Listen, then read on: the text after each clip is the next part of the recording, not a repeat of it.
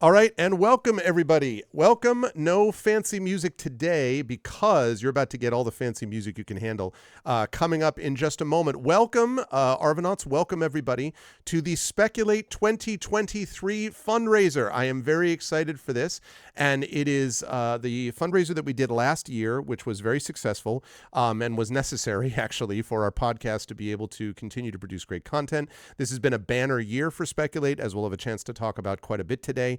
With multiple award nominations for Val Award and increased critical and other notice on the podcast itself. And this is one of the ways that we can establish a new floor for us to be able to build on financially as we move forward into 2024. So we're very excited about it. And yes, Raskus, Titanfall. We've got Titanfall 2 going on today, and we've got a bunch of other stuff as well. But we'll talk about the different elements of this fundraiser in just a moment. Before we get there, though, quick reminder, I'm going to focus just very quickly on channel stuff because most of what I want to do today is on the Speculate side of things. So channel-wise, welcome to the channel. If you're watching on my YouTube channel, welcome as well to all of you lovely folks. Please watch us over here, spread the word. Feel free to comment and talk in YouTube chat, but also please come talk to us in our own chat over on Twitch as well, which is twitch.tv/Arvin Eleron. You can find us over there also, where we're going to have all of the various donation things and all that stuff going on. Also, the channel, follow the channel, check out our YouTube at that YouTube. If you're here and you're like, wait, you have a YouTube? Yes, I do. ! ArvTube. Discord is ! ArvCord. Twitter, ! ArvTweets. Blue Sky, ! ArvSky. Website, arvineleron.com. Financially, very quick, because I want to focus on Speculate today. ! ArvShop. ! ArvTreon for the Patreon. Subbing to the channel is great. Publishing, ! Icarus, my graphic novel from Athos Arts. ! Library, 5e Adventure and Supplement from Alligator Alley Entertainment. And ! Gray Shade is my Gray Assassin universe from both Alligator Alley and, of course, from Athos Arts for the books. You can go over there and order my books and pre-order my books and do all that good stuff there. As always, ! BLM, Black Lives Matter, important to affirm and assert the significance and importance of Black lives. ! Help Now, the World Health Organization page on suicide prevention. Important to reach out to others when you need help and reach out to others when they need help as well. And ! Ukraine, UKRAINE. I see your test, Paul. Good to see you. Thank you. Is the website for this, is the Ukraine as we fight back against, as the people of Ukraine fight back against the illegal and illegitimate war with bravery and courage, and we send the message that we will stand with others in that situation in the future as well. Schedule-wise, we'll talk more about what's happening on the channel next week at the end of the fundraiser, but today it is the Speculate fundraiser, and I want you to make sure that you're typing in those commands, ! Speculate and !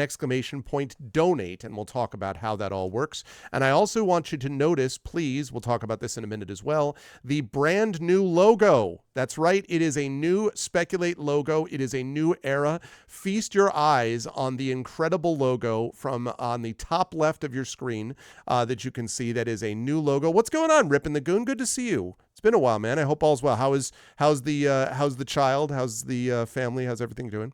So yes, that is our new awesome logo, and I'm very excited about that. And now I'm going to talk about it with my friends and co-hosts because we are all here for you and ready to go and wall run, jump in mechs, and do also for a good cause. So I am now going to transition over to reveal the incredible crew. We are here and ready to go. So we should say, can we say couple of notes here? I want Mike to be able to do this while introducing themselves about the person who produced the logo, the person who produced the overlays, because you're going to see a lot of both of those things today. So hi, Brandon and Mike and all that.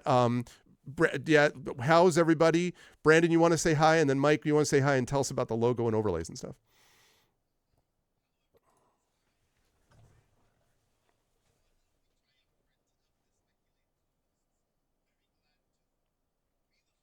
Deck in a Titan. So we'll see how well that goes, but I'm very excited for today. I'm always very excited for the Speculate fundraiser because it's like the longest period of time that we get to spend with each other.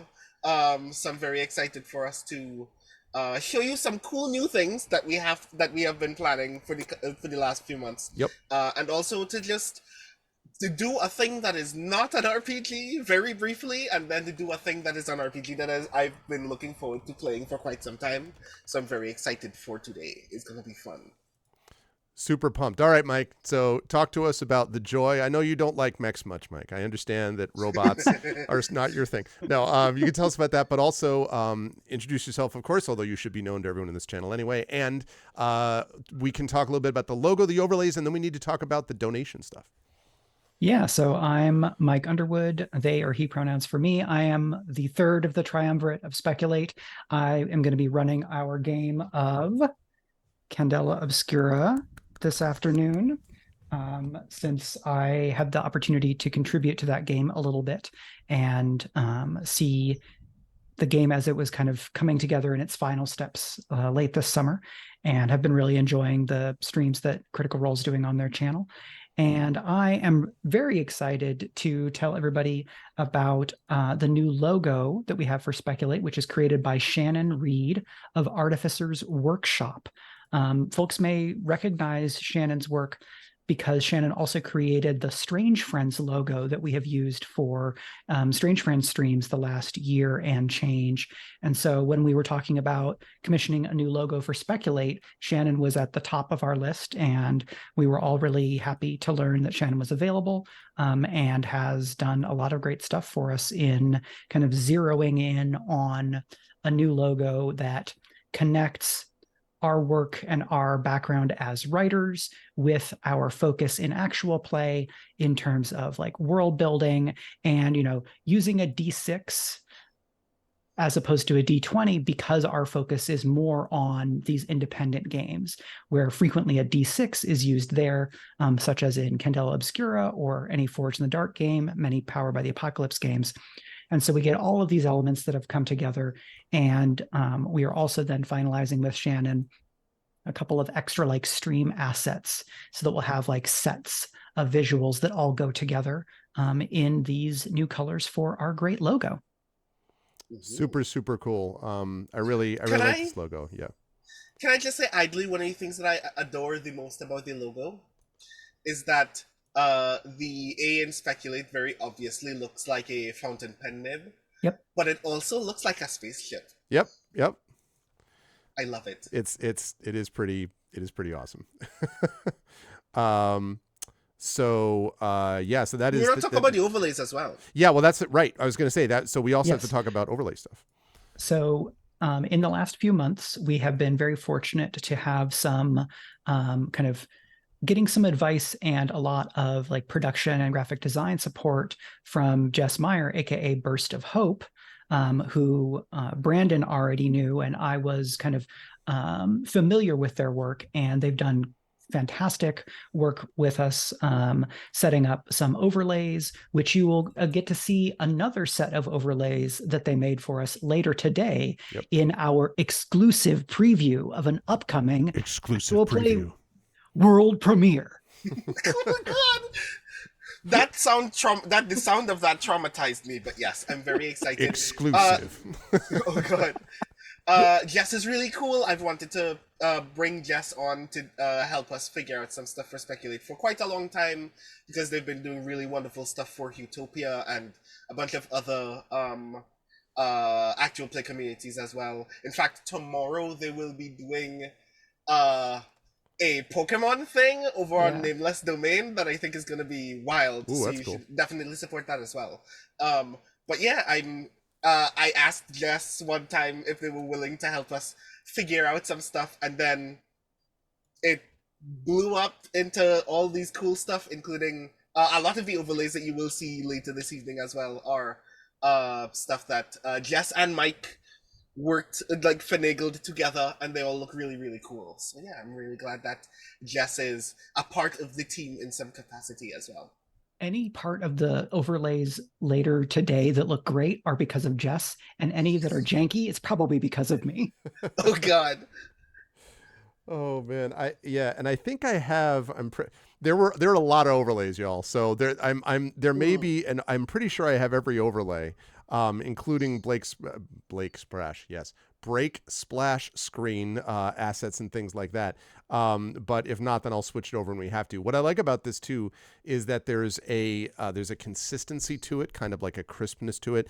And there's a bit of a bittersweetness about losing some of that original logo, because that original picture is something which has been with the show since the beginning. And this started back in late 2010. You folks should know, like, we actually had our first show published, I think, in 2011. So this has been running for a long time. It's a 12-year show in different capacities. But I'm very pleased with the new sort of development and plan. And it was really funny because we had to cover a lot of bases of, like, not too spacey, but not, we wanted it to have some fantasy elements, but like also have this other. So I think it came out beautifully. And I think the overlays also that Jess has produced also, like, are very crisp and clean and just, chef's kiss, good stuff.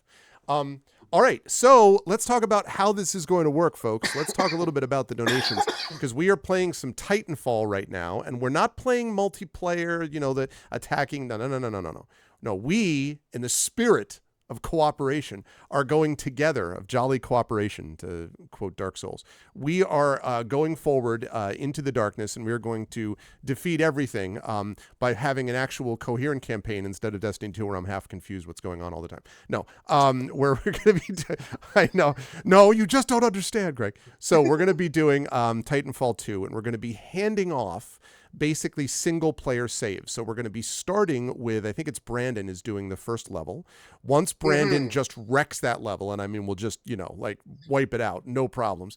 Then we're going to move on to, at that point, we're going to move on to Mike, I believe, is doing level number 2. And, well, actually, it could be either one of us, doesn't matter. But if Mike does it, then Mike will also, wipe that out. And then I will stumble through my level, and then we'll go like that. But as we're doing that, you will notice there is a donation button right above you, right there, a donation amount, which is currently sitting at 0 out of 1,000. Now, if you go back to that original screen, which I realized I can't do because I'm going to mess up my studio mode, but we talked about the fact that we have both video editing desires, and we also have, let me just fire that on up for a second. I'll actually transition it here for just a second.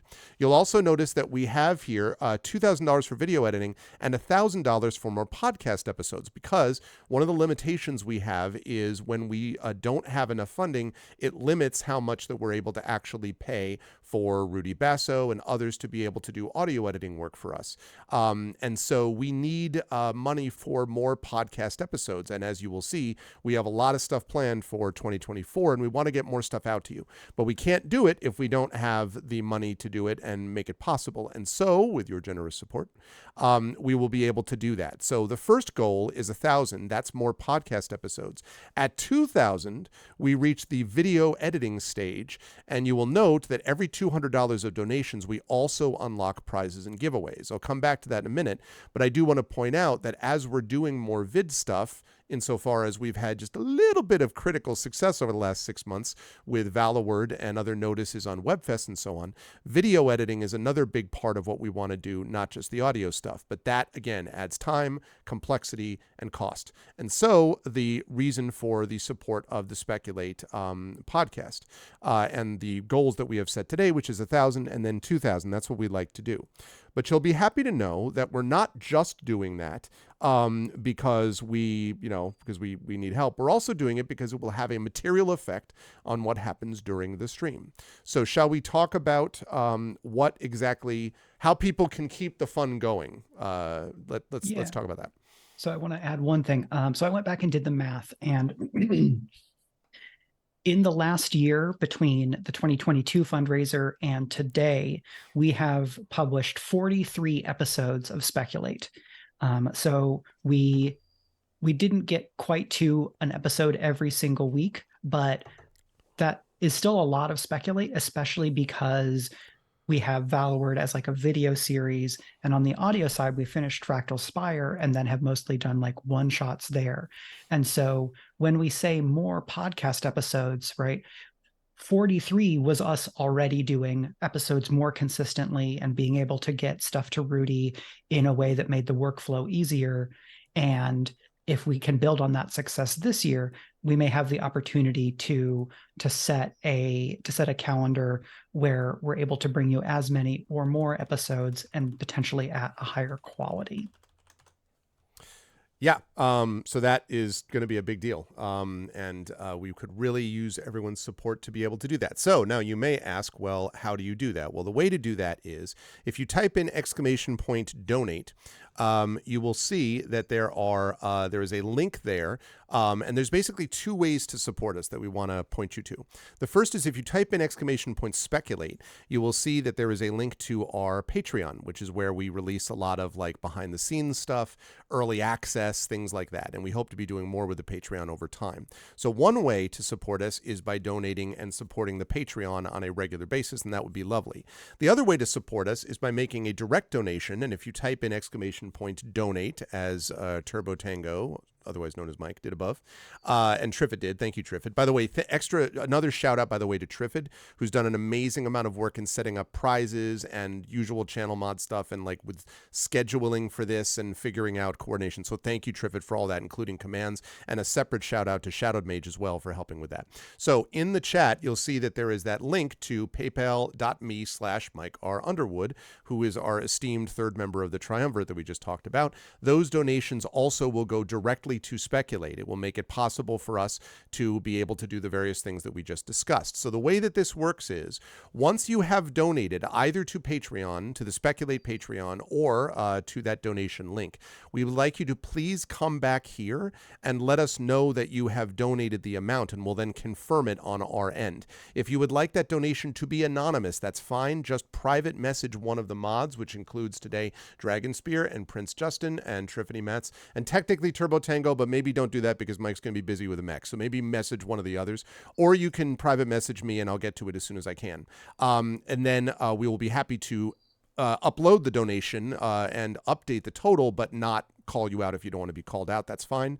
But that way we can continue to push things forward. So that's the reason that we're doing this in terms of overall feel, but also if you want the joy to keep coming for Titanfall. So Titanfall right now is scheduled to run until what time? Three. I think we said 3 to 3:00. 3:30. 3 to 3. Okay. Right. So yes, that's right. So right now it's scheduled to go until 3. But if you donate right now, you can increase that time from 3 to 4:30, an extra hour and a half of mech goodness. We will then have a break and highlights, and we'll be breaking something out at that time, as we'll discuss. Then at 5 o'clock, we have the Candela Obscura one-shot. We'll go from 5 to 8, and you can be donating during that time. Why?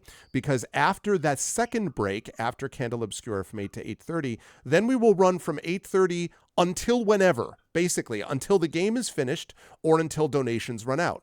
Which means until the game is finished, because donations shouldn't run out, right? So that's really the key. We want to make sure that we're doing this and saving the universe. Basically, by donating to us, you're saving the universe, is what I'm saying. That's basically what I'm saying. And Effect Life has started out strong. So first of all, the 31 months of support, Effect Life, who does Arcanus Bot and has been like amazing, has also donated via PayPal. I hear a rumor, according to Effect Life.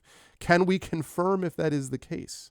Although I am coming from Effect Life, I'm positive that's the case, but just let me know once you see it, Mike, and then I will update the total, and also thank you, Effect Life. What do we got? So I can do updates in Zoom chat for you. Okay, perfect. Yeah, that's fine. Yeah, that actually makes sense. I just need to make sure. Okay, great. Awesome. So we are at 15 out of 1,000. Now, thank you, first of all, Effect Life, for doing that. Thank you very much. That's our first 15. Good start. So for every, oh God, I put this in the Discord. I think I said for every $10 donation, we add 10 minutes. Is that what I said? I don't remember. I'm sorry. Let me go look. Let me go look and see what it was. I honestly don't remember. I'm just going to go look at the page so that Thank whatever you, we Effect said Life. earlier, every $10 donation adds 20 minutes. 20 minutes. Okay. That's okay. Thank you. So what that means is that we are now officially up to 20 minutes. That means we are currently sitting at We are currently sitting at 320.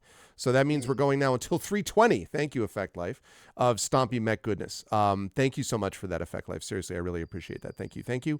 And that's basically how you do it. Thank you also for demoing how we want this to work.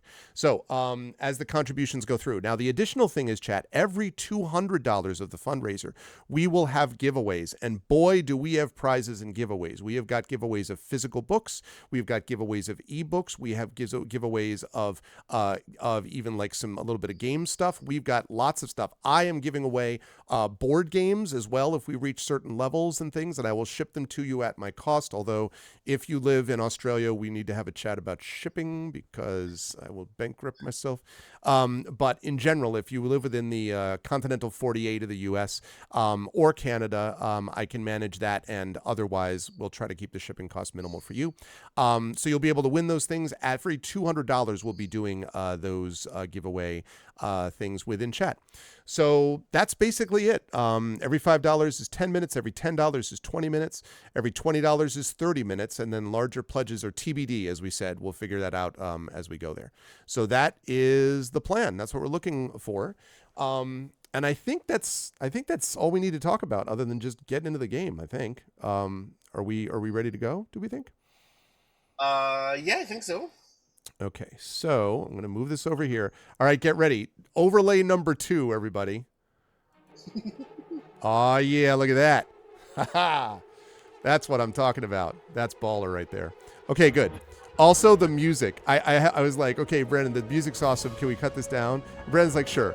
And so we did that. But this is why, because otherwise we couldn't concentrate. Like, Mike and I were both like, where do we what mech do we jump into now?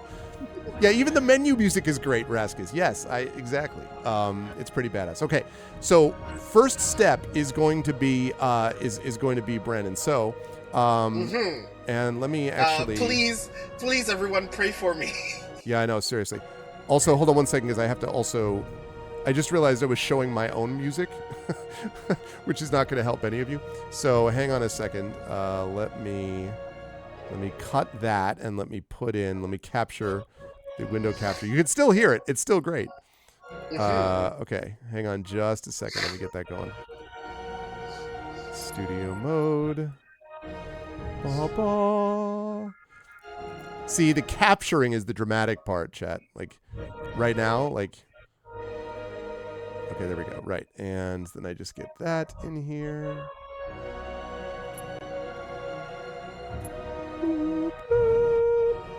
So as I said in chat, the more we play this game, the higher the chances are that the next series that I pitch for Speculate will have mechs in it.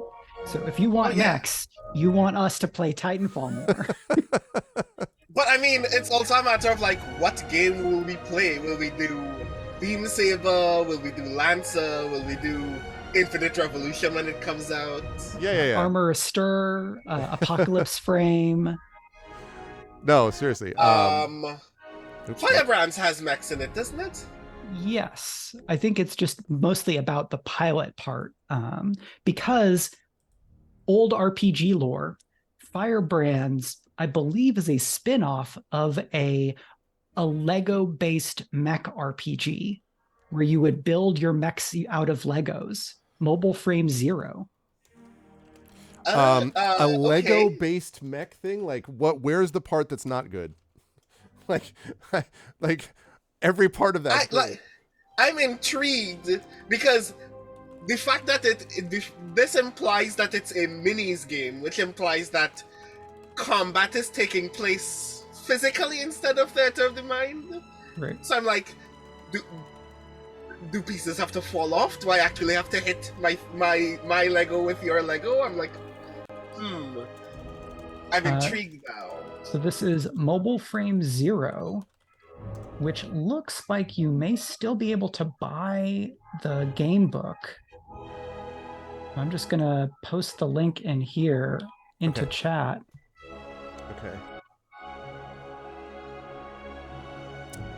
Flash my forward. Victor says, oh yeah, sorry, go ahead. Just going to put it out there, it's very easy to do Titanfall in Fate. Fate Core for characters and Fate Accelerated for cinematic mech fights. Ooh, I haven't played Fate in ages, so I'm actually intrigued to find an excuse to get back into Fate, but also Could they do like a battle for the planets? Battle of the Planets, you know, the G-Force. Oh man, you're not gonna know. See, this is where I am not aware of this. Oh, I feel God. like I think we have I some crumble into gener- dust. Yeah. generational mech touchstones thing happening here. Please tell me someone in chat knows Battle of the Planets. Please tell me in I G-Force. have heard of it. I just don't know anything more about it. Battle of the Planets. I've never heard this. See, here's the thing. What's up, Burst of Hope? Bird beaks for helmets. Thank you, T-Bank. Somebody knows. Okay, now the person who needs to know about this most, and we need to start playing, but the person who needs to know about this most is Brandon, because when Brandon discovers Battle of the Planets, Brandon in particular is going to love this. I predict on multiple levels. Anyone who loves... This is Gotcha Man! That's what I'm saying. Ahem. Clear's throat. I couldn't even finish the line before. See? Brandon's brain activated. Thanks for that. Right? I'm telling you, it was so good. Anyway, all right. Yes. Okay, so here we go. So Titanfall 2 is here. Now, we understand it may be a little choppy, chat. We will do the best we can to work through it and figure out the settings, and we'll get it all coordinated. But we're going to start with Brandon. Brandon is a full expert, so we will just watch and admire as these things... This is a lie. This is a lie.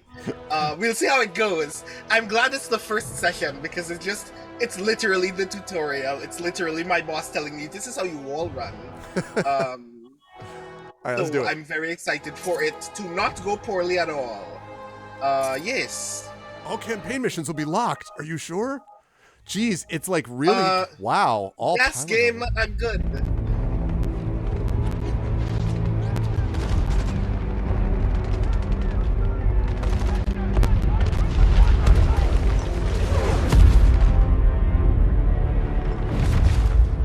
Of all the things I've seen on the battlefields of the frontier, the pilot is the true dominant force.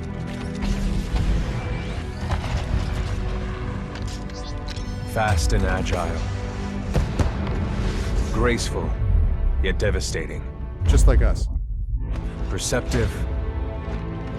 Resourceful. And relentless.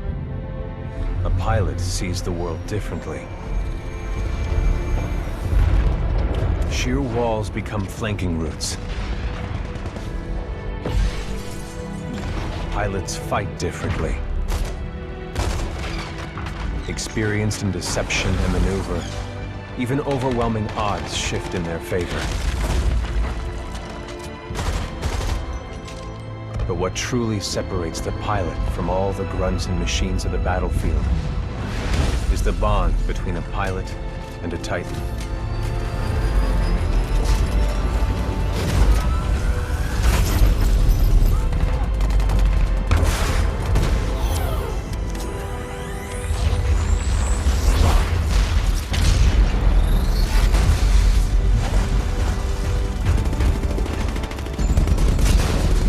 Linked to a Titan, a pilot can only be this stopped game is by so good. Force or an equal.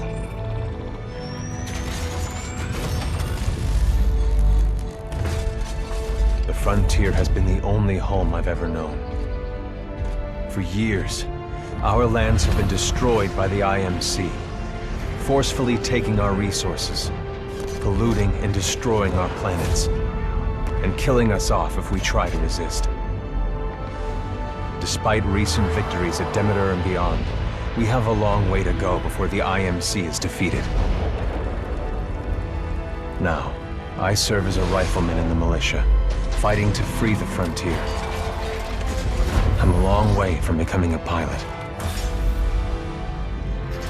But when that day comes, I hope I can live up to the honor.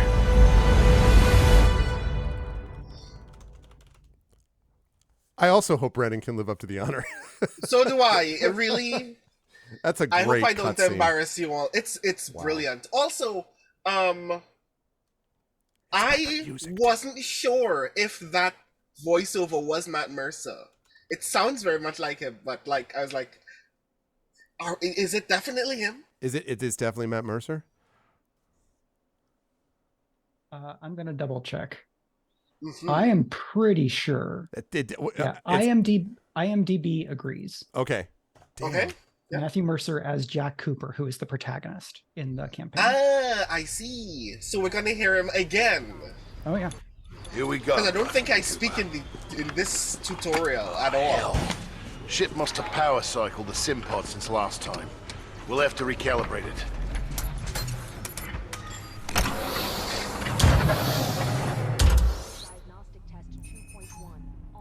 Yes, that is Does a that light. feel right to you, Cooper? Oh, Brandon's got this already. Instantly looked at the lights without even a question. Yeah, All this right, is fine. we're good to go. Let's see how much you remember from last time. Setting the neural link. Not quite the same as a Titan link, but it's similar. To learn new skills, we need to be in the right state of mind. Ah, much better. Technically, I'm not supposed to be training you, but in you I see potential. Let's pick up the pace, enabling jump kit assist. Jump kits operate on the principle of relaxed stability. Once your jump kit calibrates to your movement style, enhanced mobility becomes second nature. Beautiful, isn't it? Inspired by my home planet of Harmony. This is where I grew up. This is what we're fighting for, Cooper. A world that's not metal and smoke. Yeah. Good. Now you're moving. Under here, stay low. Simple double jump. Follow the ghost. Simple double jump, he says. We've retaken over a quarter of frontier space since the Battle of Demeter. Militia's better organized now. More people join every day to fight the IMC. People like you. In combat, things never go as you expect.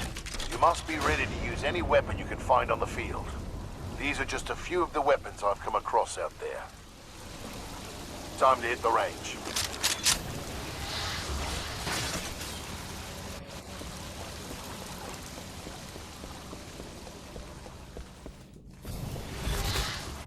Load your weapon.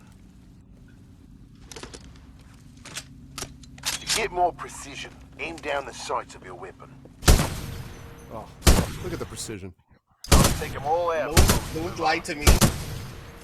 Good. Practice more if you want, then head to the gauntlet. You know, people talk a lot about how good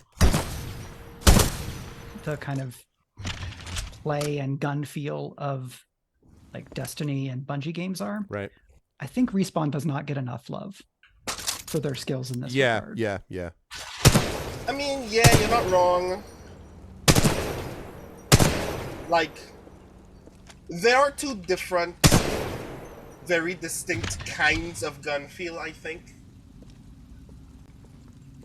And this is not, like, bad, even though it's, like, uniquely distinct. Like, I'm not, like, out of my depth using these compared to really liking Destiny instead. Mm-hmm. Practice as much as you want, then meet me at the gauntlet. So yeah. I think I guess I'm just gonna settle with this for the time being. seems pretty good. I think Starfield, actually one of the notes about that is that it did reasonably well with gunplay, and they were like, you know, look, I mean, it didn't get completely destroyed by Destiny 2 and Titanfall 2, like in terms of gunplay, you know, so How to do better than that to continue. these are the gold standard. Follow the coast, you'll find your own path. Let me see if I can do some more settings things. What can I drop again? Yep, melees are all one hit. Well, they do in Destiny 2 and Halo and all that. Melee does an incredible amount of damage also, which is a difference from Starfield, where melee is garbage. Like that's one thing Starfield does not have yet. They have a whole unarmed skill tree, but they just have not figured it. They just haven't balanced it right. So they'll get there. While we're making these settings, a reminder that if you want to see more of this, because after Brandon's level, it'll be Mike's and then mine and then back to Brandon. If you want to see more of this up until Candela Obscura and then more afterwards, then donations are where we're looking at. And so if you do type in !donate, as you see above the chat there, you'll be able to support the fundraiser either through a support of the Patreon. You can do that by checking out !Speculate, or by donating directly to the PayPal link, which is linked in that donation. Any of that donations will then go towards increasing the time. Currently, we're running Titanfall 2 until 3:20, but we'd love to go all the way up until, I believe it was 4:30. We'd love to be able to go all the way till that time, and we can do that with donations from you lovely folks. Violets have to strike a balance in combat. Speed is paramount, but you must also hit your targets. Gauntlet is where we press Hit targets, you say. until the second meter. Eventually, it was hit. Targets were hit.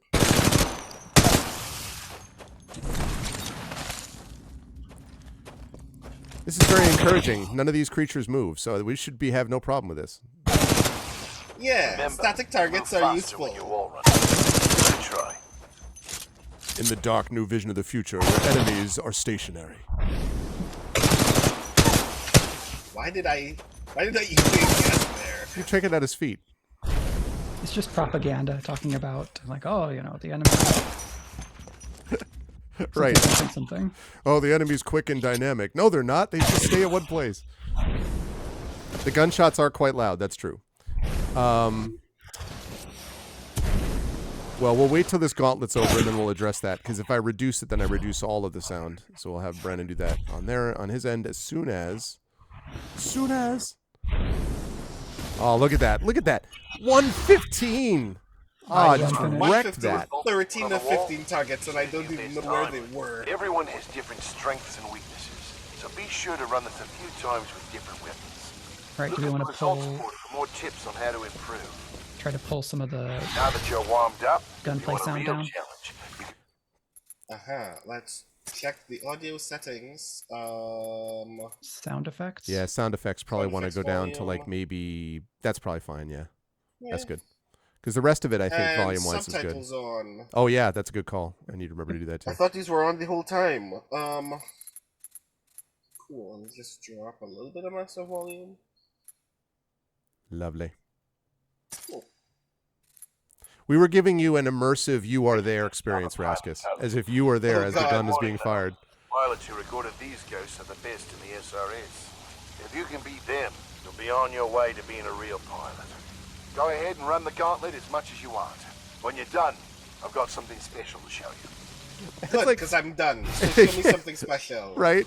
It's like the video game arcade moment where you're like, I think I did a great job. And then you're like, yeah. And then you see the commands are all like top 10 or like a minute and a half or like 500,000 points more than you. And you're like, oh, man. Time you learn the other half of being a pilot. Titan. Let's go call one in. The world record for the gauntlet, as far as I can tell, is 10.3 Pilots seconds. the only ones allowed to do that? What? It's only a simulation, Rifleman. I believe it. But first, we're gonna Unreal. need a little more space. That's my partner, BT. He's a Vanguard class. Home militia technology. The first Titan chassis we designed ourselves. One we didn't have to steal from the IMC. Go ahead, Rifleman. Call on your first Titan. Go ahead. Okay. Look up to the sky. There he is.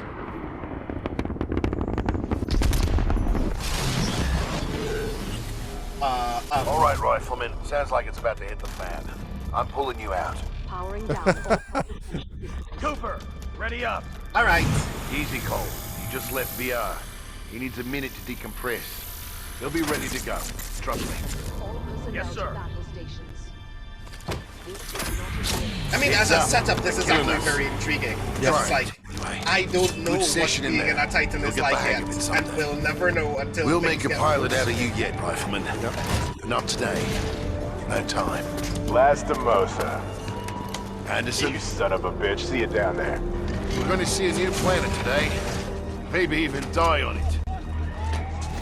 It's time to go die on a new planet. See you down there, Rifleman. Good luck.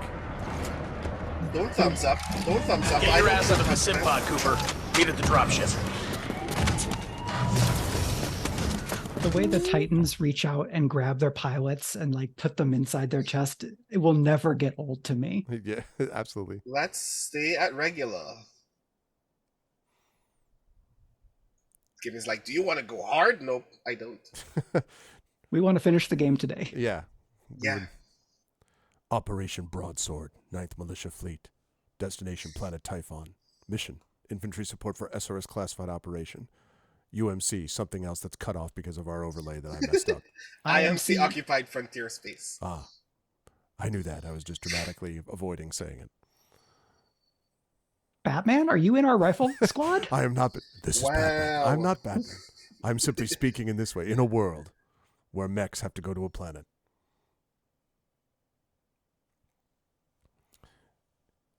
Press space to continue. Aha. In a world where donations come to speculate. More intro things. Respawn's like, now the intro's over. And you're like, ah. Big fan of Respawn. Both Jedi games were great. Mm-hmm. This game's great.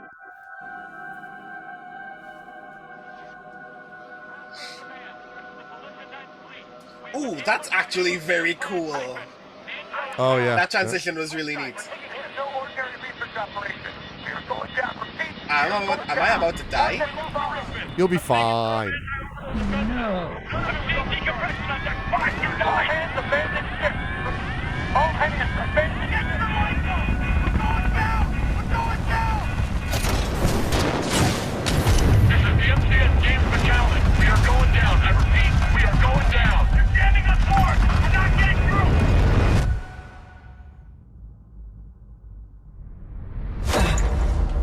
Mark 8, lifeboat.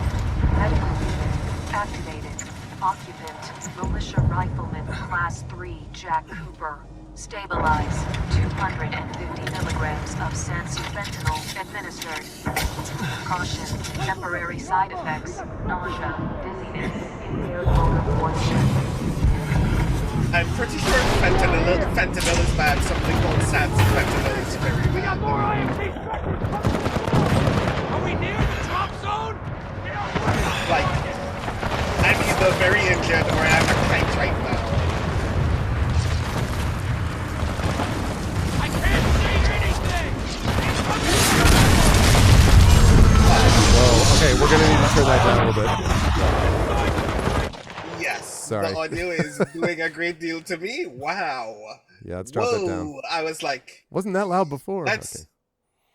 Yeah, I think it's supposed to be. I mean, we weren't but... dying before.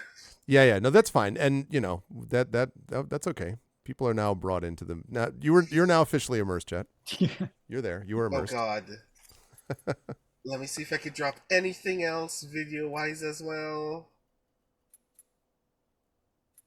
No, yeah, this is perhaps the lowest I can be.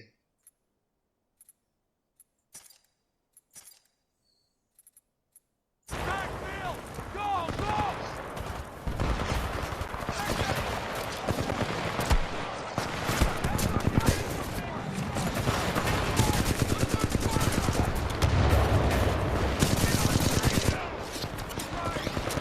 See, everything's fine.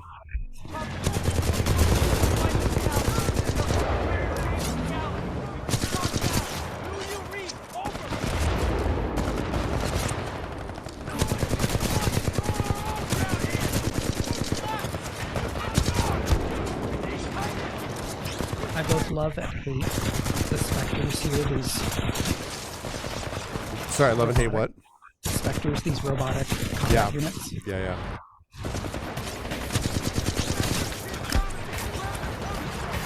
What grenades do I have? Feel vaguely like one of the creatures in Mass Effect that I can't remember, but they were always kind of blah. Oh, the Geth? No, that was a general species, but there was a particular kind, a kind of brain modified Geth, I think. No, not the husk. They had like the little brain, like the swelling on the back of their bodies.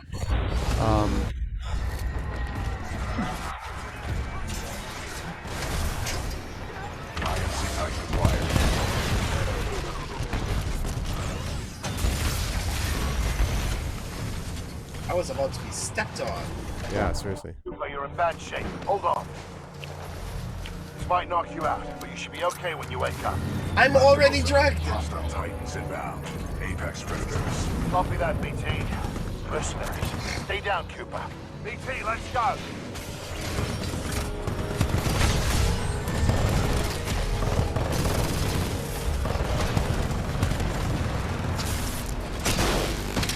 Oh.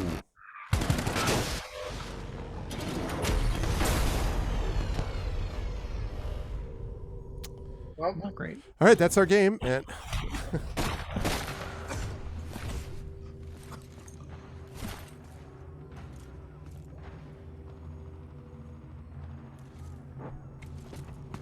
I hadn't realized before that this may be where the Apex Legends comes from.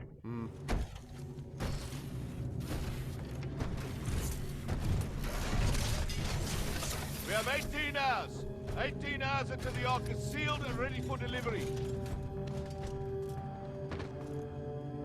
Oi, Richter! Leave the corpses alone, you sick bastard. We've got a job to do, eh? We make corpses, we don't clean them up. Let's go!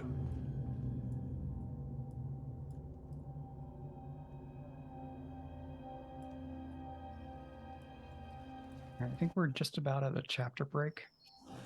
okay.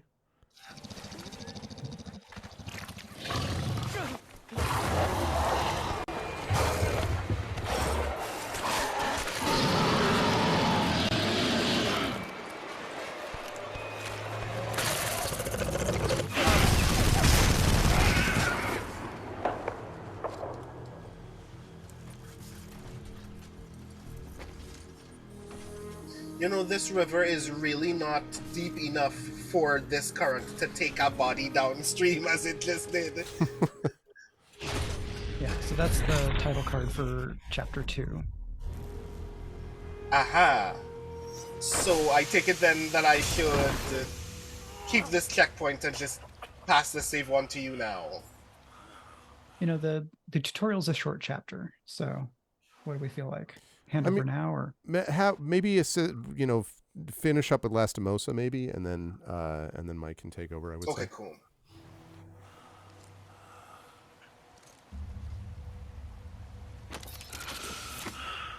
BT, transfer authorization to new pilot. Link, Bravo Tango 7274. Cooper, take my Titan. Use my helmet and my jump kit. This is the real thing. Take care of him. No, Lastimosa. You kind of just died before I could care about you, Lastimosa. This sucks. Lastimosa, why did you die so fast?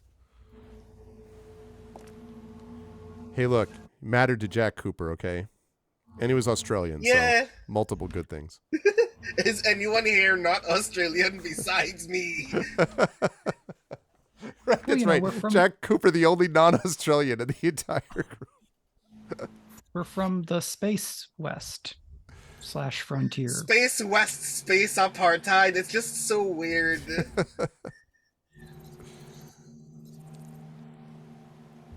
Because I'm like, they're describing the conflict that they have with the IMC, and I'm like, you're talking about things that are happening in the news right now. Maybe, Yeah. maybe we don't want to do this. Yeah. Initiating pilot combat systems. Personal cloak, you say? All right. Who Why among did I us? make your Karen all the way over here? Anyhow. Yeah, who among us has not had a personal cloaking system that we wish we could use? Not viable. Also, welcome to the folks in YouTube chat. It is good to see you all. If you are watching me over on YouTube, first of all, welcome. This is part of my Speculate fundraiser on my channel, and is part of our collective Speculate fundraiser. I'm joined by Brandon O'Brien and Michael R. Underwood, and you should not only feel free to chat in the YouTube chat, but also stop by my Twitch chat, which is at twitch.tv/ArvinEleron, where you can find out how to get in on some of these giveaways that we're doing, how to donate and support the Speculate actual play that we run, and watch as Brandon and Mike kick ass and I struggle to keep up. and keep the Titanfall 2 play going.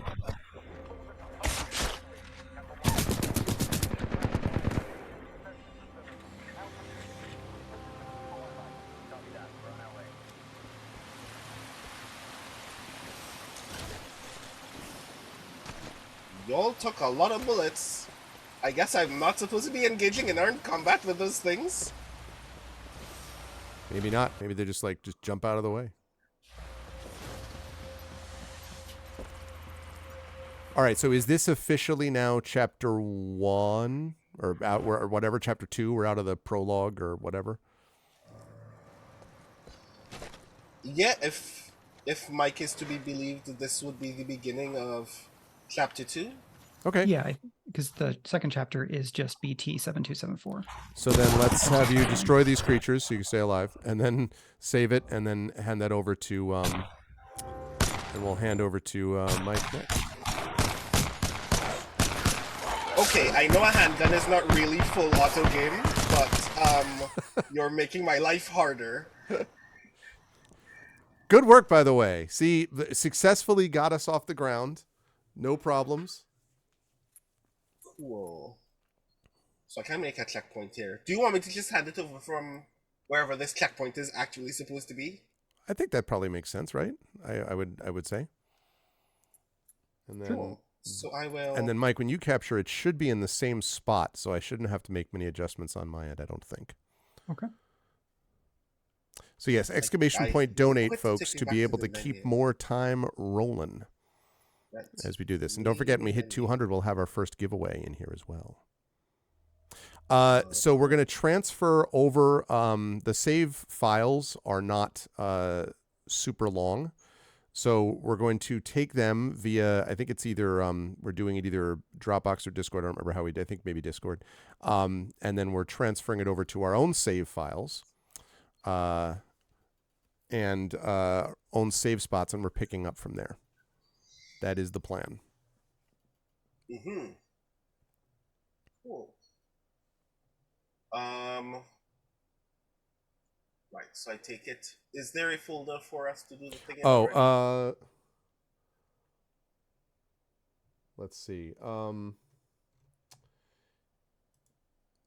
There isn't. We can make one. We can also do it. You have Dropbox, Brandon, or no? I do. Okay. Dropbox might be another way to do that.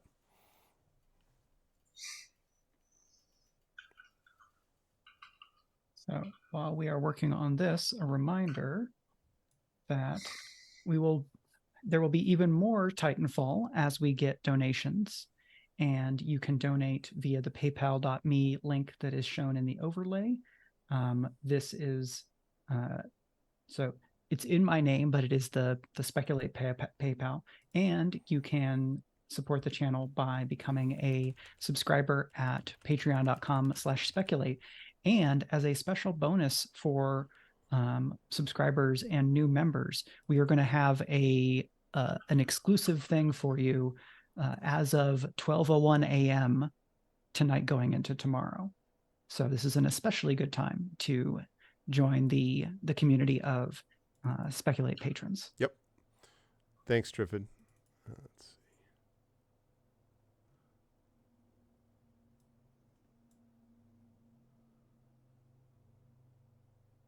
A while back, I was looking at Titanfall models online, and I'm pretty sure there's a BT 72741. And after playing this, I may just have to go and find those again and see what they look like, and possibly put it on some kind of gift wish list, because my great love of Titanfall and this campaign is being reawakened. Mm-hmm. It is good stuff. Okay. All right, and then when that transfer is made over, then we will take the next stage. And I think I found it. We're using, because you're using the Steam one. We're all using Steam, I think we said. So I don't know if you found that already, Mike, but no. Well, yeah. No, I was gonna correct you. I think two of us are using Origin, but it makes the same save file of the same length, so it shouldn't be an issue. Okay. And I think it's actually found under documents. There's a Respawn Titanfall 2 profile save games, which is where I think that's going, Mike, for you. Yep. Yeah, I have the folder up that should be the right folder. Okay.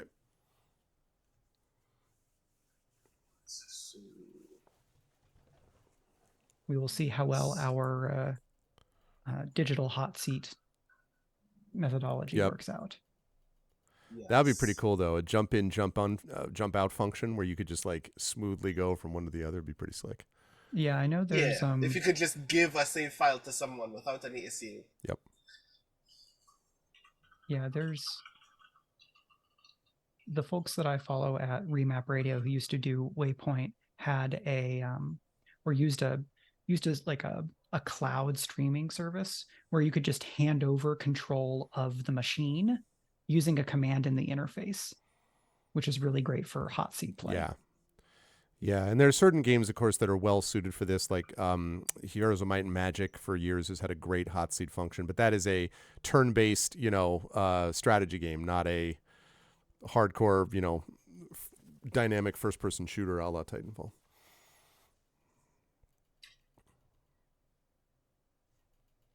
And don't forget that when those donations are made, please let us know in chat that you've done that, either directly in chat or by contacting us directly to let us know that you would like this to continue. As of right now, we're going up until 3:20. You have donated. So Raskus, thank you, first of all. If assuming you donated, I will check that out. Oh, there we go. Thank you. Lovely. All right. So we're going to... I also appreciate very much the amount of the contribution. So let's see. That is... So we can now update this to... Where is it? There we go. We are now up to, if I did my math properly, 87.74. So we are now at 87.74, which means that we have had an additional... let's see. What was that? Was the money for time. Every $20 donation adds 30 minutes. So that means that we're looking at basically 60. So we're looking at, that probably adds another hour and 10. Like, does that bring us to 4:30, we think? Yeah, I think larger than $20, we were doing TBD. Okay. So thank you very, very much for that donation. That is awesome. And let me transition that over, and I will fix that further. Thank you very much for that. That also means that we're less than $113 away from our first giveaway of the day. So you should definitely want to be a part of that too, in addition to the donations. Okay, that looks nice now. Lovely.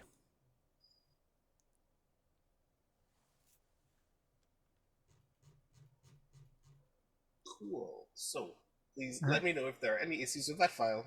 I see the file and have downloaded it, and now I'm gonna see if I can make I can make this work. And a reminder, by the way, chat, for those of you just joining us, these donations, so this brings us to 4:30, but don't forget that if you want to see us finish the game, we will keep going tonight. After Candela Obscura is done, we will get this damn game done, but only if the donations are there to support it. So money now that is donated will go to further Titanfall after Candela Obscura. And Hillness has just donated 50 to the 2023 Speculate fundraiser. Thank you, Hillness. I forgot that donated X command. That's quite right. Thank you. Thank you, Hillness. That is amazing. Hillness, who's always been incredibly generous and is awesome in every possible way. Also, I forgot that command was there, so that makes it easier. Yeah, so did I. I mean, it's not like it's my channel, though, or that I should know that already.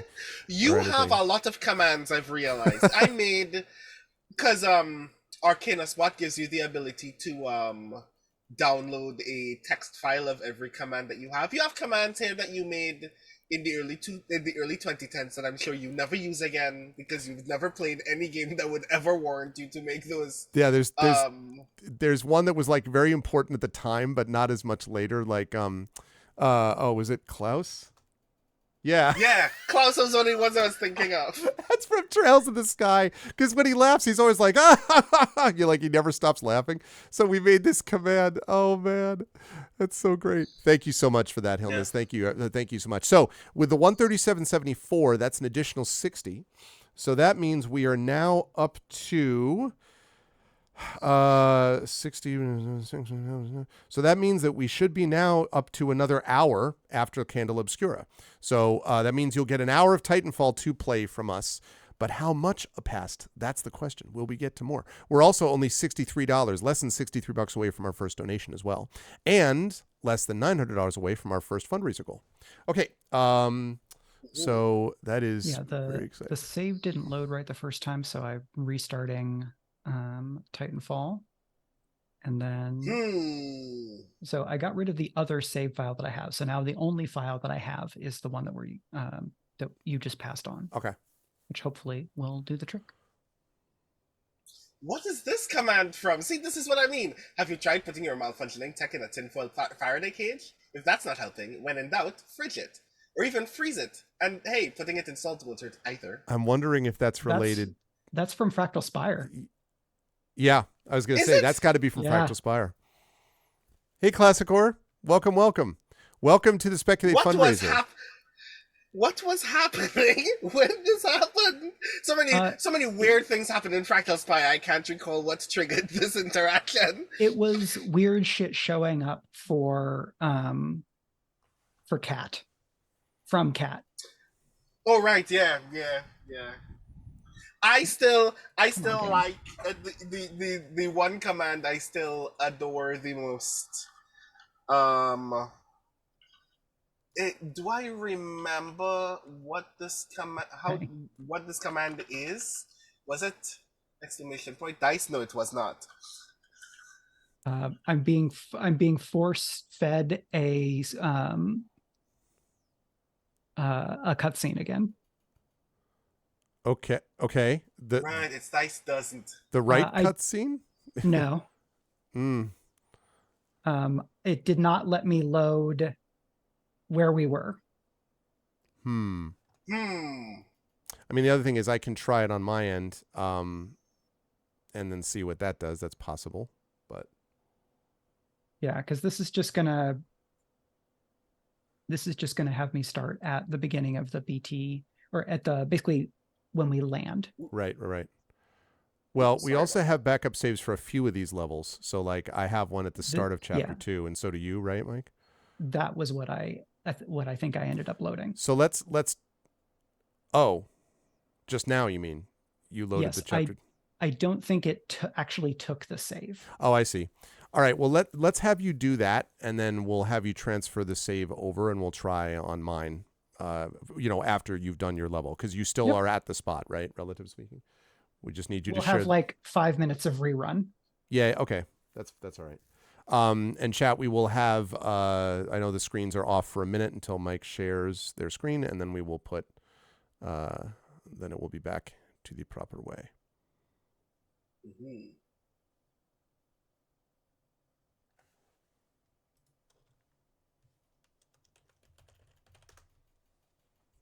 That one is from our vocalist. That's from Apollo Justice. Phoenix Wright, actually. The dog missile. Want so badly to know how both of these things are related. But again, it's Phoenix Wright, so I get it. There's like a dog that's called Missile, and during one of the scenes, this person is just like, they meet someone and they're like, is that your dog? Is your dog dangerous? No, my dog's not dangerous. And then, no, Missile! And then, yip. So everyone in chat thought it was hilarious. Probably was at the time. Okay. I see here we have cutscene stuff. I am now sharing. Okay. Yep. I don't hear sound yet. Did we? You should be able to share sound also, I think, under Zoom. In your screen share settings, there should be a setting to add sound.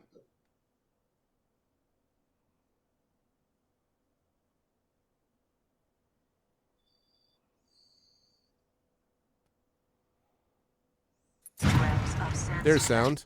Although there's no sharing at the moment. The video cut out. You got the sound, but not the video. There's a way to do it so that it shares. There's like a checkbox at the bottom left when you share the screen that allows you to do sound and video. Sound.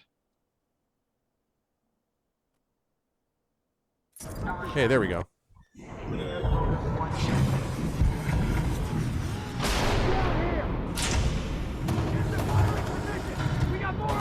Correct. I'm at 50% volume. Are we near the drop zone? So hopefully it will not be too overwhelming. It's okay. Probably want to cut down your video settings at some point because it's a little choppy for us when you get the chance. Yep. And this is stuff once we fix it once, we won't have to fix it again, chat. So. Oh God, that is a resolution. Yeah, like I'm so jealous of 3840 by 21. Wow, that is impressive. Let's see. Let's do. I'm gonna cut that down a little bit and go full screen, so it should still do that. And apply. How is this? It is better. Your sound is too high though. You'll have to bring down the volume a bit.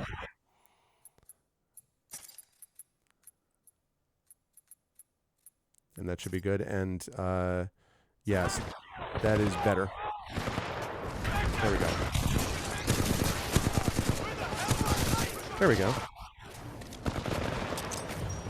And interestingly, when it zooms in, it also smooths out. So you don't need to keep worrying about this every time, Mike. But something to think about in the future maybe is to drop the draw distance down a bit. When it zooms in, it's smoother.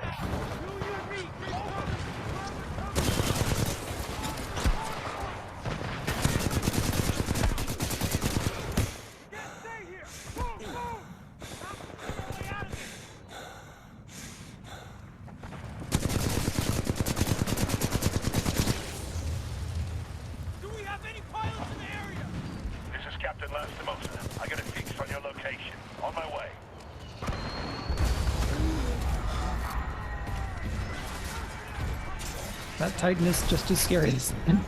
Yeah, no kidding.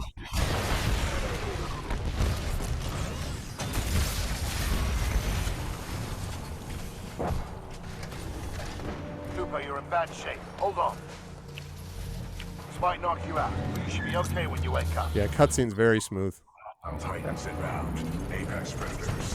Copy that, BT. Mercenaries. Stay down, Cooper. BT, let's go. So great.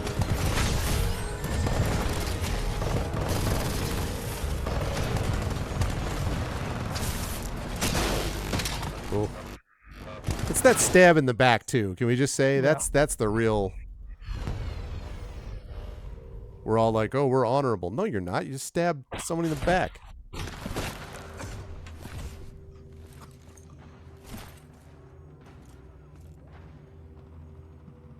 Just gonna get my email up here so that I can track donations while I'm playing. Cool.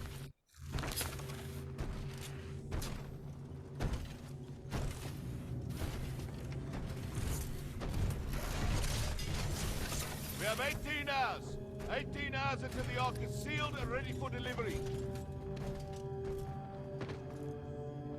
Oi, Richter! Leave the corpses alone, you sick bastard. We've got a job to do, eh? We make corpses, we don't clean them up. Let's go!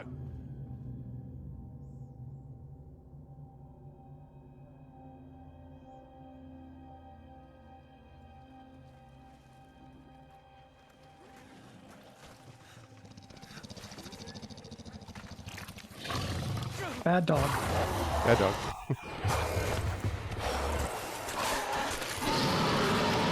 Dogs are just misunderstood. They're just hungry. Yeah.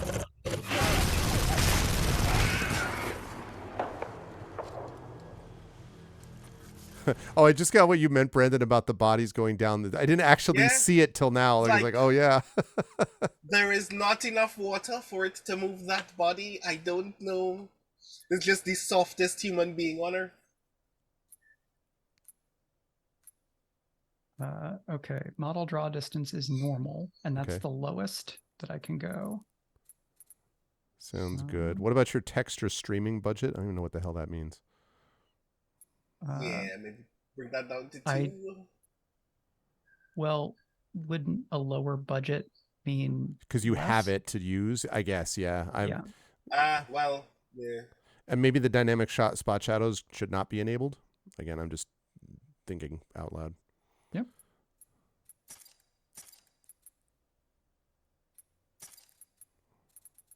Disable. No. Why are you restore recommended settings? Yeah, our back will take you back to the menu. Okay, great. Yeah, this is all right. Better. Hello, big friend. Please don't step on me.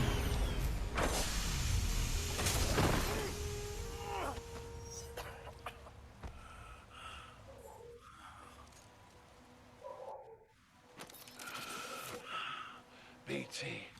Transfer authorization to new pilot. Link. Bravo Tango 727.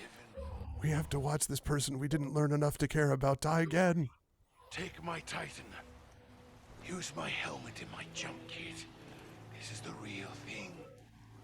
Take care of him. Right, because, like, could we have had the beat where Lastimosa is, like, a family friend or something, where, like, just by saying it, we establish the intimation of a longer connection? Right. Or, honestly, even if you extend the tutorial slightly more with Lastimosa talking about the first time that he tried to do a wall run or the first time that he tried to do this or that. Something like that. Yeah, and it's... I think in order to get you to this point quickly... Yeah. There's only so much they're going to be able to do with the existing character. Yeah. But, yeah. A little bit more would be nice if possible.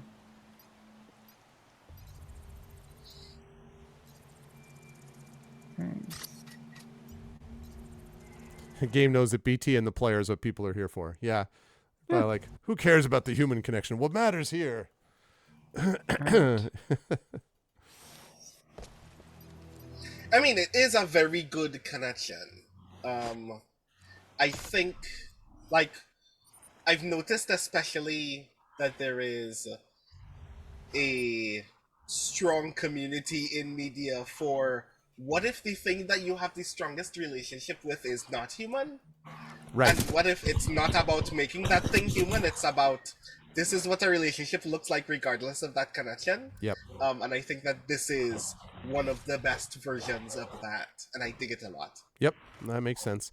Also, hi, Recon. You're new here. Welcome. Welcome to the Speculate fundraiser for 2023. Speculate is an actual play podcast that runs several tabletop-oriented campaigns, including the award-winning Valaward. And we have a number of other things planned for 2024. This is our annual fundraiser. We right now are going to be running this until 4:30. Then at 5 o'clock, we'll be running the Candela Obscura tabletop role-playing game, which is going to be awesome. And then when that's done, more Titanfall. And how much more Titanfall is going to be dependent on all of you lovely folks. When you donate, you can get more time added to the timer. As of right now, we are running, I believe it is, I said, an hour past Candela. So right now, we would be going from 8 to 9. But if you would like to see the game finished, well, then you know how to do that. Donations are up above. We're at 137.74 out of 1,000. Our goal is 1,000. Our second goal is 2,000. And we are also less than $64 away now from our first giveaway, which is of board games and books and different things that we're doing. So that's the deal with that. So welcome. Sorry, I think I may not be sprinting the way that I want to. I had to adjust some things because left shift. Let's have this. I mean, you know, who be, needs to sprint in this game, I think. Casual, dramatic walk should be enough. But backspace was already bound. Yeah, welcome in. Marder of the Interstellar Manufacturing Corporation. All right, time to acquire a charged Titan battery. No question we'll be able to do that. What are you trying to get? There appear to be I don't care who's giving you orders. Bliskin is murder, some general murder. hostiles Us nearby. guns get paid the same either way. All that matters is that thing in the mountains goes online as scheduled. Ooh, the melee hit. The second melee hit. Fine. We're advised to discard any weapons and surrender immediately. Do not Excuse me? attempt to Oh. resist. Lethal force is authorized against any armed militia personnel. We got a stutter there, but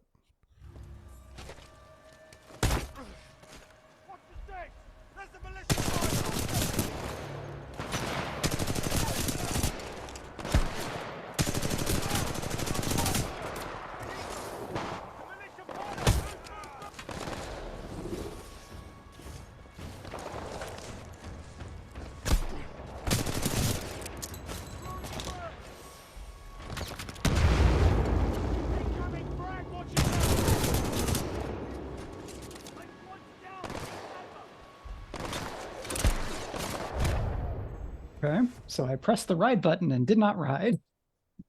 ah, Say Lovey. I think that was not Lovey. That's the problem right there. Say La Mort. Yes, say La Mort.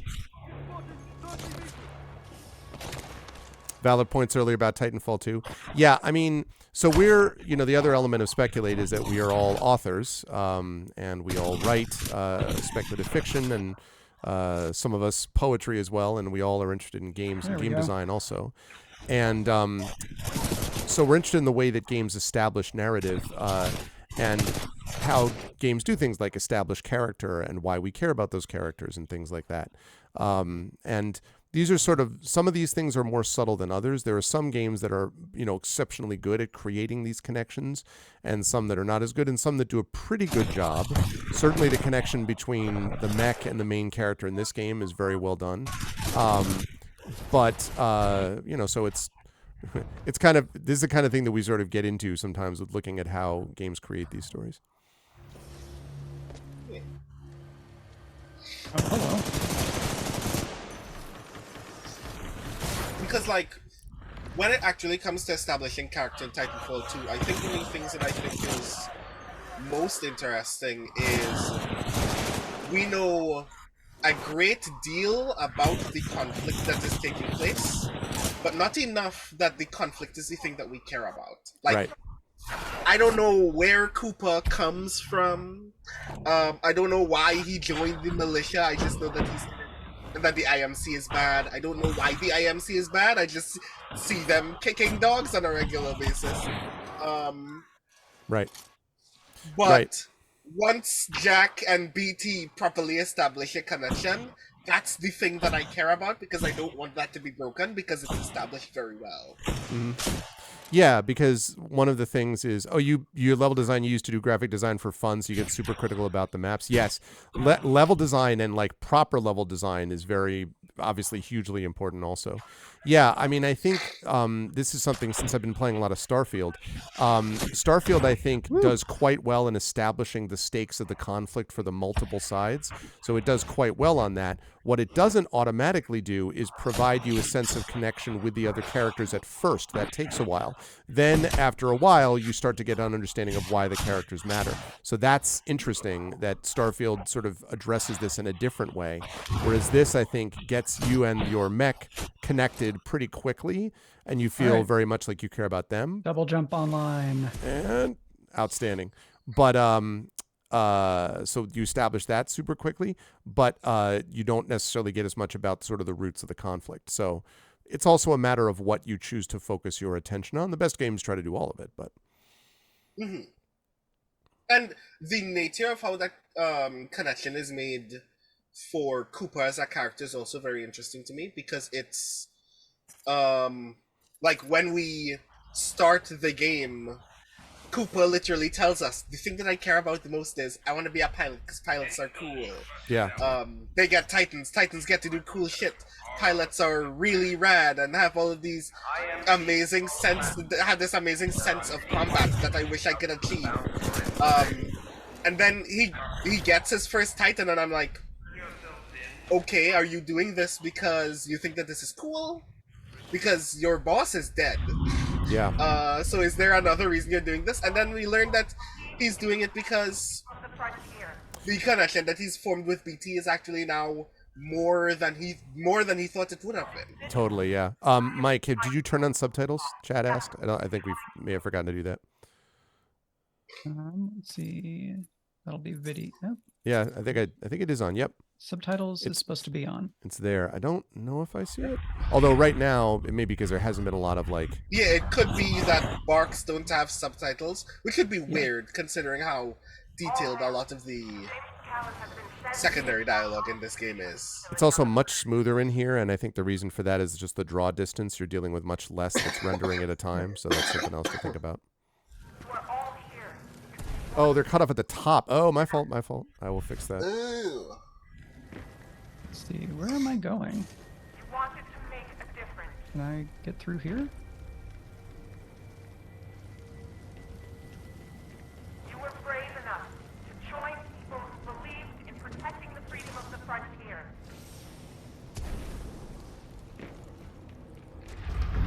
Here we go. And also, there we go. Sorry about that, chat. I'm used to seeing subtitles at the bottom, and I didn't... Yeah, the crop was losing the subtitles. My bad. I'm used to seeing it at the bottom, not the top. All right. All right, a Now we Titan got a battery. Let's go. Sent to take down IMC research facility on the planet Titan. Fortunately, you just keep that battery just, you know, in your pocket. I think that it doesn't just weigh you goes down at all. onto his pack. Yeah. Yeah, okay. Yeah.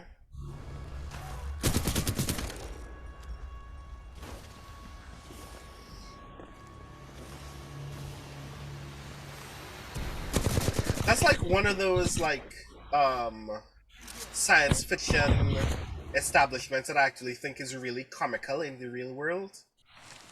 That some things will just kind of magnetize to your back for easy transport. Yep. When in an actual military engagement, that would actually probably make putting anything on your back much harder. Yeah.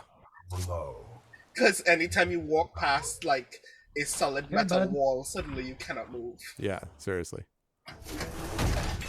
All right. Get some Now let's power. do some Titan stuff. Power at 2/3. Data core reinitialized. Ocular system online. Adjusting focus. Are you all right, pilot? Are you all right, pilot? I think so. Wait, did you just call me pilot? Yes. The late Captain Lastimosa gave you the provisional rank of acting pilot. Congratulations on your promotion. You call me BT. Congratulations on your promotion. My systems are rebooting, but a third battery will accelerate the process. I will remain here. That's a nice way of my saying, go get me a battery. There's more level to level. You may think you're a badass, but you've only begun. Just you through your helmet radio when possible. So, I like this voice. I do too, I'm kind of actually. curious who this voice is. But immediately, and this is how I know that I'm greatly biased towards this channel, a part of my brain went, I wonder what this would sound like if this was Tren instead. If this were Tren? Yeah. Yeah. Oh god, trying to be great with that voice too. That's correct, you because you're ex-military, so you know that you can't just strap something onto your back automatically, and it just works. It doesn't weigh you down at all. It's fine. Sorry, BT. I'm not going anywhere. Well, I guess that's an assumption a lot of non-military creators make about the military as well, that I mean, part of your physical training means that whenever you are given anything to carry, you will never become encumbered. Right? Yeah. Right? It's like, have you ever met a human before? Seriously. Glenn Steinbaum. I'm not familiar with Glenn I'm not Steinbaum. familiar with this at all.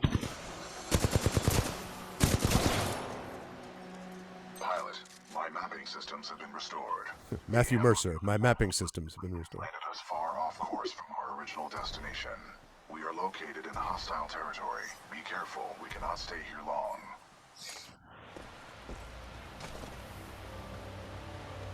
Yeah, that's a good point about the conversation tree in real time, Raskus. We will have to improvise and adapt if we wish to survive. Glenn Steinbaum's credits on IMDb include a voiceover in an episode of Last Week Tonight with John Oliver.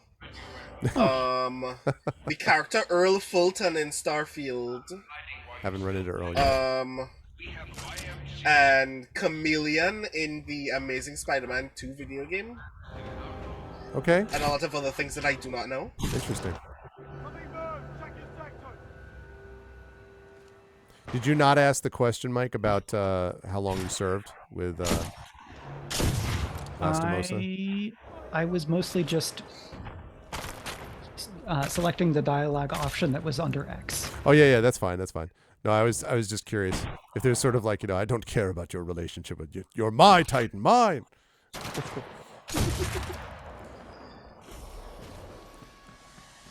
Pilot, I notice you don't use terms like shrimp on the Barbie. Can you explain the difference between yourself and my previous owner? Query. Pilot seems to lack yeehaw.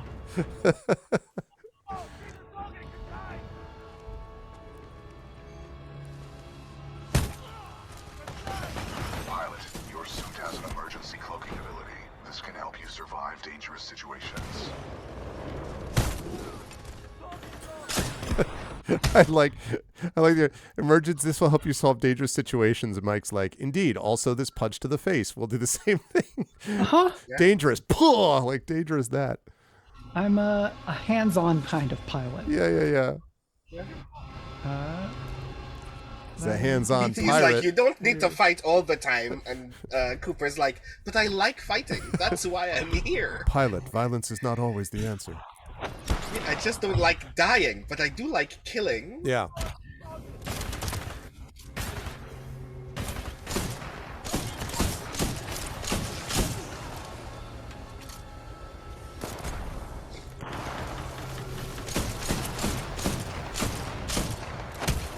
Excuse me. Can I not hack you? He's just like, bullet. No, punch to face.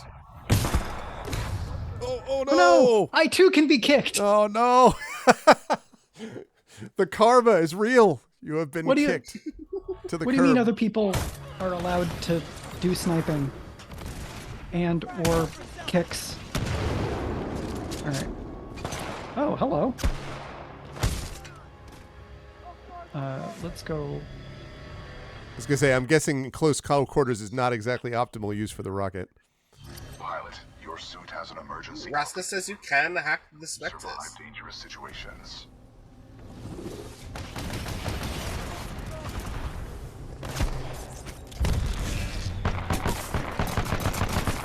There we go. Or, as ever, with Cooper, you can just shoot it.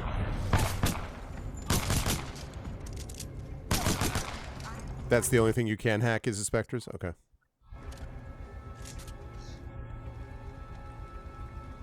Oh, this looks fine. Let's go here.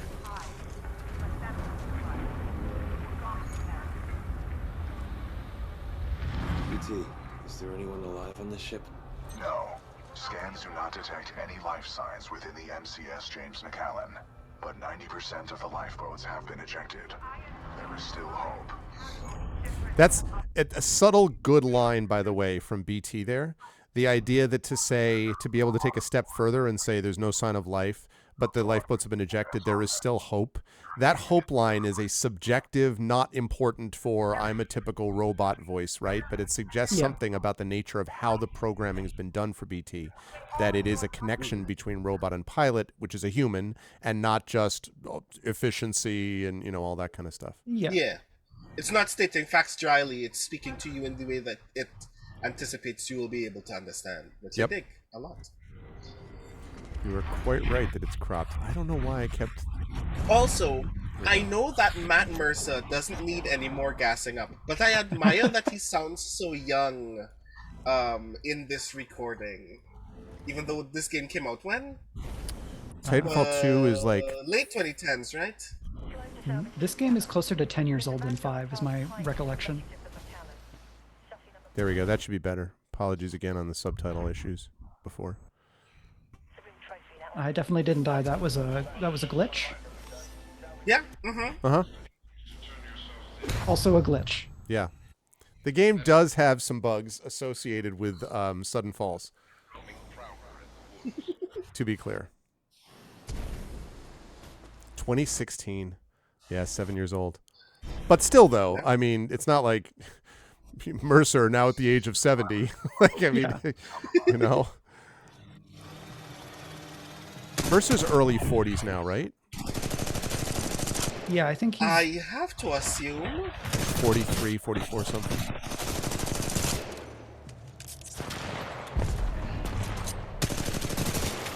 as with all celebrity questions, it's a weird thing to attempt to anticipate about a man I don't know, but yeah, I have to assume that he's in his late 30s, early 40s. Ah. If he isn't older than me, I know that I've not been accomplishing a great deal in my life.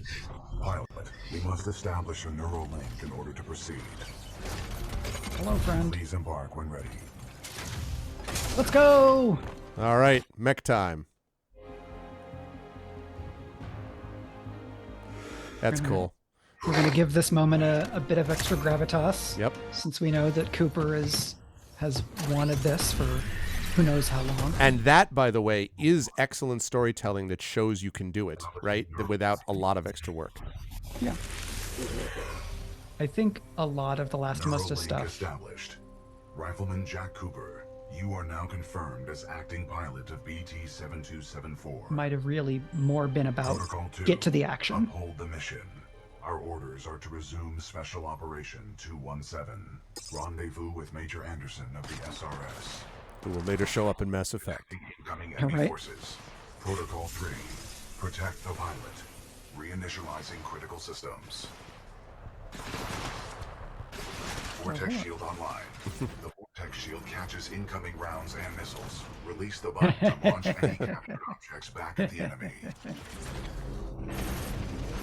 These enemies are so cute at this age. This is also a very good secondary tutorial that I dig a lot.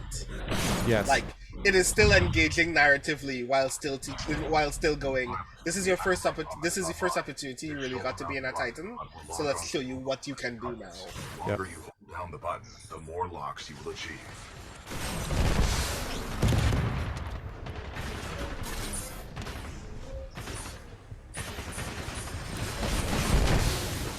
Neuralink complete. Primary weapon control and motion link re-established. Pilot, enemy Titanfall detected. We will have to fight our way to safety. Get ready. Sure about this? Yes, trust me.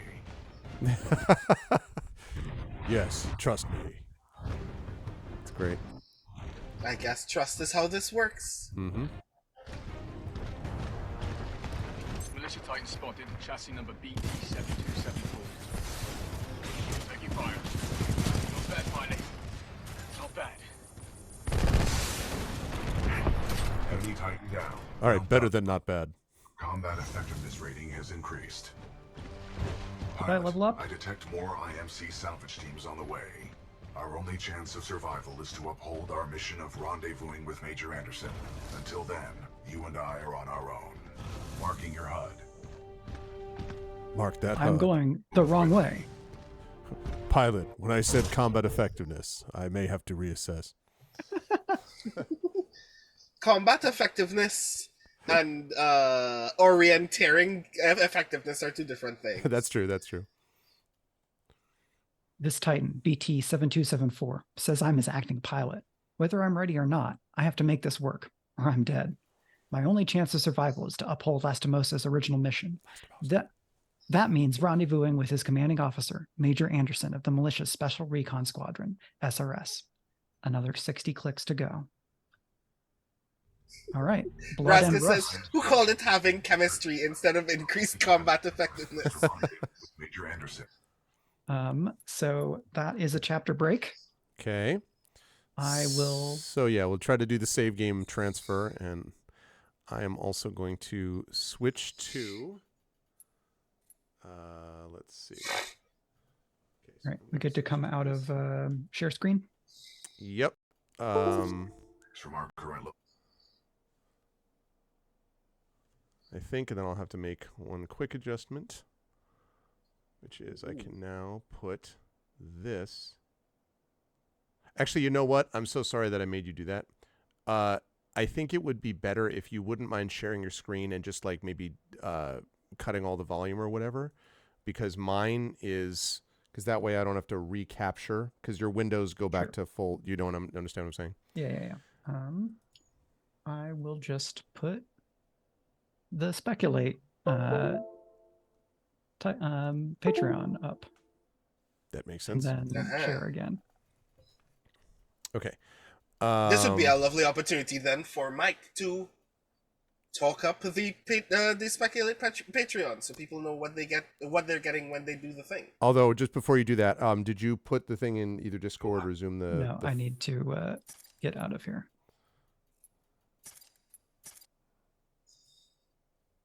There are too many windows happening for me to be able to do everything at once. Yeah, no, that's fine.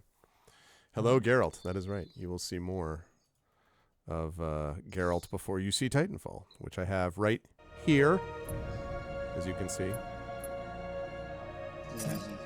I'll cut that volume down. Speaking of volume being too high.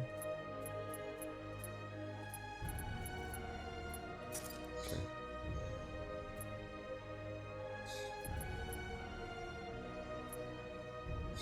Settings, profile, save games. So,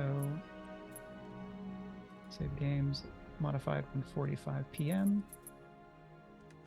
Loaded. Well, let's just do that, please. So it should be in the Dropbox, and it should be the one that is newer. Okay. If not, then I can delete the existing one and just upload mine again.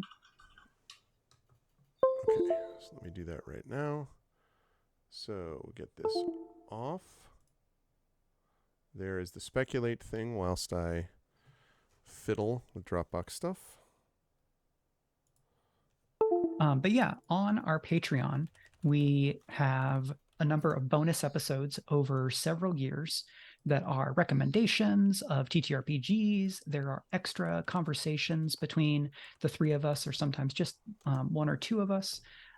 A while back, I did an episode that was just a rundown of a bunch of different RPGs you could use to play Star Wars, including official Star Wars games and kind of non-associated games that make great Star Wars games, something like Going Rogue or Scum and Villainy.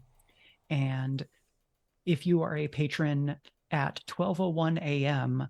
Sunday, aka just after midnight tonight, you will get access to the full video of TBD Speculate miniseries, which we will be screening about 20-ish minutes of in our break leading up to our Candela Obscura block at 5. So if you're gonna take a break at some point, make sure to come back by 4:30 or so that you can watch that exclusive preview. It's really rad. And I can't wait to talk to you more about it as we are getting up to that break. But for now, it is still a secret, so you can still watch us do Titanfall things instead. And I'm just looking at a couple of things. Oh, I can't also look at that because it is currently here. So a reminder that pledges at the Patreon will also count toward our monetary goals and can add additional time of Titanfall action. And the great thing about that is that becoming a subscriber, that becomes money that we can count on over the course of time. And you get not just the opportunity to enter into the raffles that we have today, but you get the ongoing bonuses of being a supporter. Yeah, which is access to a great deal of behind-the-scenes content, which for a great deal of our Speculate series includes additional works of fiction in the world of those settings, or GM prep from Mike for the games that Mike has been running, and all sorts of other cool stuff, which will include some things for TBD miniseries very soon as well. So it's a wonderful opportunity to not only consistently be a part of supporting Speculate, but also being a part of the fundraiser today as well. But if you are not in a position to make a long-term commitment to Speculate, donating via PayPal is just as valuable as well. Any assistance to get us to the place where we can continuously make better and more consistent content would actually be very helpful for us. So it doesn't matter if it's one time or consistent. If you like the stuff that we do, please be a part of the community so we can share more of it with you. Absolutely. So I definitely had some rust that I had to scrape off with Titanfall, but I think that now we are all, or now both of Brandon and I are warmed up, and Greg is a frequent streamer and has just been playing an FPS in Starfield. So let's hope that we've reoriented him to the game enough that he can hit the ground running. And if not, we will continue to support him and encourage him just in the same way that as I leapt to my death, y'all were very good sports. So where did you put, I can't seem to find the link that you put for the Dropbox. Did you put it in? Okay. I thought that I was just putting it into the Dropbox. But which Dropbox though? What are we talking about? Is it one shared, like a shared? Is it a shared? It was the one that Brandon used, but let me go here and see if I can just do. I have sent it to you as a Discord DM, or it is currently sending. Okay. So save game.sav, 24.59 megs. Okay. Oh, okay. Discord. Yeah. There we go.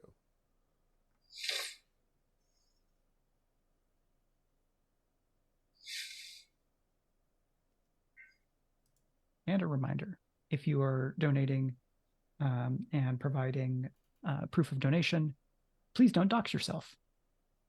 We really just need the amount and whatever attribution you would like, and enough other information from PayPal to know that it's a real thing, just for record keeping.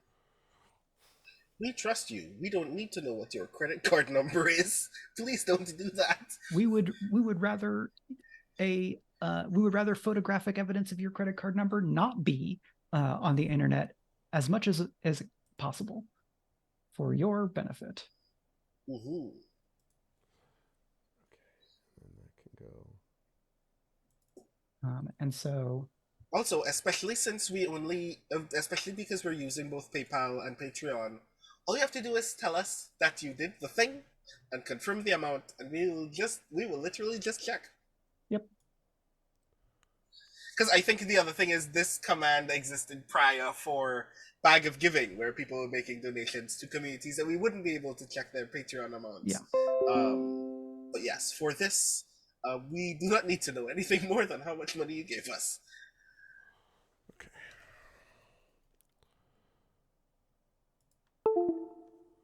Did that file? I think so. Okay, yep. Good. Yeah. The Oh no, Triffany Mats. This is still good information to share with the public. So thank you very much for the command. We will still end up using it every once in a while just to remind everyone. Yeah. And of course, a reminder that the ! donated command in chat plus the amount that you have donated is a good way if you are in chat in Twitch to let us know that you've done the thing. And if you are on YouTube, you can just ping Greg on YouTube. I'm sure that is a thing that you can do, or you can just come over here on Twitch and ping us, and we will verify whenever we can. But yes, Triffidimats, it is still a very good command, because sometimes people forget that not everything needs to be everyone else's business. Yep. And while Greg is working, I will remind folks that at 5 p.m. Eastern today, we will have a special one-shot of the upcoming Darrington Press role-playing game Candela Obscura, which is this thing right here, which is a kind of investigative mystery / pulp horror action RPG. The one-shot I'm leading will be much more in that kind of pulp action with some horror elements area, because that's more my vibe, and it's something that I think can fit in the time that we have with a little bit more flexibility, because I can kind of accordion in, accordion out things. And we will be joined by Darcy Little Badger and Valerie Valdez as the additional players, along with Greg and Brandon, who are going to be PCs as well. And so we'll do that from about 5 to about 8. And I will just kind of adjust and dance and pivot behind the scenes if there are any kind of different time considerations, or we find ourselves, blazing through the plot very quickly, or dig in on a scene and then need to skip ahead. So if you want to see us do the actual play thing and you have not gotten to do so, or you love seeing us do actual play, then the 5 to 8 block is the one to keep in mind for that, after we have had what now looks like several hours of Titan action. Yeah. And of course, this is the part where, again, I hype up the fact that Speculate, being a podcast made up almost primarily of speculative fiction writers as players. If you want to discover what a game like Candela Obscura looks like in play when piloted by folks who write fantasy on a regular basis and would like to tinker with some of the dark fantasy and horror elements of that system and see what that kind of story looks like, I think that this Candela Obscura one-shot would be a very wonderful opportunity to see what kinds of stories and how intensely focused those kinds of stories can be through this system. So if you have seen other people play Candela, I am willing to guarantee that the experience of watching us play it will be uniquely different in a way that is worth letting other people know that they should come and watch us do the thing. Especially since Chapter 3 on Critical Role has just recently been announced. And I'm like, I really like what they are doing, but I want to see what we can do with it as well. Yeah, and one of the nice things about the way they're doing the Candela series is they stand alone from each other, and we're getting a different GM and a different cast each chapter. So we've already seen, Spencer Stark's GMing style is very different from Matt Mercer's, and each of them have been able to, with their casts, present a different kind of take or a different flavor of the broad set of what Candela can do. All right, let's see. Now, I think that we will see whether this actually worked. Okay. Shall I stop sharing my screen?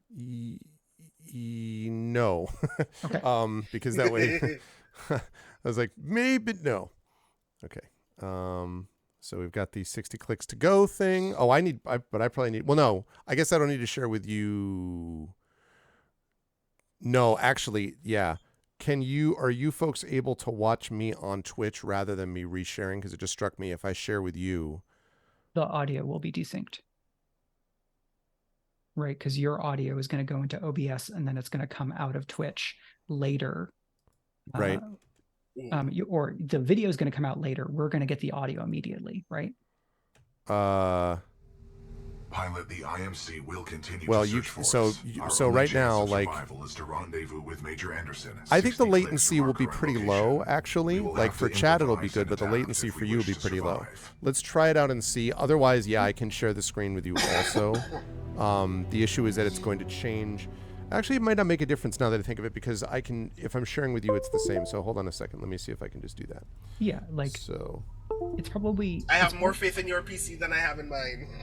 It's more important that the viewers get a good experience. So if it's going to be choppy sharing with us, then yeah, I would rather just get your audio and know that I'm going to watch a little bit delayed. Okay, so there's this. Let me see if... Okay, now, if I do share screen, full screen. Okay. So, how are we looking at sound? First of all, can you, Brandon and Mike, hear that? I cannot hear the game. Yes, you may have to, in your screen share settings, enable sound. No, I did enable sound. Is it because I am still screen sharing? Yeah, maybe unscreen yourself. Maybe unshare yourself now. Yep. Aha, yes. It works. You can now hear it? It just works. Yeah. Okay. So I just have to quickly recapture. Mm-hmm. And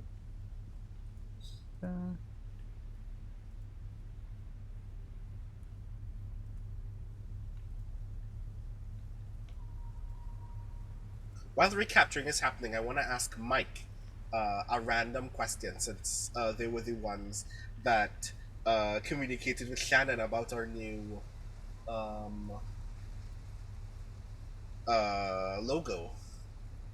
I would like to ask if we could make enamel pins of elements of the new logo. What do you think we should do first? The overall logo or just the A in Speculate? I would love to get an overall like full logo enamel pin, because I think that would be very cool. We're gonna get the kind of square podcast cover version that is solidified, so we could do that as a square pin. We could probably also work with Shannon and get like a version of this logo that we see that is like tweaked a little bit into a shape that makes sense for a pin. Yeah. Okay. I think a pin would be rad. I think it would make good merch. Okay. All right. So now I think chat can see Brandon and Mike, and they can also see me, and Brandon and Mike can hear things, and so on we go. Yes, and please. There are so many knees now. Yeah. There was a lot going on. Okay. Right. Now you should be able to seeing myself in Zoom. Yes, that's right. But chat is not. So that's the biggest thing. Yeah. The video on stream looks good to me. Okay. Cool. All right, lovely. On we go. So where are we? Yes. Okay. I can do better than that. Okay, that's actually fine. Make your way to Major Anderson. Okay, now I actually get to know about the commands. Right. Ground control. 3-2. We're taking heavy casualties down here. Any militant forces, please assist. We've suffered heavy losses. Aha. The good guys.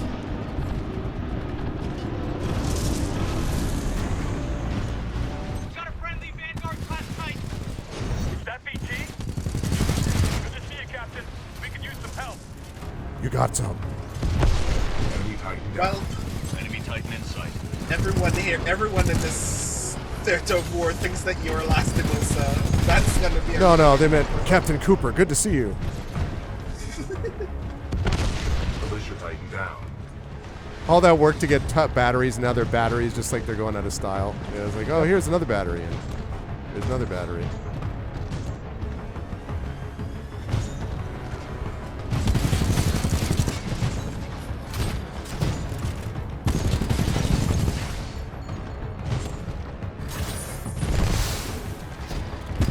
I'm gonna take this opportunity for a quick bio break.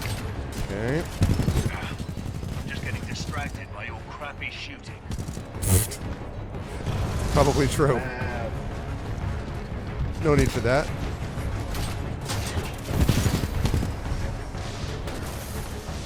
Oh, whoop, I hit the wrong button.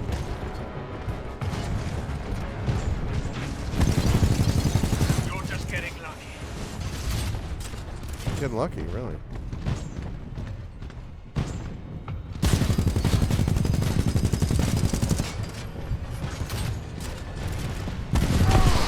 Fuck that.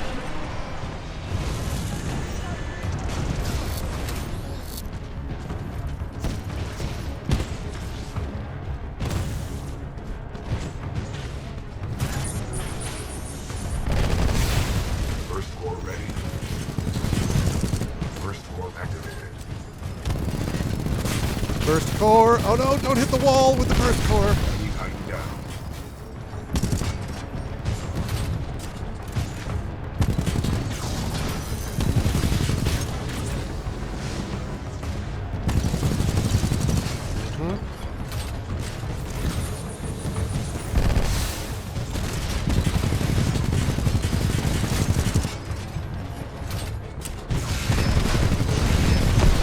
Enemy Titan down. Okay. I need to get some health. Which, okay, right. Just run over it. Right, I knew that.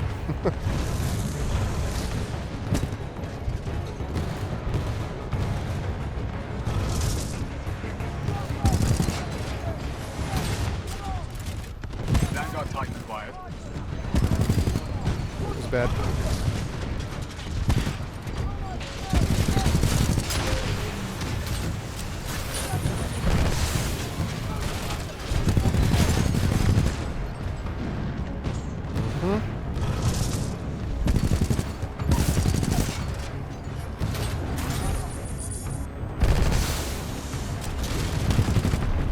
Militia Titan down.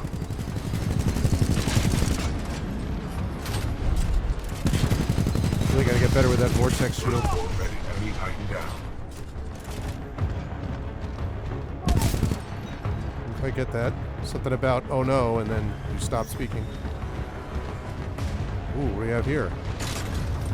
We have Titan loadout, tone. This Titan weapon is an advanced design and may Okay. give us a tactical advantage. Alright, I like tactical advantages. Semi-auto cannon. Okay. I think somebody's in love. A human's concept of love requires admiration, attraction, devotion, and respect. Conclusion. I am 50% in love. Pilot, Okay. with the tone loadout, we can lock Oh, onto that's enemies great. and target them with tracking rockets. This will be useful in direct combat.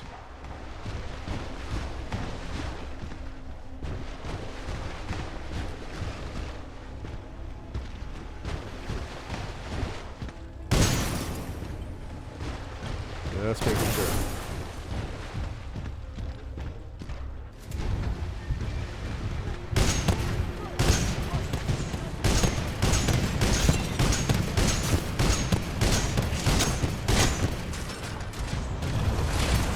Nope. Salvo core ready. Oh my gosh. Enemy Titan down.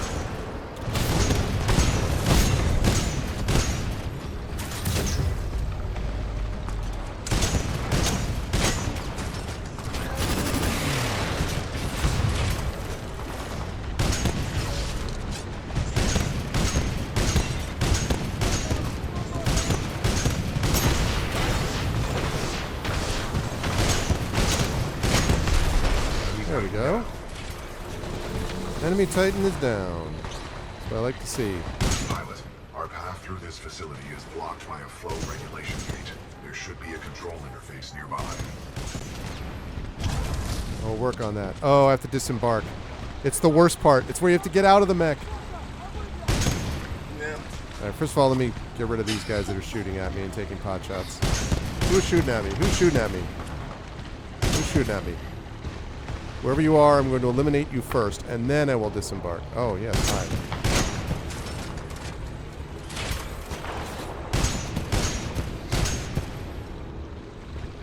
I sure hope that got him. Yeah, and then an eerie silence. Right.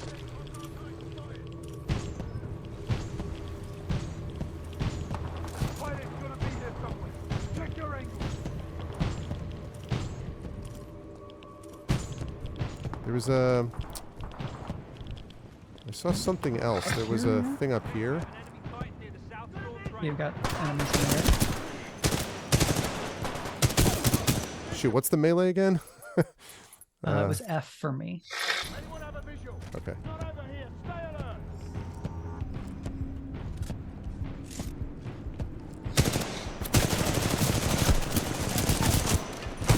Yep.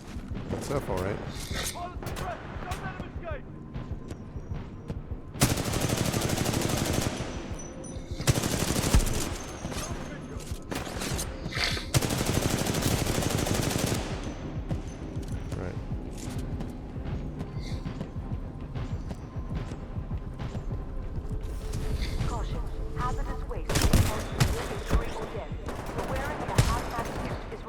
such a good melee.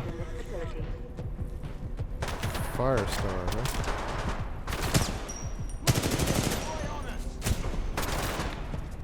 Oh, wait. I almost switched that over to rocket, which, although it's fine. Get out of here. That. I sure hope the rocket. Okay.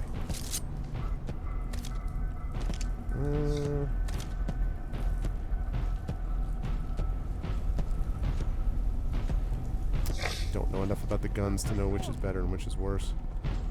I think an automatic rifle is probably hard to beat right now. Yeah, okay. Well, pleasant.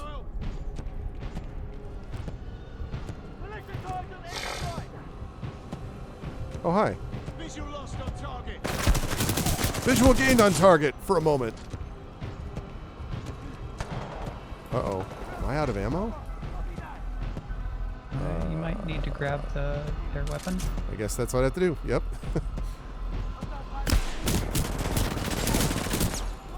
It looks like you traded your rocket launcher for that. No, I don't think so.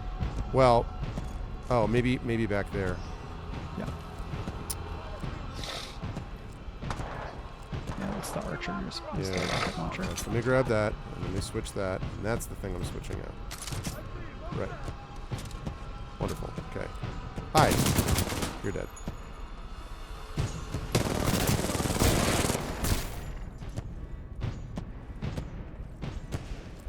The fact that he keeps like shooting up there, I'm always like, what is he looking at? What are you looking at? What? 10-0. I'm engaging Oh, hi. hostile infantry. Keep that fire contained. Target lost. Hazardous waste pumps now filtering. Automated testing facility. Zone 1. Contact. We are under attack. I also use a shotgun here. Okay. There's those controls. Oh, charming. Seems fine.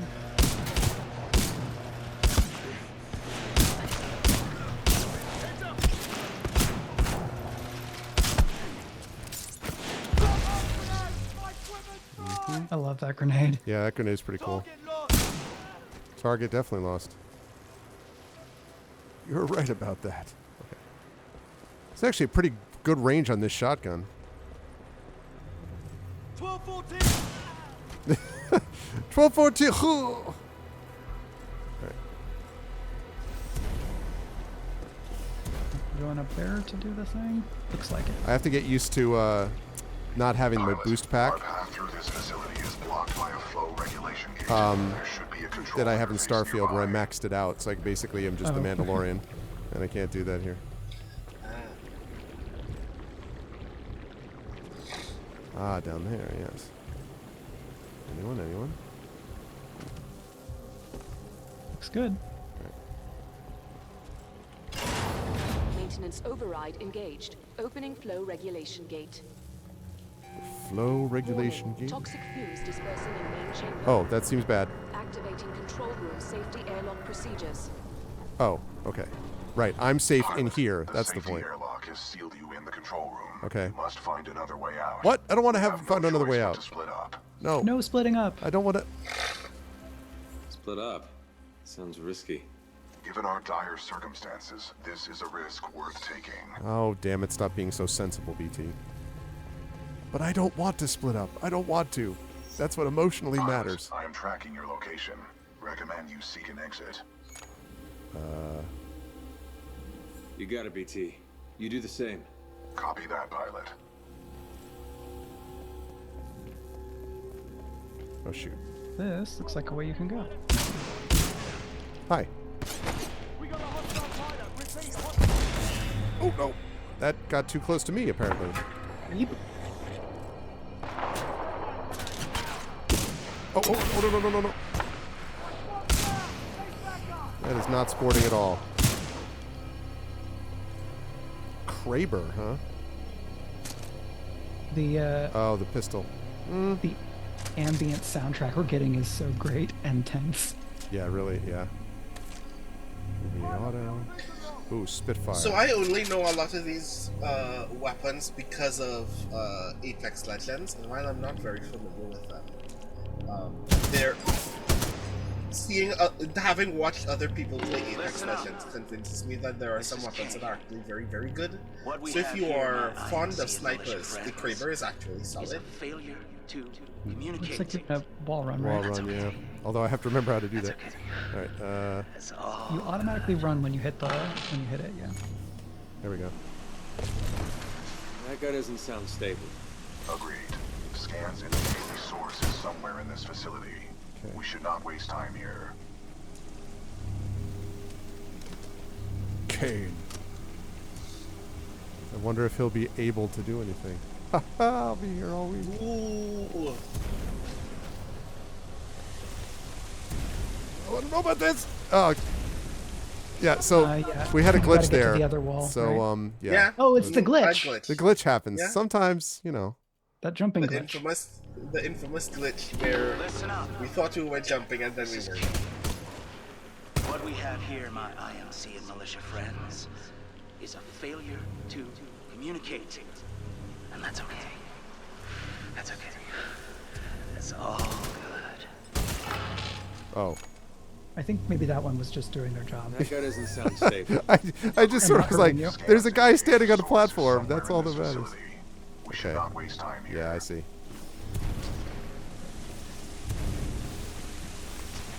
I should know this from Jedi and from not Starfield, but with all the Jedi stuff. Yeah, they do a little bit of kind of implicit pathing for you with the wall designs.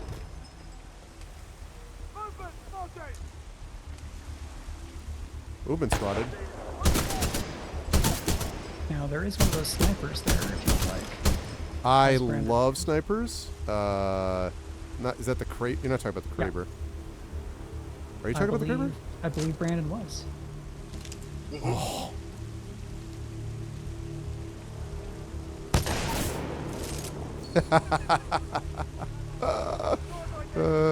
Yeah, I'm kind of partial to snipers. Ever since the Black Widow in Mass Effect, yeah. Okay.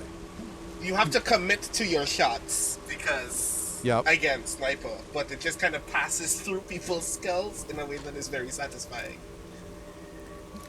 Okay, so wait a second. So that's... Oh, but that's the only... I can only rotate... Yeah, you get... because you get pistol and then 2 slots, which is not a lot. Man. Tempting. I'm still going to go with the sniper. I heard it also from somewhere. I mean, it's not... Yeah, alright. So what I really need to do is pistol. Speaking of which, where is my pistol? 3? No, I don't have... Should be 1 or 3, I thought. Okay, maybe there's only 2 slots. Yeah, I don't... That sucks, because I don't... I really... I wager that if they are going to have you go 1v1 with Titans, there will be another anti-Titan weapon nearby. Yeah, so it makes sense to get the Kraber then instead. Alright. Yeah, the Kraber and the... Semi-auto. Oh. Hey, look at Sniper McSniper face. No, you shoot like this. That's how you do it. Whole lot of impact on that. Yeah, and I think part of the gunplay thing we're talking about is related to the whole, like, the punch of it. Like, it feels punchy. You know, and...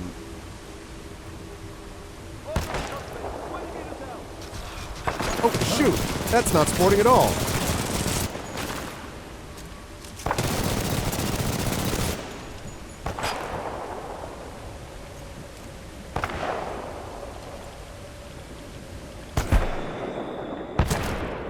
Bye-bye. All right.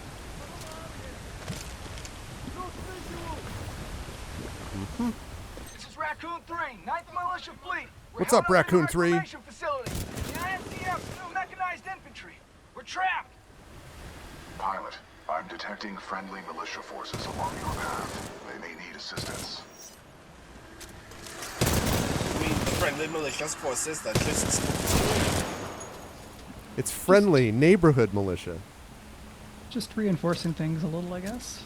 Don't bring a sniper rifle to a knife fight. Exactly, Big Boss. Good to see you, Big Boss, and welcome everybody as we continue our Speculate fundraiser.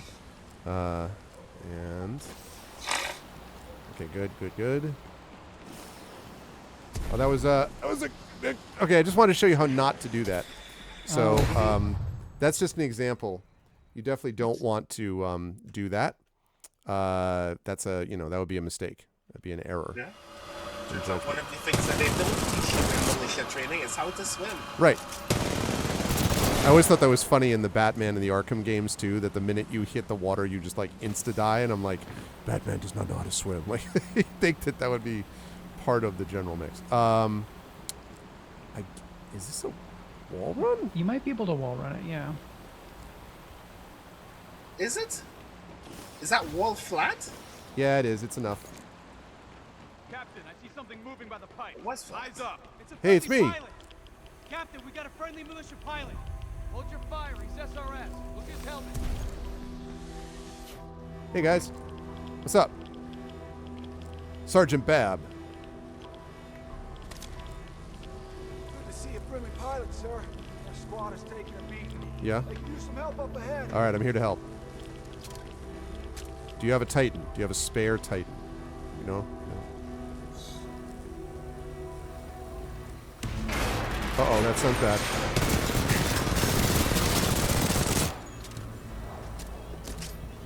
You else want to be smart in there?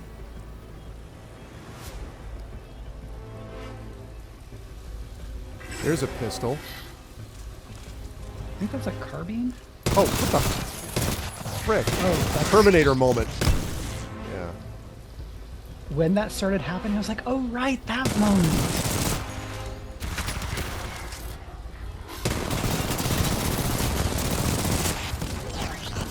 Those things are tough. Yeah.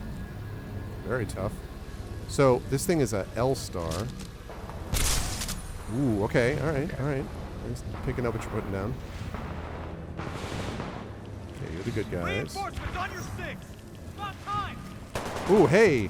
I think it's time for some snipering. Nope, I missed. Coming through the front. Too many of them. Shut up and keep firing. Alright, nope, not the time for it.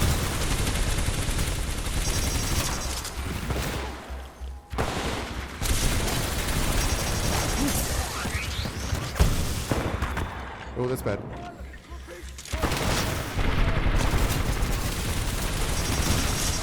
Oh, they keep shooting when they go down, which is terrifying. Stop. Stop moving, I said. I need to do this from a distance, not when they're closing in.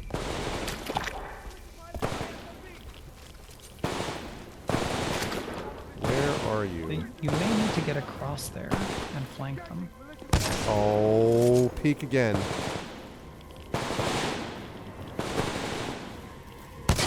Goodbye. All right. Can I? That's still radioactive. Radioactive. Attention, there is a deceased prowler in subjunction 3A, requesting immediate removal. He's down there.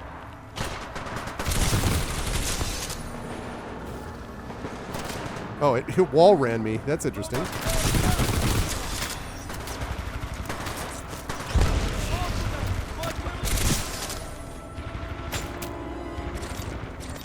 Alternator. Oh, okay. Oh, okay. Interesting.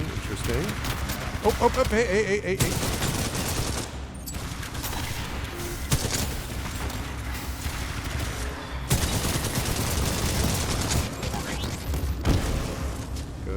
Good. I honestly don't remember those things being quite so nasty in the multiplayer. Yeah, these guys are no joke. Okay. Oh, that's great. I'm sure that I'm not going to have to go down there in a minute. Mm-hmm. You could try hacking them. Oh, really? Well. I feel like we've been walking for days. Do you require rest? No. Good. There is no time for rest. We must uphold the mission. What if I said yes, BT? What then? Okay, Can you wall run and jump up to that higher one? Wall run from where, though? Either the thing you're up against or that middle thing. Maybe wall run from this? Oh, God. Okay.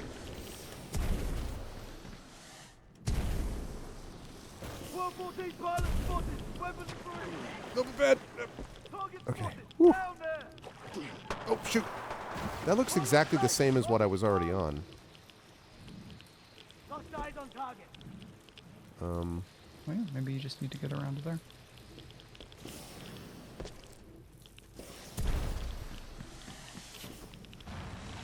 Okay. No, I think you do need to get up a layer. There's like a collectible too, but this seems like the logical place to go. But yeah, I bet if you jump. Oh, I see what you're saying. Up here. Oh no! Okay, there we go. Right. We're all fine, thanks. How are you? I did not think I could wall run on that.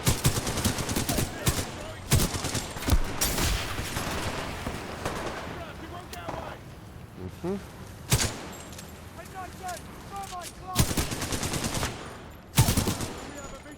Hi. Visual this. Eyes on the suspect. 20 meters out.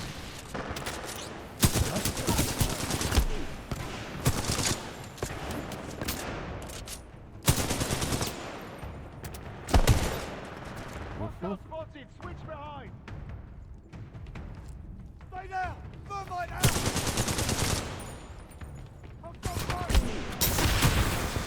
Whoops, whoops, whoops, that was a mistake. Okay. Right, there we go. Exploding their thermite in their face. Mm-hmm.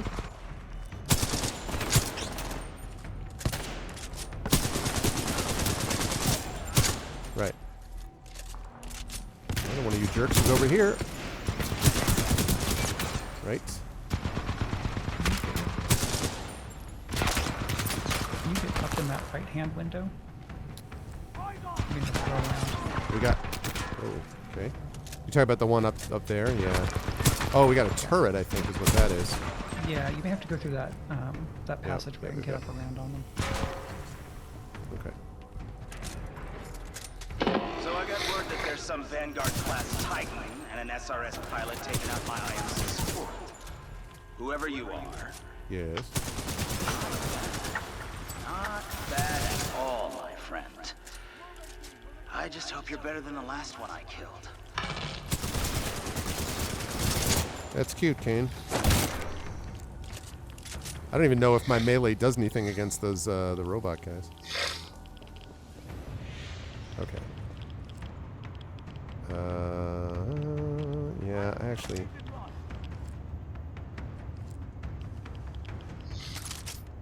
Yeah, I wasn't feeling that particular pistol. There we go.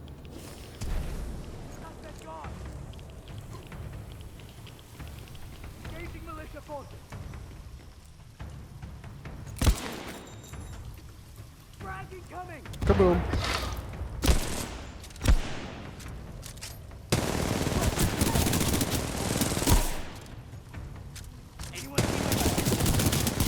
Oh, the punch on the, like...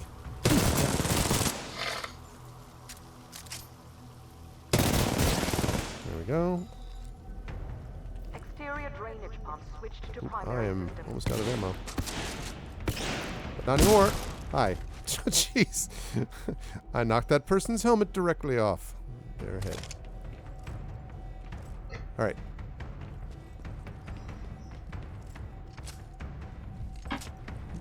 Kane, Come in. There's a Vanguard class Titan in the facility. I think it's SRS. You think it's SRS? All Vanguards are SRS. Ooh, okay. If you can't handle the job, I will. Just give it all okay to clean up your mess. I am deadweight. Okay. There's that. That's great. Wonderful. All right. Oh, lovely.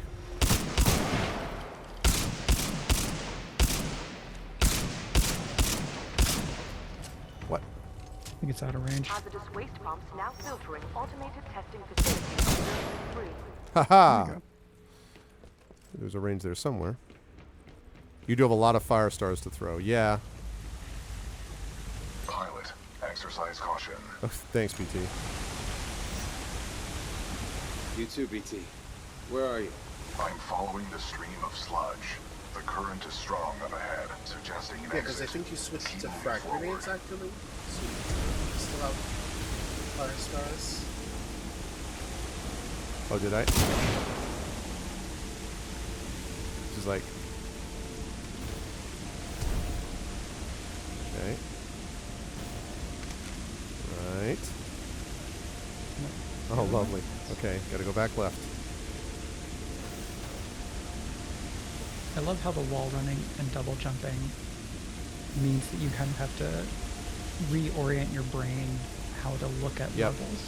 Reminds me a little bit of the game Ghost Runner. I don't know if you've ever played that, but... Our paths will intersect just up ahead. Yeah, that Great. that Sounds robot's good. fine. You're doing your job. Scans indicate Keep up the good multiple work. IMC security forces. Prepare yourself, pilot. Great. Prepare myself. It's the most useful... yellow alert. What does that mean? Prepare myself for what? Just things. Just prepare yourself for things. Oh, that's great. That's a... Be on the lookout for things you should be on the lookout for. Yeah. Be hyper aware. It's good to see you, buddy. It is good to see you too, pilot. The controls to deactivate the sludge flow are in the next chamber, marking your HUD.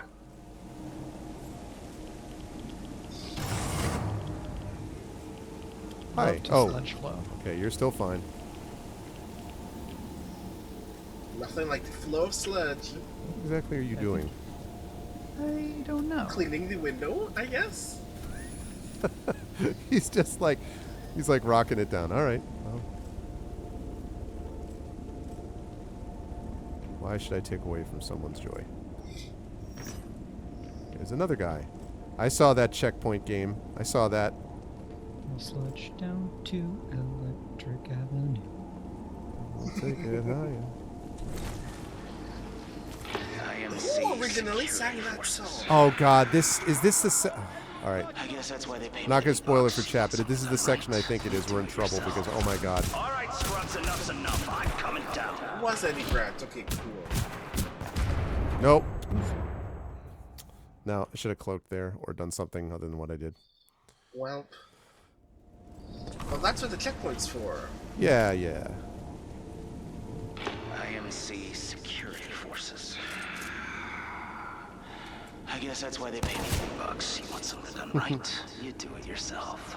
All right, scrubs, enough's enough. I'm coming down.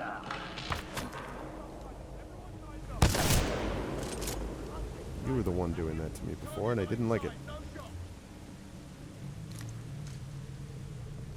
All right. Good snap fire. Mm. Bloody shot. Target outside. Negative. No visual. 10-0.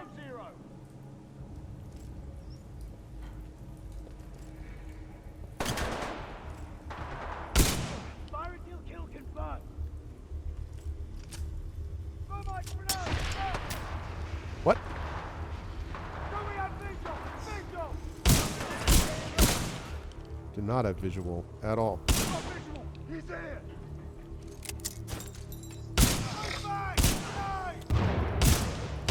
Well, that was so clever. You rolled forward and right into my bullet. That was,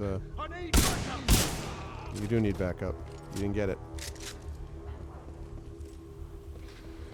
Needed backup. Past tense. You We needed will need to backup. deactivate the sludge flows in order to regroup. I have marked the controls on your HUD. On your HUD. Okay. Grenades, good. Overriding have pump a, filter system. Emergency a Titan shutdown duel initiated. soon. Yeah.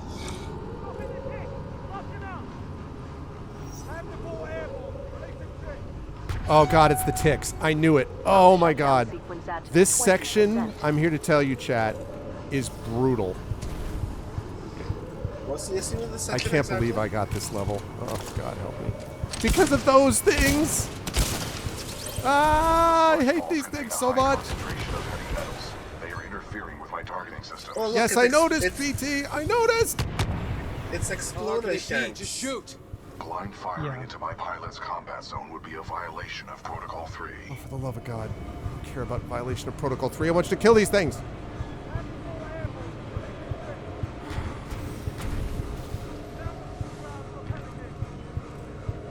These things absolutely suck.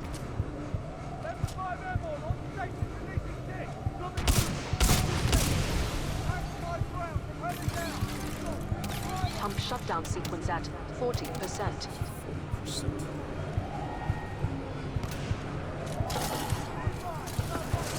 Ah! Hate these things so much.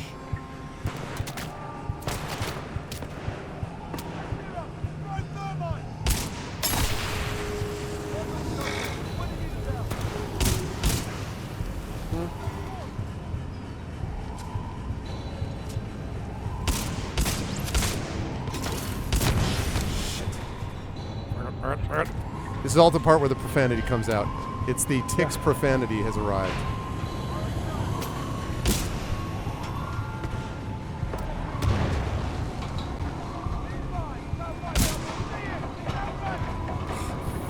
More ticks. That's what I want, is more ticks. Ticks profanity drops. I will also check the profanity box. Yeah.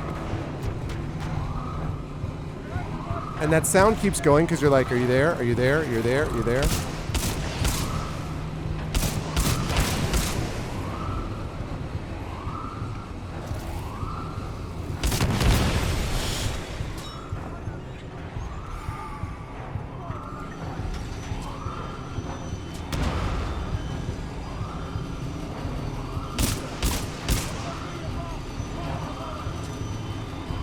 Can you speed up this pump thing, please?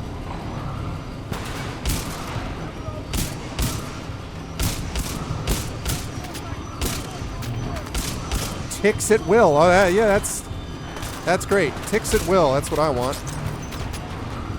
Ticks at will. That's great.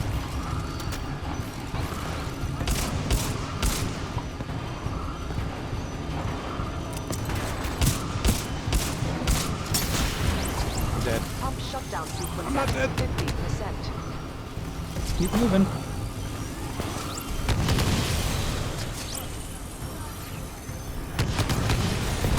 No, I hate this level with such a passion I cannot even explain. Not the whole level, just this part of the level.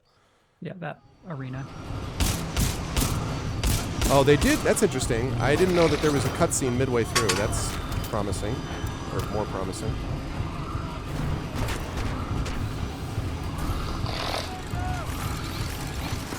Oh, great. Oh my god, I'm very dead! Very dead! Pump shutdown sequence at 50%.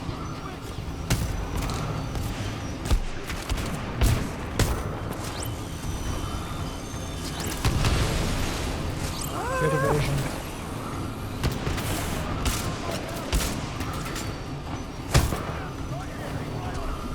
Pump shutdown sequence at 80%. Hurry it up!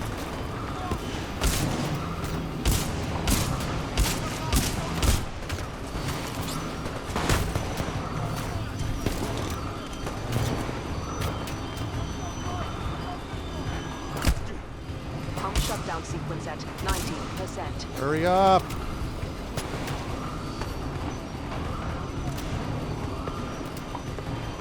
Pump sequence at 100%. Checkpoint BT comes in.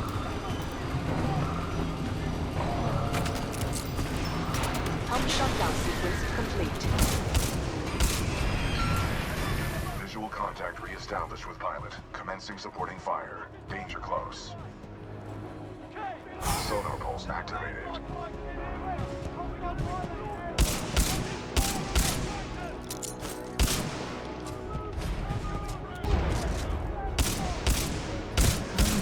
Back across there.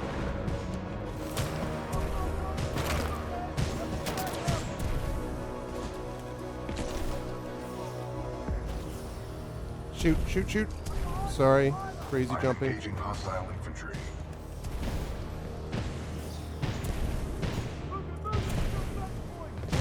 There you go.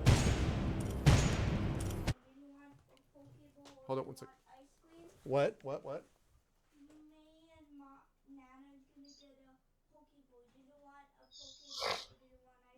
Sure.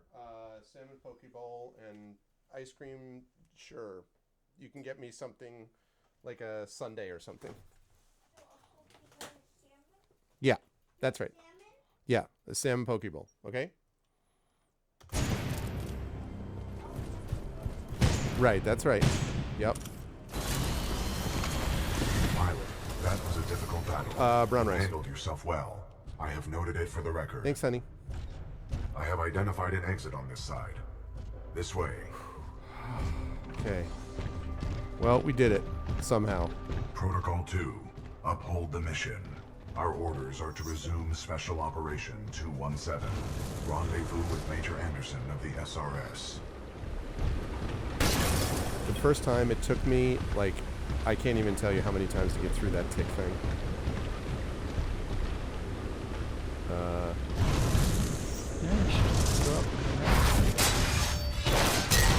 Kane. You were not invited to Kane's party. All right. And that's why you're dead. Well. Another runaway hero. With an SRS Vanguard. Sorry, it's a long class chapter, Titan. folks. Woo! Now we're talking. Bring it knife to a knife fight. Let's get this party started, scrub.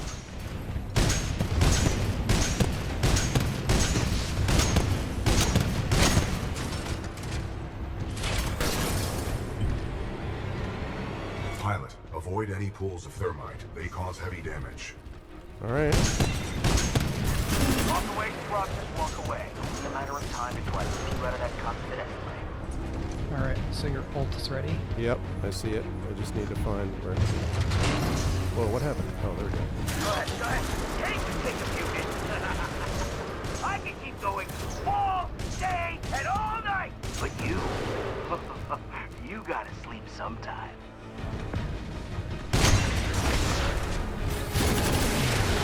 You have human limits. I, on the other hand, am a I do video not have human limits. I'm so going to enjoy taking that Titan from you, scrub.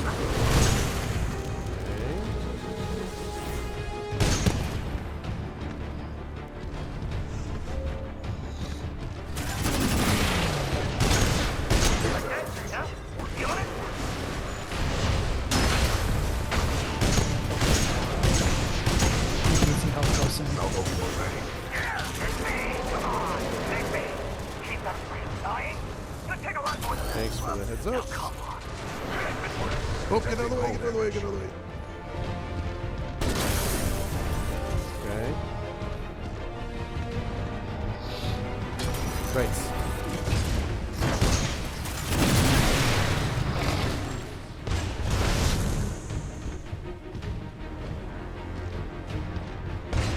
Oh. Whoopsie. Mistake. Excessive damage. Warning. Where'd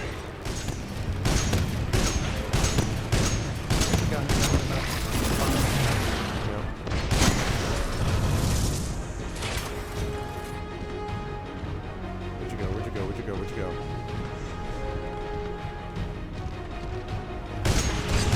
Detecting hull damage.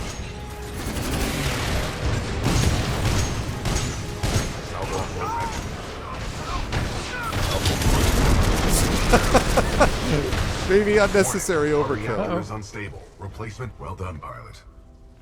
Kane's helmet radio is still intact. We should retrieve it. Right. Disembark. Yeah. Disembark. No. We need reinforcements in the tunnel. Kate, how copy? Over.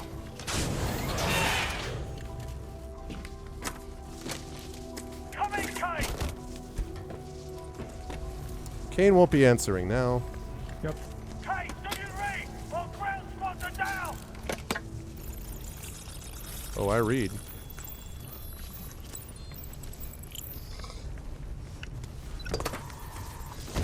And now you're in their comms. Oh, is that what's left? BT, Yeah, BT was about to explode, but then you won the fight. Copy. Got myself 3 captured militia. What should I do with them? Just kill him. Oh, how could you do that? I'm on my way. Slow now. We're just The establishing ability to that these decrypt folks are enemy very bad. communications has a strong history in warfare.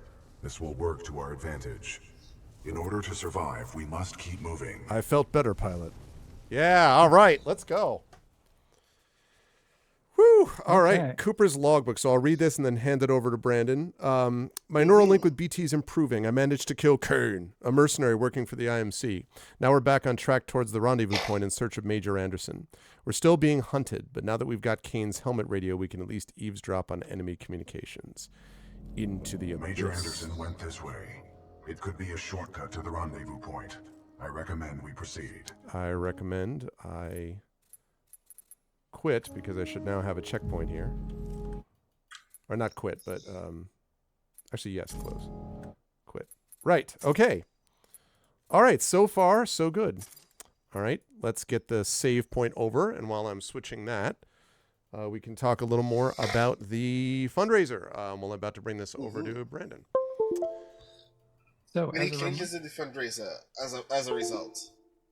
So as a reminder, our initial goal for today is 1,000 USD, which will let us match the rate that we had in the last year of more frequent podcast releases. Those funds help us pay for audio editing, as well as like website hosting and things like commissioning the new logo that we just showed off earlier today and the suite of material that goes with it. And every $200 that we raise today unlocks a giveaway, and we have giveaways up through $2,000. 2,000 is our kind of stretch goal, and at $2,000 we'll have the funds to be able to commission folks to do some more video editing for us, so that we can do some live shows and some other shows that are like taped and then edited with like music added and kind of edited for like precision and, you know, tightening things up, where sometimes we'll have a little bit of a slow moment at the table because we're figuring something out, but ultimately the overall story that's being told, we don't need to show all of that downtime. And a lot of groups that do actual play are using more and more video editing, and it's an area we'd like to have the flexibility to expand into. So you can donate at paypal.me/MikeRUnderwood, which is the specifically Speculate Patreon that I manage. And we also have patreon.com/speculate, where you can become a subscriber there and get a bunch of other extras, including access to the full first episode of the actual play miniseries that we are going to give a preview of here in about a couple of hours. Okay, so that is set. So now I'm going to send a link via Discord to you, Brandon. Oh, nope, not the save game itself. I want the link, please. The link. Copy Dropbox link. There we go. This is always the part where I tell the story about how when I was a kid, well, I actually wasn't a kid, but when I was much younger, I used something called Window Power before Microsoft Windows even got 3.1 got installed or anything. Because I was like, who's going to need multiple windows on a computer at the same time? Oh, man. Laugh so you don't cry. All right.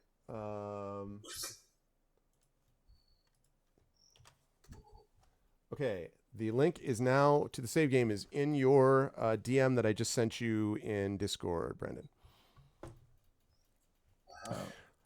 Okay.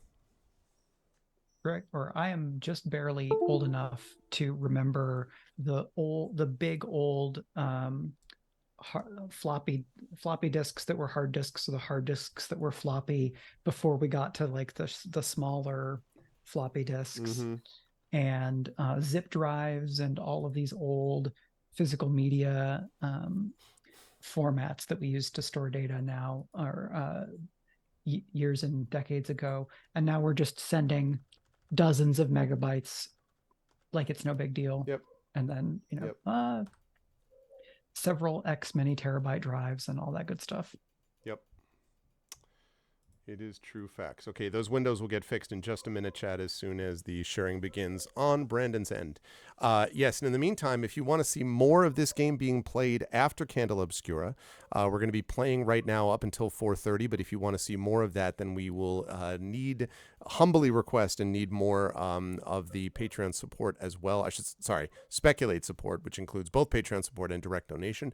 We're at 137.74. At 200, we will have our first giveaway, by the way. And we will also be able to extend beyond. Right now, we are going until, I believe it is till 9 o'clock is what we have set for Titanfall 2 at the moment. But we will go further with that the more donations that we're able to get. Right now, Brandon is going to be playing the next level in a minute, but please donate now and support us as we continue to move forward with this. And now the save, that is done. So now we've got that going on, which means we are now, I think, going to be moving on to Brandon's version of this, as Brandon is sent into the abyss, which I'm sure is fine. Actually, Brandon has got the easy part now. Continue, I think you want, right? No, you want... Yeah, it's continue that I want. I just wanted to make sure that it did in fact, well, I guess no. Oh, definitely not that. So if my read of... This is right. Yep, this is right, Brandon. Right, cool. Yes. Go I ahead. managed to kill Kane. Sorry, Mike, go ahead. Oh, if the walkthrough that I'm looking at is correct, then the next chapter after this is an especially famous one, which I will get to replay. Oh, nice. Yeah, I think I know the one you were referring to. I've seen all of this, but I'm trying to remember. Do you mean the one with the prefab houses? Is that the one that you're looking forward to? I am thinking of the other famous one that does some science fiction-y stuff. Oh, right. That happens in this and not the first one, right? Yeah. Major Anderson went this way. But the It prefab could be a shortcut to the rendezvous point. I recommend is also we proceed. cool. Yeah, that level is also really good. Right. Cool. I need to get rid of this Kraber very soon, but let us continue. More Titanfall 2. Okay, I am going with you. Cool. Pilot control initiated. Yeah, no, Brandon. Only some people here had to fight freaking explosive tick things without BT. You just get to hang out in your awesome robot. What is this place? Accessing files. Unknown. Thanks a lot, BT. What are we doing here, BT? We must proceed through this facility and continue to the rendezvous point with Major Anderson. It is our only chance of survival.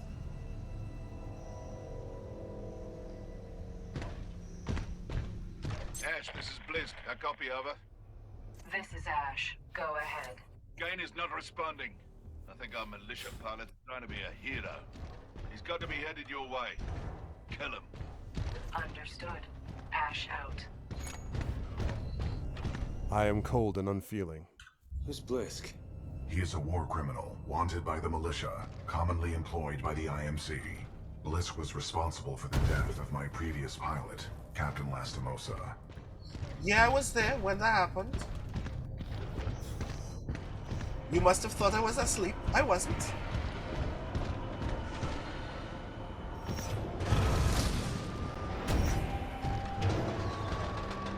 this is the prefab houses. Oh yeah. Okay. Cool. This is gonna be delightful for me. Asterisk.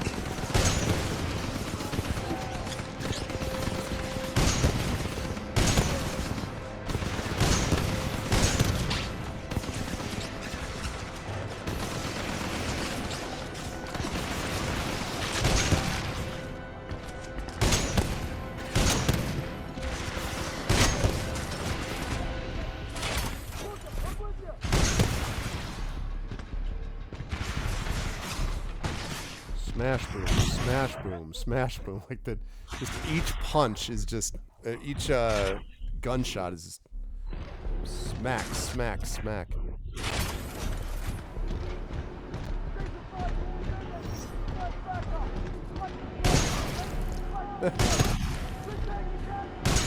One shot. You've heard of one shot, one kill, Chad. Have you heard of one shot, 6 kills?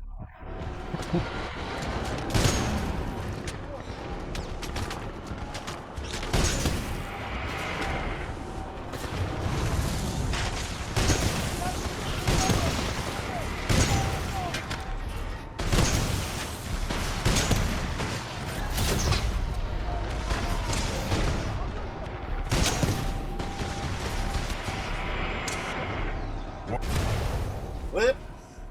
Oh, we had a glitch there? Oh. The wall glitched me. Yeah, yeah. The wall reached out and just punched you in the face.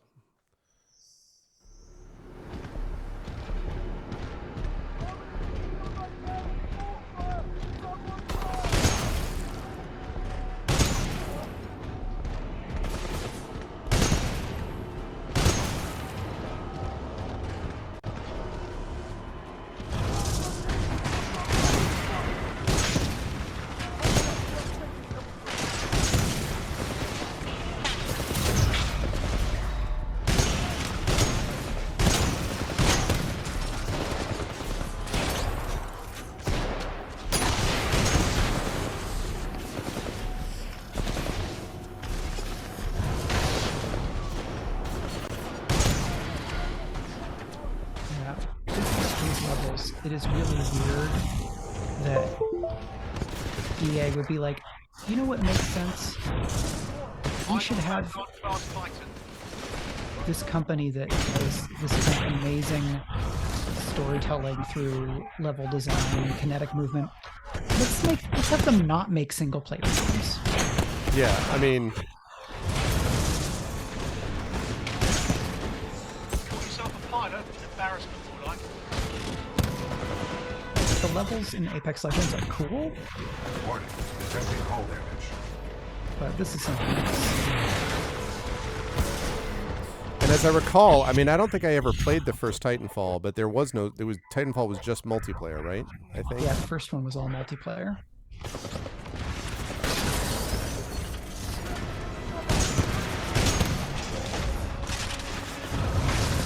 So, one thing that people were speculating with the kind of, oh, what's going on with Titanfall, was that maybe a Titan mode would get added to Apex Legends. Oh, which is probably the easiest thing for them to do, right? Take this kind of platform live service game that's already successful and then put something into it that will fold Titanfall fans back into the player base. It'd be nice to be able to walk and chew gum since they finished Jedi Survivor's done. You think that they could focus a little bit on, they're doing Apex, whatever, but how about a Titanfall 3? I mean, Yeah, I guess 7 years ago, that's not like it's right around the corner since it came out.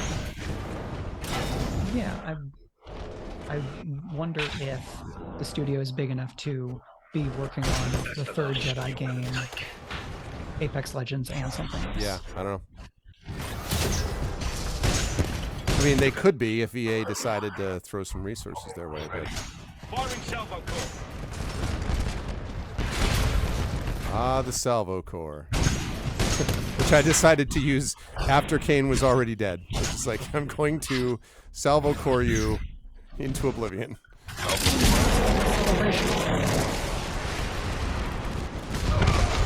Nice, there you go.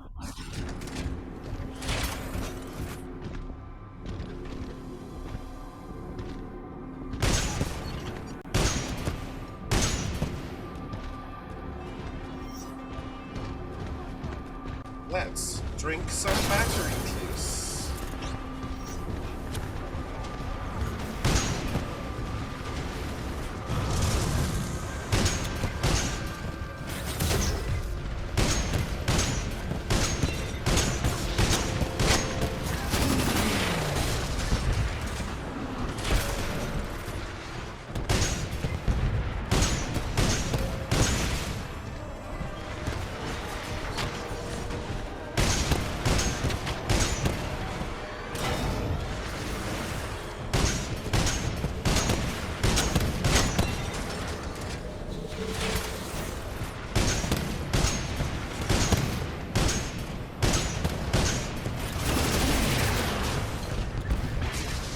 Gives me such, like, seeing the little ones there, like, kind of back and forth, the brutes.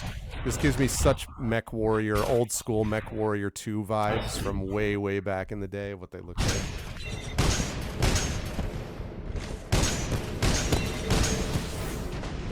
But as you say, these ones have much more of a Pacific Rim feel because of the nature of the connection between the robot, between the mech and the Titan and the user, the pilot.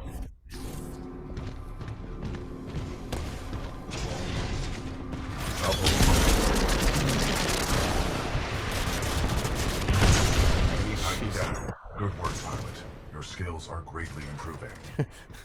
I don't believe you, BT, but I'll take you at your word. That salvo core was expertly deployed, TIE pilot. Have a brute weapon. Okay, cool. So I got a Scorch. This is grenade launcher. Giant termite grenades, ignite impact area, and the brute. Rocket launcher. 4 rockets at once. Oh, vertical takeoff. What am I using right now? I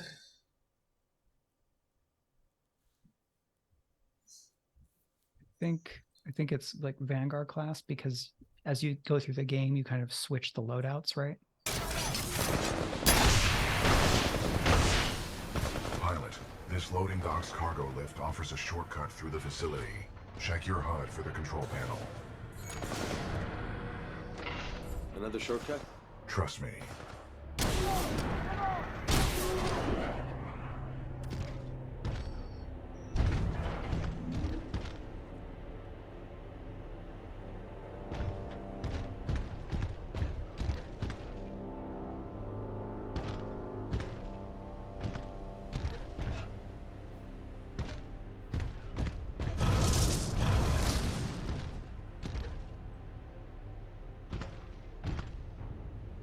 How do I do the HUD thing?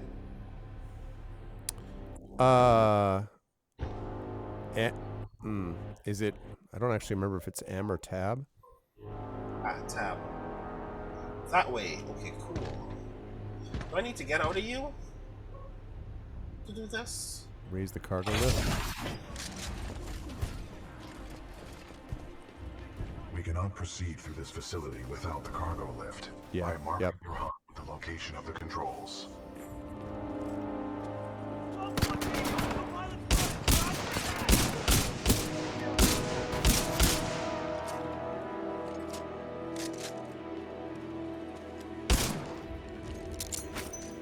Incoming frag! Take cover!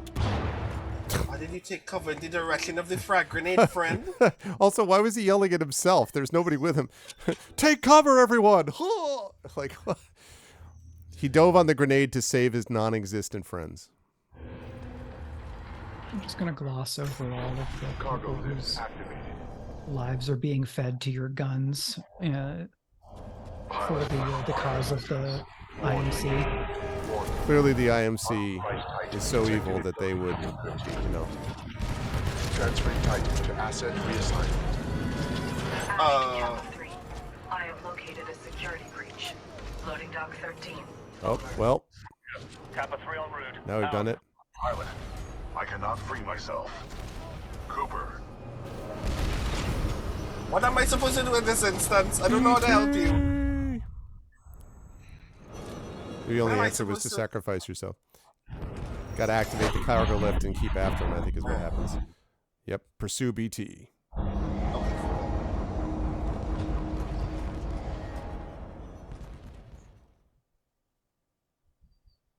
BT-7274 emergency burst feed. Mission, regroup with Pilot Koopa. Find Major Anderson. Caution, hazardous mechanical environment. Status, unable to break free from manipulator arm. Action, initiating attempt number 35. Failed. Initiating attempt number 36. Failed. Oh, man. Glad to know you're very persistent, BT. Looks like the automated security in this place has picked up a Titan. That's work for us.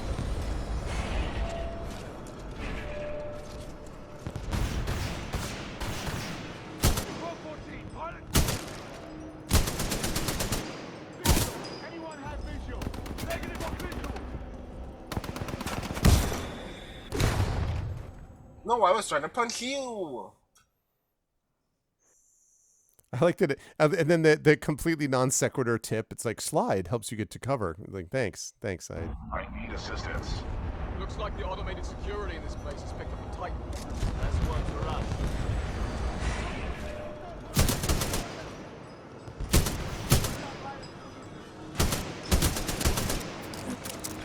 What? Oh, I forgot there's nothing behind me. I glitched backwards. Pilot, I need assistance. Looks like the automated security in this place has picked up a Titan. That's work for us.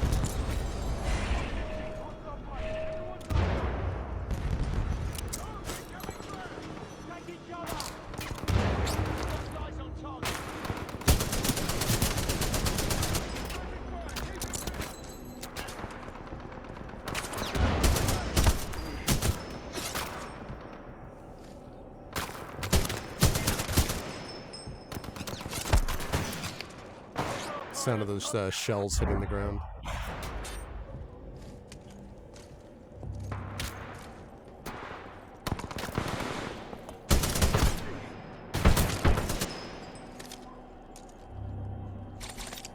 Lost visual.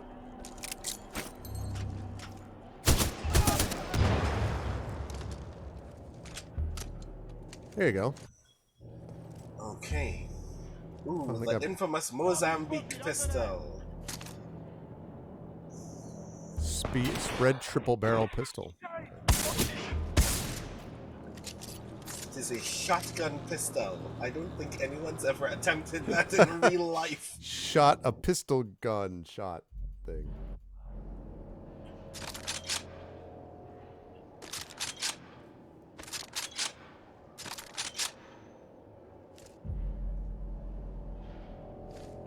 Am I just trading the scope?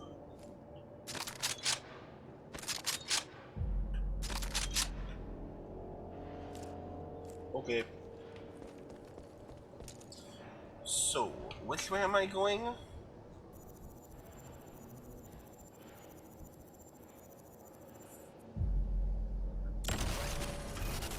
I forgot that this is a thing that you can do when you have no idea which way you should be running.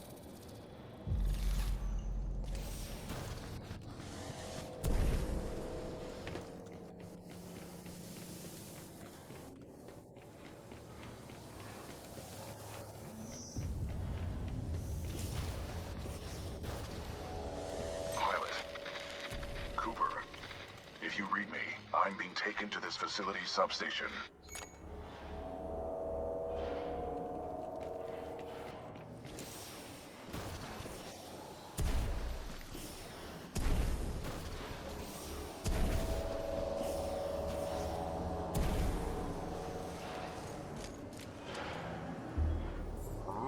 Headed in the right direction?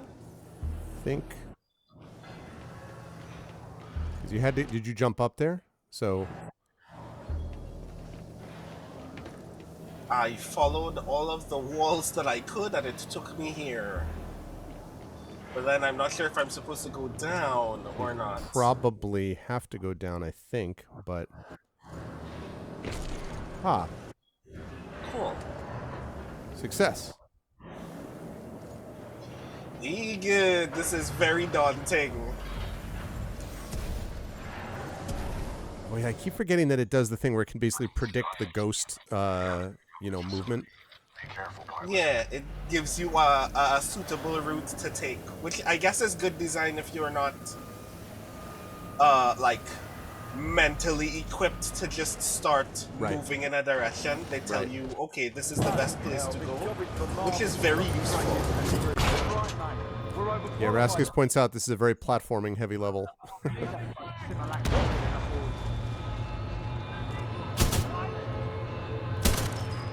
Oh, nice.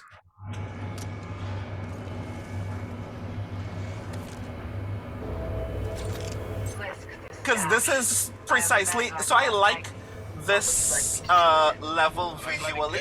Destroy it. It does things that I think are cool and interesting with this whole, this is where it's making prefab houses. But I am not equipped. I'm not paying you to be clever. Scuttle that place if you have to, eh? Let's go. I am not equipped to know what I'm supposed to do next. Yeah, it's one of those things that really does, like, it's when you come across this level, you start being like, oh, this is not just your standard, you know, shoot 'em up. This facility was built to kill. I'm sure I can take advantage of that fact if I have to. Ash, that place is not your bloody playground. I'm not paying you to be clever. Okay, so I'm not going that way either. Okay, cool. Let's just ask the ghosts. Yeah, well, Brandon is not experiencing the FPS that we are. This is a consequence of the share. Brandon, I think, more or less is fairly normal. Like the FPS is probably pretty normal for you, right, Brandon? I would assume. It is. It's actually running quite well for me. Yeah. And I hate that it isn't for everyone else. Yeah. But suffice it to say, there was no other option.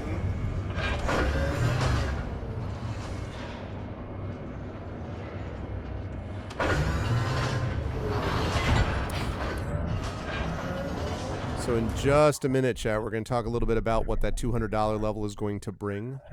So stay tuned. Oh, did we hit 200? Not yet. But we're going to be, we want to incentivize it.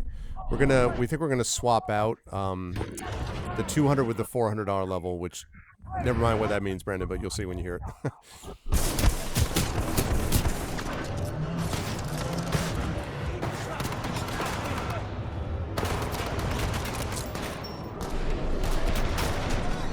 No, that grenade is not supposed to roll back down.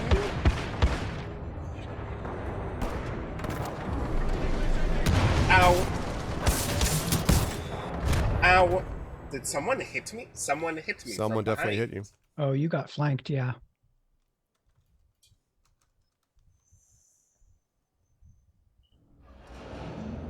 At least I respawn on the ground.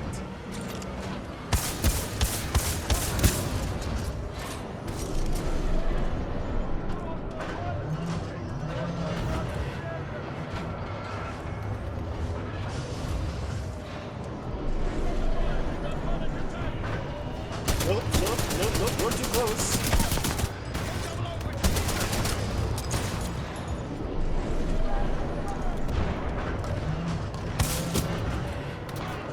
Love the, just deploy to the prefab factory. That's clearly the place where we need.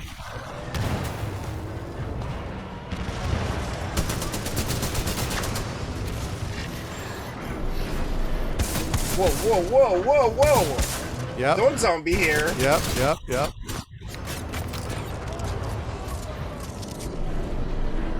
power of zombie compels you.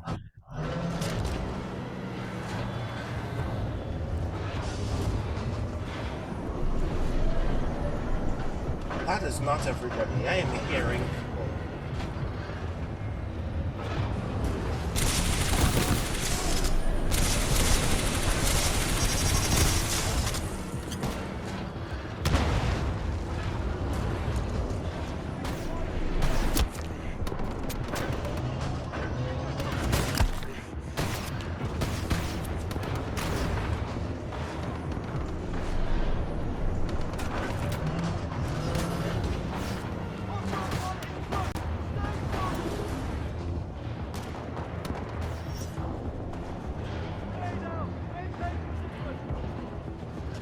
Ah, that subtle music just comes in.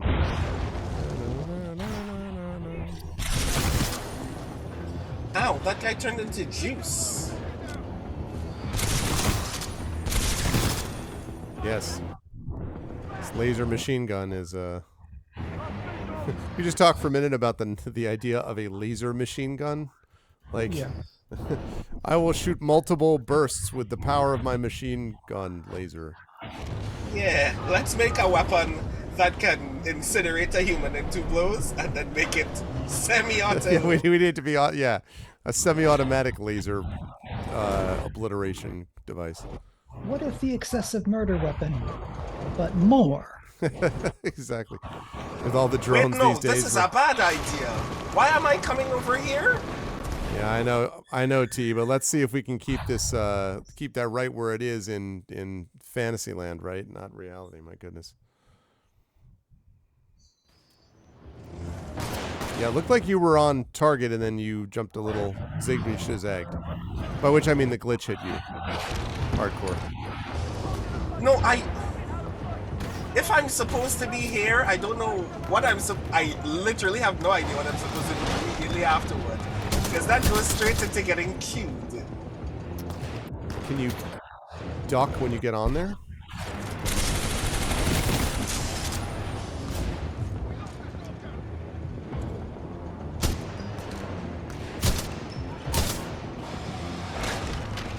Thanks, Raskus. Right, so, yeah, I have... Once I get on this platform, that's gonna eat me. Is there a wall and then run? I don't know what I'm supposed to do afterwards. Let's see what there's the a wall ghost run on has the to right. say. There's a wall run on the right. Oh yeah, there is.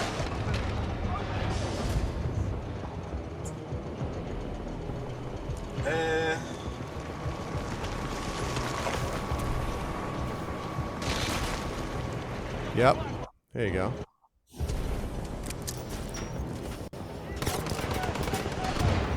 Like you announced your arrival with an arc grenade. It's like, hello. I'll be your challenging opponent today. Here's an arc grenade to prove it.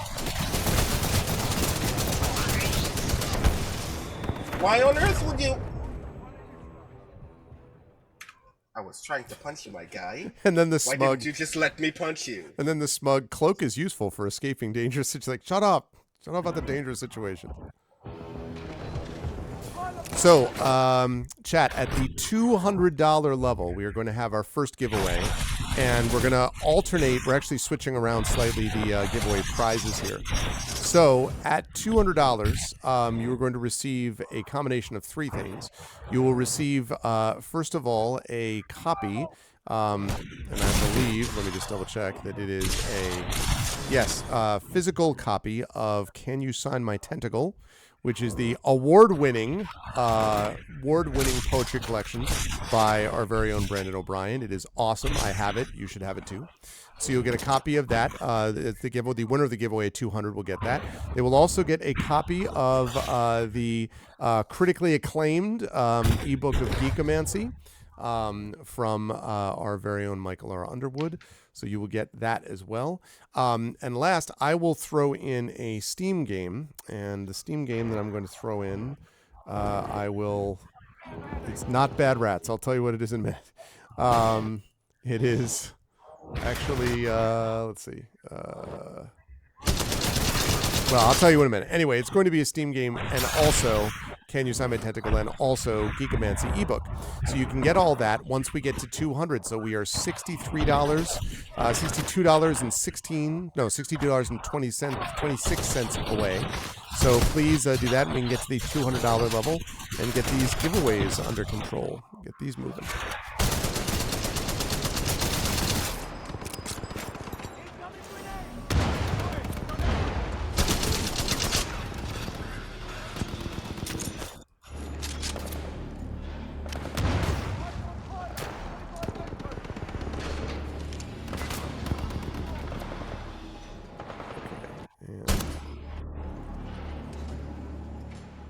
Don't walk, wall run to the donation. See what you did there.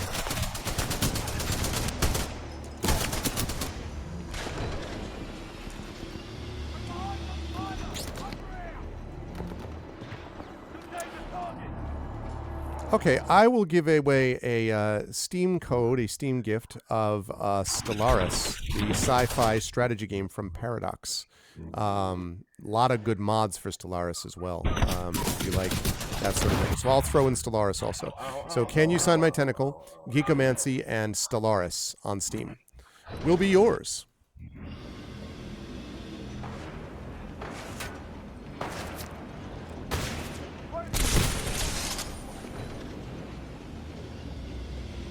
Once we reach that $200 level.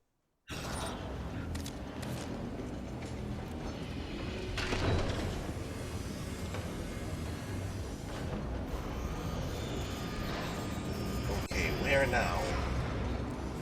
Do I follow the AstroTurf? Ow, yuck. This is gonna be bad. Yeah, I think it's one of those deals you jump on it and then you have to jump off to the other one to wall run. Like that. Like that's clearly wall run-ish when it gets there. Yeah. Before you get onto Who's it. still here? Oh, well. Someone was.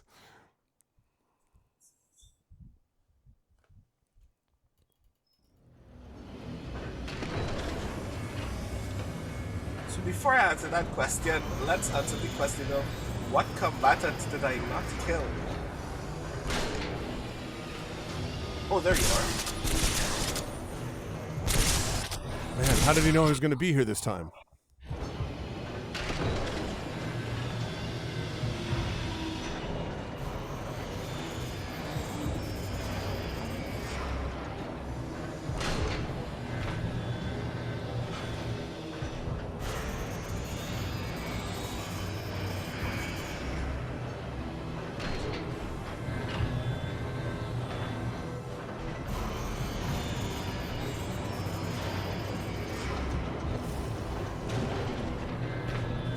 Yep. Link it. There you go. There you go. Good stuff. And hey, you can celebrate your achievement by being shot at.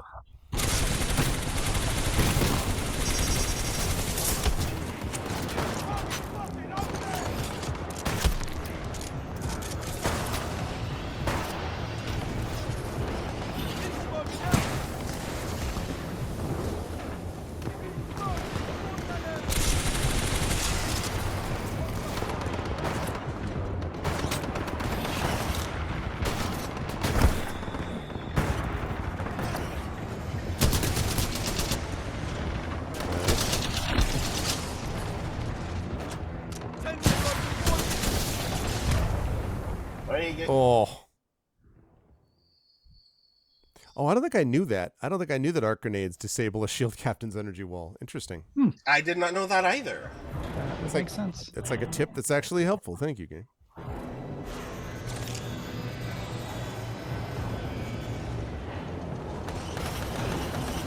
Problem with the electric smoke grenades and things like that is that I guess you can't see them when they're inside it either. So like it keeps them from actively targeting you for a bit, but it's also like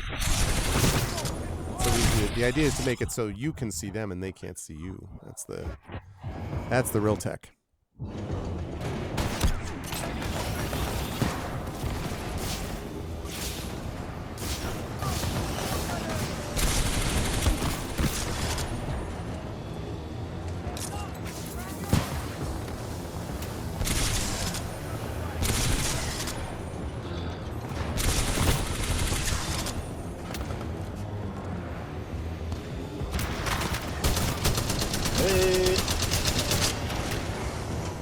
Please go to sleep.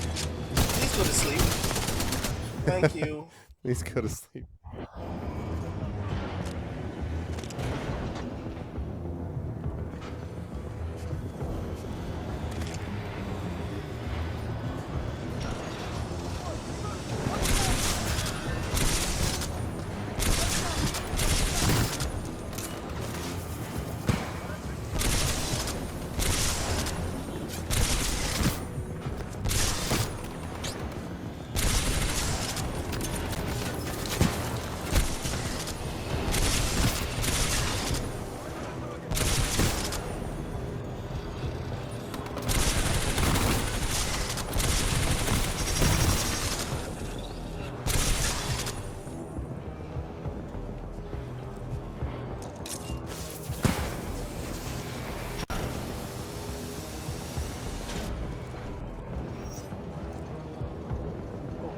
we're good.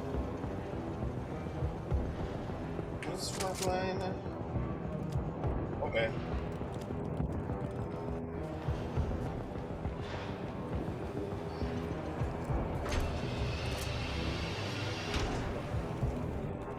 Here and going not.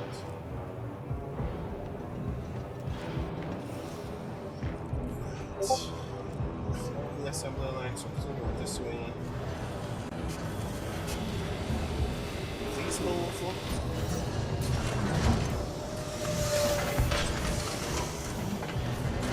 Oh, so I just need to be on one of these now?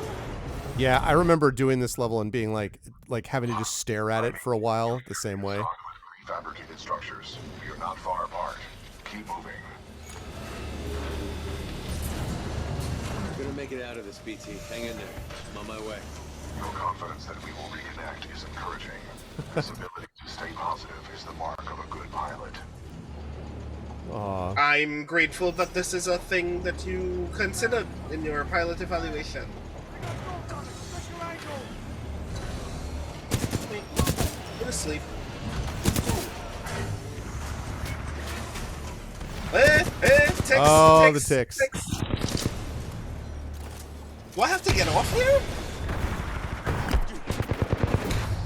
I guess. Post-tick stress disorder. It's terrible. I really cannot stand those things. They're actually, like, from a science fiction point of view, they're really awesome, kind of like what the hell weapons, but like just dealing with them in a play. And I mean, they're good within the game. They're just one of those things that, as a character in the game, I'm like, God, no. What if a landmine knew how to find targets? Oh God! And then you shoot it, and it blows up, or it comes to you and it blows up if you don't shoot it.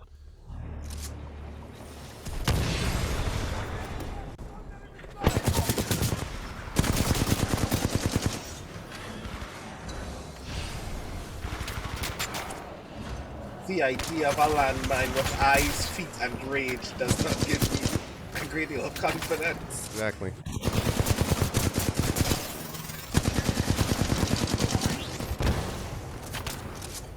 I would rather not, thank you.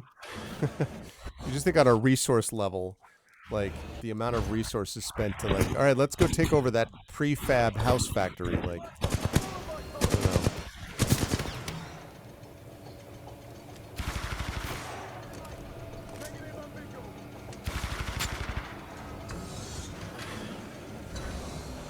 I don't know. You just start seeing like chairs and like bookcases pass by.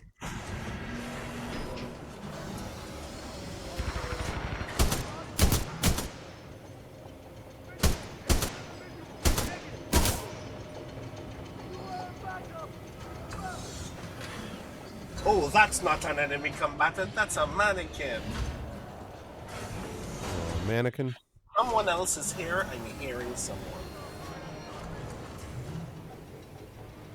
The guy who keeps yelling negative on visual. I guess I'll just move on without you since you can't see me.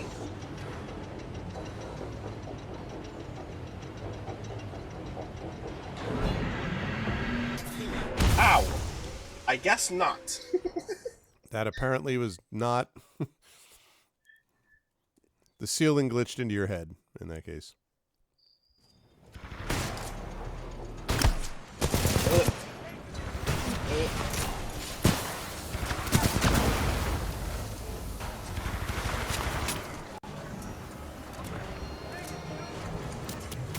It's interesting how this also, which is something that happens with Halo and Destiny as well. It focuses much less on the question of health. It's more cumulative at one time, like momentum health. You lose a bunch at once and then you're dead. So if you can get yourself out of there, and it cuts down on the whole need for like, I have health packs and I have this much health and I have 70 left or 100 left. You don't have to do any of that. It's more about, are you going to get overwhelmed by shots that eventually your shields can't, don't have time to recover from? Yeah.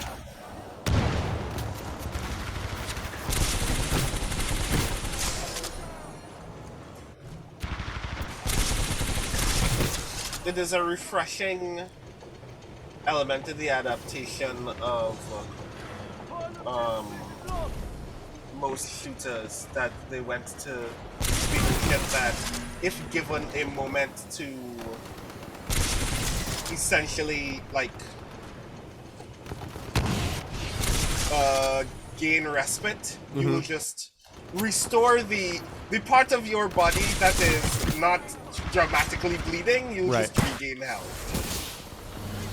Which is like not how the body works, but I appreciate not having to think about how the body works. Yeah, exactly. It's an abstraction, but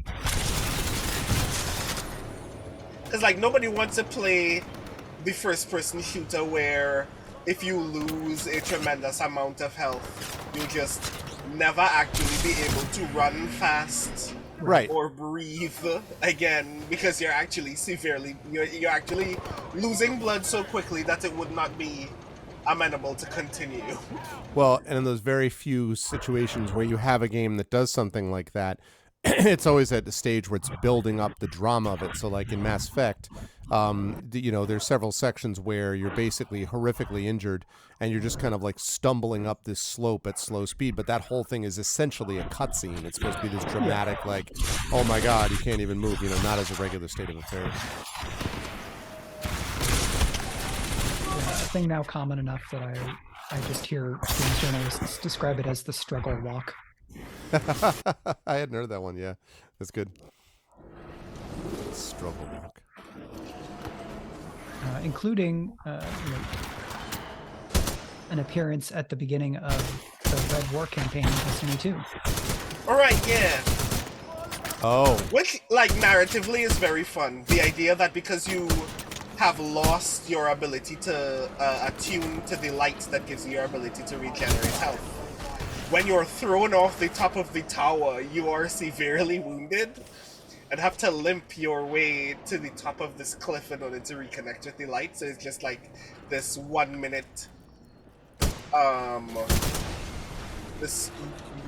scene of you just slowly trundling up this hill that you would have otherwise been able to race up with no issue. Yep. Yeah. Because now you can die. There's an echo of that in even the Superman stories, the Superman movies, Superman, what is it, 2, where he gives up his power, and that first moment where he basically gets the hell beat out of him in a bar, and he just has, Christopher Reeve does a great job at just like this stunned, like, what even is this? Because obviously if you're Superman, like the idea that anything could hurt you is a long time since you've ever had that kind of a memory beyond kryptonite. And so that idea of all of a sudden you don't have that immunity is you can do a lot with that, I think, symbolically and otherwise. Yeah. I think my favorite version of it in a video game, not one that I've played, but one that I've seen a playthrough of, is Spider-Man Miles Morales, where after ejecting a large portion of his bioelectricity, Miles is now limping out of this Roxxon building, looking for his friend who was previously his enemy, but now learned that everything that she was doing for the last 30 minutes was an error in judgment, and you're trying to save her from making the sacrifice that you're about to make, but you can't run to find her. Oh, man. And I'm like, all of this sucks, this is bad, please let me run to her. I want to help. I'm on the suspect, 20 meters out. Lost visual. Found visual. They've gained visual. Ow. I do not have visual. Oh. Your forehead turned into jam. I'm very sorry. Yeah. The liquefaction of some of these is... Wait. You just saw me? Where are you? How can you say you see me and then do that, friend?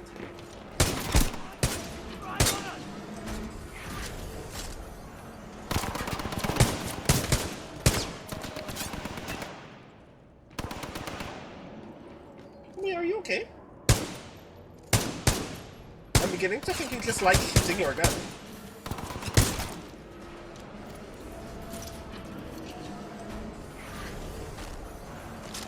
I mean, I guess they have certain forms of body armor, but it is like just comparatively, they're so squishy compared to the robot Terminator things, and then of course the Titans themselves. So like it's just kind of like these. You're just throwing these like rag dolls around the map, and you know, you're kind of like, man, the robots, the Titans, also not like this. Why do you just want to go over here?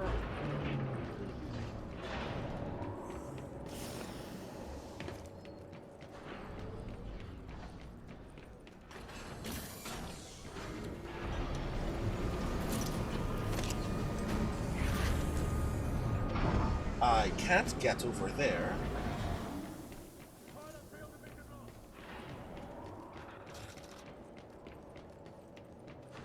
That one looks like it can be activated, though. That elevator. Elevator. Yeah, there was a elevator back to, if you spin to the right again, there was an elevator with a green glowing panel that it looks like you could, no, it's on your level.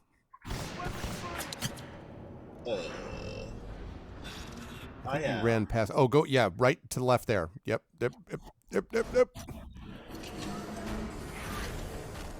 No, no. Very blind?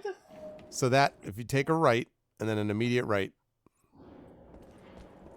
Nope, immediate right before that. Immediate. You see it in front of you? It's there. It was right there. That right there.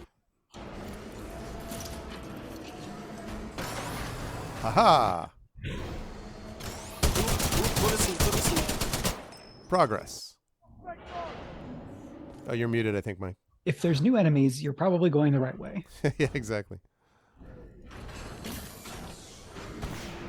The Trail of Bodies, which is literally there to make it easy for you to remember where you've been. No, this is just a hole.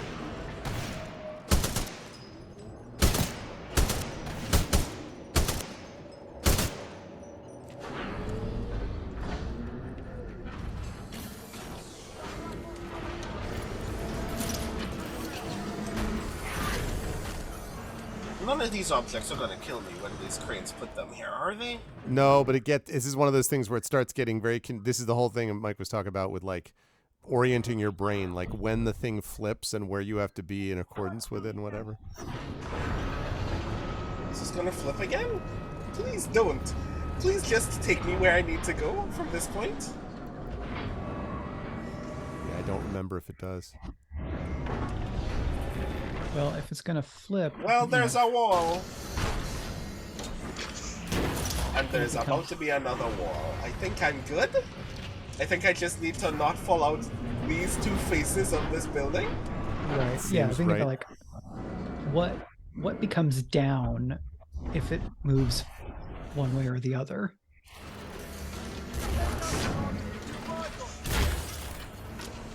Oh, Tex! Bye, Tex.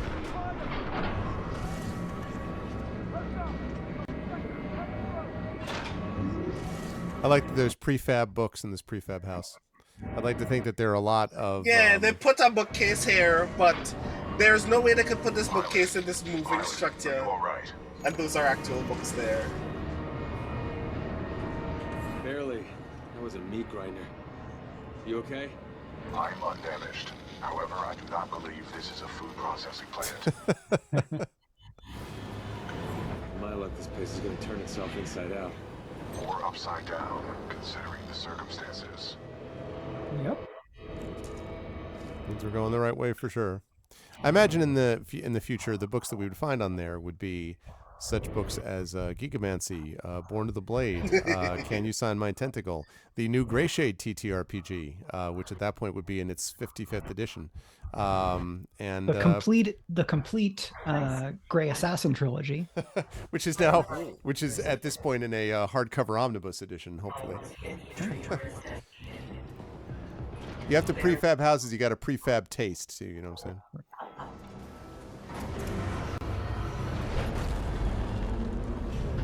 Ooh. That looks like a lot of wall run. Pilot, scans indicate the dome above is your best course of action to find an exit. I recommend getting there by any means necessary. I think that means you're close to the end of the level. Climb to the top of the urban assembly. Ooh. Okay, I don't want to spoil anything. I'm trying to remember if I'm gonna hate this, aren't I? I'm trying to remember what section, or if that's going to be Mike who does that. I don't remember. I think I know how this chapter ends. You know what I'm talking about? I was trying to remember. Yeah. Oh, hey, check you out. You got a pilot helmet. Pilot helmet. Okay, cool. That's totally what you wanted, was that pilot helmet, right? That was huge. I'm gonna be real with you. I thought that I thought that mark on my HUD was where I was supposed to be. No, that's what I thought too. I'm actually lost as to how to progress from this point. Am I supposed to get even higher? Yes, top of the assembly. But I don't know exactly where to tell you to do that, though. What the hell is even up? How that am I you see that am platform? I supposed to get past here? No, you see that platform over. Unless you just came from there. You see that platform over? No, behind you. The Wait, not that one. That was where the helmet was. But yeah, the one that's over there, like the house. It looks like there's a flat house, like. Oh. But I didn't know if you came from there or not. Or are you supposed to go up on that orange? Yeah, do I need to get higher from here? Oh, you have to get on there, I bet. Yeah. Can you get on that Jesus. blue thing? I think you're running Okay, from crane Ghost, to crane. can you tell me if I'm supposed to go up these blue things? If I'm supposed to go up these blue things, this is terrible. Okay. Yep. Blue. Think like a pilot. I'd rather think like I'm mortal, you know. There you go. Oh, nope. Oh. Bye. What? With the frame choppiness, I was like, I think you made it. Well, you didn't make it. Yep, I'm gone. Oh man, it was close though. But you saw what to do. You were almost there. Okay, cool. So I need to wall run from here. And not miss that platform, which I did. Yikes. It's amazing that platform glitched out just before you reached And then it gave me the platform. Okay, cool. Oh, I assumed that you got there. Game was like, you made That's it. very nice. Yeah. And then I will run. No, I make this jump and will run to that. Okay, cool. That ghost thing is a really good idea. It's neat. Love that Okay, you're so wall there is a running platform on AstroTurf. Mm-hmm. Oh my god. Oh, it's Ash. What am I supposed to do now? What? Ash was kind enough to tell you that. Just step on a moving platform. I did not step onto the moving platform. Cool. I will take it from Grand. here as you're like, no, you won't. Gravity, my eternal foe. The true boss. Resetting Oh, this is fine. Impressive pilot. You made it all this way alive. Unfortunately for you, there is only one way out. Step onto the moving platform.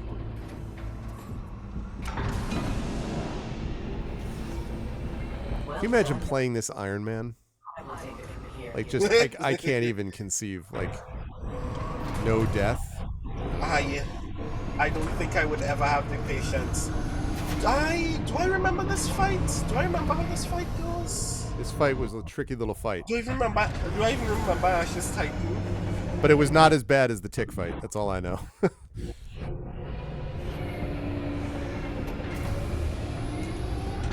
I love and hate that this whole factory is for war games.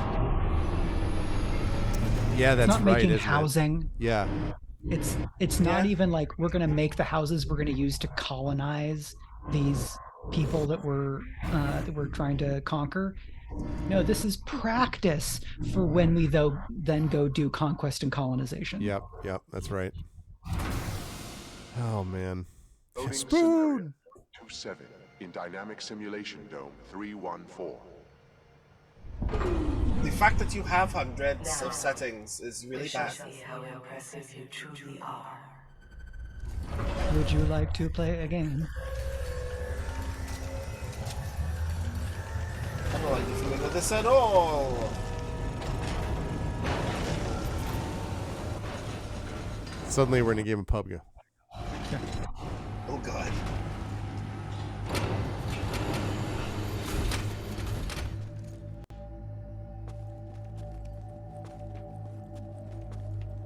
Delivering militia test subjects. Yep, it's a good reference. Wait, what? Arm up! Barely survived the last one. Shut up and grab a gun! Look, pilot! Now the odds are in our favor. Nothing about this is in our favor. Aim sharp! Scenario 127, load complete. Let us begin. Deploying specters. Cool, grand. Sounds like fun.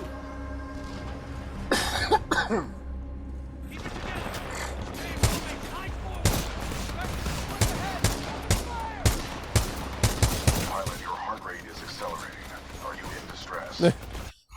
Yes, friend. You could say that.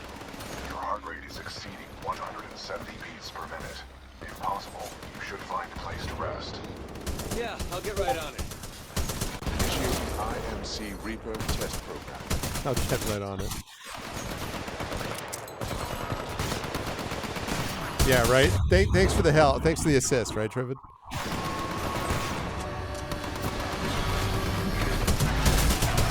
I am grateful for all of your aid. Ow, ow, ow!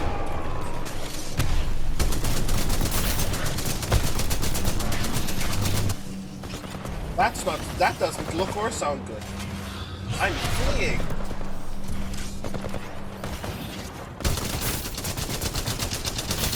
Pilot to Titan video feed reestablished.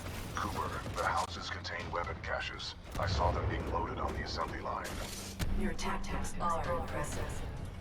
I'm sure the IMC won't mind if I deploy a few more units. Deploying additional. You could stop whenever you want. IMC cutting in. We don't have the money for that. Wow, Please wow, stand wow. down. I'm sorry, that requisition request has not been processed. Or it's like I BT think tries we're to do that, but can't.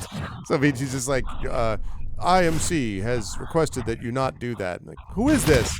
I am not a Titan supporting Cooper. I think we're observing enough. I think we're fine. I think you can stop. I think we've gotten all the data you need. Yep, you got the data. You could relax whenever you're ready. Jesus Christ, more text. I know.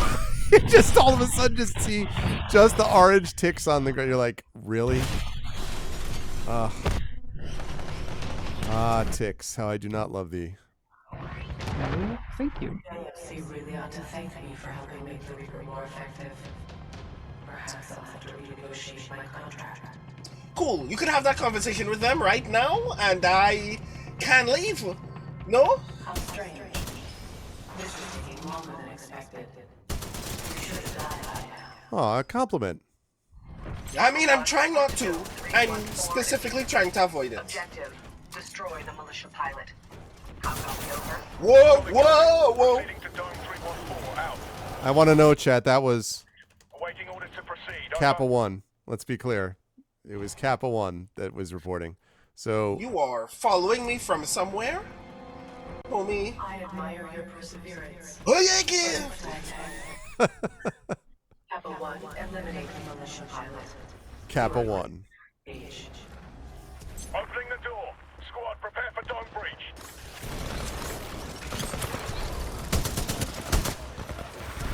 No, thank you. We don't need any. Oh. I want so badly not to hit. Hey, have some ticks. You know what you haven't seen in a while? Ticks. Jesus Christ. It just got more and more black and white the whole time, and I'm like, oh no. And then all of a sudden, I was like, and ticks. But where does it start you? Oh, okay. That's not a terrible checkpoint, though, honestly. Kappa 1, eliminate the militia pilot. You are clear to engage. Quick bio break myself. I shall be back in just a moment. Yeah, I don't remember if it's like how many checkpoints there are in this sequence. I'm glad that there are some.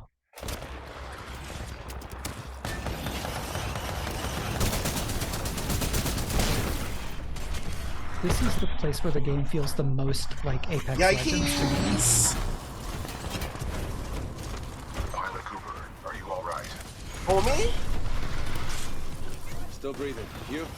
Still operational, but unable to escape. Cooper, I find that you are having this conversation with BT quite too nonchalantly.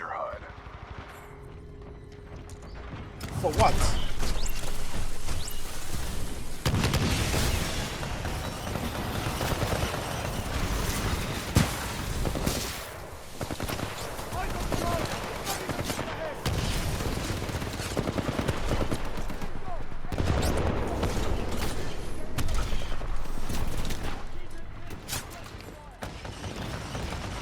That way? Cooper, I have detected an opening in the outer wall. You should get out of there while you can. Marking your HUD.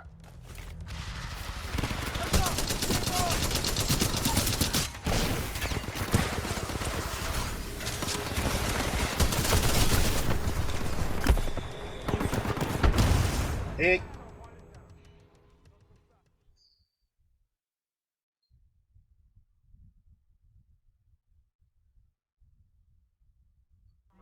Perseverance, but it's time to end this.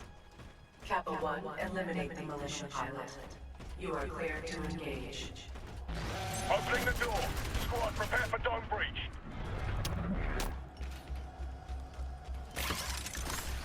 Oh my god, I'm hearing footsteps behind me.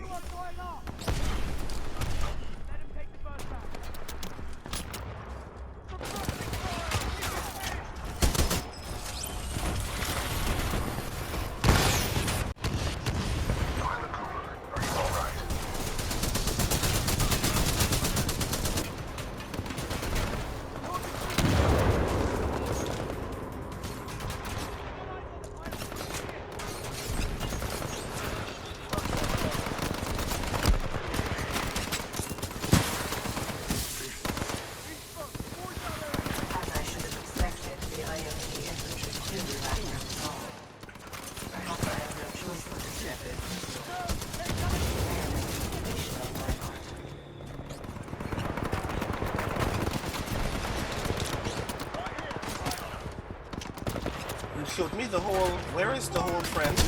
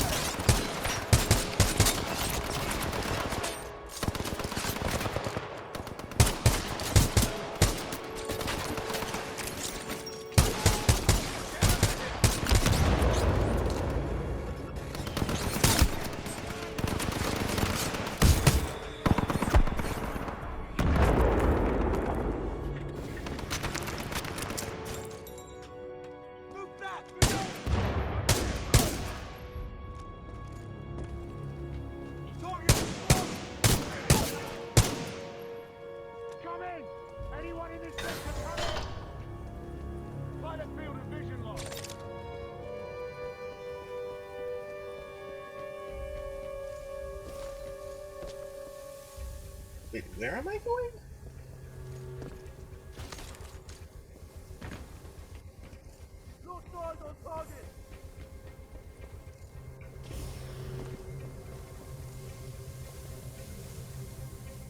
Do you have to get back into the dome?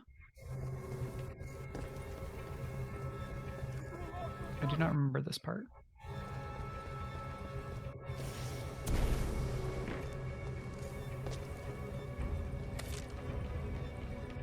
Nope, all of this is locked now.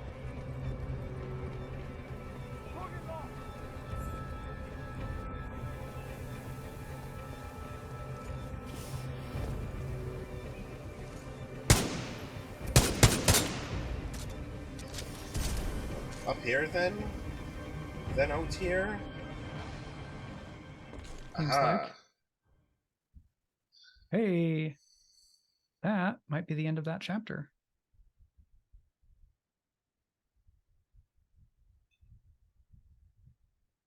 Reevaluate definition of shortcut. Yes, perhaps BT, we may need to qualify that term more succinctly in the future.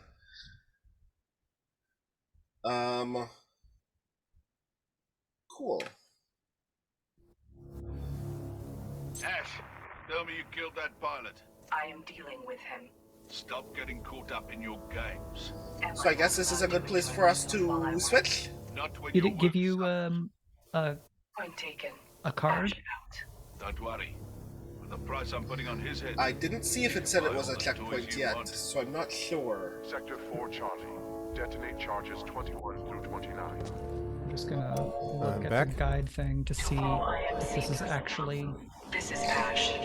I am sorry to report, due to your inability to contain the security breach, I have been forced to scuttle the entire complex. Some of you may consider this Okay, no, this is still the same chapter. I suggest you evacuate. Although I think at closing in the end, you have this is one of those classic Metroid get out before everything blows up type of deals.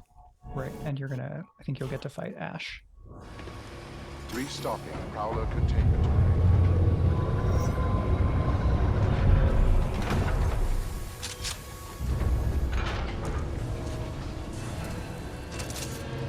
Yeah, exactly. Stop getting caught up in your games. Am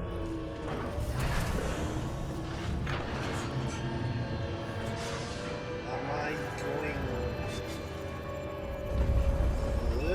this way? Which way are you even facing, Ghost?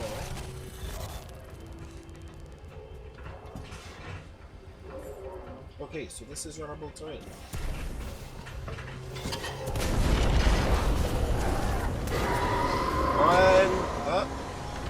So we've got about a half an hour more of Titanfall before we take our break and roll the preview clip from our upcoming mini-series while the three of us take a little bit of a break and get the overlay set up for our Candela Obscura one-shot, I do not know Shadows of Old Fair, which will kick off I have broken free. at about 5 p.m. Eastern, about an hour from now. But definitely hang out during the break because we will have that cool special preview for you. Yep, and it'd be awesome to be able to if we could get to that first $200 level before we end this section. So let us do that if we can, chat. This place is falling apart. I suggest we leave. You are not far from my location. Marking your HUD.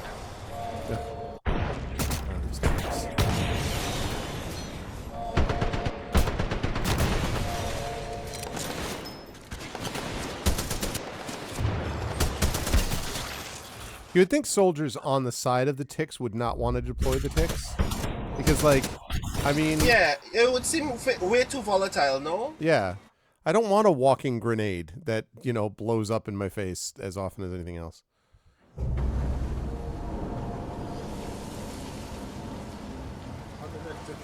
193 meters and down!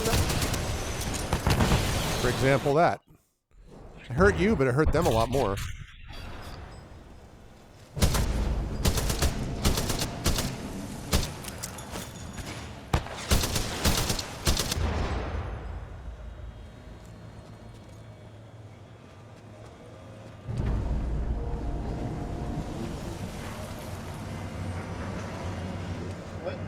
But nope, I'm good.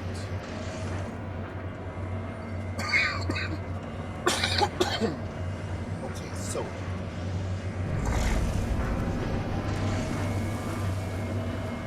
what am I supposed to? That way? Looks like it. How do I? Oh yeah, you can do it. You got to like wall run. It looks like wall run and then. Yeah. Yep, exactly. Okay.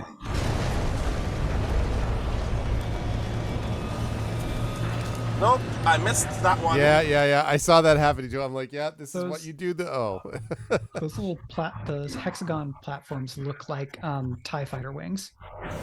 They do, yeah. And also give me Mass Effect 2 vibes. This is a highly dangerous environment. I suggest you embark, pilot. I suggest you embark, pilot. Well, I'm inclined to agree, BT. We should leave here. Why did you come back here for me if you told me to leave? And randomly dogs are just like up there, like. Pilot, I detect an exit beyond this dome. Check your HUD. Recommend we get the fuck out of here. Yep.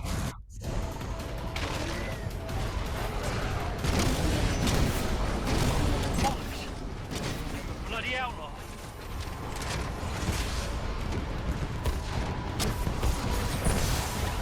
Bizarre. Escaping a test facility. Come on, you bastard. Trying to Kobayashi Maru this thing.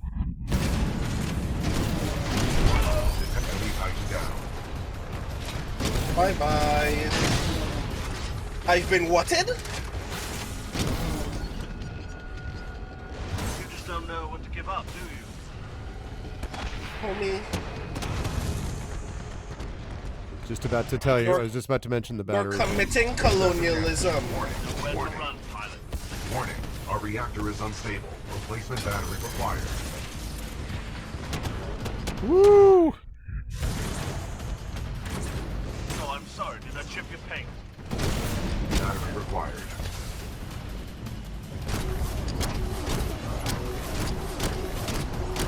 Flight core ready. That machine work. Well, didn't make it out of that fight. Let's try that again. That was close. I was like, I think you're almost there.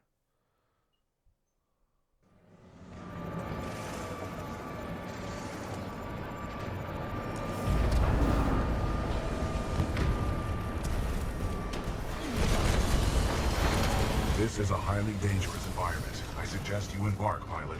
Let's do this.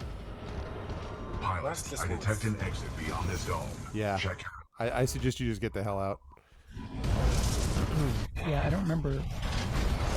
This might be one of those levels where you're not meant to fight everybody. I think you actually might have seen it just then through the out the way that you're facing now. Well, yeah, there it is. I saw something that seemed broken. Excessive damage. Warning.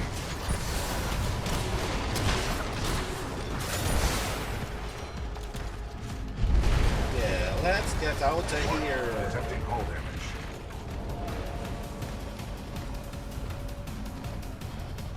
I just want to find some batteries and leave for the... This is definitely the right way to go.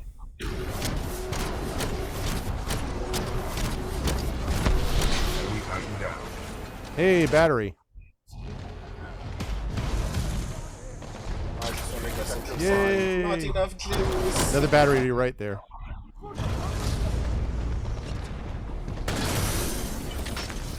It's funny, you just smash into it like Kool-Aid Man, that battery.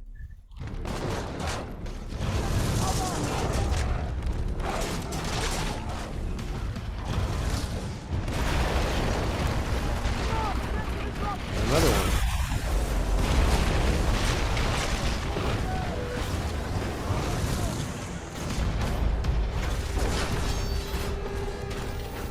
Nice. It's Ash. Let's just put a high price on your head, pilot. Dead or alive. That makes you worth something to me. So much so I had to reveal myself there for an epic moment. The thing that always gets me about that is I'm happy to 1v1 you, but then they're like, but first have 5 other ads. And you're like, no. I thought you were epically battling me.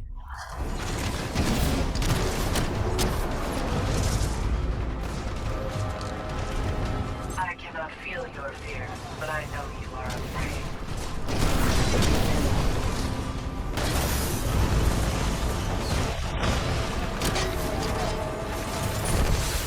Very disappointing, perfect.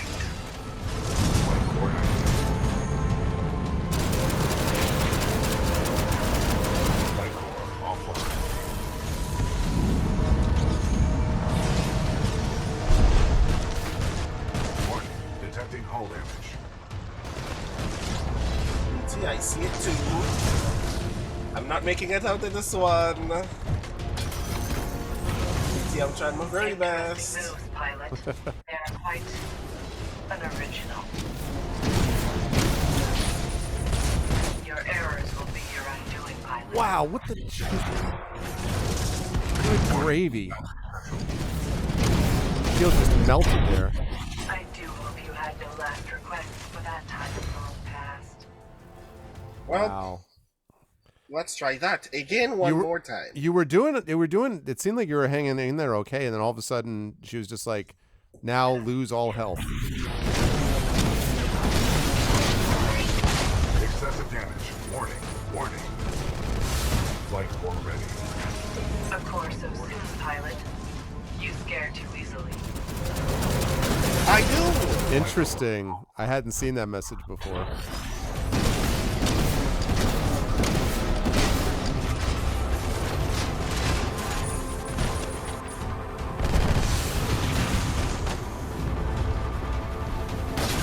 All units fire at will.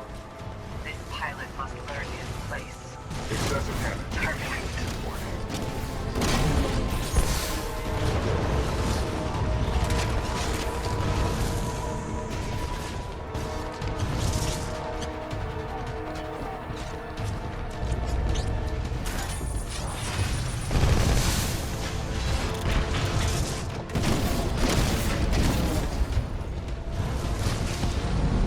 Your mistakes will be your undoing.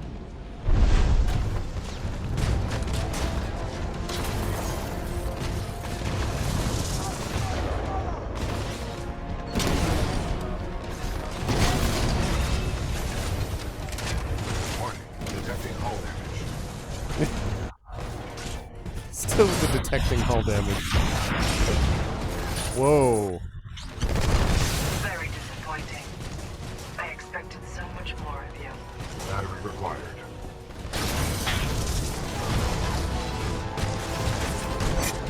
I do hope you had no last requests for that time in long past.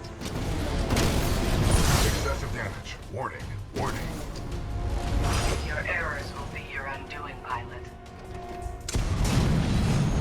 Yep.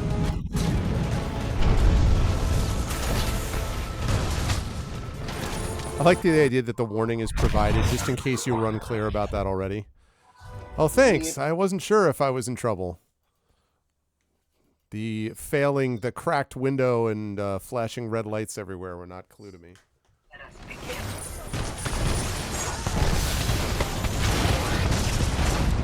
Excessive damage. Warning.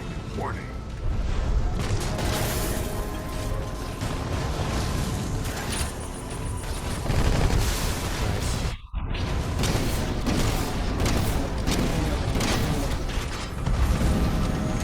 It's a little hard for me to see, but in that flight core, do you take off and then you're firing back down? Is that what that's doing?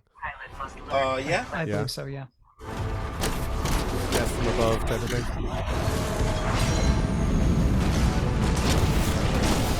Flight core ready.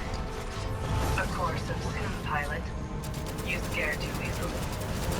Perfect. Flight core offline. Oh.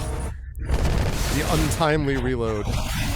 Your mistakes will be your undoing.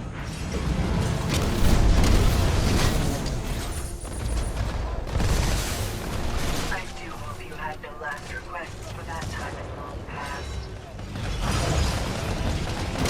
Detecting hull. Your persistence is honorable, but your demise is inevitable.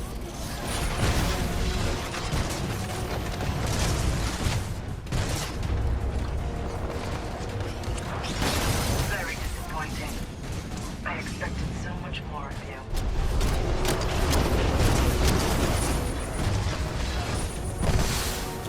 Come on. You should not have done that, pilot.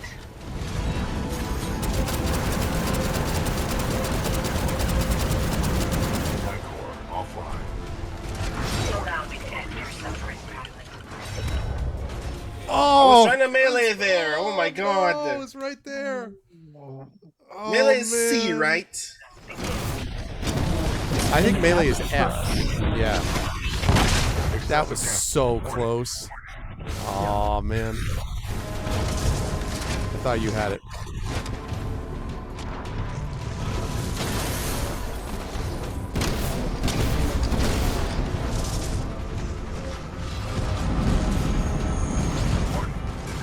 Your mistakes will be your undoing.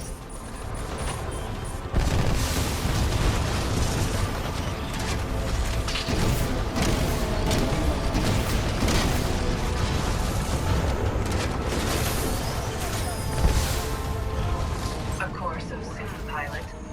You scare too easily. Light core offline. Very disappointing. I expected so much more of you.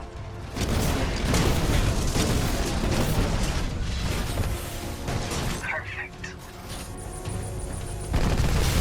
Warning. Our reactor is unstable. Replacement battery required. Warning. Nope. It's just like, warning. I have no warning. No existence. Warning. Warning. Let us begin. Let us take our time beginning, maybe. Let's maybe not begin quite so soon. Yeah, I mean, you basically broke this down to just you and her, I think, at this point. Well, I guess there are a few of these little ones, but... Flight core ready. Flight core activated. Perfect. Flight core offline.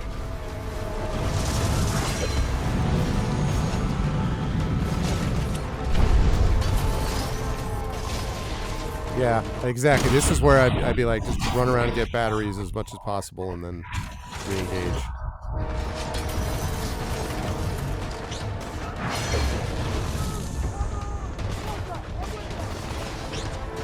Very disappointing. I expected so much more of you.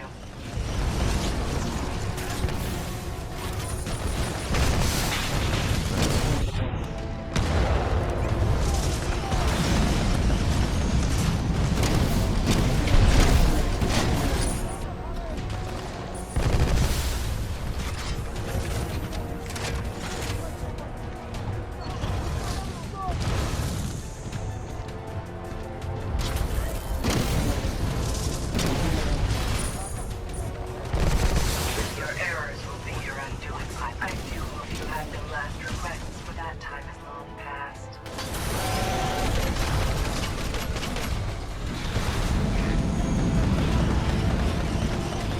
Your persistence is honorable, but your demise is inevitable. Warning. Detecting hull damage. You may surrender at any time. However, I will still have to kill you. Nice. Oh, Greg, take a look at that Zoom chat. Your errors will be your undoing. Oh, cool. All right, we have a $24 anonymous donation. Thank you, thank you. So that brings us that much closer. Battery essential. That brings us to 161.74, if I did that properly. Thank you, to the anonymous donor. All of a sudden, I was like, why is it on? Then I was like, I saw Brandon looking sad. I was like, oh, that's why. Excessive damage. Warning. Warning. So thank you to the donor. So we are only less than $40 away, folks, from our $200 giveaway goal. So let's see if we can hit that. Your mistakes will be your undoing. This is so much damage already.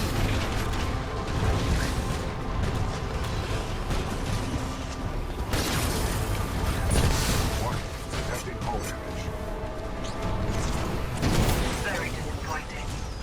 I expected. Flight core activated.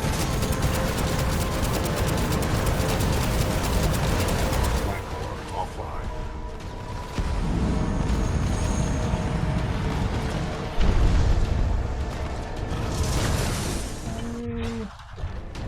Maybe. Excessive damage. Warning. Yeah, they definitely are not. They are definitely stingy on the batteries in this around here. Detecting hull damage. Your errors will be your undoing, pilot.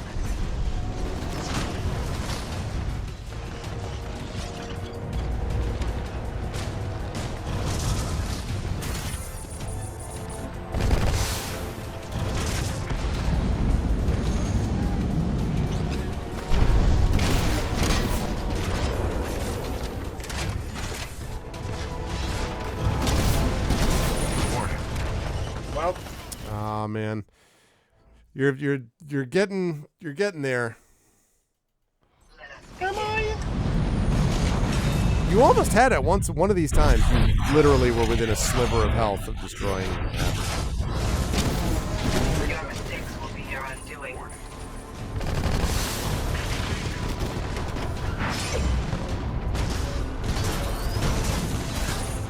The sword wielding mech is pretty baller too, I have to say.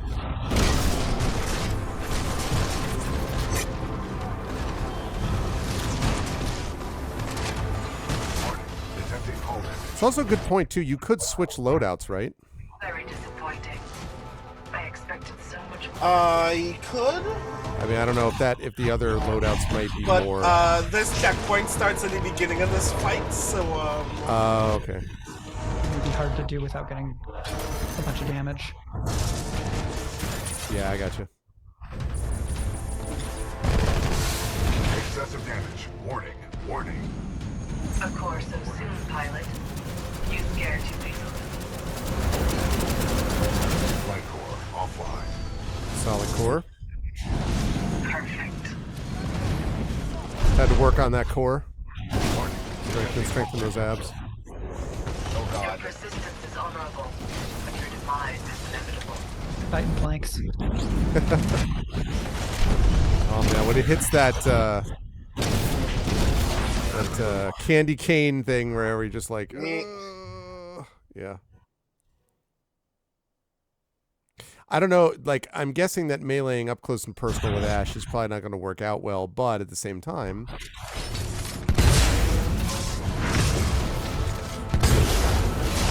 Warning. Detecting hole.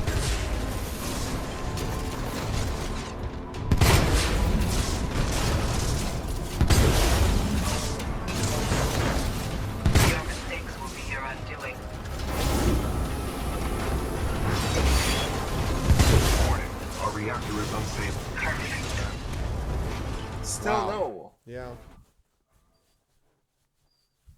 I mean, the only thing I can think to do is to stay at a pretty, I guess, since melee doesn't work out very well here, stay as healthy a distance as you can get, but that's obviously sort of like what we've been trying to do anyway.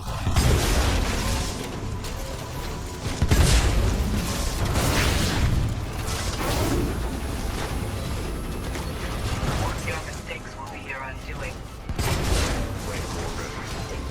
Perfect.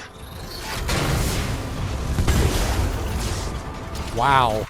Well, that did do a lot of damage to her.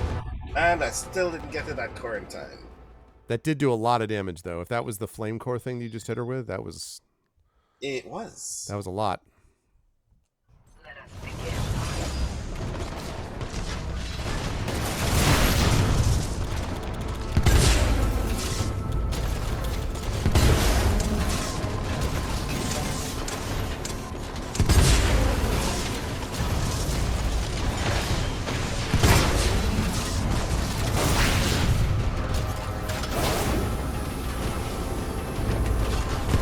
Your mistakes will be your undoing.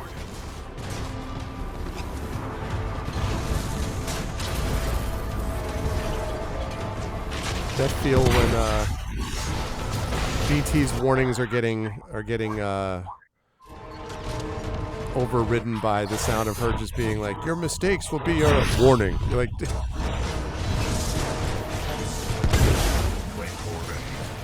Of course, so soon, pilot.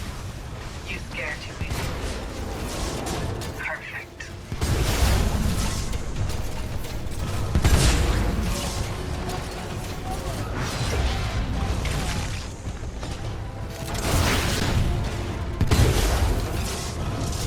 You should not have done that, pilot. "Oh, she's pissed off. Good. We're one.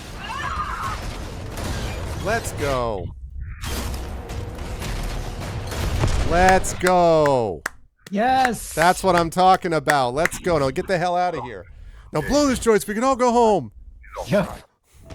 Pilot, the security lockdown has been disengaged. I recommend we leave through the tunnel. I am with you, BT. Let's bounce.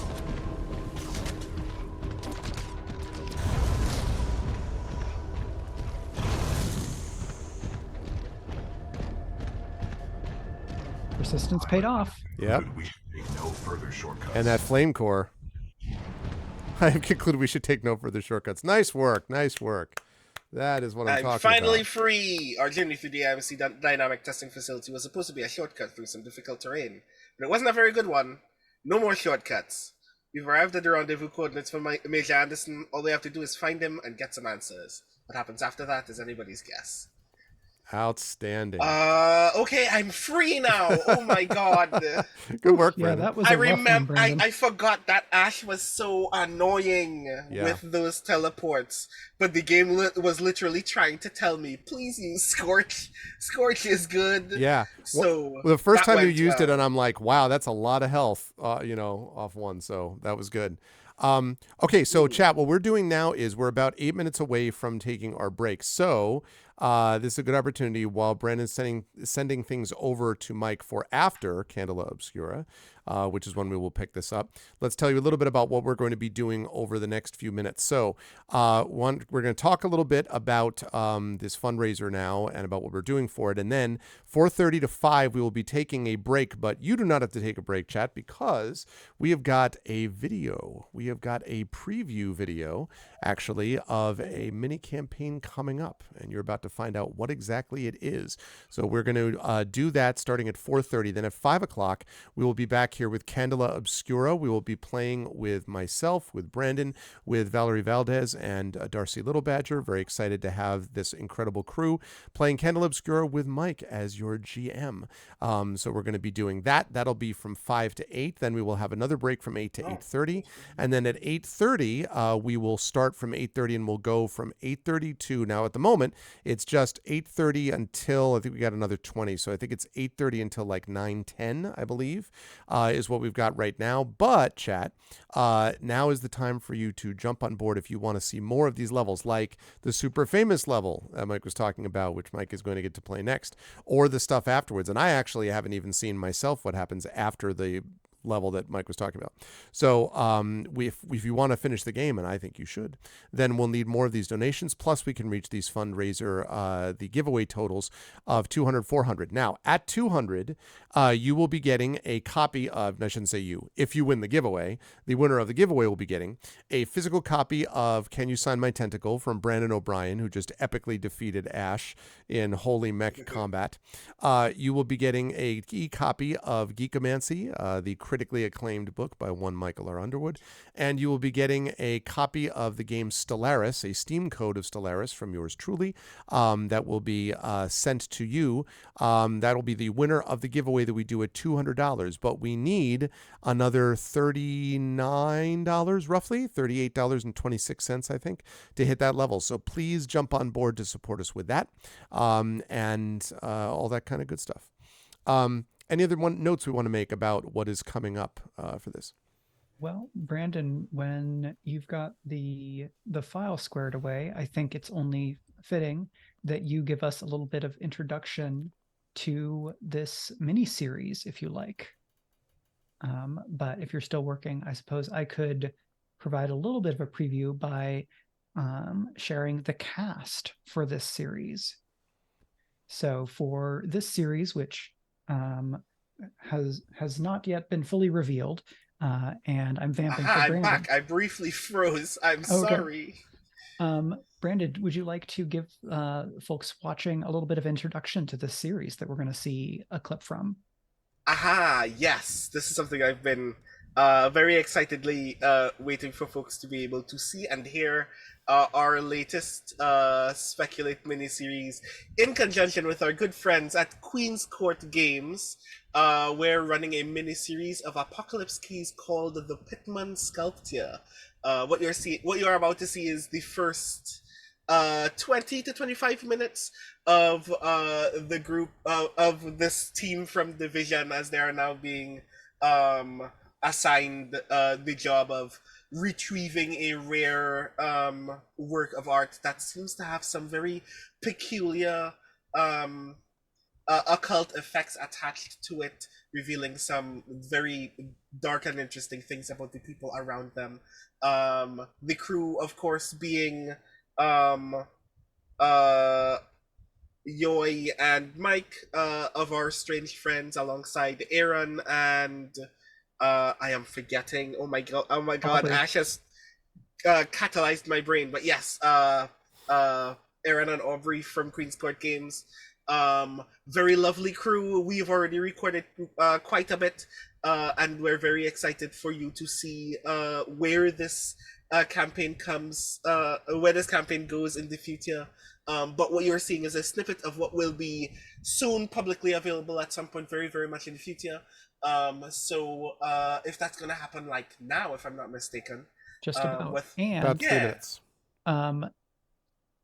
So the main the public release of the Pittman sculpture is going to be in a little while, but if you are a Speculate patron at any level, there is a scheduled post that will go live at 12:01 a.m. tonight going into tomorrow that will give you the link to watch the entire first episode, all 2 hours and 53 minutes of it. So if you like what you watch and you're already a patron of us, a subscriber there, then you know that you have some awesome stuff waiting for you, either late tonight if you are a night owl or you're in another time zone where that's not too late for you, or that you have some Sunday viewing ahead of you to watch and enjoy at your leisure. So that's a extra immediate incentive to existing patrons and to any new patrons that join today as part of the fundraiser. And of course, one of the things that I'm particularly excited about, because I think that the things that we're doing are cool, and I like it when people give us feedback. Since you are here in chat and will be seeing the thing, I'd definitely love to hear what you all think about what you've seen of the Pittman sculpture when you finally get to see it. Is going to be good stuff. Okay, so last 2 minutes, we'll start promptly at 4:30, and then we will be back again, as we say, live with all of you at 5 o'clock for Candela Obscura, but we will be running the video until then. So let me make sure I have that ready to go. While that's happening, we should probably come back to our three talking heads screen. So I'm just going to stop sharing now. Okay. Right. I'm going to vamp because we're having to readjust the thing. Okay. Yeah, just a second. Why do we have... And as a reminder, the overlay that you're going to see in the Pittman sculpture is provided by Jess, aka Burst of Hope, who has also made the lovely overlays that we're using today in the marathon. So a shout out again to Jess for their amazing work in providing some graphical elements and working with us on designing the overlays that we're using today and putting together a great kind of overlay visual package that we use in the Pittman sculpture. Okay, I'm just about ready. I see what I did. Right. Okay. And just so I don't forget to share the thing, because I do want to support Jess and all of the other cool stuff that they do on other people's channels. Over on Nameless Domain at 6 p.m. EST tomorrow, they will be in a very interesting Pokemon Gym tournament. I think this is the semi-finals versus Akinomi Art. Nameless Domain's Pokemon tourney is actually a whole lot of fun, but also Nameless Domain just does really cool work in general, so please give them all of your love, because they're also raising money for charity as well. So if you would like to support not only more very interesting creators, and especially marginalized creators in AP, definitely check out the stuff that Nameless Domain does. If I'm not mistaken, they're raising funds for Black Trans UK and the Trans People of Color Project. So please give them your love and root for whatever wild Pokemon shenanigans take place. And that's happening tomorrow evening, so yeah. Good Lots stuff. of things. This entire weekend has been full of just supporting cool people making cool things. Last night we got to see Negocios Infernales get to its final stretch goal. Hopefully we will get to 1,000 at the end of tonight, and then tomorrow you get to support all kinds of other cool people as well. So yes, please give all of your love everywhere. To all of the things. Okay, so that now should take care of that. And that means that I think we are ready to go for the break/video. So we will be back to you folks in about a half hour. But in the meantime, it is our great pleasure to introduce to you the one and only Billy Shears, Sergeant Peppers. It is our great pleasure to introduce to you the premiere, I guess we can say it that way, the premiere of this preview video for the Pittman sculpture. And then we will be back with at 5 o'clock with Candela Obscura. Please, please, please do donate. It really does help us. We really do need the support. So please do donate. Thank you for those of you who have done so far. And we will be back to you folks in about 28 minutes. Bye for now. Enjoy.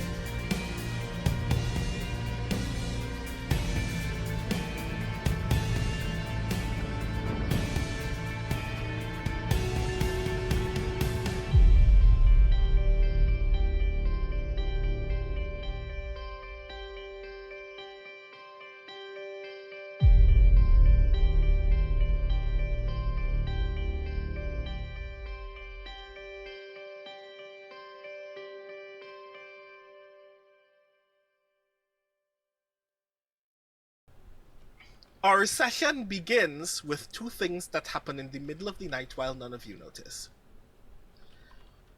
One is that two men meet in a diner with a briefcase that seems to be vibrating, but no one seems to notice. They sit down, they have a slice of pie each, and they speak to each other very nervously about the fact that they don't know why they have this, or rather why they decided to get their hands on this. But now that they've already bit the bullet, they're hoping that they can be able to at least fetch a nice price for whatever is in this briefcase. One of them then, very idly, gets up, goes to the bathroom, like normal people do, is quite messily incapable of not making a terrible scene in the bathroom, but at least washes his hands on the way back out. And then comes back out to witness everyone in the diner, except for the man that he came in with, all standing stock still with their mouths agape, as if they are in shock by something that no one can make out, well off into the distance from wherever they are.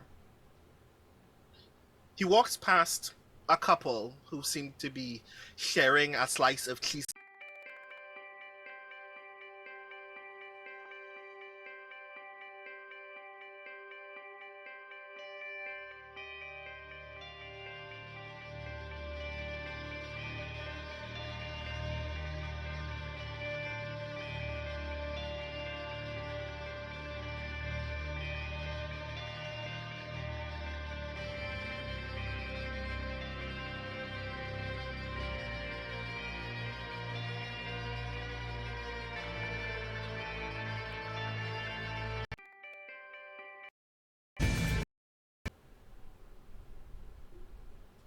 One of them then, very idly, gets up, goes to the bathroom, like normal people do, is quite messily incapable of not making a terrible scene in the bathroom, but at least washes his hands on the way back out. And then comes back out to witness everyone in the diner, except for the man that he came in with, all standing stock still with their mouths agape, as if they are in shock by something that no one can make out, well off into the distance from wherever they are. He walks past a couple who seemed to be sharing a slice of cheesecake before this happened, and hears them muttering something, but can't really make out what. And when he gets back to his friend, said friend is like, I don't know what happened. I didn't even open the briefcase. I think we should get out of here before it gets worse. And the camera just briefly focuses on the table as they're both standing away from it, as the briefcase seems to be vibrating a great deal more viciously than it was before. Just before one of them grabs it by the handle, takes it off the table, and there is a sharp cut to black. We then fade in on a poorly lit, very small room in a very small building, where a single fax machine that is not only off, not plugged into a phone line and not plugged into a power outlet, turns on and prints one sheet of paper very, very slowly. That sheet of paper falls out of the fax machine and starts drifting slowly to the floor And then a draft of wind that comes from no open window or door slides that sheet of paper all the way up to a desk further up in that room, where it rests perfectly in the center of the table, and then lights itself on fire. At that precise moment, when it lights itself on fire, you all receive a text message at maybe 2 a.m. in the morning. You all arrive at the post office. Tempo, you arrive uh, just about last, like just a couple minutes after everybody else does. And as you arrive, you are the only 4 people here. I was probably one of the first to arrive. You know, I don't think that the division is that far away from the post office, and I kind of found a spot, like an empty counter or whatever, and I've sort of posted up, just sort of like laying on it, waiting for everyone else to show up, because I've done this song and dance before. As the second person who is has an automobile at their disposal and who is not waylaid by a burning building, I suppose I'm the next one in the room.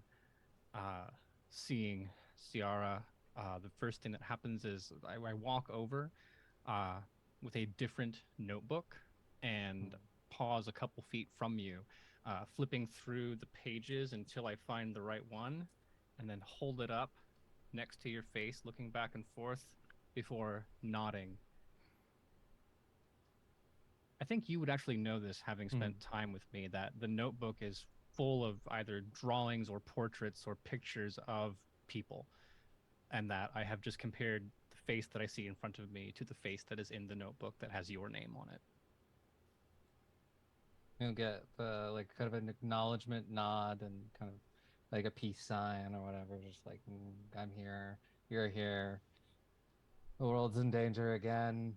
It's Tuesday. It's also worth noting that before entering, Jane would have pulled the hood up all the way and is wearing a white Volto mask that, aside from when you found me, that's the bond that Ciara and Jane share, you have not seen my face since. At any time we are together, there's always the mask involved.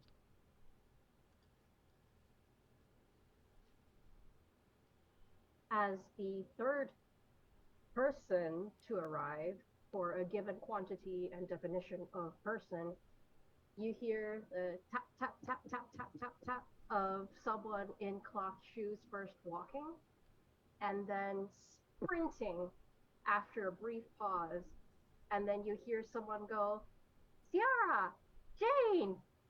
And there's a blurry leap, and Ciara is crushed in a hug from a 5 foot tall person who looks at first like a 12-year-old child, but is actually a young adult. That's because fair. they're just very small.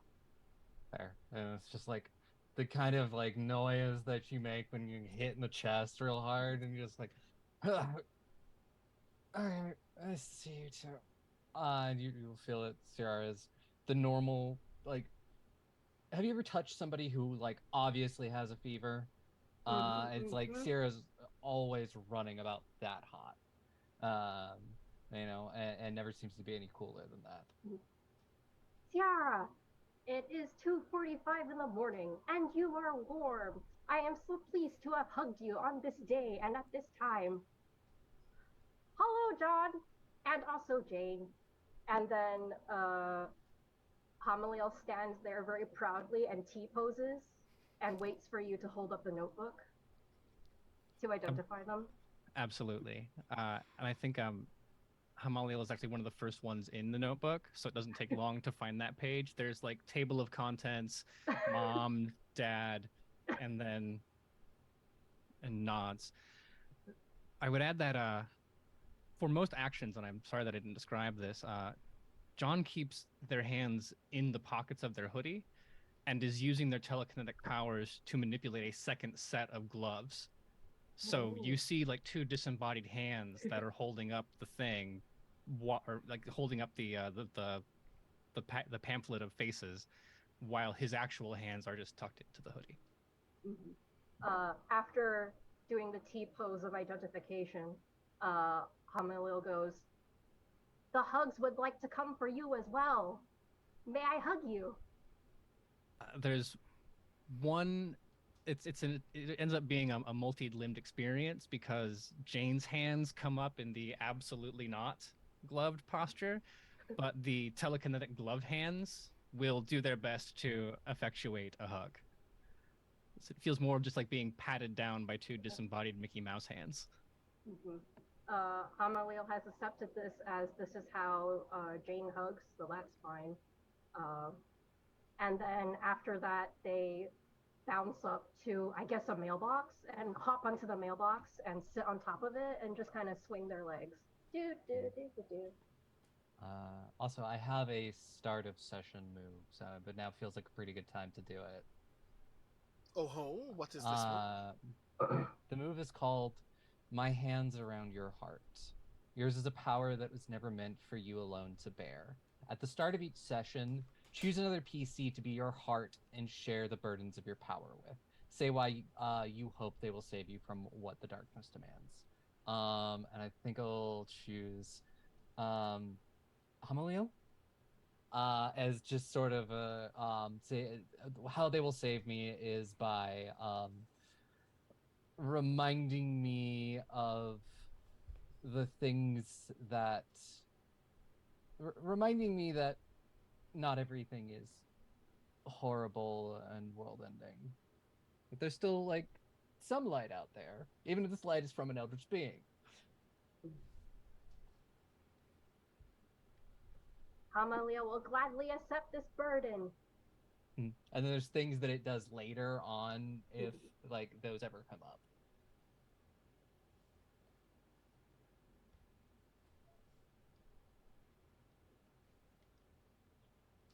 Tempo, you finally arrive. So I kind of float down from flying and alight upon the sidewalk at the front and nod in turn to each of the three with great like deliberate particularity, as if this is a ritual. Have we met you before? Is this the first time we're meeting? So with my bond selections, I know Sierra at least in some way, like we have history, but that might be the only connection. So maybe there was a mission we were on previously, not being on the same team, if that's cool with you, Aubrey. Yeah, that's more than cool with me. Okay. So yeah, like you already mentioned like asking Tempo to be roommates, so it seems likely that y'all would already have known that I was going to be added to the team. Also, I like to think I asked you to be roommates because I asked Ciara and John to be roommates because my roommate died suddenly, and Ciara refused because my building is very flammable. John refused because absolutely not hands. So obviously, you're going to be asked to live with me now. Well, it's not even the fact that your building is very flammable. It's division probably won't let me. That's why Ciara has to stay in the dorms. They had to build a specifically fireproof place to keep her. The room is very fireproof. Yeah. They sleep under a fireman's blanket. You don't see a reaction because there's a mask there, but there's a sudden peak of attention as Tempo enters the room because we were told you would be showing up, but Jane just assumed it was a terrible joke or a mistake and could not comprehend why that would be the case. We've established that this crew, the three of us, are not the A-team, and the idea that they would, in John's mind, waste someone like Tempo on this subdivision of division just doesn't process. So when you enter, the very first thing that happens is the disembodied hands grab the phone and then Google Tempo's name to find an appropriate picture so that he can hold it up. And then it's just like a beat and son of a bitch.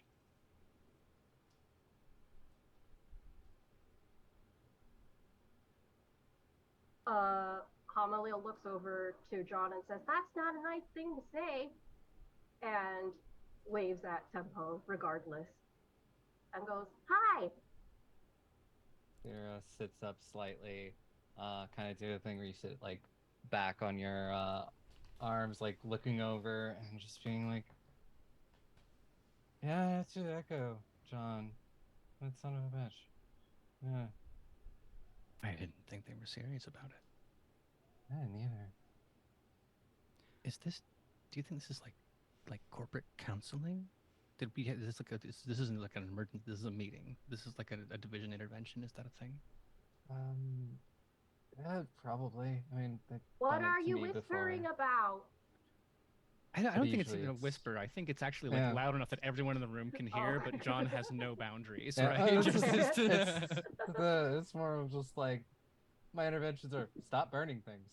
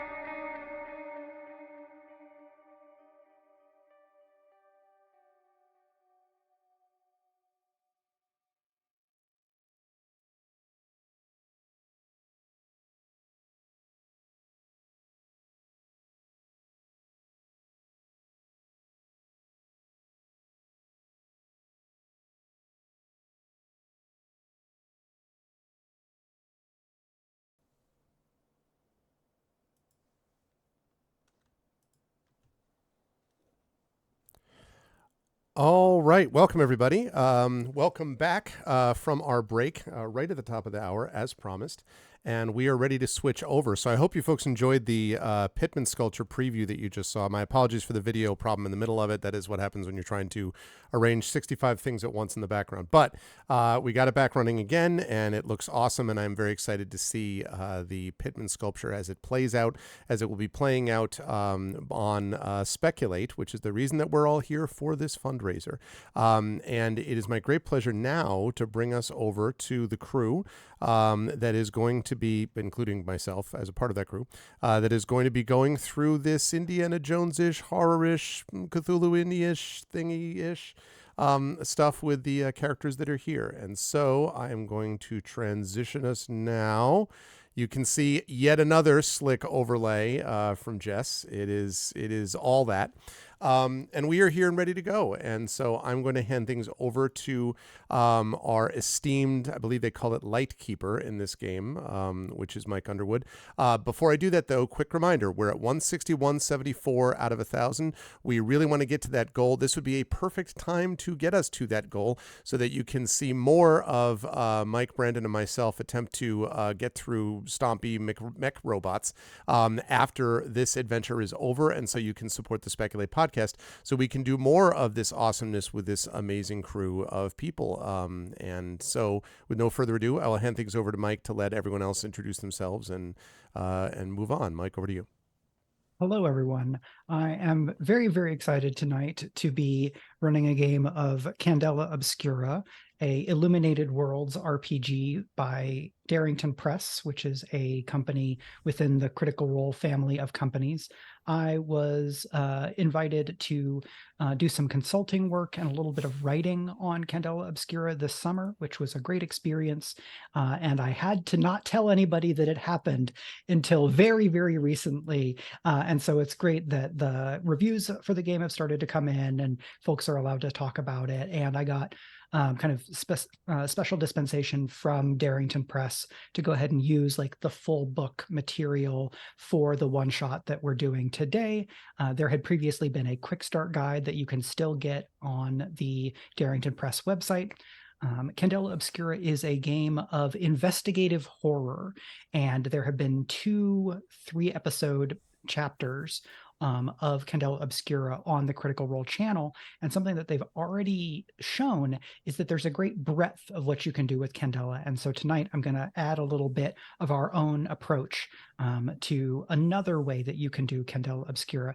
But we will not be able to do that without the assistance of our lovely guests who are going to join us today and round out our circle of investigators.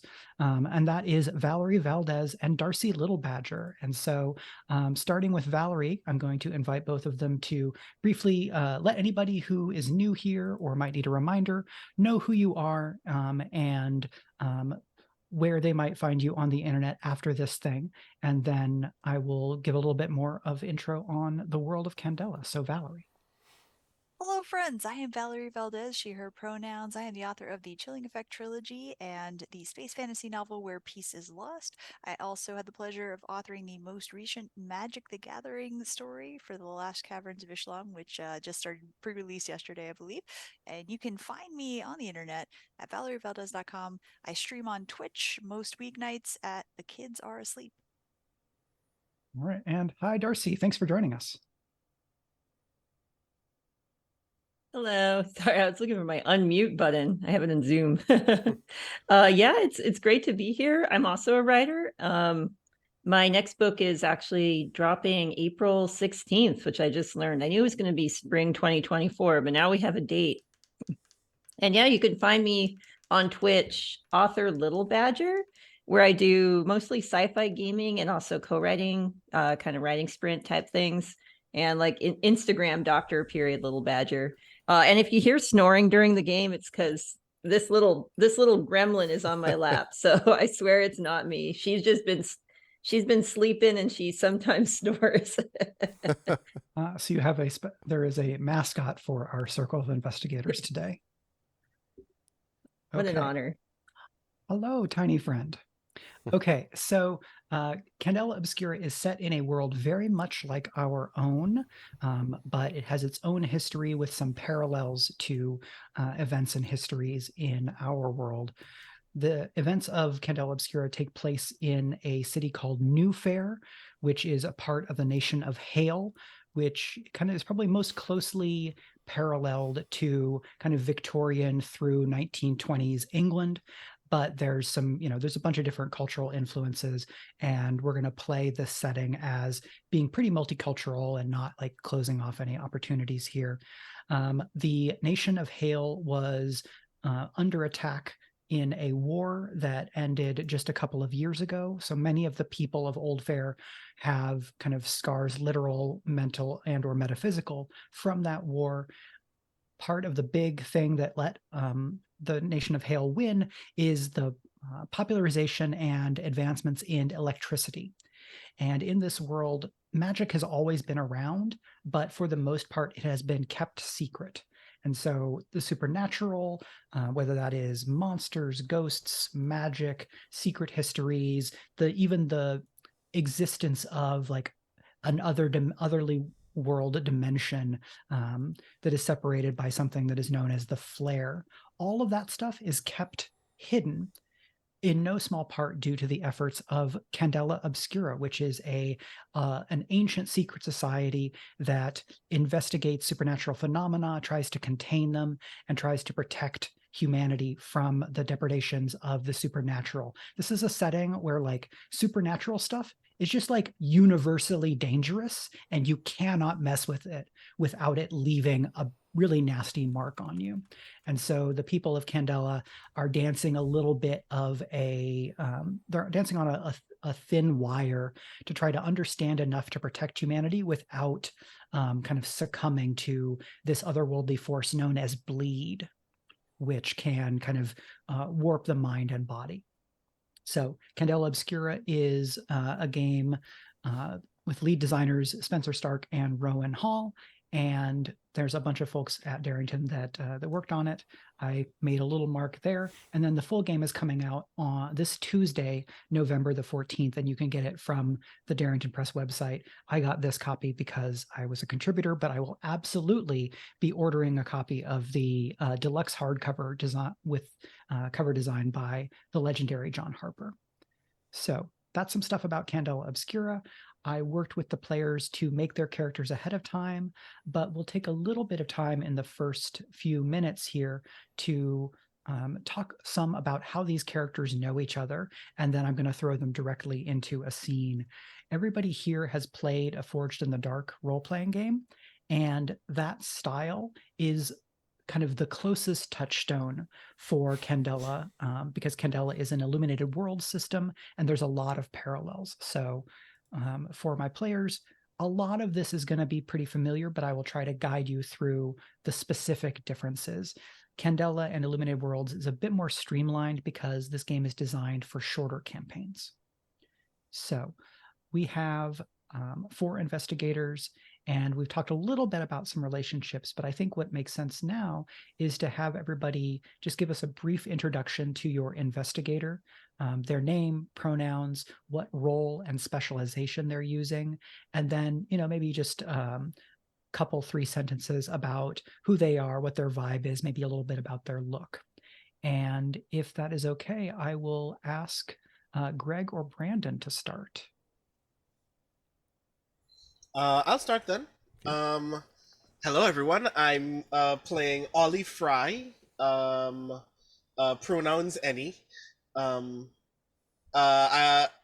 is in the face role as the journalist specialty.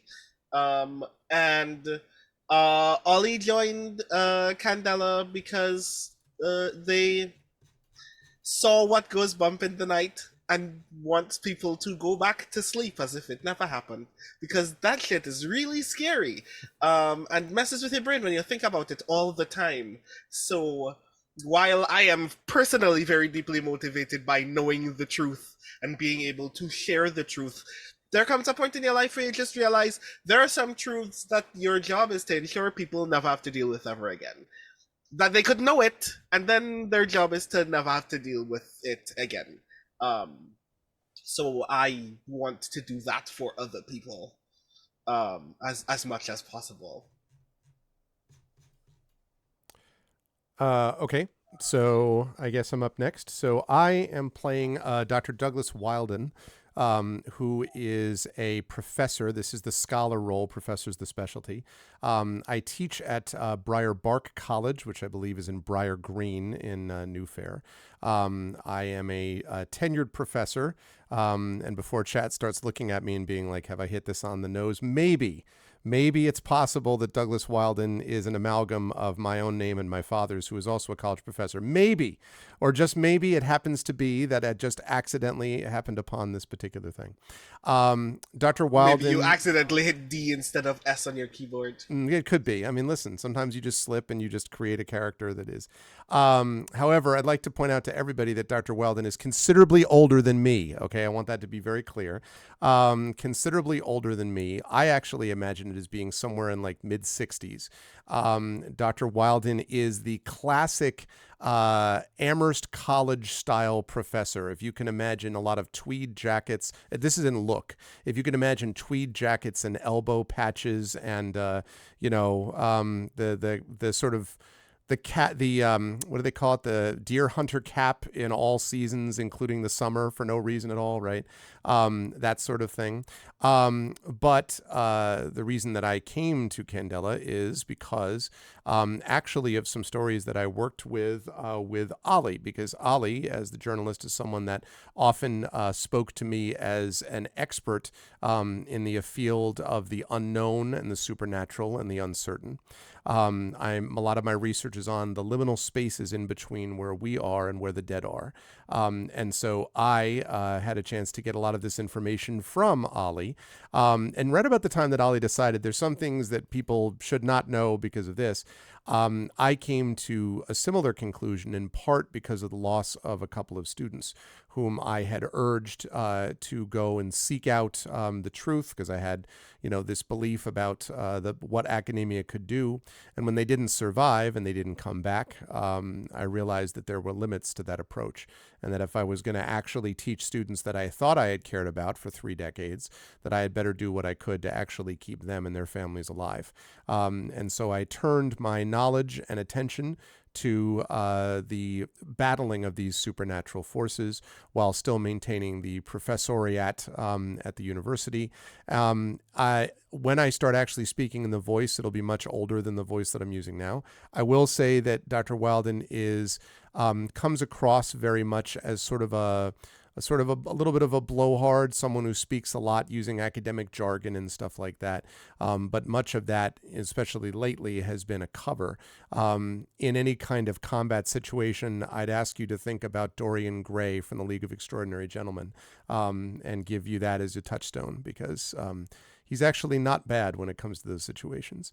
Last point, I think I probably know both Valerie's character and Darcy's character, and I think it's conceivable that one or the other of them might have been a student of mine in the distant past, but that's up to them whether they want that to be the case. If not, totally fine. Regardless, I think I would have known them by reputation, if nothing else.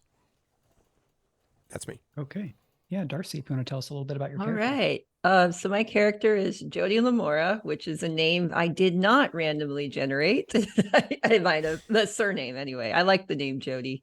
And she's started out as a mountain climber, cave explorer type individual who would lead little expeditions for people who weren't as experienced as her.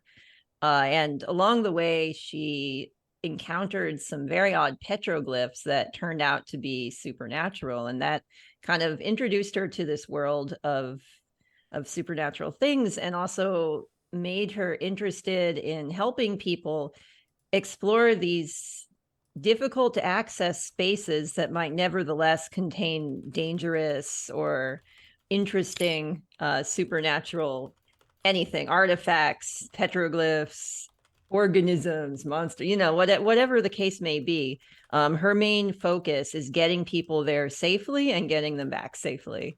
And so that's one way she probably knows a lot of people.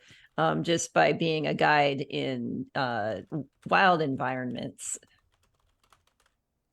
Okay, great. And last but not least, Valerie, go ahead. Hello, so I am going to be playing Flora Tavira. She is weird in many ways, and her specialization is the occultist. She's actually a stenographer, a typist. This is around when, in our world, the typewriters would have become more commonly used. And so she's part of that kind of movement. Her vibe is a sort of frazzled, disheveled secretary, more or less. Think kind of like the suffragettes, but also maybe a little Mary Poppins in there. And for Flora, she's actually always been able to see things that aren't there.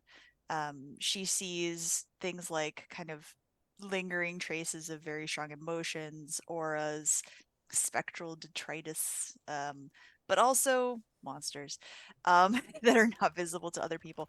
And so mostly what she does see is auras. That's kind of the most common thing that she sees. And she growing up in a very logical, reasonable family who doesn't believe in the supernatural, she has always learned to hide and suppress this. And it was only when she ran into some Candela Obscura agents who were chasing after a monster, she did so because her brother was actually harmed by this monster. So she went kind of trying to find it, met with the agents. They cross-referenced more or less and realized what she was capable of, and that started her on the path towards working with them on a more regular basis. But definitely her skill set is more observation, reconnaissance. Definitely she is not skilled in anything more than the most basic of self-defense. She's good at running away though and hiding while other people are doing the ghost punching. Okay, great. So that is a little bit about our circle. A lot of times when you do a campaign of Candela, you might have the circle be fully formed. I think in this case, we're going to say that this circle is newly formed and that there are some existing relationships, but they're not necessarily kind of old hands at all working together, if that works for everybody. I think if you want to have a stronger individual relationship with someone, go ahead and pitch it. I think that works just fine. And we are going to open in a somewhat peculiar neighborhood within the city of New Fair, a place called South Soffit. And Old Fair is a place that people talk about. This is kind of an equivalent to like an ancient Greece, ancient Rome. There are ruins that remain of Old Fair, and one of the most famous that the people of New Fair might see on a given day is a huge arch, a broad archway that kind of depicts the skeleton of the remains of an old building or set of buildings, or perhaps some kind of like overpass. And the architecture here is stable enough that on the top of this great arch is a rich gated neighborhood known as the Eaves. But beneath that is South Soffit. And in South Soffit, there's a little bit of an inversion where the richest live on the ground level where it's stable. And then there are 3 or 4 more layers, depending on how you count, of scaffolding and rickety bridges and exposed electrical wires, as people have found space that they can try to make a living in. And for many of them, this is the only place that they can go. And so South Soffit is interestingly juxtaposed right next to a rich neighborhood. But as you go up kind of into this kind of contained roof of this great archway, you have the accumulation of smoke and smog. You have ever more dangerous kind of alleyways and pathways to travel around, but people live there. There are businesses, and people kind of come up and down within South Soffit freely. But getting up into the eaves, for that you need papers. And we're going to join our circle on not the lowest level, but the first of the elevated levels of South Soffit. Ollie, you have heard rumors through contacts and some reporting in local papers of 3 mysterious deaths in the last fortnight, all of South Soffit residents, and all trace back to the Margin Pub and what you know to be the secret library of the pub's proprietor, Kaylee Zhang. And so not only is there a story here, but there's clearly something bigger happening. And which hat it is that you are wearing more or less in chasing that down, I leave to you. But this is clearly Candela Obscura business. And so you have the others with you. This first layer is pretty decently put together. You know, the kind of steel and wood bridges tend to have like guardrails with them that are, you know, they're made of rope. So it's not nothing. And there are messengers coming and going. And the Margin Pub has a surprisingly affordable wine selection.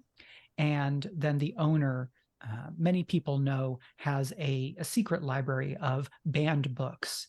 And this library has kind of a tenuous legitimacy due to the relationship with Candela as an organization. Candela provides a little bit of kind of public cover in exchange for access to the library and a little bit of influence over how the library is used. So in this kind of first layer where things are dangerous but not necessarily too perilous, what do these investigators look like as they stand on what is effectively a street corner across the way from the Margin Pub?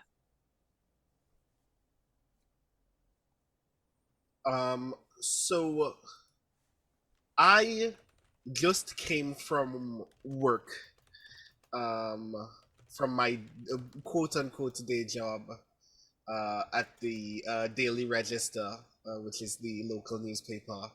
And that's more or less going to be my cover anyway, which is like why I didn't, like, I'm probably not gonna make a lot of noise about the fact that I'm an agent of Candela Obscura, because that might make people feel like a bad thing is happening, that the rumors that they heard are true, and maybe they should be worried about their neighbors.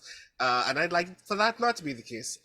So I'm wearing a newsboy cap, a tan shirt, khaki trousers with suspenders, brown loafers, trying to look like I'm trying to obviously draw the kind of attention someone draws when they want to be considered inconspicuous by people who have no idea what's going on, but specifically draw the attention of someone who's like, this person is here to ask me a question. I kind of want people to know that I'm a journalist in this moment. Okay, and do you think the other 3 are with you all in a pack? Are you going out ahead? I think I'm the kind of person that just kind of rushes into rooms and starts asking people questions, to be perfectly honest. So I think that we all got to this level together, and then no one noticed that I started picking up speed ahead of them and started walking towards the Margin Pub with the deliberate intention of, if this goes badly, at least I'll get in a bar fight by myself. So which of the 3 of you is the first to realize that Ollie has just gone off on their own? I'm going to say as the most observational person, otherwise it is probably me. And this is the flicker of an emerald aura. It just crosses the street. She's like, Ollie, hey, Ollie's, we should go. Go where exactly? The pub? Aren't we going to the pub? I thought we were going. Well, I thought we were going to the pub, and you passed 3 of them already. No, but this is the. I'm a little out of breath, by the way, and it's just like, I thought this was. Why do you have to go down by going upstairs? It's not physically logical to go down and up. You need help with this, Doug? I could carry you. No, it's fine. It's fine. It's just a little extra work that can be done. Did you say carry me? Oh yeah, on my back. That's an actual offer, by the way. But I appreciate it, but that wouldn't be dignified for either one of us, I don't think. All right, I'm just gonna be. I'll be over there with Ollie. Yeah, so right, and I was like, you're just sort of making your way across. Oh right, yes, across to the pub. Why is Ollie in such a all-fired hurry? And I start, to the extent I can, hurrying across in my shiny dark brown shoes. Click, Yeah, click, and click. so the kind of painted wooden sign that hangs above the door of the pub is a opened hardcover book, which is kind of indecipherable text to indicate, yes, this is a book. It has text in it. But then in large block letters along kind of the outer margins of both sides, it says the, and then on the other side, margin, and then at the bottom, pub. Margins. And we see Ollie pass underneath the sign, and someone is like a little wobbly coming out of the pub. Then the door almost swings its way into you, Ollie, but you're fine. Mm-hmm. Like as the door is still open, I just kind of slide behind this guy through the open door into the pub. And I go straight to the bar and I go, I'll take a ginger ale. It's kind of too early in the day, I imagine.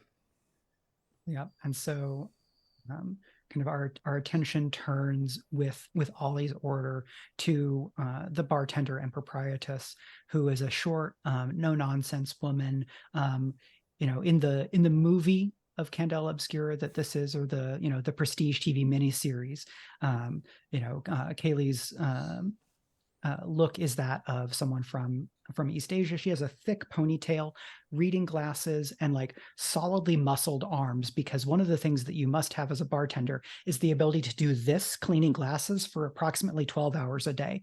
And so between that and lifting big boxes of books, she has guns. Ollie, do you think you know Kaylee directly?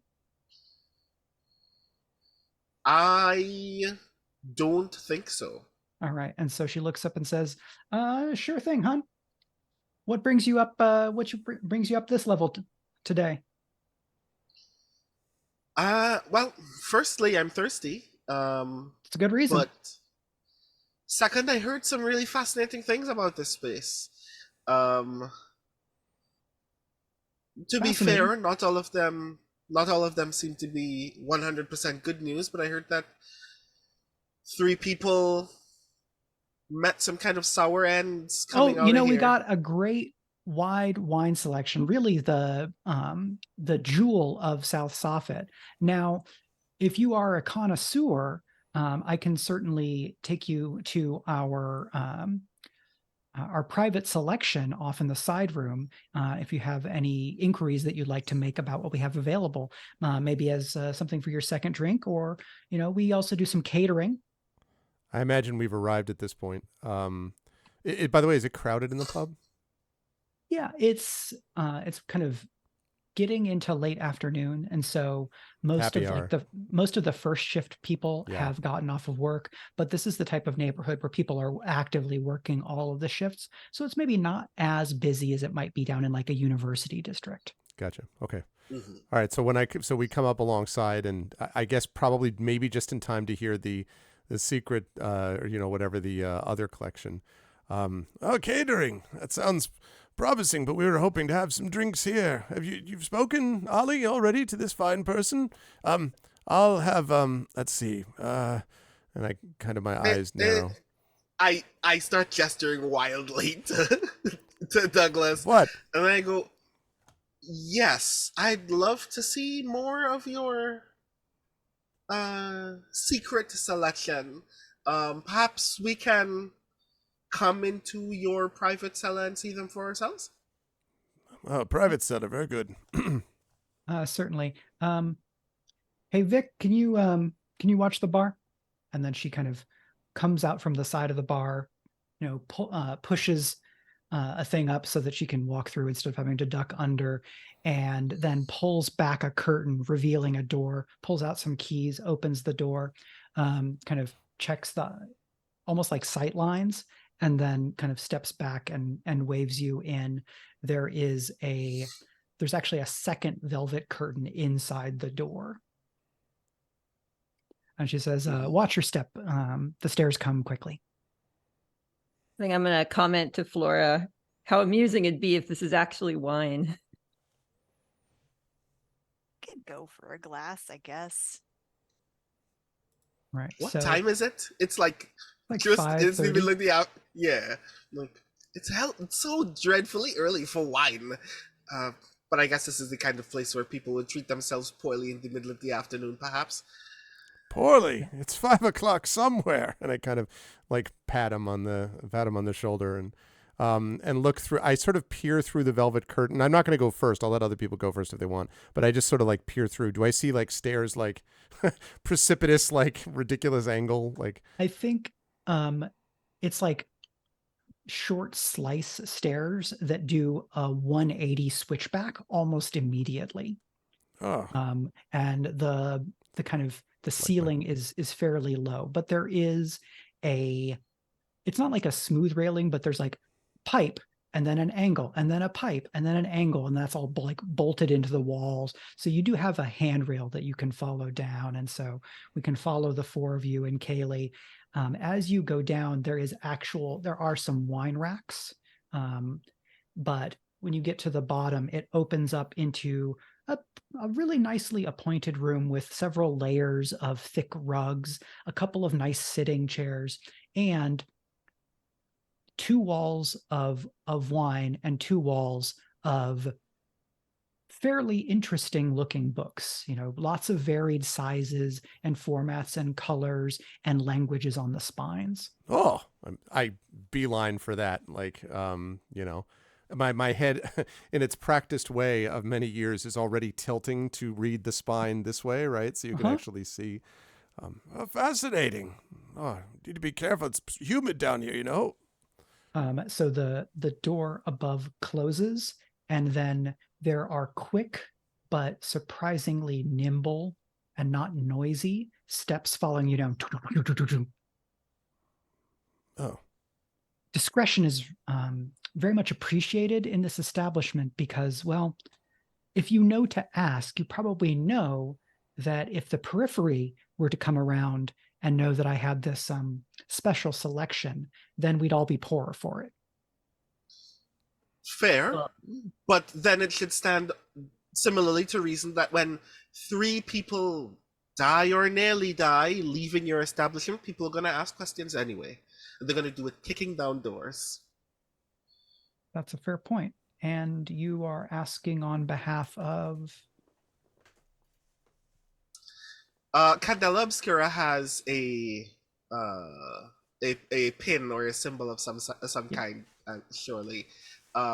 I take it out of my pocket very briefly and then slip it right back in. I see. Well, I suppose it's better that you're here than the periphery or the ascendancy. Yeah. Take a seat. I'll actually open a bottle of wine. And I can't tell you a lot, but I can tell you that all three of these people that died, 2 or 3 days before they passed, or people noticed that they passed, they checked out a particular book from here. Which book? So amusingly, Professor, the book that you've sat down to read is not that book, but when our attention returns to the shelf, the book that has kind of fallen because of spacing and, kind of the bend of the shelf that has fallen there, you can see in gold lettering along the spine, The Dreamer Awakens. And Kaylee walks over, pulls the book out, and sets it down on a table with her hand on the cover as if to keep someone from opening it. Kaylee, is this a new acquisition? Or is this the first time people have died reading it? I've had this for, I don't know, I probably picked it up in the war.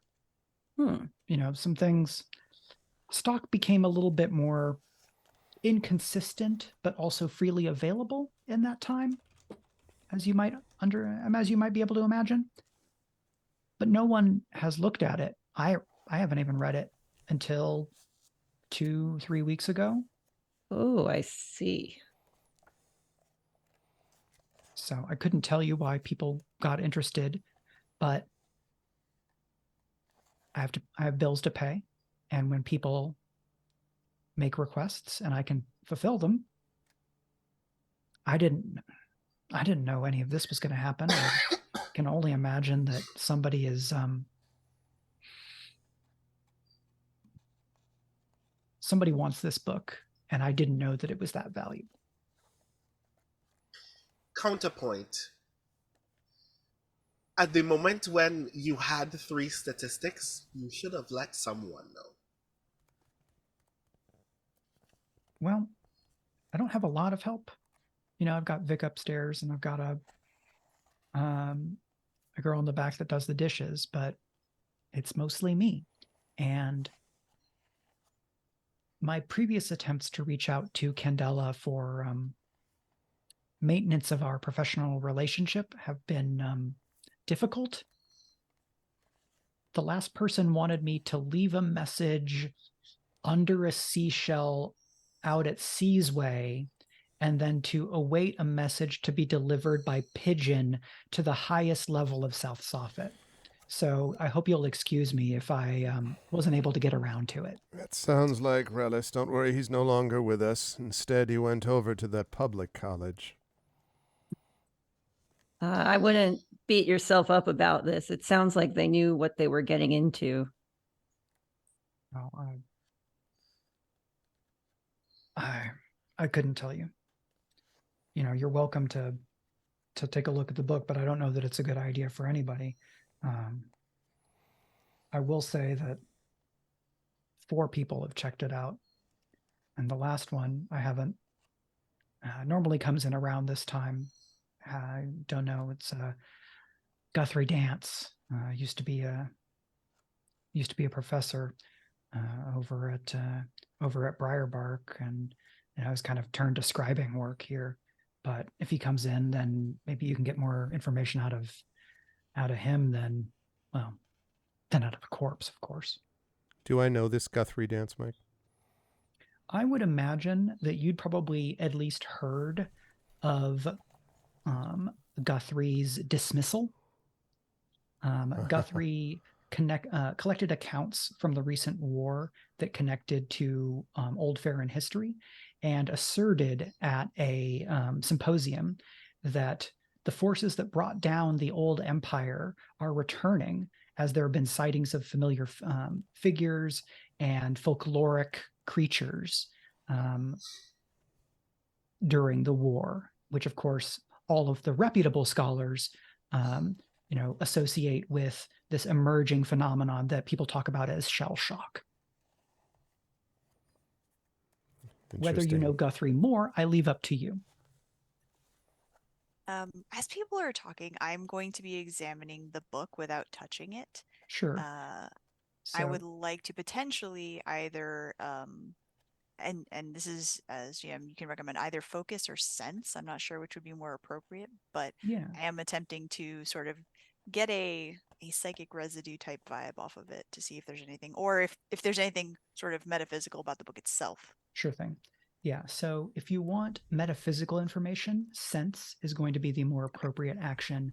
If you were opening the book and trying to like quickly glean its contents or kind of vibe, then you might use focus. But I'm going to ask that you go ahead and roll sense here, because there is going to be something for you to learn. I will tip my hat here. I will tip my hand. In a lot of Forge in the Dark games, the player says, I'm rolling this action. in Candela, generally the GM informs the player of the action to use. I'm happy to kind of go in the middle where, Valerie made a couple of suggestions and I can give some guidance. Because you have a 2 in sense, you're going to be rolling 2 6-sided dice. You want at least 1 6. If you get multiple 6s, that's a critical success. A 4 or a 5 is your highest roll, is a mixed success where you get what you want, but there's a consequence. And if your highest roll is no higher than 3, that is just a miss, and there will be a consequence. In Blades in the Dark and other games, you can spend stress. In this game, we have drives, and the action sense is in the intuition drive. And you can spend 1 point of intuition to gain +1 die on a roll. Additionally, someone who is assisting you can say, this is how I'm going to help. They can spend 1 drive from that same category as the action, and then grant the person who's acting +1d. Would this be an appropriate time for me to use my specialty skill, Extend Your Senses? Okay, so when you roll sense to understand more about a phenomenon you've encountered, also add a number of dice equal to your current intuition resistance to the roll. Because this is a one-shot, let's say yes, because more things being connected allows everything to kind of be more resonant and stronger. So go ahead and add. And I presume I'll be able to use this skill again later. This is not a one and done, so yeah. So your the resistance that's listed underneath the drive category, it doesn't work the same as other resistances in Force in the Dark games. When you spend a resistance, you can re-roll up to your action rating in dice. So if you were to say roll 2 dice and you got 1 and a 3, you go, okay, I'm going to spend my intuition resistance and just re-roll those dice. You don't get to re-roll any dice that come from drives or from assists, however. But you don't have to spend that for the re-roll until you've done your first roll. Yeah.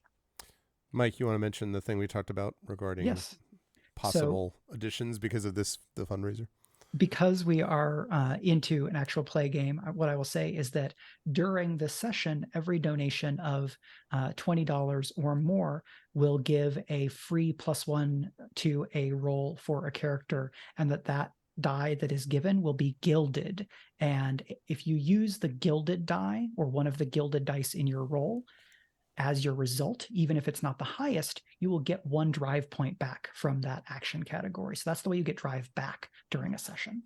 Yeah. And so since we've not spent any drive yet, then this is not necessary yet, but yeah. But if you wanted to spend one of your drives to go up to 3 dice here, with 3 dice, your chances of getting at least 1 4 are something in the category of 87%.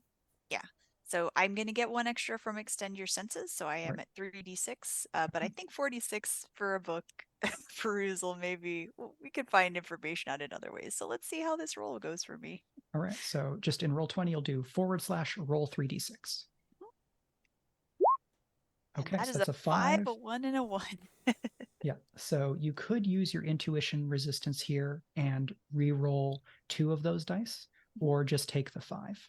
I'll just take the 5. It's gonna. We'll see what the drawback is gonna be to this. Okay, so what does it look like, or what does it feel like when you extend your senses in this way? So for her, I think that she it's sort of like if you're looking at a magic eye picture where you have to just slightly unfocus to be able to see the things that aren't normally visible in our spectrum. And so she is concentrating on the book, and she is slipping into that sort of alternate form of vision. When she was younger, it was more natural and it happened more frequently. Now she has learned to control it better, and so it's something that she can summon at will. And she is giving her careful regard to the book to see whether there are any sort of spectral flashes of strange colors, the sense of strong emotions coming off of it, and lingering remnants of something from whoever has touched it before, or whatever magical something might be coming off of it. Okay, yes. So on a 5, you will get what you want, but there will be a consequence. And what you will immediately be able to sense is that Kaylee should not have her hand on this book because it bears the residue of bleed. And you can see the bleed kind of staining her hand like it is ink, even though she is only touching the outside of the book. And that ink, you can actually see kind of so if you were to like kind of pour some ink on somebody, it would kind of trace a path like a river down their limb following gravity. This is that in reverse, but it's happening very slowly, going up her hand. And not just that, the kind of the aura of the book itself is making the air in this room kind of metaphysically damp in a way that because you've opened yourself up, you are going to be the first person out beyond Kaylee to receive this information. So I'll tell you one thing more, and then I'm going to ask you to take a mark, which is kind of like harm. Something that you can tell just from the quality and the color of this aura is that it is connected in some way to dreaming and what people kind of in occultism circles talk about the dreaming world. But that proximity alone to the bleed is going to mean that you're going to have to take one mark to bleed on Flora. But here's the upside. Valerie, tell us what Let Them In does. All right, so Let Them In is a weird skill. Whenever you take one or more bleed marks, you also gain additional information about the phenomenon that harmed you. Ask the GM a question about the source of the bleed. So I am marking one bleed on my sheet here. And so let's see, what question do I want to ask you about the source of the bleed?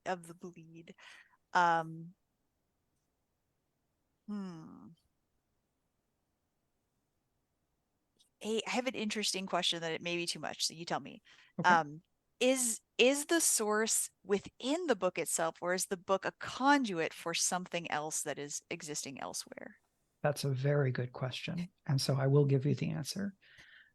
What you can tell from the kind of the bleed signature of this book is that within it is some incantation or some ritual that creates effectively a spiritual beacon that draws a creature to come and collect. Oh, all right then. And So so the thing that I do now with this information is I gently remove Kaylee's hand from the book and I say, I think you should not touch that. And do we have, does Candela Obscura have policies and procedures for containment of contaminated items such as this? So you do in fact have every member of Candela Obscura has access to specific tools that the organization provides. The most appropriate one here would be a bleed containment vial. Now, what exactly that looks like and how big of a vial it is, this can be determined in the moment. But what I'll say for everyone's knowledge is that during an assignment, you can have up to 3 items of gear, but you don't have to pick what they are until you use each one of them, right? So Flora, in this moment, you could say, well, I draw up my bleed containment vial, and you check the box there, and you would still have 2 more choices of gear that you could make over the course of the assignment. So what does your bleed containment vial or bleed containment device look like? Let's see. I think that for her, because I'm trying to think of like, it shouldn't be something that literally splashes, and that seems like kind of an inappropriate thing to use for a book. So I will say that it is a it's a like a lead lined container. It is about the size of a book. It is something that, because she is a stenographer, she is used to having to keep kind of writing materials in it, and that is her cover, basically, kind of like, the kind of like secretarial boxes that would have, ink and pens and stuff like that in them, and notebooks. But it is actually her containment vessel, and so it is lead lined because that is a magically inert and helps contain things. And so she gingerly retrieves the book and quickly slips it inside. She is wearing gloves, by the way, because while they are not impermeable, they are at least a barrier. Yeah, and I think the part of that bleed mark that you're taking might be that you reached out to Kaylee and that you're briefly handling the book, and we can abstract that a little bit. But now you do have that book, at least temporarily contained, and Kaylee has gone a bit pale, as kind of looking at her hand in a way that she hadn't been before because her attention had been on all of you. She is kind of fascinated and you might think horrified by what appear to be like a new set of veins in black that are tracing up her arm. And so, this never. Go wash it with salt water as soon as you can. It won't fix it, but it will keep it from spreading. What are you going to do with this? We're going to take care of it. Yeah, so salt water, you said. Guthrie should probably be up there by now. He's a regular, 50s-ish, a bit too skinny, light brown skin, wavy hair. You can ask Vic if you don't see him right off. I'll be back up. Don't take that out of the building until we've talked again. On your way up, I found these two others. Would you mind if I took there's this one, and there's also this one, and can I just take this with me? These don't have to be contained. It's fine. Both of these. I'll put that on Candela's tab. You're welcome to take those. And it's right. like not even looking at you. All right. And goes up the stairs ahead of you, kind of pulling her, like she's unrolled the sleeve and has pulled it up to hide what is showing on her arm, leaving you alone in the library. Well, I suppose that corruption's contained, except we don't know anyone else that may have been affected by it who's still corrupting others. It's not a good sign. There's something in the book. It's an incantation, some sort of summoning ritual. We have to figure out what it's attracting and how, but perhaps Ollie can pull that information out of Guthrie upstairs. Guthrie's a good fellow, Should never have been let go. The dean is a buffoon. Doesn't surprise me he didn't understand it. But Guthrie probably was right. He was right even before I knew more about all this business than I do now. But still, he's stubborn. A few of us can be on occasion. Not me. Of course, flexibility is my middle name, but for someone like Guthrie, he might be sort of determined to hold on to his beliefs, if you understand. Well, I hope he took more precautions than the other three. If I know Guthrie, he probably did. He's already lost the most important thing anyone can, a tenure-track position. After that, he'd be more careful about where he walks. I guess we'll find out. Just to be sure, what are ex-Professor Dance's beliefs? I attended a lecture of his at the college. He said that the surge of odd things that are being experienced by people in Old Fair are not normally explainable. It has nothing to do with this shell shock nonsense. It has to do with creatures from the beyond. In other words, he's right. But you can't tell any of those people that. They're scared of their own shadows. So they went back to their comfortable offices, and from their desks they very bravely wrote him a message in which they told him that his research productivity had not been adequate to the task, and they let him go. If only we had such a thing as a union. Right. So from there, shall we wipe back up to the bar itself? Yeah. Okay. So the bar has gotten a bit more crowded. Kaylee is still in the back.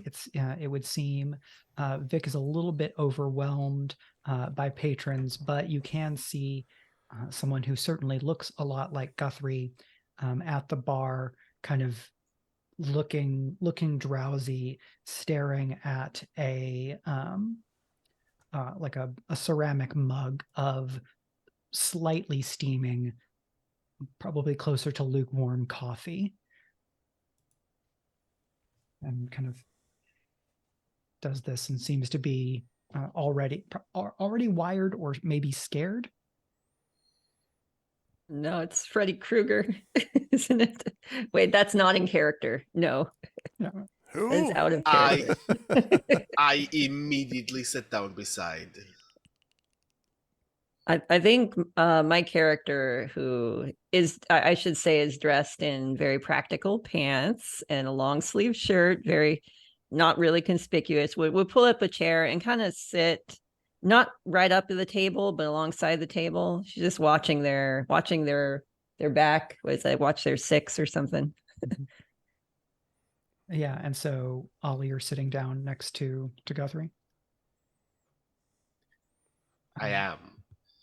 I'm sorry, neighbor. I'm not really in the mood for conversation. I understand that concern. By the way, Ollie Fry, I write for the Register. I'm gonna start talking as is my wont, and I'm gonna hope that I settle on a thing that will make you feel more comfortable about talking. Among those things, I've heard some peculiar goings on across the eaves and beyond that you may know some things about. I've heard that you are quite a well-read scholar, someone with the fortitude to sense some of the stranger things about the world among us. And I get the impression I'll pause you there. Guthrie is kind of shut down enough that it's going to take a sway roll to get him to like be any kind of participant in this conversation. Oh yeah, definitely. This was all just the most annoying sway roll ever. I'd like to assist with this actually, because I have a specialty called verbose, which means that when you make a speech or you hold a conversation to assist an ally, the die you give them is gilded. And so it seems to me that this is a perfect situation to sort of talk Guthrie up a little bit and also give an assistance to... So I'm not going to RP the whole thing. I would just say, Guthrie, as I sort of sit down on one of the other chairs. It's all right, old man. You got nothing to worry about. This is someone you can trust. He's a journalist. He speaks the truth. And you spoke the truth as well. I remember your lecture very well. That it was both in our world and not of our world was really extraordinary. The way that you were able to trace through the metaphysical and contextual context of this anti-disestablishment and politics is about, you're right, and that sort of thing. And then it becomes very much like the gibberish on the sign outside, but in oral form, right? Okay. But it's right down Guthrie's language, just to be clear, as I'm giving this assist. So, Greg, for Douglas, go ahead and spend one of your cunning. Okay. Because sway is a cunning action. But instead of a +1d normal, that will be a +1d for Ollie that is gilded. So I have a question. Under the specialty, the verbose doesn't say use a die. Does that mean you always use one? Like when you're using a specialty? Assist, as I understand, assist is a keyword. Oh, I and see. When you assist, that's fine. I'll still do it. You spend a drive to give someone a bonus. Okay, so I'll be down to 1 out of 2 drive then under cunning, you said? And then for Ollie, looks like you have 2 in sway. So you would get +1. The way we're going to do gilded dice is that the first die is always your gilded die. When you have the roll and it goes, die, die, die. So, my journalist specialty special ability is open book. Yes. You can get people to open up with you very quickly. When you attempt to connect with others by sharing something deeply personal, add a number of dice equal to your current cunning resistance to a sway roll. On a success, they will reciprocate. Yep. And how many cunning resistances do you have right now? 2. Okay. So what's the something personal that you share? I cut you off a little bit, but here I think we'll expand this conversation. Yeah, so I started rambling, and then Doug started rambling, and then I cut Doug off, and I reach into my the pocket of my trousers, and I pull out a drawing that a friend of mine had made of the two of us when we were very, very young. It's very ornate, beautiful pencil drawing. Almost the quality of a daguerreotype is how good this guy's drawing was. I just rest it down on the table right in front of Guthrie, and I go,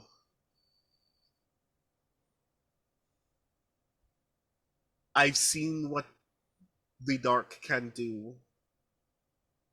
It's taken someone very close from me, and I know what it's like to see what you've seen and not know how to explain it to anyone, not know how to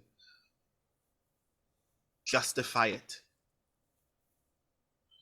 Okay, great. So you've got 2 from Sway, 1 gilded from the professor, and then you're going to get +2. So that it looks like is going to be a 5-die roll. 5d6. Yeah. Fantastic. Get in this convo. Do not. It's just such a good ability too. Open book is golden. Yeah, I really like the abilities here. Okay, so it's a good thing we that's got the 2, 1, 1, 2, and 5. But your gilded die was the 2. The gilded die is the 2. Well, I don't need it right now, so yeah. I'll take the 5. Okay. So on a 5 and on a success, they will reciprocate. So I'll elide this. Like, there's more conversation than just what I'm giving you, and so if you have questions about any of the other details, we can kind of pull back to that.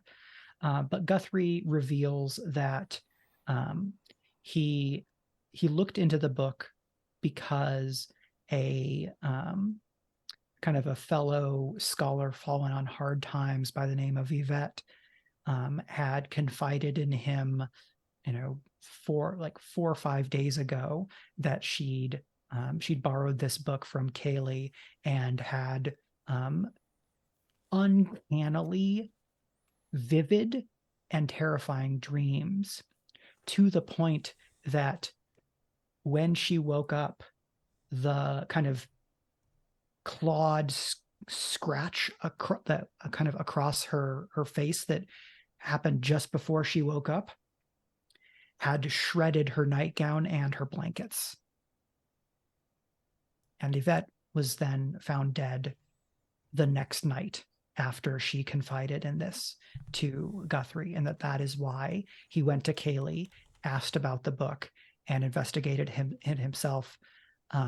He very quickly found that it was beyond his kind of the depth of his knowledge, and suspected that there was more going on, but didn't have anyone he thought he could go to that would believe what has been happening. And so he's very kind of relieved to have your assistance here. But even as he's doing this, you can tell that he is some level of sleep deprived. And the consequence I'm going to manifest here is that, this is kind of an England equivalent. And so a lot of the beer is served room temperature. The coffee was slightly steaming. And what the more perceptive of you would notice is that a draft comes in, even though there are no windows open. Nearby mugs go frosty, and the steam vanishes from Guthrie's Guthrie's coffee mug, And I would say, Flora, you at least are getting like incoming danger, bad vibes. For anyone else, for Jody, perhaps, maybe that takes another manifestation, hairs on the back of your neck as a kind of a skilled kind of physical operator and adventurer. You might have sorry, can she feel this breeze? It doesn't seem to come from anywhere. Absolutely. It is probably note that's very strange. Yeah.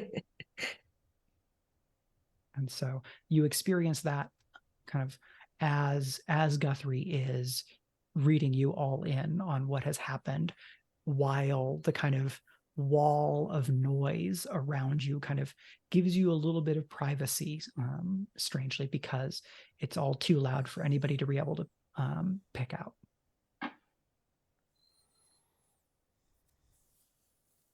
Well, I think at this point I'd stand up and kind of look around, mainly looking for an open window, anything that would explain why this physical, because like this physical sensation, as an explorer, I know that everything has a cause, and if I can't find any natural cause for this, then that's a bit concerning.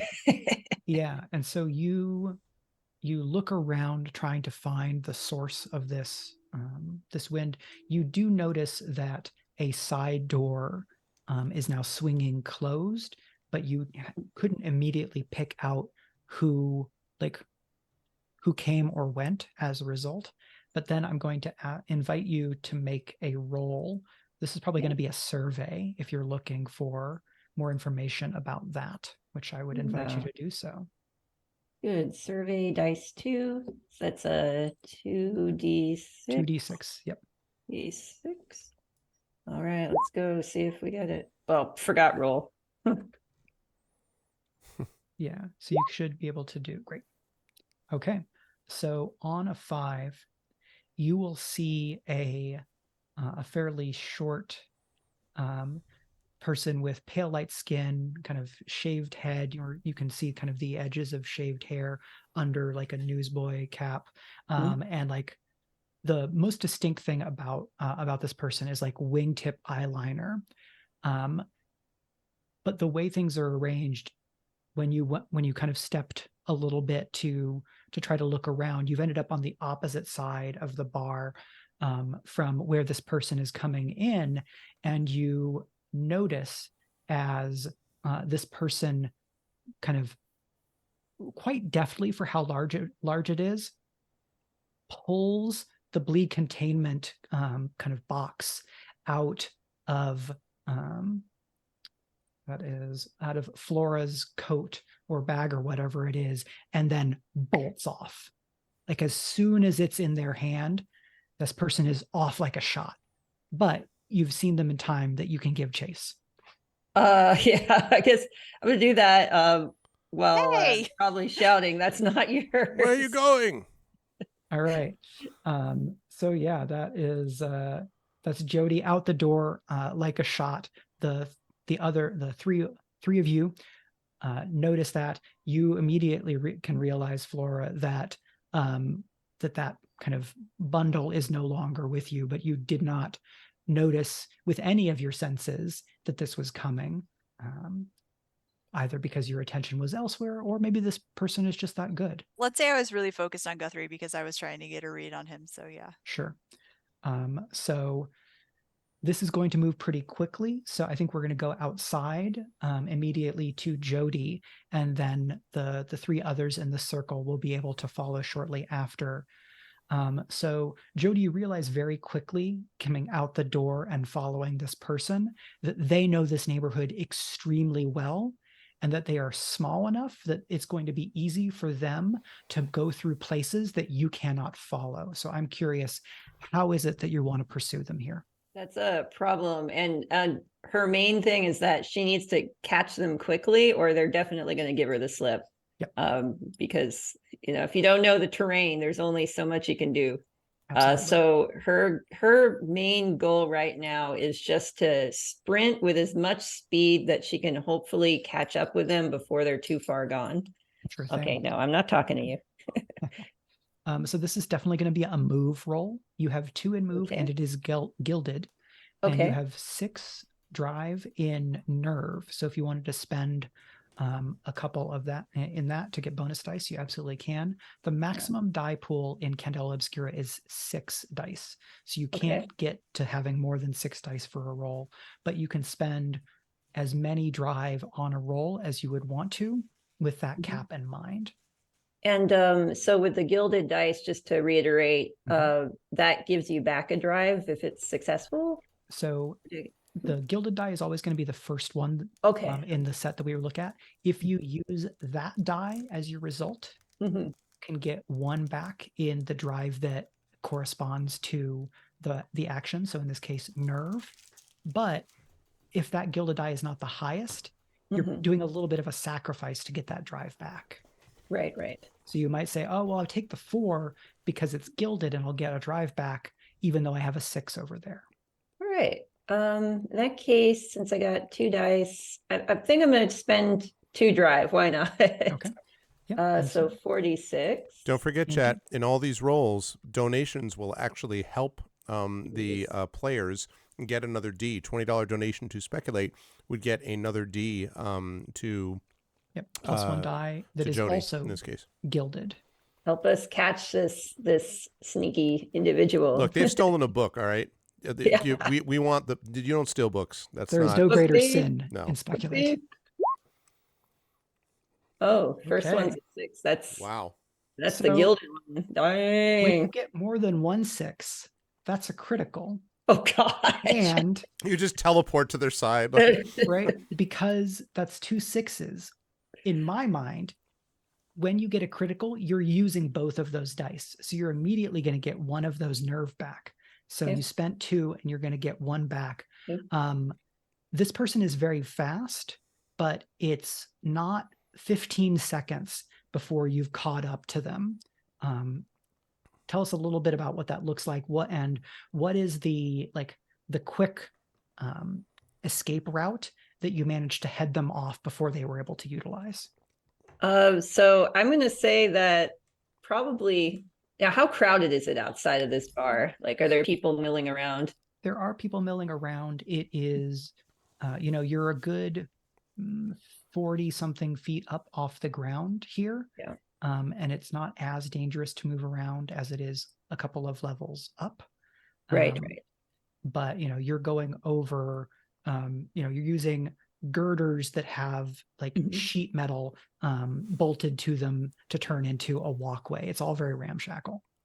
I'm going to say that in order to kind of cut some time off by not running through the people, she immediately jumps up on one of these girders and pulls herself up and just sprints down it and then leaps up onto the pursuer, not with the goal of hurting this person, but more with landing on top of them and kind of rolling to stop them.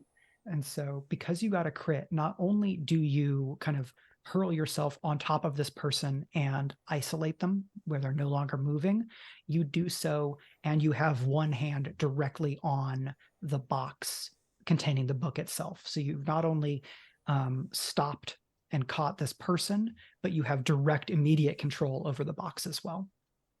I think for the time being, Jody is going to prioritize keeping that box in her possession because also she doesn't know if this person can stab her or something. So it's probably more dangerous to grapple with them.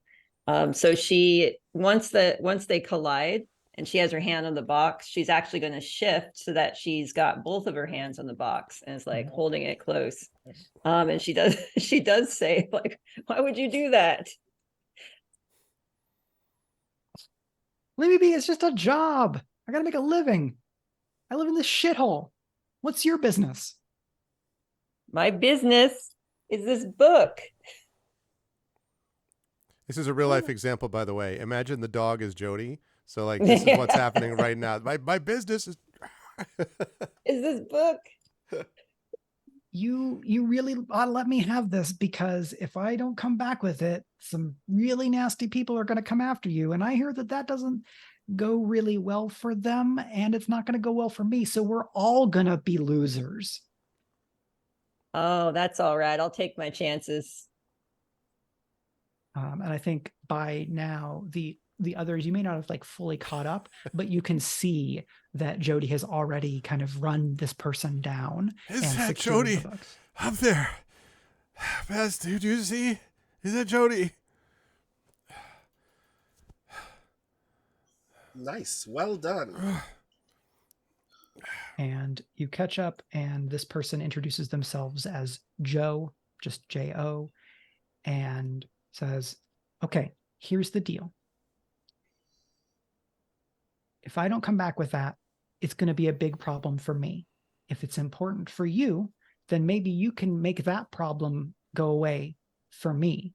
And it seems like maybe you want to do that anyway. No.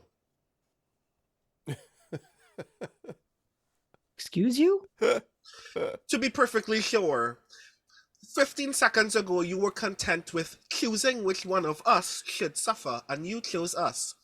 Why should we capitulate to your desire to not suffer?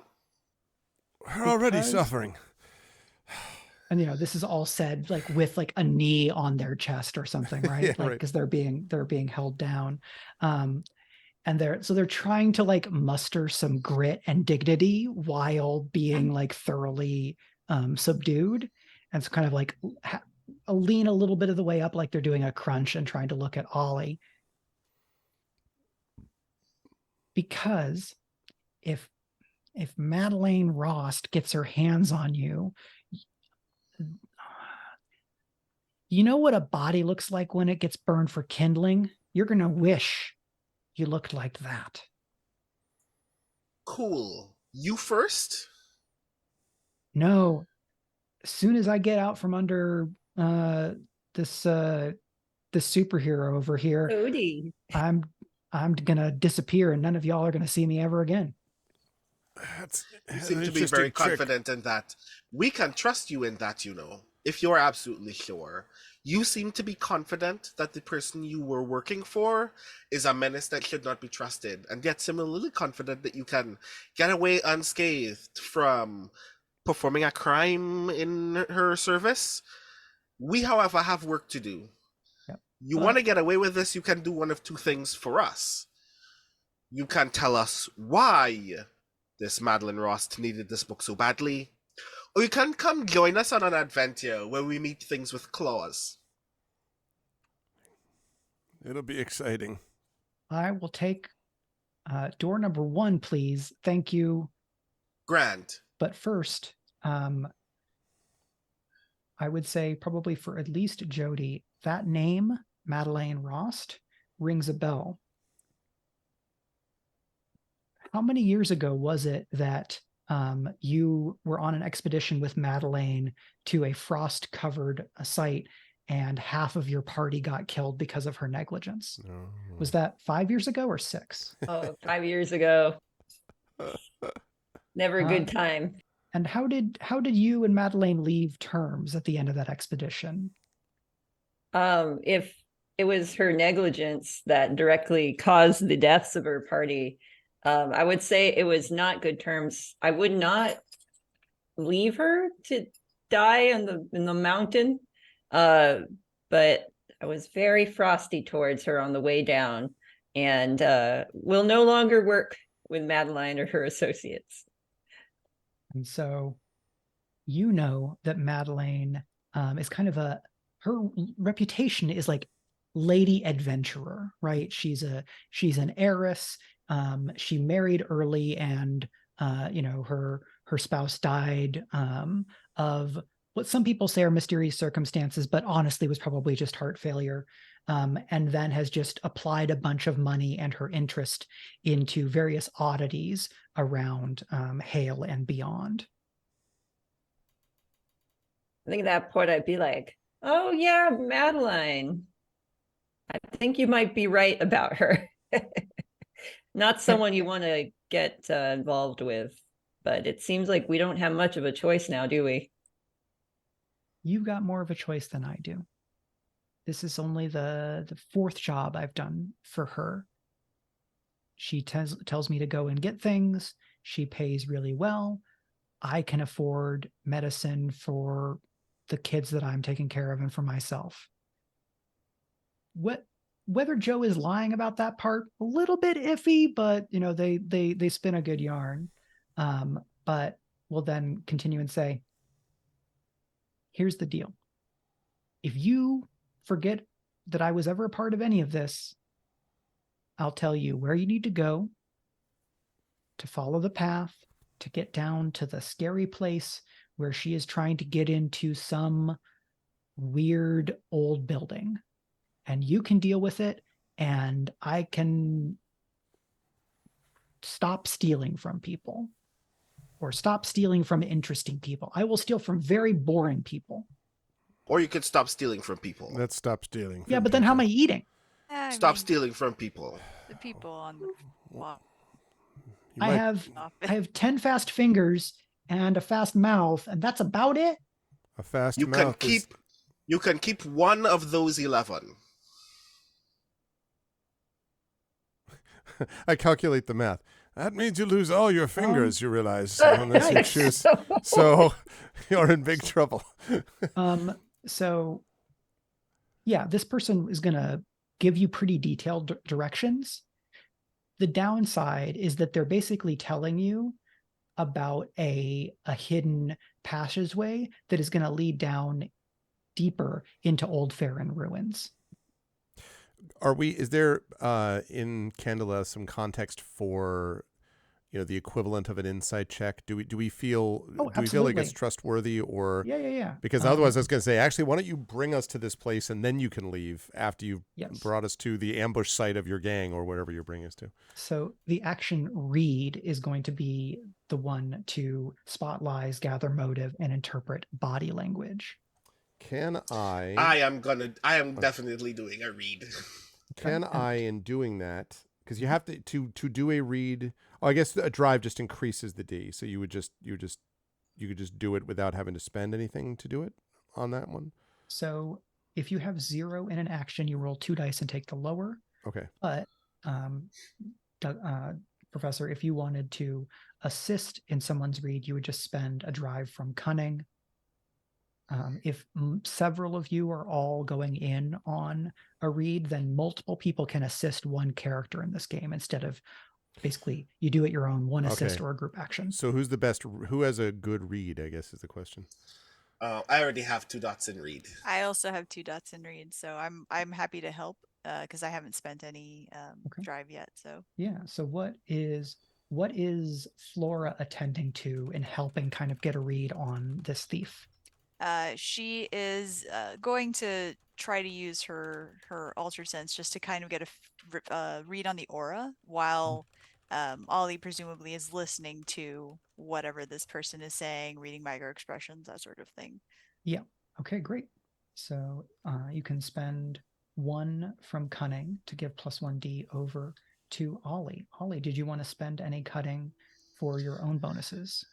I'm spending 1. Okay. So that means you're going to make a read roll at 4d6.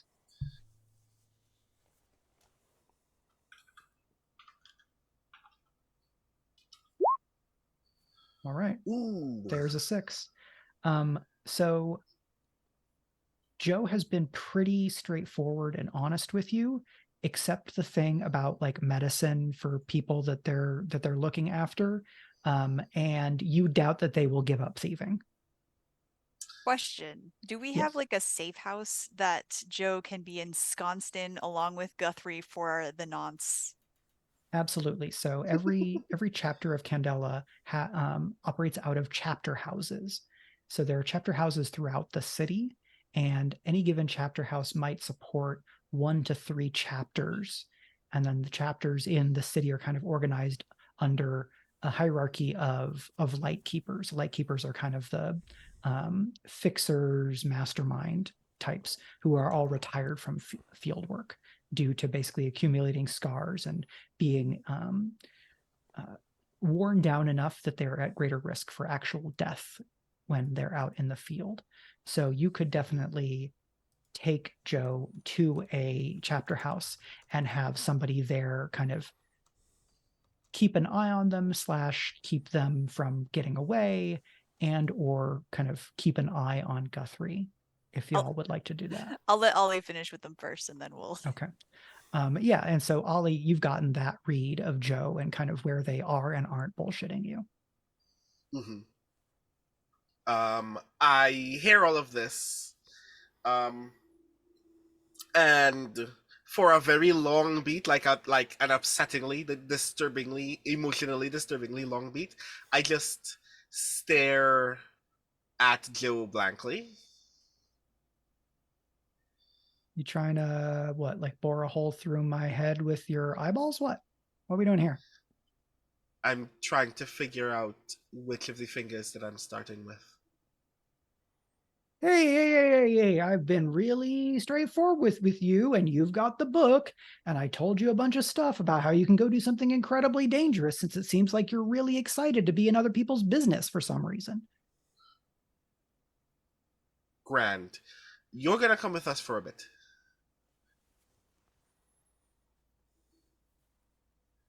You want it to be safe, right? We have a place where you can be safe. You want to not lose any of your fingers? There's a condition under which you don't lose any fingers. Come with us. I'm just gonna gesture to Jody to like bear hug Joe and bring Joe with us to the chapter house. And so we'll kind of cut away from the scene as Joe kind of mutters under their breath, "It's still better than the fucking Periphery." Like being led off and told that they're going to be detained. We could possibly use someone with slight moral ambiguities. Flexibility? Flexible morals and light fingers is something that potentially Candela Obscura. Do you have any second story skills, my friend? Sister, we're on the second story. What do you think I got? And we'll cut away from that scene there.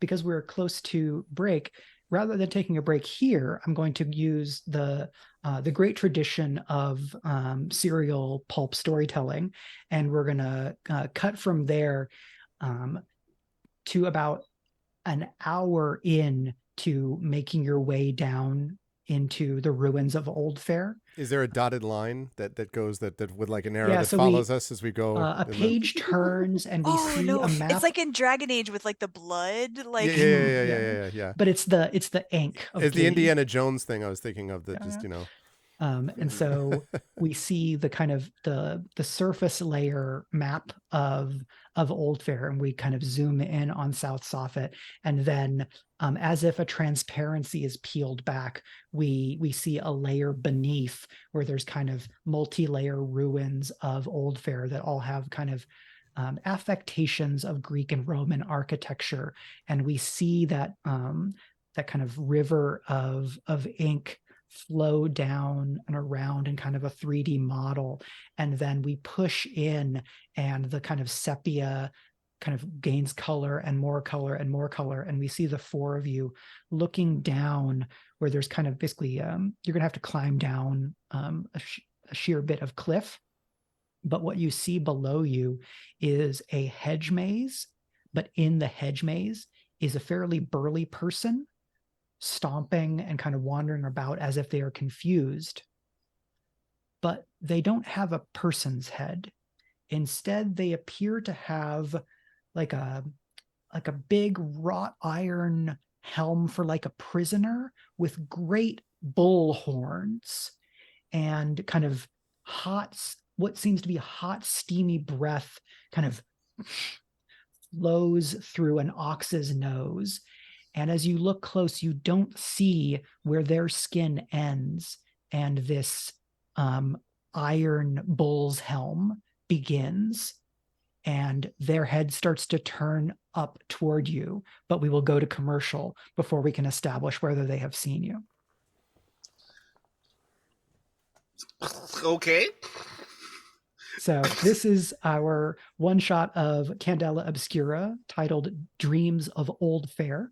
I am delighted to be joined by Valerie Valdez, Darcy Little Badger, and my Speculate co-hosts, Brandon O'Brien and Gregory A. Wilson. I am Mike Underwood, serving as your GM, aka Lightkeeper, and this one shot is in support of our annual fundraiser marathon as we are gathering funds and raising support for what we do in Speculate, which is actual play shows, discussions about TTRPGs, storytelling, and kind of the art therein and their intersections, because all five of us are working professional authors in various forms and media. So you can support this endeavor by going to paypal.me/Mike R. Underwood and sending money to the show, or by becoming a patron at patreon.com/speculate.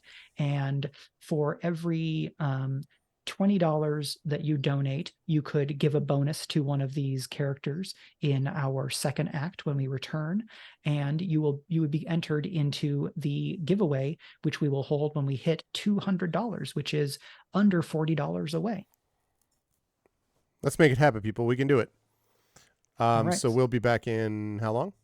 Let's say about 10 minutes. All right, sounds good. 6:30, so we'll be back by 6:40. And in the meantime, by the time we get back, it would be great if we had hit that number already. That would be really great. So please, in the meantime, take a break yourselves, and then let's come back and get ready to see if people saw us or not. I'm sure it'll be fine. We'll be right back.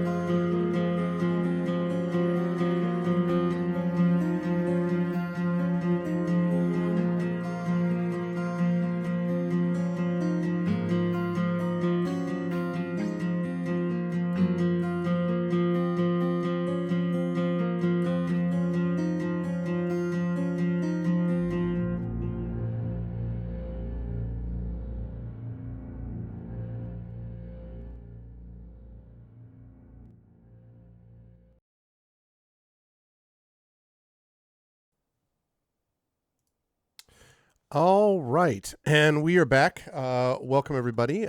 We are back from break and ready to find that the people that have turned around and have seen us are our dearest friends, and they're going to help us with every possible. That's totally how that's going to happen. But we are all here in all seriousness for the Speculate fundraiser. And let me encourage everybody again, while we have a moment just before we hand things back over to Mike, to please donate to the Speculate fundraiser. We are trying to get up to 1,000 today is our goal. We're at 161.74, and this is a show that did, as Mike pointed out at the beginning, at the top of the fundraiser, we actually we did 43 shows, I believe, over the course of the last year.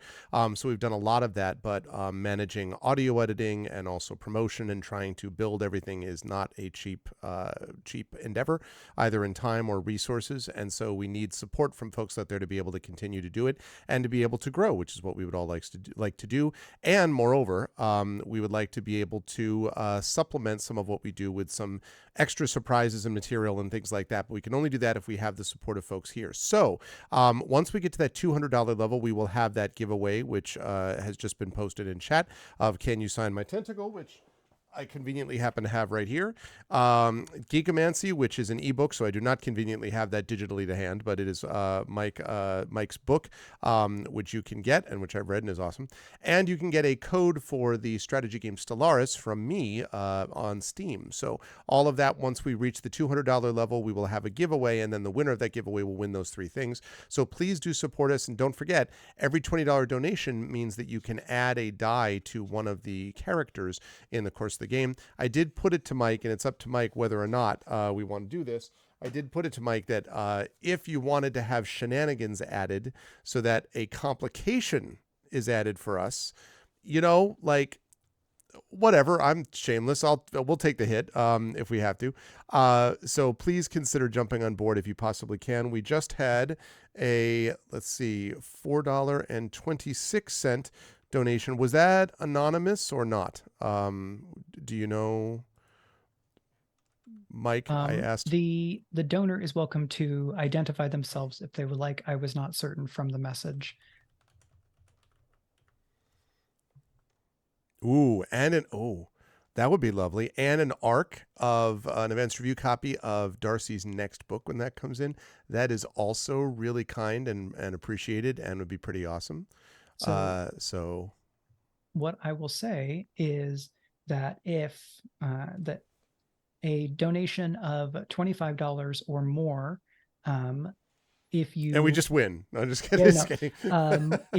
If you want to make things more difficult for the investigators, that's different. With a donation of $25 or more, and let me know that you want to cause trouble, I will take a free hard move to make all of these investigators' lives much more difficult, which is basically a major complication or major escalation, kind of all at once. That's wow. All right. Well, then let me hand things over to Mike, because I'm sure that's Mike seems all ready and raring to go now. So over to you, Mike. It's like I could have been mean. I could have said for every $10, right? And that's true. That's true. Every $25. So basically, once we hit 200, we're in trouble. That'll be fine, though. That's fine. It's easier to help than to hinder in this regard. Perhaps it would be smarter business to go the other way around, but this is just how I'm rolling right now. So when we last left our investigators headed to intermission, they had learned of a series of mysterious deaths in the neighborhood of South Soffit. They went to speak to the proprietress of a banned library, which was the source of the book. They talked to the proprietress as well as the most recent person to read the book, learning about that person's friend, who was the third person to pass away. They kind of interrogated / interviewed that person, and while their attention was on this person Guthrie, the book itself, which had been contained by the occultist, just trying to remember everybody's names, Flora, that item was lifted directly from her by a thief named Joe, who shot off but was not able to escape the impressive gymnastic, athletic movement skills of one Jody Lamora explorer. And then they interrogated Joe and learned that Joe had been hired by one Madeleine Rost, a heiress and lady adventurer who has exposed herself to be quite callous and was attempting to secure the book. Joe then gave them directions deeper into Old Fair, down to kind of Greek and Roman-esque ruins beneath the city that date back hundreds and hundreds of years, over 1,000 years. They followed those directions, having deposited Joe and Guthrie in a safe house of Candela Obscura, the organization they work for, and we joined them kind of looking down over a sheer cliff face to a hedge maze that was kind of the path forward of why shrubbery like this is able to persist when there is no sunlight here. Hard to say. It's a bit weird. Also, there's a person in there who's like a minotaur in a maze, except they're just a big burly person. And instead of where their head is, there's a big wrought iron helm of a bull's face. And that person is looking around and might be on the verge of noticing our 4 adventurers. And so I will return to them and say, when you see this figure turning their direction toward you, what would you like to do? Is there a dramatic choir and a health bar that appears above the person? Just wanted to make sure. No, you have to get down into the boss arena because then enemies don't follow you in. Oh, right. Yeah, is there a cloud wall that I push on and then it just goes through and then suddenly you hear, ah! Like, yep. Right. Are we being watched by a lot of shades? Like, just yeah, exactly. It's like, oh, well, that's what the brazier right behind us was. That's where we summoned the specter. Damn it. You had jolly cooperation. Liza P. Actually very good. Yeah. I watched some Liza P. It's Dark Souls things are not my type of game, but I admire people who can play them. I like watching people play them. It's pretty impressive. Sorry, way off track. So they're in reality, as a professor, what I would actually do at that point is, well, that's no good then. And I would like duck left or something like hide. See, okay. So this is what happens. So Hilness, who is a wonderful person, has donated $43.21 to the Speculate fundraiser, which is their second donation of the day. Hilness is incredibly generous. But what this also means is that now that we've donated this much, this hard move is happening with this guy that we're looking at. So I just want to be clear. This is not a hard move when, like, you know, Ollie was interrogating my poor professor dude friend. This is the hard move now. So thank you in all seriousness, Hilness. Now we're going to get a chance to do our giveaway. That's very kind of you. But also we're screwed. But thanks to Hilness, not only does this being see you, but is going to charge forward and slam their horned head into the wall, and it's going to cause a landslide. And I'm going to need every one of you who's up there to explain to me with what action or what approach you're taking to not fall a good 40 feet and land painfully right in front of this being. I immediately regret my life's choices, and I'll roll for that. Fun fact, I'm pretty sure the professor is in the same position as I, in that I have very few dice and any nerve actions. So yeah, this is gonna be wild. Would you call this a high stakes roll? I would. Grand. My face ability, Cool Under Pressure, gives me the ability to spend Cunning Drive regardless of the action that I'm taking in a high stakes roll. Right. I will also can say, take more than one drive, yeah? Oh, absolutely. For our more physically adept members of the group, if you want your action to include protecting a member of your circle, absolutely. Let's just talk it through. It may be difficult to protect both of you, and you might be forced to choose. But back to you, Ollie. What is your approach? Mm-hmm. So, like, the thing that I'm hoping to do essentially with the move roll is like not just maneuver my own body in response to this, but like be a part of like the wave of our bodies falling such that we will still be out of this creature's range whenever we land. So I'm gonna spend 3 drive. Okay. So I can add 3D to my 1D move. Okay. And you are, is this to protect yourself and someone else?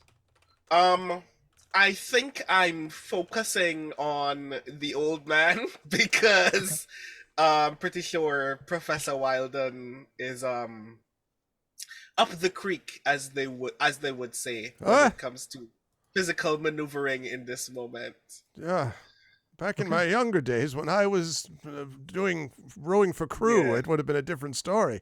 That's So 45 years and several essentially hip replacements since. The goal is to kind of grab Professor Wilden in a rolling tumble, essentially. So you hear alarming cracking, by the way, as that happens. On a 6, you'll protect both of you. On a 4 or 5, you'll be able to protect one of you from harm. Okay, noted. Yikes. Welp. Okay. So would you rather yourself take the harm, or are you going to leave the professor to his own devices and cover your own posterior? I would rather in this moment protect Professor Wilden. Oh. Okay. Great. So I'm just going to take some notes here on grand notes. When a GM takes notes, you know things are going That's poorly. very kind of you, as you're like doof, doof, doof, like rolling down there. Yeah. I imagine this is like jagged stone. Oh. So like we're still both in a lot of pain. Yeah, absolutely. Yep. Okay. And since this is all happening at once, I'm going to come over to Jody and Flora. What will you be doing to deal with this kind of collapse?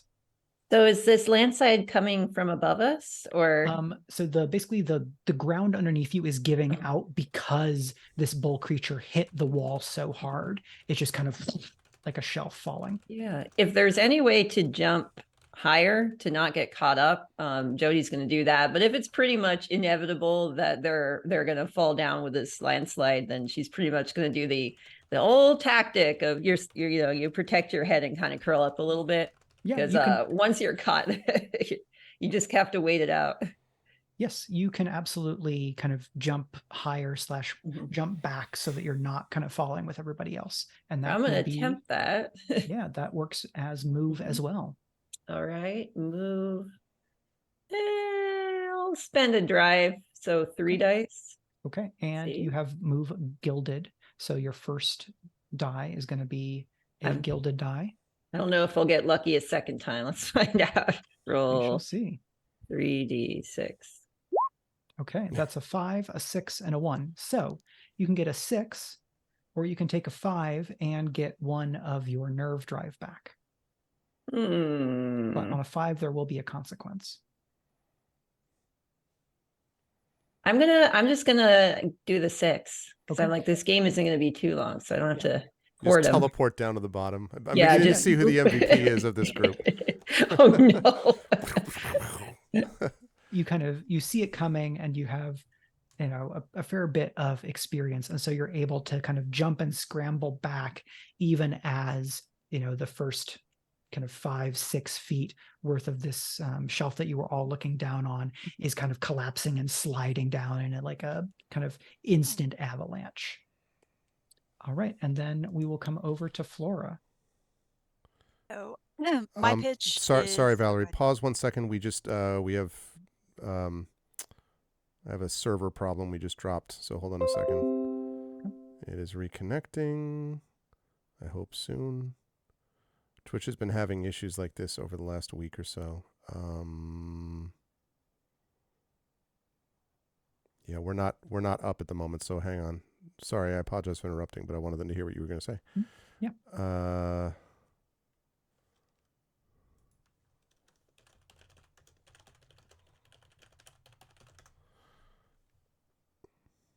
Okay. Yeah, of course I can't change.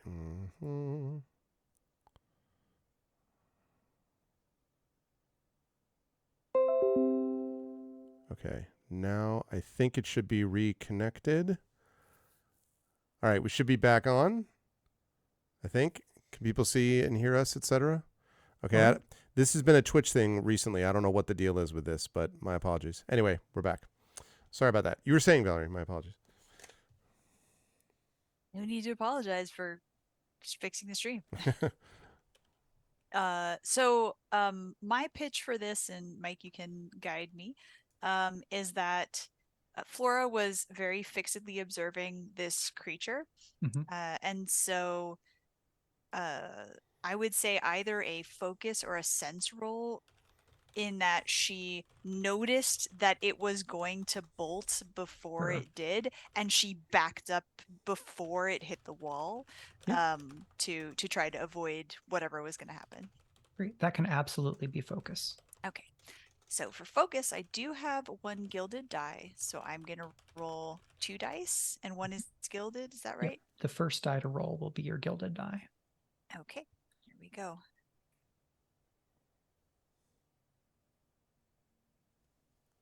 Drum rolled. A 2 and a 5. So I'll take the 5. I think as interesting as it would be to recover a little bit of my drive there, I think maybe not taking more damage when I've already got bleed is probably a better idea. Yes, and I think you managed to scramble back, but because your highest die was a 5, I'm going to say that you're going to take 1 mark to brain for the like kind of psychic, like the kind of mental strain of this kind of not quite precognition, but like enhanced responses and attentiveness. And then, now that everyone has rolled, I'm going to come back around to Ollie. Ollie, you managed to kind of protect the professor. Were you trying to come down safely or escape the landslide? I wasn't quite sure.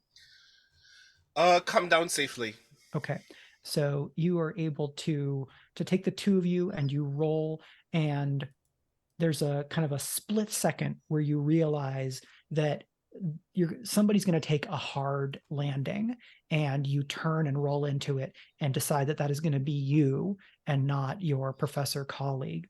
And so you're going to land kind of taking a hard crack to kind of your hip rolling toward your back on a chunk of rock that didn't shatter in this collapse.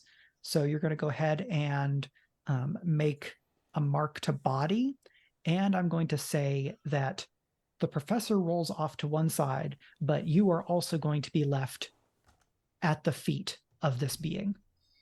Yeah, grand. I try to get up as soon as I possibly can. Okay. So we have Ollie scrambling to her feet. We have a couple of you that are higher up there. The professor, you're on the level here. You're kind of at the edge of this hedge maze where basically it funnels in. You kind of saw it from above there, so it might not be too hard to pick through, but you do have this giant thing beside you. And in this moment, I think you may recall from either your or someone else's supernatural studies that this being is almost certainly a bullhelm, which is a person who has been possessed by a helm of this form and forced to wander. You know that they are nigh invulnerable, but nearly blind. So I process all of that, like getting my glasses straight and everything. And I see, and I assume that Ollie is like occupying all of the attention, to like at the moment the creature's helm, such as it is focused in the direction of Ollie. Okay. Yes, Ollie is in imminent danger. You have been flung off to the side, but have a moment to do something because you're not directly in this creature's line of charging. You said that I was at the edge of the hedge maze, right? And where it funnels in. Is this still above another level? Like, are we like on a middle level so that like at the edge of it is a precipitous drop? Or is this the bottom of anything and there's no ledge that I'm on? Yes. So with this avalanche, on the far side of you, there is just kind of open cliff face. So if you were to perhaps maneuver this creature to charge in a particular direction, you might get them to just run off of the side to their doom. That was my theory. So I'm gonna try to like stumble around behind it, like pulling in all of my my boxing days at the university. When I was 40 years ago. And I kind of and then I remember that I do have since we haven't talked about gear yet. So I have a small mundane invention. And the small mundane invention specifically, which was originally given to me by a student and then was modified by several faculty, is... Sorry, go ahead. I think we may have lost it again. No. Okay. It's not according to me. It's on a spiral loading for me. Sorry, please continue. Is everyone... Let me just confirm, though. Can everyone else see it? Everyone in chat is good? Okay. No. Check 1, 2. Me. Please proceed. No, we're good. Okay. So, still working fine. Also, interestingly, the YouTube stream never went down when Twitch did, so it was a Twitch thing. Anyway, so so this mundane invention looks essentially like a bell, and it starts out flat. When I pull it out of my pocket and go like this, I pull it up and right, so it becomes this sort of bell, and then I pull out from my pocket a small. I would just like a wooden, sort of smooth wooden rod, I would say. And then I wait till I get around to the side of it, and then I go. Now, this thing is particularly noted by creatures with ties to or connected to the supernatural. In fact, what you just heard sounds 50 times as loud to any creature that actually exists in the supernatural realm. Okay, so this is something that has been designed precisely to be more resonant for creatures of the bleed, to attract their attention, while just using kind of mundane physics. That's exactly right. It's essentially a dog whistle where you're hurting bad things and not dogs. Okay, so I could imagine that being sway as you're trying to draw its attention. Okay. Did you have another action in mind for doing this? Well, I was trying to decide if focus, which I happen to have particular skills in inspecting and analyzing it. I guess the thing is, though, my thinking about using the spell is probably already would have taken the focus, so I guess I've already inspected and analyzed it. It's my knowledge that allows me to know that I need to convince this thing to come in my direction. It could be sway, but I guess I'm trying to use my specific knowledge of these creatures to attract it in my direction using the spell. So I don't know. If that's I think focus makes sense there. So you can go ahead and roll with that. It looks like you have it gilded and have 2. Would you like to add any drive? Yeah, this seems kind of important. So I will add. So if I can add up to 4, because you can never have more than 6 dice. You said. Correct. Okay. So and I've got 2 right now. I don't want to use all of them though. Let me add 2 though, because I think it's kind of really important that this thing not kill us. So I'm going to use 2, which would leave me with 2 out of 4, and the means the die is gilded. Which part is one of the dice is always gilded, or they're all gilded? If the action is gilded, you get 1 gilded die, and so the first D6 result will be your gilded die. Sounds good. So 46. Unless, Chad, anybody wants to donate to keep us from being run over by Bullhead Dark Souls guy. You just saying, anyone? Anyone? Okay, that's all right. The donation was used to harm us and to begin with, so totally understandable. Okay, so all right. Here we go. So. Oh, ignore that. Well, actually, don't ignore that. Don't ignore that.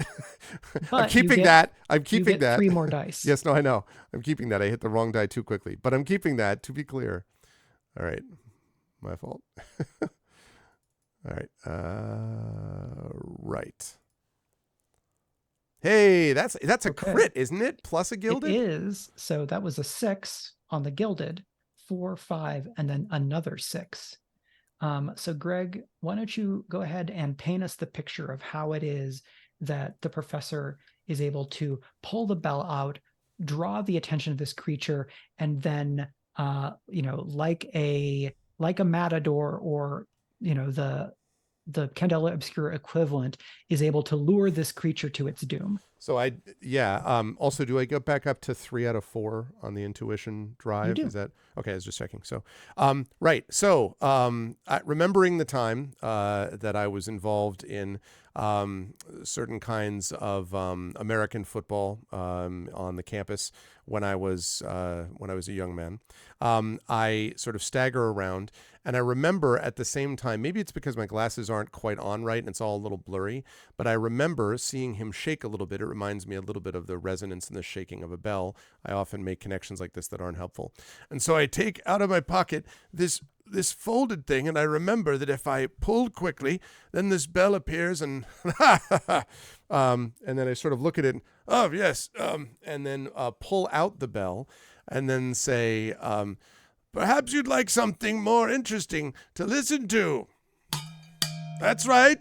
I called you right now. And I imagine as it's doing this roaring kind of, thing as it kind of like staggers over. And meanwhile, I'm backing up, stumbling over the remains of the landslide, the rocks and stuff towards the edge. And then I'm sort of standing at the edge of the cliff, and I ring a couple times, and I'm the one you want. Come here, you buffoon. And I wait. Buffoon is the worst thing that I can call someone in this language. So when the thing charges towards me, I imagine there's a moment where I'm like, ha ha. Oh, and then I realize that it's actually charging towards me. I'm like, and then remembering my wrestling days as a young man when I professionally wrestled and got out of these scenarios all the time, I, with another terrible cracking sound, dodge left, just as the thing comes just charging at me, gives one resonant bull helm sounded echoing scream as it plunges downwards. And then I sort of on the ground, kind of in pain, lean over and look, and I wait until I hear the sound as it hits the ground. It's an, yes, well, next time you should act nicer. Ollie, how are you? Also, when you get up, can you help me? Because I think my back is permanently thrown out. If you wouldn't mind helping me, that'd be useful. We get the Wilhelm scream of but echoey though, the Wilhelm echoey scream in the helm. And the Wilhelm, if you will. The bullhelm hits so hard that they crash through what looks like some kind of like plaza type thing. And fall far beyond that. And when you look over the side down at that, you see electrical light coming up from the chamber below, as if someone has like a spotlight or something. It's distinctly electrical light. And that's what you get on a crit. So there's yeah. I absolutely need to focus. So because you have a veteran explorer in the group and you're no longer under immediate threat, you can all get down even from this kind of landslid cliff, Jody is able to work with everybody and ensure that folks are safe, and we get Jody proper, just night crawlers down, right, without any problem at all. Just zip like proper just belay free climbs techniques. down Yeah. without any cables, nothing. No. Just parkours down. No need. So you can get down to that level and then all the way down to that plaza, because there's now the space open. You don't have to go through the maze at all. So we can cut to the four of you looking down through this hole in the plaza to the electric light below. And it seemed like somebody wanted to do some investigation there. What does that look like? Yeah, I want to focus. I want to know. I want to get a sense of what the presence of this light can say about how long this had been set up, and like the level of preparedness of the person or crew responsible for it. Sure. So I have 1 die in focus, and I'm gonna spend 1 intuition drive. Okay. I think here you probably will get better information with survey. Oh, that works just the same. So I have 2 dice in survey. Survey is gilded, and I'm still spending the 1 drive. Okay. And would someone like to help, since you have the opportunity for all of you to be kind of looking down there and trying to pick out details? Can I assist with actually, 2 things. 1, can I assist with a focus? 2, does my occult researcher, which allows me to ask for an important occult detail that I would recognize from my studies but hasn't yet been revealed, is that something which could be used in an assist action? Like, because I am also looking down to figure it out, or is that something that's, if I'm looking, just for me, then I wouldn't be an assist-based thing? So I would say that if you take the brain mark, I will give you some information separate from the results of this roll, if you like. You could then also assist if you wanted, but I think because you're taking a mark to do this, it's worth more than just an assist. I think I'm going to take a mark here. The electric light is intriguing me, so I'm going to do that, and I'm also going to assist using focus. Yeah, so that's because just it'll be gilded. Intuition. And does that mean that also that makes it gilded, or does no? Ollie, okay. So Ollie, you've got +1d from the professor's assistance. Did anybody else want to get in on the survey? I potentially, and I don't know if this would be a separate role, but I would potentially be looking for kind of like spectral residue of who has passed here and whether they had, any very high emotions that they were experiencing, or if they were in possession of particularly bleeding objects, then she would potentially be able to perceive one of those 2 things. That's probably best to be its own role. Okay. So we can have a round of gathering information here. So Ollie, it looks like you're getting 1 assist so far. Cool. So that means I'm rolling 4D, and one of those dice is gilded. Okay. Let's see what the dice say this time.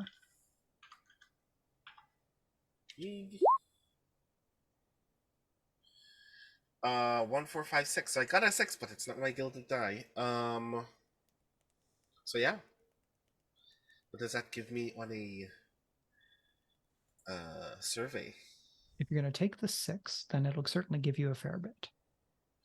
Yes, I'm taking the 6. It's very. I got my drive back, and I fail utterly. Who knows? Yes. So with survey, you can tell that it is what you're seeing is one of several kind of, not a full floodlight, but about as big as you could get, carrying something down in large boxes. There are several such lights. You're just kind of getting, you're seeing the kind of the light cast by one of them, but by kind of looking around and some use of mirrors, you're able to identify that there are multiple lights happening that are kind of being utilized down there, and you're able to hear voices. They're not hushed, but they seem to be talking rather than like being necessarily like raised or angered voices. So that's what you can see and hear. I will then say, Professor, as an occult researcher, if you mark, you're going to take that brain mark, and what I will give you is that you will recognize the chant that you're going to hear little snippets of carrying up through this hole in what for them would be the ceiling. And you realize that these chants are associated with an old Farron god of knowledge named Gnosis. And Gnosis was a god of knowledge, scholarship, and kind of explicitly the knowledge of magic and alchemy. And alchemy was like the great magical technology of Old Fair, much like electricity is like the new hotness for New Fair. And only enough to gather that that chant is something that was used. Do I know what the chant was used for? It is to summon Gnosis, or an avatar of Gnosis, or it is asking for something to be opened so that knowledge may be obtained. A book, like a nice, pleasant book. Okay. Were they?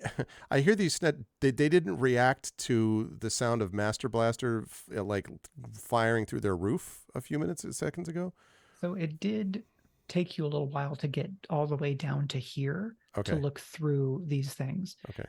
There was doubtless the sounds of shuffling and kind of people moving around, but I don't know that you would have gotten necessarily more than that in that you had to come down here. So, there's people down there, there's multiple electric lights, that someone is using a chant or ritual appealing to Gnosis, the god of knowledge, alchemy, and libraries. Okay. But I don't hear panic or I've lost visual. That's a Titanfall 2 joke from my friend. No. Okay. So I would turn and relay that to everyone and just be like, and I probably would also look at Flora and I would probably ask, you actually hear or sense, I should say, anything coming from them, off of them, near them? It's chant is for Gnosis. Given that information, then what Flora is going to attempt to see is if there is like an accumulation of energy around them that suggests that the ritual is progressing, or see if she can kind of get a sense of what stage of things this is in. Absolutely. So, and or whether they've attracted anything that we maybe awful, don't play with. Well, with another donation of $25 or more, I can guarantee. Oh no! Oh no! God. Touchstone scene for this, by the way, is totally 2009 Sherlock Holmes with Robert Downey Jr. in the opening sequence where they come down and they see Lord Blackwood. And the reason I mention it is not only is there a chant, but you're looking down at it from above, from the stairs above where this thing is happening. I love those movies also. But anyway, it just reminded me a lot of that vibe, Mike, right there. Sure. If a glass sword shows up anywhere in this scene, whole thing.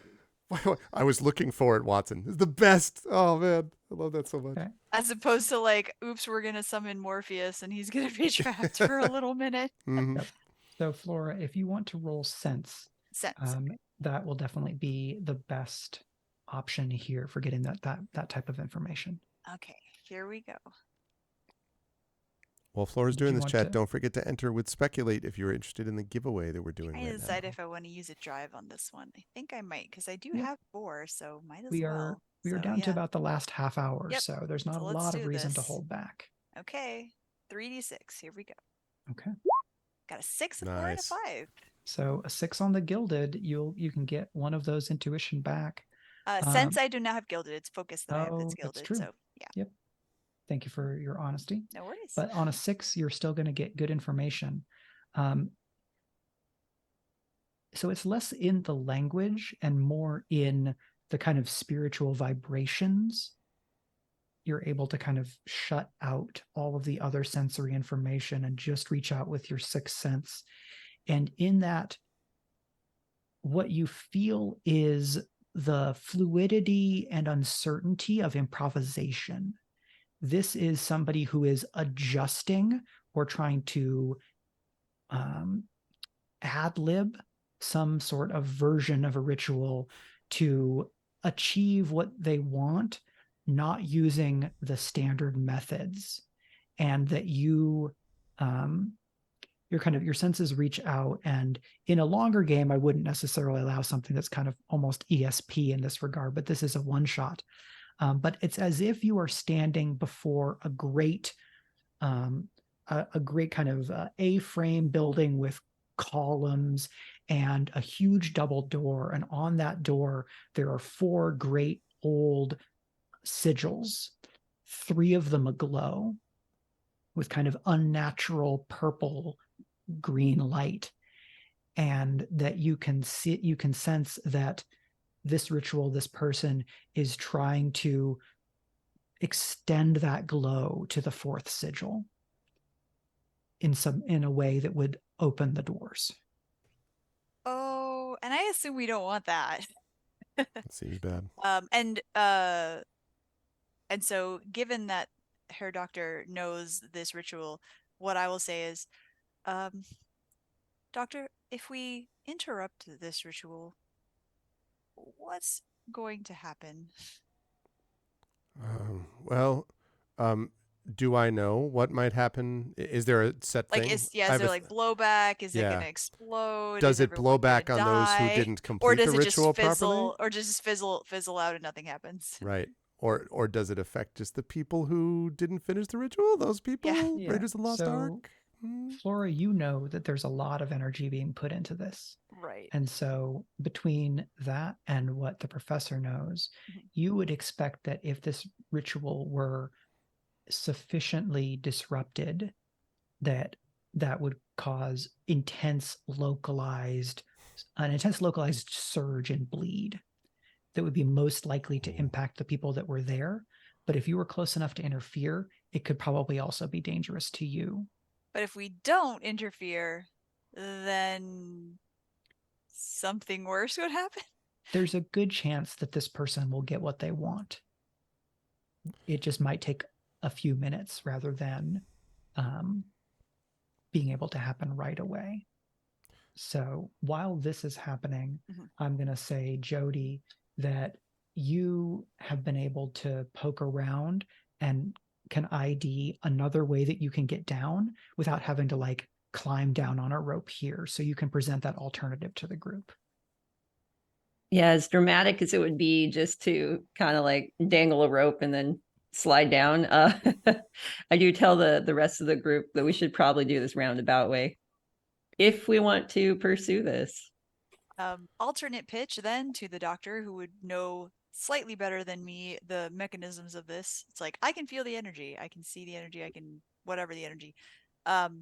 Is there a way to modify this spell so that the energy is channeled into something else such that it does not either lead to huge bleed or the opening of the thing? And I will volunteer to be the channeler for this purpose as the resident weird. So there are specific special abilities that would let you do this more readily. Without those, trying to do this would be extraordinarily dangerous for you, and would or it can be potentially fatal and you can do it in a matter of minutes, or it could be very dangerous and it would probably take you longer than you have before they are done. If you get closer, it would become a bit easier, but also you would be within more of a blast range. Yeah. We'll see what happens, I guess. Okay, wait. Before Flora does this amazing sacrificial moment, so we've still got the book, right? You do. Hypothetically, if that book, we were to take the book, which itself is filled with energy that's flowing in the wrong direction, The funny thing about books when they're dropped from a height is they tend to open. Have you noticed that? Their pages fly in the wind, and they stay open all the way down, usually, if you start them right. I'm wondering if we can drop the book dead in the middle of this ritual, creating one of two effects. Either it is a blowback effect of no too much power, right? Or if the effect that it creates is for it to land on someone who then picks it up, and then whatever that thing has been summoning when the book is opened comes to deal with whatever this thing is. And if it's the same thing, if they're trying to summon the same thing as the thing that's being summoned by this book, then that creature is going to show up a lot earlier and is going to be a lot more pissed than if the ritual had been done properly, and will attack the people that are directly immediately there, as opposed to all of New Fair. So what I'll say is it's viable. So the upsides are that you will be at a remove from whatever collateral damage occurs. Downside, you will not have a lot of ability to immediately or quickly respond to that opening gambit. Right. If things go wrong, right. Yeah. Also, you know that if you go high enough up, there's thousands of people directly above you. So the question is, how localized would it be? You should get closer and I guess see what happens. So, Explorer, bring us down. All right. Gonna lead the way. Okay. So, in the interest of time, you're able to lead the four down, and we join you kind of peeking out from behind a rock, and you can see that there's almost a dozen people. Most of them look like kind of laborers and technicians, but there is a kind of finely dressed woman in like a full kind of full white like a full white like ermine coat, like cigarillo, and like her hair is up. It's like victory curls, because we're in anachronism land, right? Like victory curls, and then like kind of swooping out hair in the back. And this is a woman of 40 something, highly refined and extremely Madeleine Rost, who spends people as quickly as she spends inherited dollars. So and these technicians are working on a number of various machines. You've got the lights that you'd already identified, and they are about 20 feet out from this great, massive, 30-foot tall set of double doors, upon which 3 of the 4 sigils in like a 4-panel set, 2 panels per door, 3 glow with intense purple light with bleed. And then there is like light and energy flowing both from the incantation that Madeleine is performing, and from a number of other like just imagine some like evil science kit stuff, and like there's a bellows, and then there's like a like it's a more kind of science industry-ish version of like a cauldron. And so there's like some weird magic shit that is like bellowing out smoke that then is being directed and concretized and filling up this last sigil like it was a glass with wine slowly being poured into it. Charming.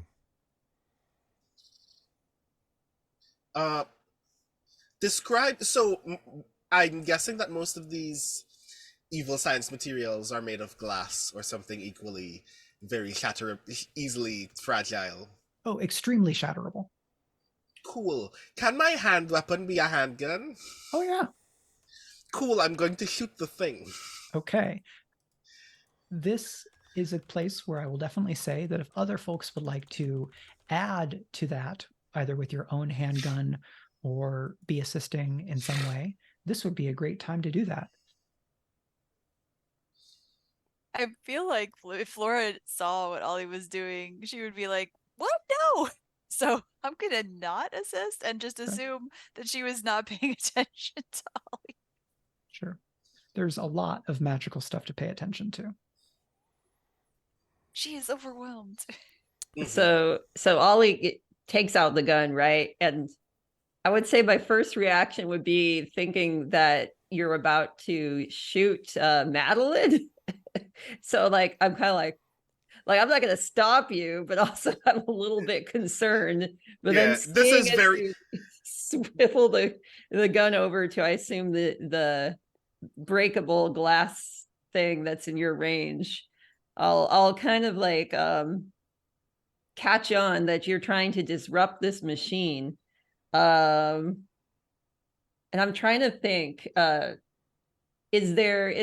I know lead is something that has been known to kind of deaden the effects of this Obscura thing. Yep. Is there anything that could be incorporated into one of those survival blankets?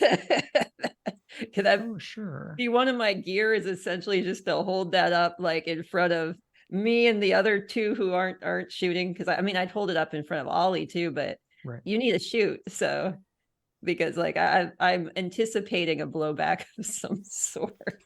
Yeah, so if you mark your survival gear, I will let that have something of an insulation effect against kind of a magical explosion or something like that, and you can stand ready to protect the group. All right, I'm just gonna be like, well, just whip that out and kind of throw it in front of the other two. Would probably get most of it if they're near me, because I'm more concerned about blocking them. But maybe I could do something like this. I don't know how long my arm span is. y'all have to be close. Maybe you can unfurl it a bit and it's a bit Yeah. wider, and so that Yeah. you're holding it up and it kind of does like a wave thing, right? All right, let's go over that. This is like an Indiana Jones deal, right? So there should be a fridge nearby we can all fit into in the case of nuclear explosion. That one's not canon. Where's the human size vial that we can climb into? Right? It's like a bleed containment TARDIS. I do have some occult supplies and also a ward. I don't know if either of those would be useful. I think the ward is only a personal effect, right? And it's not a great ward because I don't have that ability. So It is definitely personal scale. okay, that's what I figured. Okay. So yeah, I don't have the ability to ward us all, alas. All right. Ollie, it sounds like you are being left to your own devices. Yeah. Fun fact. I have no dice in control, so I'm shooting with base 2d6. Fortunately, this is a high stakes roll. Yes, I'm spending 2 drive. I have no more drives. All right. So that's 2. Yeah. 2d6. Crit, please. Or not. All right. 4 though. So on a 4, you're going to realize as you kind of focus, exhale, line up your shot, and you realize, I'll again go to Sherlock Holmes. Your mind plays out how this will go. You fire this here, this combusts, it flows back up that beaker to blow that up. It goes over there, it splashes this way. You see a choreography of mayhem play out, and you realize that it is going to eventually blow up in such a way that the front kind of eave of this library is going to collapse down on to all of these people, and that the kind of the chain reaction effect would be extraordinarily dangerous to all of you. So you can take this shot expecting that all or almost all of the members of Madeleine's group will be deceased, but you all may be terribly injured. or you can pick a different shot that will probably ruin the ritual, but will leave all of these people healthy enough to deal with you. What would you do?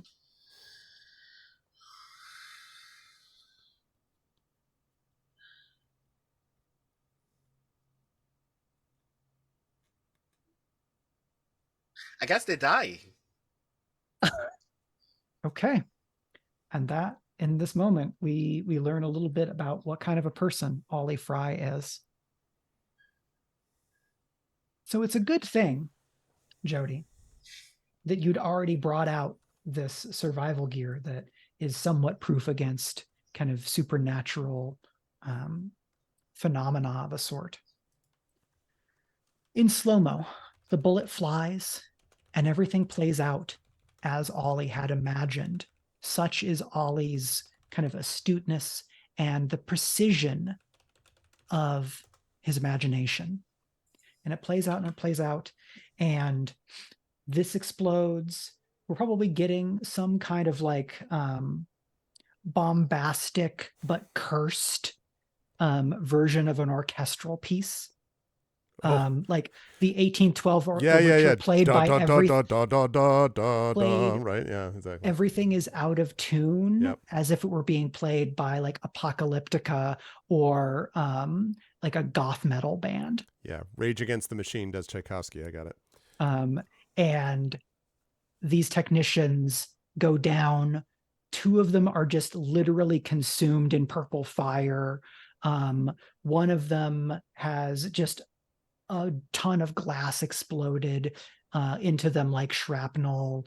And then the front of this library falls down, and our mind's eye camera goes to POV from Madeleine as she sees just literal tons of ancient limestone raining down and bringing her expedition to an abrupt end.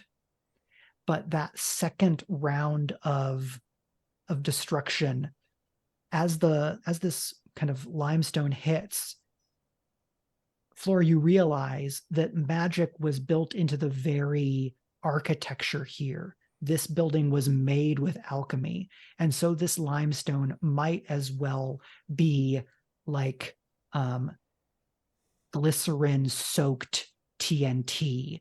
And so there is a second round of explosions that would kill all of you if Jody had not brought out this great blanket. But Jody, I am going to need you to make a roll What a to great see blanket. how well you are able to protect your colleagues. So what action do you think that is? Let me have a look. All right. I could see focus or control, but let me know if you have an argument for anything else. Focus. The little used skill of blanket. Hey, I'm just going for control and using all 4 of my drives because I don't want everyone to die. Yeah. For sure. All right. So we're gonna go. So what I'll say is because you have mind over matter, you can take a brain mark to use any action, and you can spend the drive that goes with that action. So you could take 1 to brain and use move. All right. Which you have gilded, and you have 2 in. All right, I'll do that. I'll take 1 to brain. So I'm trying to figure out where to mark that. It's marks over on the right hand. Oh, I see. 1. Oh, there we go. Yep. Anyway, and yeah, use move, and my 4. So I guess that's 66. It is 6 dice. That's the most you can roll. Come on now, get at least 1 6, please. At least 1 6, or there's going to be some substantial pain for somebody. Oh my goodness. 4 5s. 2 3s and 4 5s. What is going on here? Not a 6 among them. Critically mez. Come on, critically mez. So here's 2 things I will say. 1, Jody, you can spend one of your nerve resistances and re-roll with 2 dice, hoping to get a 6. Or a donor at $20 or more will allow in this case, a unique reroll.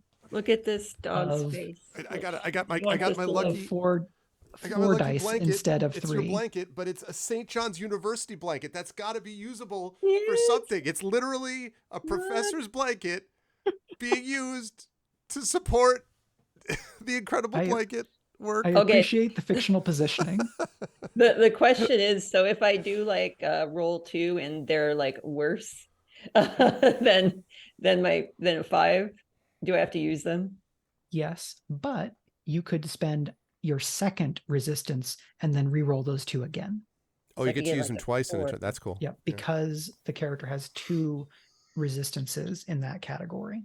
So you could roll 2d6 with 1 resistance and then spend your second to roll 2d6 again and hope that across those 4 you get at least 1 6. Well, what do you say, everyone? Let's do it. Let's do it. We might all die, but at least we'll die trying. All right. I believe in you. The first reroll, spending that nerve / roll. Hey, stop wiggling. That's the nerve resistance here. And let's see, this is going to be a 0. Oh, Yay! Okay. we got it. The So luck there's a worked. The 6. St. John's luck. So with a 6 and the blanket, all of you are knocked a good 30 feet back, and you're all you all black out for a moment, possibly with the exception of Jody, for whom the world is just spinning and you can barely see through the like kind of purple gray dusty haze of this absolute disaster scene. But you are the first to kind of come to your senses, and you see that the door remains. The glow kind of seeping out of these sigils and pooling, reaching out, grabbing, dissolving, and consuming the bodies of the technicians, of Madeleine, the unnatural human-made materials of a group of people nearly as filled with hubris and curiosity as those that made the library in the first place, all pulled and melted and drained down into the very earth where there is no drain. There is only the hunger of something ancient. And when you look down to your colleagues, they are beaten and bloodied, but everyone is whole. The book remains, and you're just going to have a hell of a headache for several days. Yeah, that's so is Ollie's all right? Was he knocked like, because I'd want to make sure everyone was as far away from this force as possible. So I will let each of you decide how hard did this hit you and how are you feeling when one by one Jody comes to check on each of you. I'm going to start with Ollie since you mentioned her first.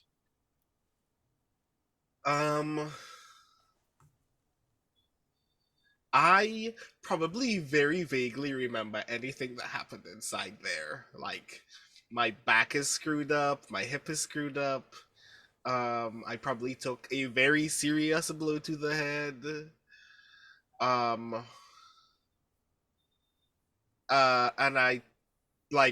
I turn to Jody and I go, but nobody found out, right? Found out? Found what? I mean, I'm sure news will spread that a thing happened in the ruins, but nobody heard what, right? I think aside from us, everyone here is dead, so. Cool. I can deal with that. Right. What are you going to report? That lunatics set off some dynamite in the ruins, and that's why you shouldn't be in the ruins? I mean, checks out. I don't disagree with that. Good. Until that time, I'm gonna go back to sleep now. All right, good night. I'll check on the others. I think we're gonna be okay. Flora and Dr. Wilden, how are you feeling when you wake from this this terrible shock?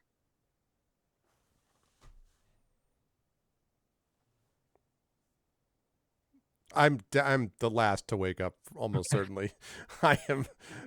It's lucky that I do wake up. Laura is experiencing a cocktail of emotions right now. She is frustrated with Ollie because what the heck?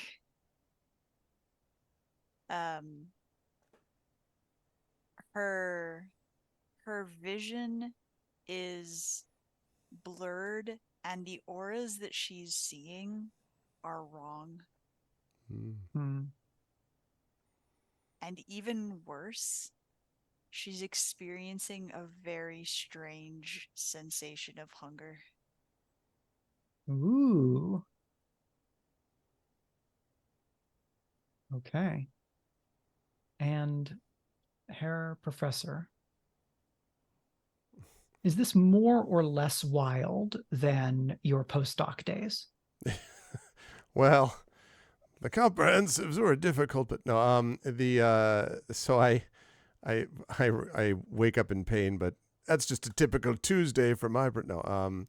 I sort of wake from this hurting all over, and I kind of see, what's left, and I kind of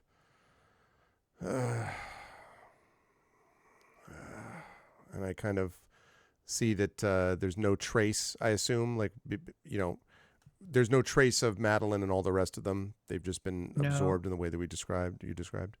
There should be remains, and there are none. Well, we've ended this threat and fed whatever it is that was creating it. So that's unfortunate. What happens, what we'll have to do next. I've got to go grade some damned exams. And I kind of pull myself, slowly up to my feet. And I kind of nod at Jody. And then sort of look at Ollie with a mixture of sort of mingled respect and also disdain isn't the right word, but it's sort of I'm impressed. Also, what the hell were you doing? I'm that combination of things. And then last of all, I look at Flora, and I may look at Flora for an extra beat or two because I may note Flora's sort of mixed reactions along with that, and I may be sensing a bit of this hunger, and I'd say, after my office hours, Flora, should have dinner and talk and see how you're doing, if you understand what I mean. We should... Are you all right? I think you need a doctor. I recover quickly. Not as quickly as I did 50 years ago, mind you, but quickly enough. And I kind of drag myself up and then out, although I do carefully brush the dust from the elbow patches on the tweed jacket. Okay. So from there, we will kind of wipe to an epilogue montage. So if you could each give me just a short image, a short vignette of either how you're covering this up or doing paperwork or returning to your everyday life. And we will start with Flora. Flora is not well. We see Flora. Flora lives in a boarding house with a lot of other people. She does have a private room. There's a cafeteria on the first floor where you get, 2 meals a day as part of the thing, because it's a fairly large place. and someone knocks on the door to ask how she's doing, and just through the door she says, I'm all right. I'm all right, Susie. I'll be out in a few. And we see her sitting inside of a meticulously drawn salt circle filled with sigils, candles at each corner, and her eyes are glowing an eerie purple as more purple, apparently viscous liquid is pouring from her fingertips into the floor. Amazing. I hate it. Good job. Okay. Next. Who would like to go? I can go next. So I am at the Daily Register, typing furiously. A very obviously polemically worded article about how Madeline Ross lost her life like a fool trying to blow up the ruins. And the assistant to the editor-in-chief is like leaning over my desk shouting, "Why do you always get the weird ones? Where the hell were you?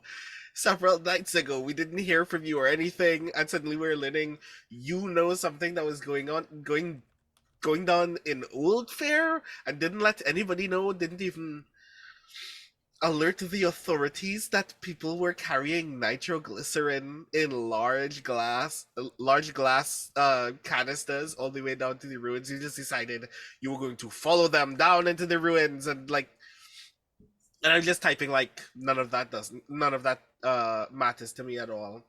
And then out of the corner of my eye there is a photograph of my old neighborhood friend Kenneth. A photo of like two of us playing in my parents' backyard when we were very, very young. But out of the corner of my eye, that's not what I see in that photo. What I see in the photo instead is both of us in the woods at night, looking up with terror at this large, looming, shadowed thing with like luminous, piercing eyes staring at us furiously. As like one of its large hands, large talons, something, grabs Kenny off the ground and lifts him 15, 20, 25 feet in the air. And I look back at the photo, nope, it's just us still playing. And that's when I noticed that the assistant to the editor-in-chief is talking to me. He's like, yes? It's fine. I was following a hunch. You will like this story when I'm done. Just let me finish it first and then just go back to typing, and then the world just kind of disappears around me again. Okay. And then either Dr. Wilden or Jody, what quick moment do we see for you?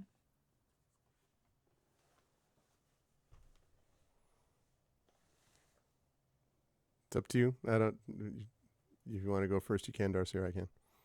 Okay. It's like I'm always wondering with Zoom. I was like, it's hard to make eye contact to go like this. Yeah, I know. I'll go. So yeah, we see Jody with the only indication of this being a little scratch on, I don't know, her nose or something. One of those very cinematically placed injuries that doesn't really affect much else other than appearance. But she's rappelling down the side of a mountain, and then hiking through these forests, lots of pine, and finding a place to set up camp near a river. And upstream on the river, she sees let's assume that there's black bears that live in this country, searching for fish, and thinks how integral it is, life and death, and death and life in this world we live in. Okay. And then we return once more to Dr. Wilden. What do we see from him? So I think that I am in my office late at night. I am scribbling, and as you first see it, the assumption is, because I have a stack of exams next to me, so the assumption is that that's what I'm doing. And indeed, I have been sort of going through, different exams and looking down at them. But the last exam that I'm working on, because I'm tired and it's late and, my vision is blurred, and I've been, unlike what we talked about with Jody, the injuries are numerous and repeated and multiple and are in all sorts of not great places, but none of them fatal though. So I'm in a lot of pain, whatever, and I'm kind of half nodding and falling asleep. And then in the flickering lantern light, I sort of take several looks down, and I can see the words of the exam are kind of blurring together.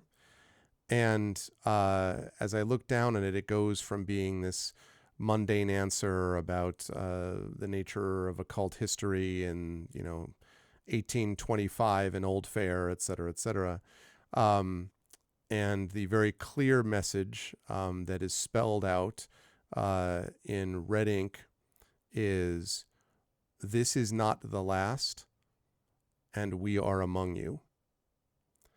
And so I kind of, and then you blink, and that, then it's back to being its usual normal self. And I kind of sigh heavily and, well, damn it, it's too late to call on anyone, but I'm old. They'll have to see me anyway. And I get up from the office, from the desk, and I, just before turning to leave to go find my companions, turn out the light on the lantern, plunging the room into darkness. Okay. And then the last thing we see is a dream, and it's a dream shared by all four of you. And it's the kind of dream where it's a little bit processing what you've been through in the last couple of days, but everything is jumbled up and it's out of order, and there's things that are totally unrelated that are mixed in. But for all of you, it ends the same. There's the great explosion, and when you pick yourselves up, where the library was is instead the shadowy form of a cloaked figure holding a giant book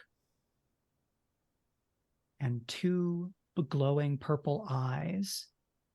And this figure closes the book, folds it into themselves, and you get the sense of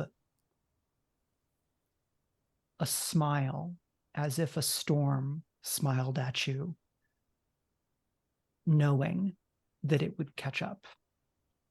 Maybe not today, maybe not tomorrow, but Gnosis will have their due. And that is going to be the end of our one-shot. I want to say thank you so much to Darcy Little Badger and Valerie Valdez for joining us today in this, and to my co-hosts Brandon O'Brien and Gregory A. Wilson for being this circle of investigators and for taking this journey to the land of New Fair and Old Fair with me. Again, this is Candela Obscura, a investigative horror role-playing game using the Illuminated Worlds system, and it is coming out this Tuesday from Darrington Press with Critical Role, and I am very excited to get to do this more. There's going to be VTT support on at least like Demiplane, I believe, and so there are some opportunities to get excited about that game. And if we get some very impressive donations, this will not be the last time we talk about Candela Obscura tonight, because offering a copy of it is somewhere down the road. But there will need to be many more donations, and we'll need to blow up a lot of mechs between now and then. But before that, I want to invite Valerie and then Darcy to remind us where we can find you on the internet before we say farewell. friends, you can find me on the internet at ValerieValdez.com. You can find me on Twitch at Kids Are Asleep, which is when I stream Monday through Thursday. All right. And you can find me on Twitch at Author Little Badger, and I do writing sprints on Tuesday and gaming Thursday, Sunday. Oh my goodness. Oh, she's stretching on my face. Okay. You can find me on Instagram at Dr. Little Badger, where you'll see photos of Princess Peach there too. Magnificent. All right. Thank you again. And thanks to everyone for watching and for your donations so far. But we are not done. After a break where we will run another little clip of some of our work at 8:30 or thereabouts, we will be back in the saddle with more Titanfall 2, which will continue as donations continue, where we will finish the game, it will finish us, and or we will run out of donations as we continue our fundraiser. And then this is also a reminder that patrons at patreon.com/speculate will get to watch all of the Pittman Sculpture episode 1 just after midnight tonight. But we will be back soon with more Titanfall. And also, before we do that, thank you, Mike, for wonderful light keeping as well. Thanks, everyone. We'll be right back.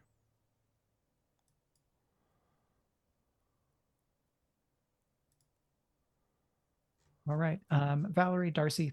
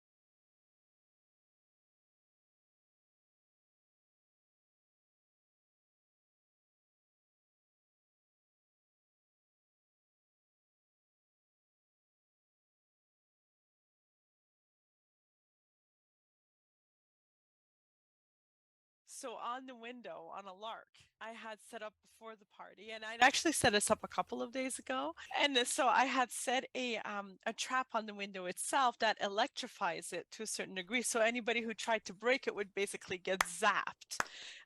That's literally what I just said in chat. I don't know if you were looking at the chat, but that's the best. It's like, so the window's electrified. And you're like, the window's electrified. I'm like, of course it is. Cool. So you get to flashback. Why don't you make a roll for setting the trap in that flashback? Okay. What action it is up to you. What action do you think you use to set a trap like this? Hunt is certainly an option here. I was gonna say hunt, yeah, because it's something that I'd be thinking about. I'm pulling on my experience. I'm hunting for a random, really, really out there scenario. You'll start at 2 die for sure. You'll get increased effect, which basically, if you hit, will not just knock this person out, but will send them flying back into the room so they are easier to secure. Oh, I want that real bad. I do at this moment want to pause because I know that Brandon has the assist move. Foresight, twice per errand, you may assist a teammate without paying stress. Describe how you prepared for it. I feel like the thing that I would have prepared for as a result was, because I know that these windows being art crafted are a big deal to the Vorstas, because keeping up appearances is very important, and also replacing those windows is very expensive and very difficult and time consuming. Because of an argument I had with Morgaine, I was tasked with personally ensuring that multiple bodyguards would be available at the foot of every window from the outdoors. But as a result, all of them are immediately available to see you in the instance that you need physical assistance. Cool. So if you could boost me. Yeah, if you mark one use of Foresight, which you'll refresh before we do the next thing, then Marie, you can take a assist on that. Perfect. All right, so, and what am I trying to hit with 3d6? If you get a 6, you get success with no consequence. If you get more than 1 6, you get a critical and you get extra effect. If your highest is a 4 or a 5, you will succeed, but there will be a consequence. And if your highest is 3 or below, then you do not succeed and there is a consequence. Okay, awesome. Thank you. I appreciate that. I like that system. Okay, 3d6 incoming. Great. Oh no!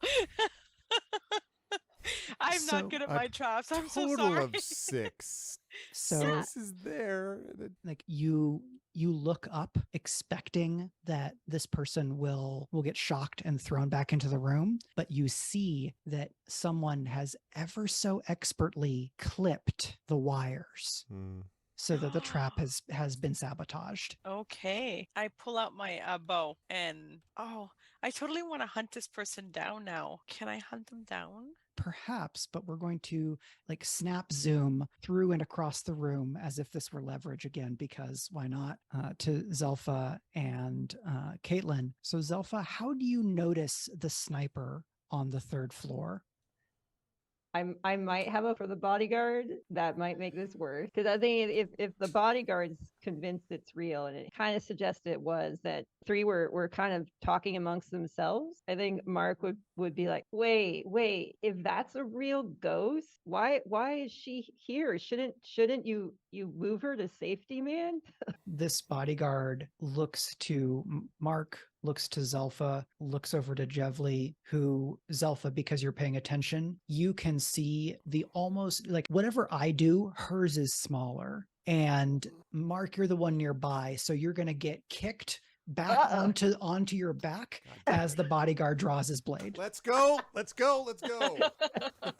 Yes. How close am I to the bodyguard? You are close enough to get stabbed. Oh my gosh. I am okay with that. I am so upset about all of this. Okay, so setting the scene. Yep. So there is nothing physically in front of the bodyguard right now? I mean, his sword is about to be, because he kicks and then goes for the sword. It's sparring time, y'all. Yep. I immediately stand like inches in front of the bodyguard's face. And I put my hand on the pommel of his sword, but not very forcefully, obviously very seductively instead. Oh, really? Really? Okay. Because I'm like, what? like just, I I'm mean, just like she in a is- holding pattern. I'm like, She is putting her I hand want- on his sword. Yes.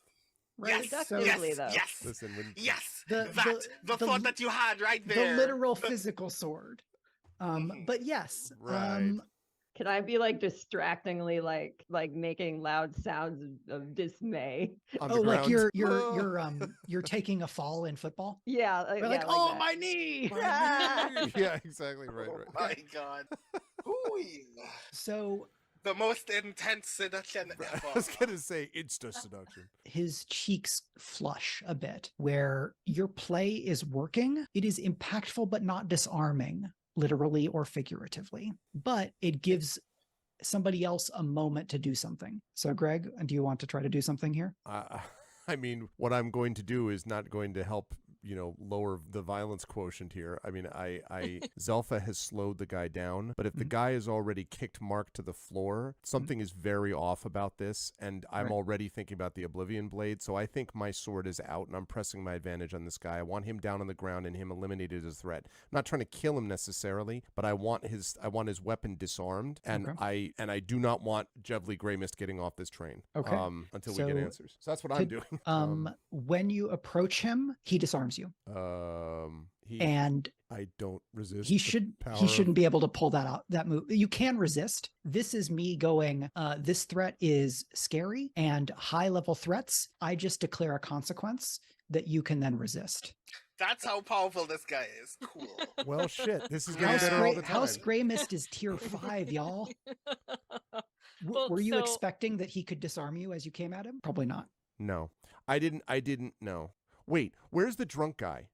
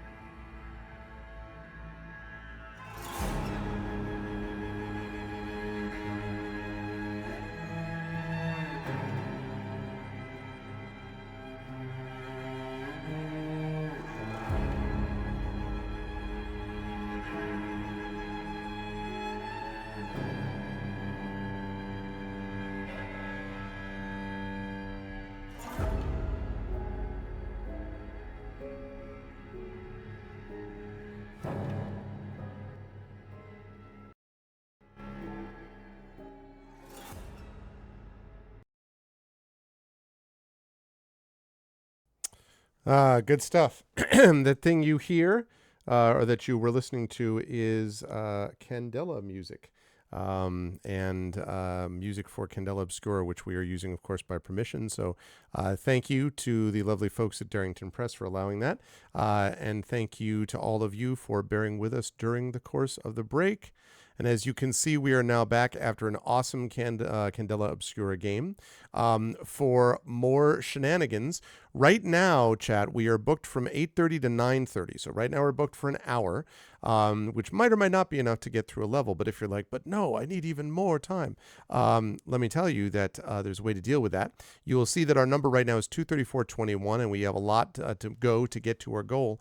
So please consider supporting us by contributing to the fundraiser, because every time that we get a $10 donation, we will add 20 minutes to the timer. And if we can do that on multiple occasions, then we might be able to go all the way till we actually finish the game. We'll see. But it's only up to whether or not the donations will exist. So right now, we're only going until 9:30. We will see how much longer than that we will go. Sorry, $5 donation, I beg your pardon, was 10 minutes. $10 is 20 minutes. $20 is 30 minutes. My apologies. And then larger pledges will be TBD in time added to the play clock. So thank you for those of you who have contributed so far. If you haven't already, please consider doing so. And thanks for bearing with us during what was a really fun session of Candela Obscura, separate from everything else. That was a really good time. And good job, as always, Mike, on the GMing. So over to Mike now for the next level, the famous level, the allegedly the famous level that has been foretold and spoken of. Okay. Don't get captured again, BT. I will avoid all shortcuts. Much smoother. Great. Well, ish. Yeah, it's still much better. Overseer requests all teams working on the Ark analysis report to the lecture hall for General Marder's presentation. So that's not normal. Mm-hmm. Indeed, it is not. I've played the game before, so I know this is what happens, but this is not normal in this setting. I like how he doesn't even comment on it as well at first. Like, just like, oh. Now he did. What just happened? There are distortions throughout this facility, and they appear to be causing a rift in time. I advise caution until we have further information. A rift in time? How does that happen? Unknown. Militia SRS. Decisively neutralizing the militia forces, we will in fact safeguard the existence. Yes, pilot, may I help you?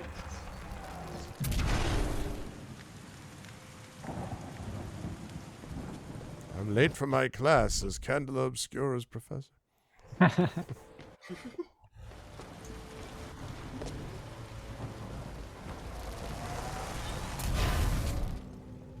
Reminder, identification. I can't tell if they can see you when you're in that other time. I think so, because they said, "Pilot, can I help you?" Oh, yes, Right? that's right. That's right. That's right. Interesting. That's probably something to do with it, isn't it? Mm-hmm. I find anything that looks broken and has multiple curves is probably Research related. facilities throughout the frontier. However, this particular one is unlike any known to the militia. How so? The large rings within the main campus are not an IMC technology. Its design is foreign, and its function is unknown. Also, it's scary. Strange. I'm picking up traces of my own data signature within this area. The distortions must be affecting my scans. So where do I go from here? Is there a ledge I'm not seeing? Maybe the rock's right underneath.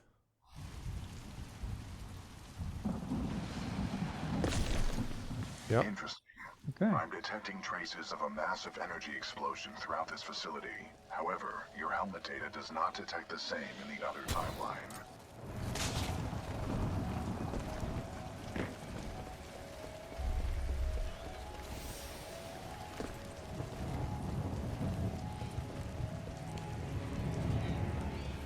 I remember mostly the vibes of this level more than the details. Yeah. It is very cool, though. None of these remains match the genetic profile of Major Anderson. He may still be alive. I recommend you check the main lobby of reception. I would accompany you, but unfortunately my chassis will not fit through the door.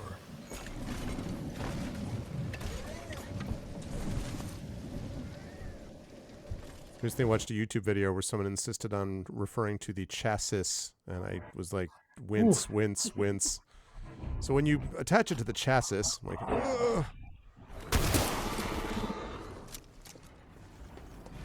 Oh, wait, what? What? Excuse me? Well, that's not supposed to... Why is there a person in the ceiling? BT, I found Anderson. He's, in the ceiling. Objective complete. We have rendezvoused with Major Anderson. I guess? My intention was not humor.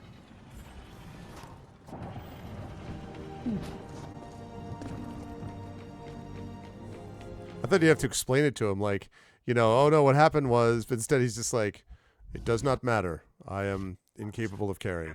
Anderson's helmet. I will analyze it.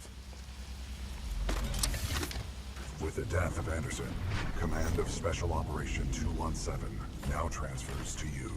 Congratulations on your field promotion, Pilot Cooper. Aren't you the only one left in Special Mission 217? Sarah Briggs of the Militia SRS. Yeah. Major Anderson, 2 weeks ago we intercepted IMC comms. They found something on Titan. A massive blast of energy was discharged at this location, creating time distortions. I want SRS on the ground to infiltrate the facility. Roger that. I'll get some answers. This wrist-mounted device we recovered during Operation Grizzly should protect you. We know the IMC have contracted Kuban Blisk and his mercenaries to protect something critical there, so watch your back. And Anderson, you know how much I love writing death reports, so don't go it alone. The SRS is a team. Sorry. That's, Pilot, data Major Anderson collected appears to be incomplete. We are duty-bound to uphold and fulfill Special Operation 217. Recommend we locate Anderson's wrist-mounted device before proceeding. I didn't see any device on Anderson. It must be on the other half of his corpse. Okay. Tremendous. A breach in the security services building. I will provide access. I will remain here and scan the ring structure while you investigate the facility for intel and the missing device. What the? What? Oh. Amazing. Wow. Nice. Maybe next time you can throw me. Noted. Noted. That sounds like a bad idea, guy. I often find that using a zip line with an old removed power line is a good way to travel.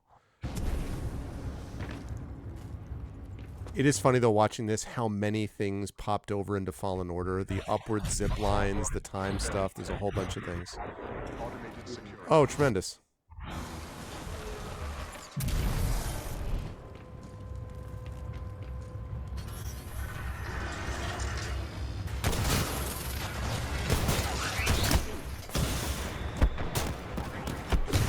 Yeah.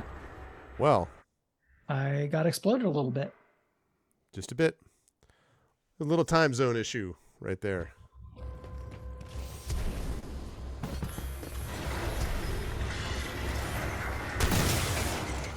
Yeah, I didn't even see what exploded here. It's zombie robots. Oh, well.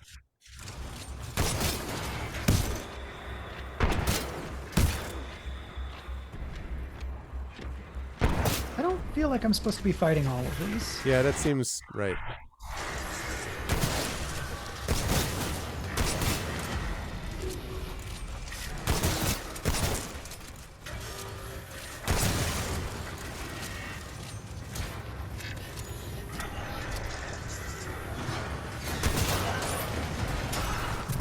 Personnel breach at security services.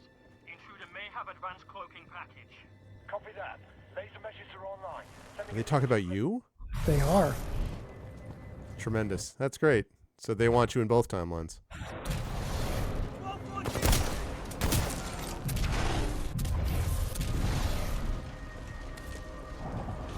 Attention, security lockdown measures are being temporarily activated.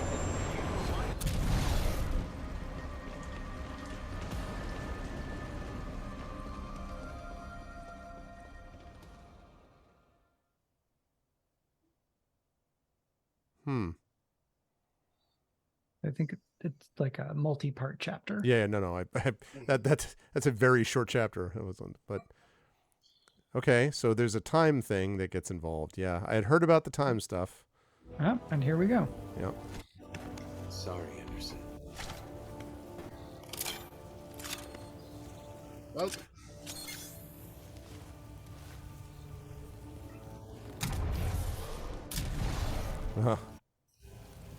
Change time at will, huh?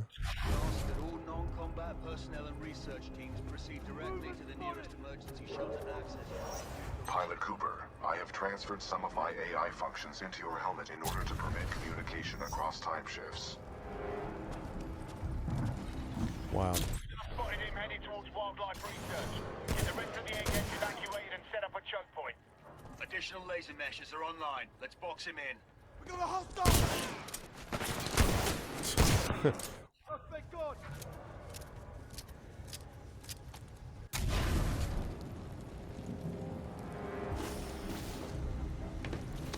I am wondering how confusing this is or isn't going to get. Control, we've initiated contact with the intruder, but his movement is erratic. Yeah. Is there a cooldown? No, I don't think there is. Interesting. What the hell? It was just over there. Will Dr.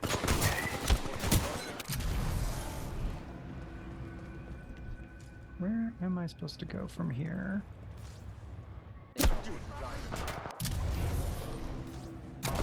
Ah, here we go.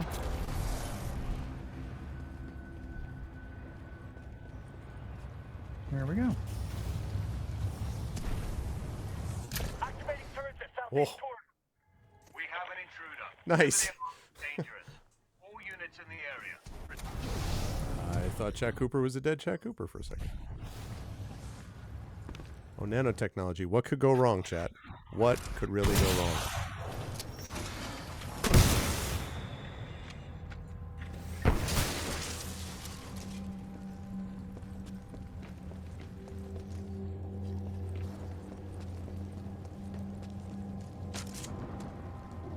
Okay. Yes, I think that is what I'm looking for. Elevator banks on level 4 to intercept.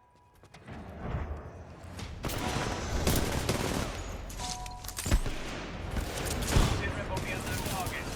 Getting her off! Yeah. Kick down! That's bloody shit, Red!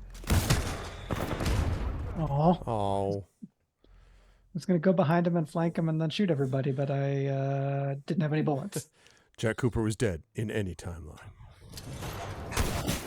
I'll bring it all the way back here.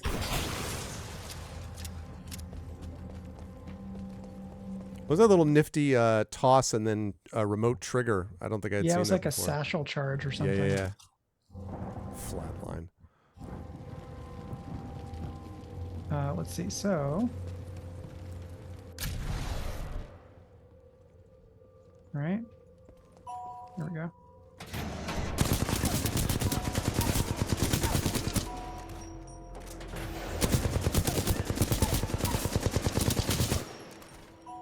That's a much better approach to it, I think.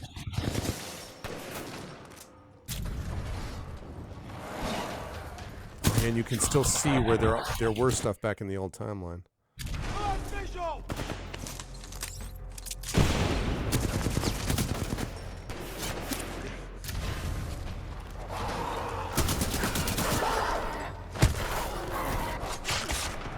Whoa!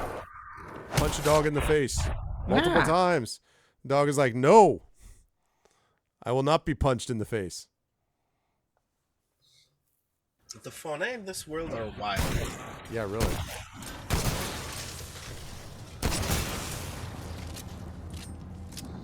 I think if I was fighting for intergalactic territory on a planet with pterodactyls, I'd just give it to whoever wanted it. Yeah, like exactly. I'd be like, it's a big universe. Like,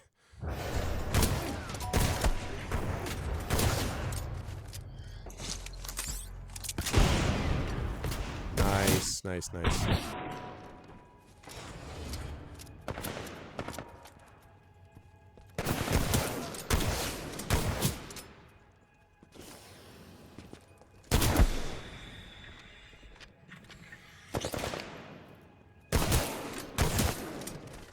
That is a lot of punch there. Yep. Let's gonna get some frag grenades.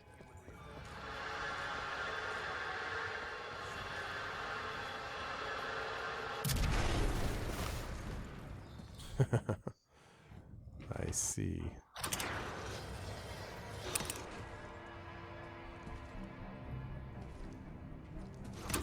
Yeah, I think that's it. There's the level design here is such that I would be situations where I'd be like, oh, I just time travel, and they'd be like, no, it's just a really interesting level design within the same time zone, actually. The test must be completed. Pilot, a fragment of Anderson's damaged log may be relevant here. Activating log playback. Anderson log 341. The IMC found something all right. Oh, I'm almost out of It can ammo. fold space and time. They sure as hell didn't build it, but they're restoring it. Whatever they're planning, it's potentially catastrophic. Okay, here we go. Anderson out. Yeah, overall, this is much smoother. Great.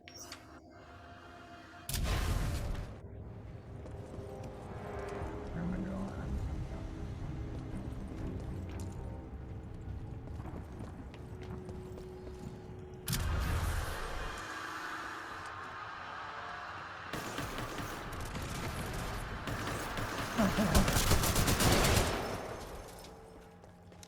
Yeah, the classic. Where's the bullet? Where's the bullet coming from? There's also a game called Legacy of Da Vinci or something like that, a puzzle game, which is interesting. I actually played it on the Steam Deck. And there is a mechanic of going back and forth through time using one of Da Vinci's inventions, allegedly, where there are elements of this. Not on this sort of quick time frame, though, but... I also did not know you had a Steam Deck. Yes, that is what is my new remote setup. I've had that for probably 7-8 months. And it works very well as a remote setup, actually.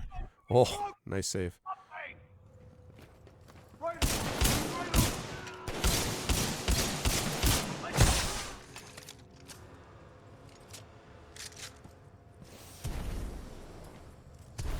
And as a reminder, chat, you are watching Mike Kickass on this, playing the... Uh-oh. Yeah, this all sucks. Playing Titanfall 2. We are playing together, handing off level to level. If you enjoy this and you're like, I would like to see more of this game. Right now, we're only playing until 9:30. And if you would like to see more, and you're like, how do I see more of this? That fundraiser total number will allow you to do that. When we get up to $400, we will have another giveaway. We're trying to reach $1,000 is our goal today. And we would love it if more people could jump on board and support that way, either with a direct donation or by supporting the Patreon for Speculate, which is our actual play podcast with authors and other people from across the speculative communities. So if all that sounds good to you and you're like, I want to get involved on this, type in !donate and you'll be able to get, in fact, I'll type it in, and you will be able to head over to donate either directly to that PayPal link, or you can support the Speculate Patreon, which you can get to this way. And then you'll be able to support us at our Speculate Patreon, and then just come back and make sure you let us know that you've done that so that we can make sure to add your amount to the total. Can I go this way? Do y'all? No. Oh, hey, I'm guessing it's this. There it is. Yeah.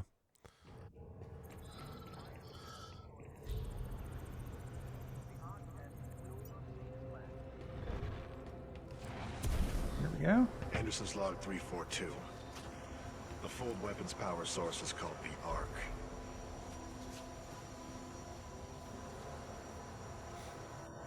We remember that name, don't we? The casing. The Ark. This one's empty. The Ark must be somewhere else. It's a different Ark. Yes. A narrative arc, if you will. Free and en route to the test chamber.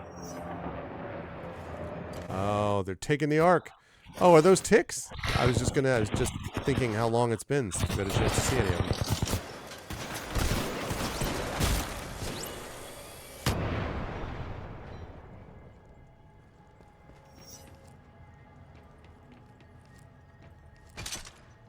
Ooh. Let's see, where do we think I go from here? Back this way? Or out the window. I don't know whether that window was breachable or not, but...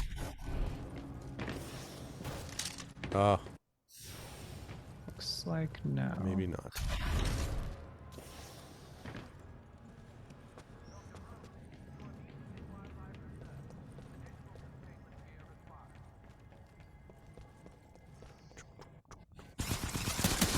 Ah. You're like, great. Fire or turrets? Fire or turrets?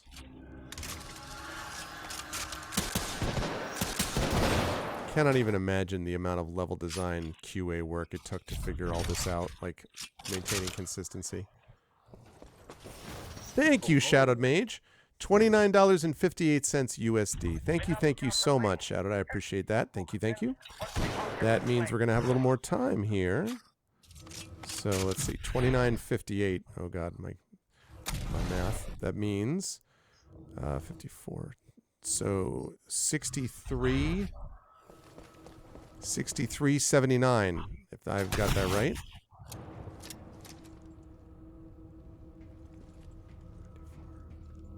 Okay. Nothing there. 263.79. Thank you so much, Shadow. I really appreciate that. That means that we have added another. Let's see. It's basically, let's call that 20 and 10. So that means that we add another $20 donation. Now I'm back here. Yep, so we are now up to 10 o'clock. 10 p.m. Eastern. Which is good, because if you're getting into the story, the only way to know more is to pay. I go from here.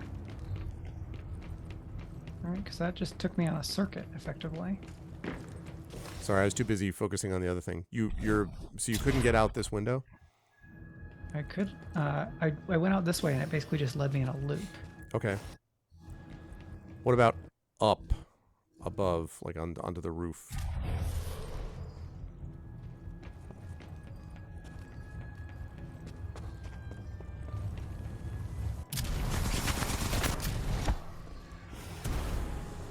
Hey, look.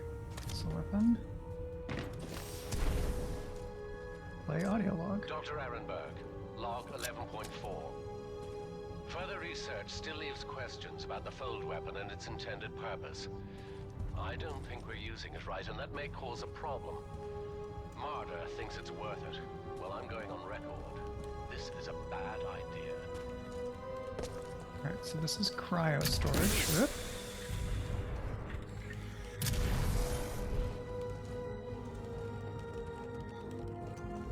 Maybe there's something else I'm supposed to see here.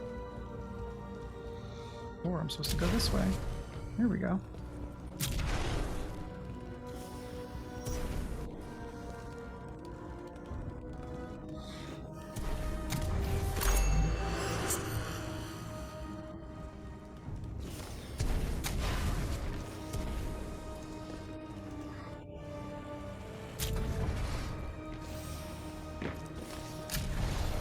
Haha, of course.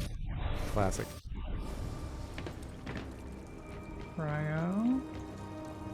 Okay.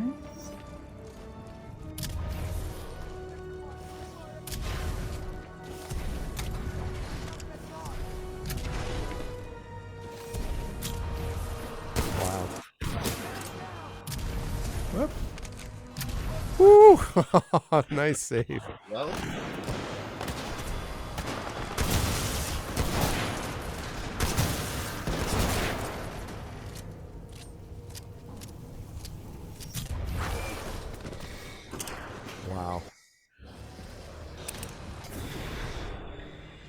Yeah, I had forgotten how, like, wildly imaginative this section is.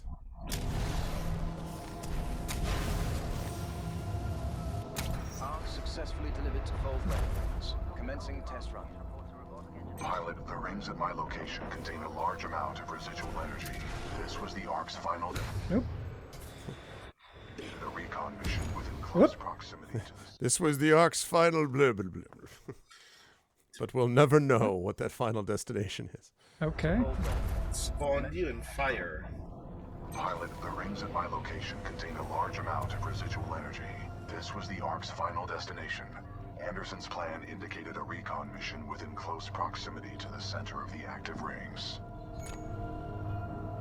You want me to do what?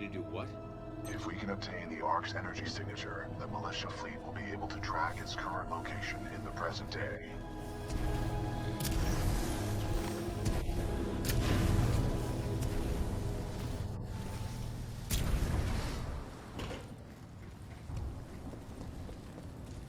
No. Or I guess. Oh my goodness. Wild. Amazing. Oh, wild. I forgot about that. Oh, man. Good game. That's impressive. This planet's moon is a test. That's wild. Just a test. One of our own planets is meant. They're going to hit Harmony, and they moved up the timeline. I have to get this intel to Sarah. Narrator voice. He did not get the intel to Sarah.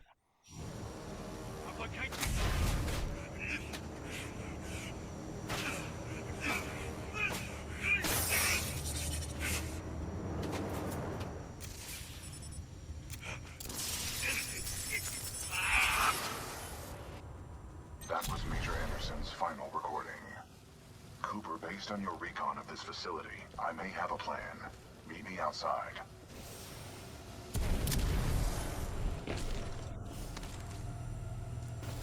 And after this level, it's all new to me. I will not.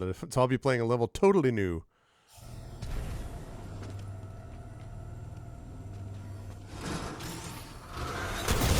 Automated security personnel have now been deployed.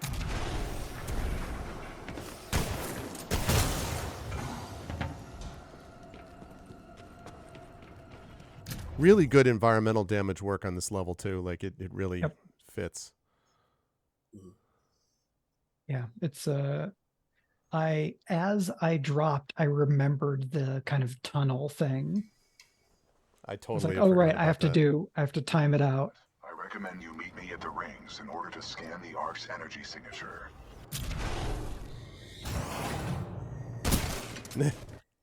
Good morning.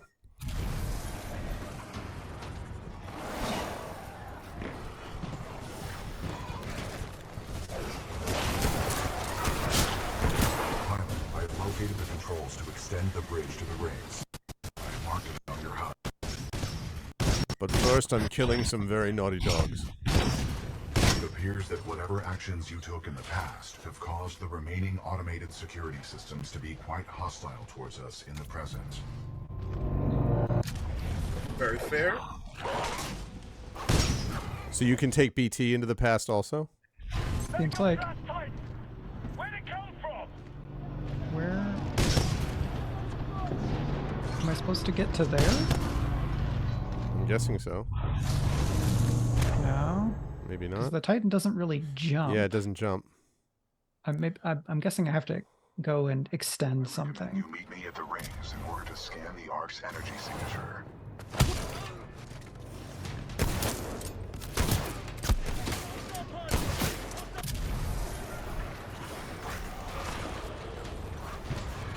Pilot, I've located the controls to extend the bridge to the rings. I've marked it on your HUD. Pilot mode engaged. It appears that whatever Yeah, extend the bridge to the full weapon prototype. caused the remaining automated security systems to be quite hostile towards us in the present.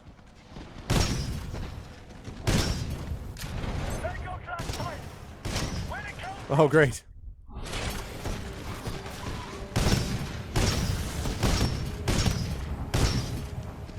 Sorry, did it say where that was? This is Titanfall 2, Drew. No, it did not say that. Oh, say where it was.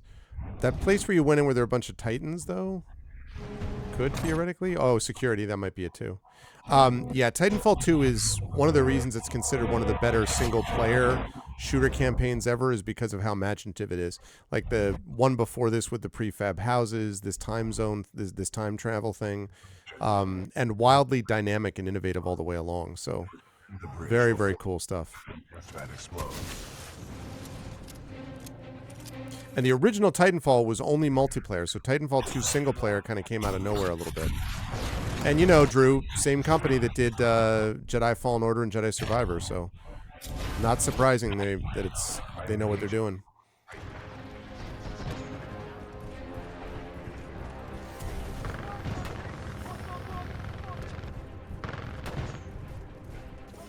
Ooh, they got a new Titan loadout back there.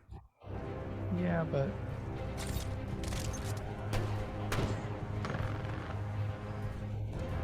no respawn. This is where I was supposed to do the thing.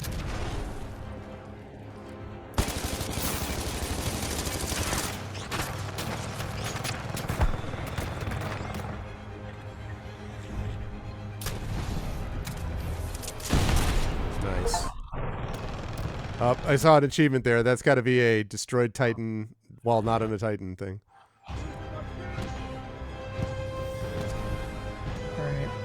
I guess maybe I need to go back to BT. Oh, here we are. The hell with the safety protocol. Initiate the test immediately. Copy that. Do not allow the intruder to reach the Ark under any circumstances. All right. Now you just have to get back to him and then pick up that. Yep. Easy. Oh, this is BT. Yep, yep.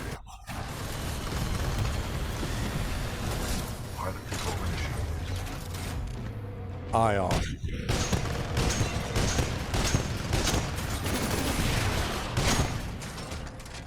Is that Ion? Bang, bang, bang. No, I don't think so. I don't think it is. I think it's still tone. Yeah, because Salvo Core.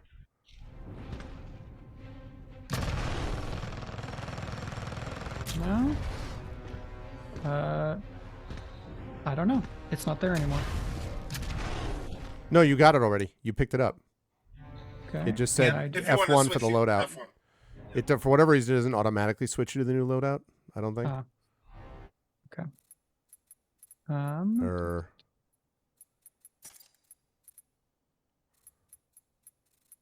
No. Oh, is F1 not the thing? I don't have an F1 because I'm using a weirdo keyboard. I see. Yeah, they do it. That's right. They do Apex Legends. Yep. The Medal of Honor game, the new one, because the old school Medal of Honors were very good in the same kind of way. That would not surprise me. If that were the case. Here we go. Cool. Splatter rifle. Laser core ready.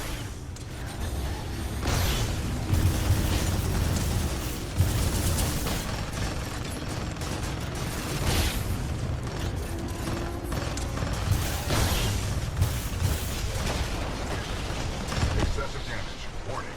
Warning. Brandon's going to be hearing that one in his sleep. Excessive damage. Warning. Warning. Oh, the 2020 Medal of Honor? Okay. Warning. Detecting hull pilot. We must uphold the mission. I advise you get as close as possible to the center of the rings.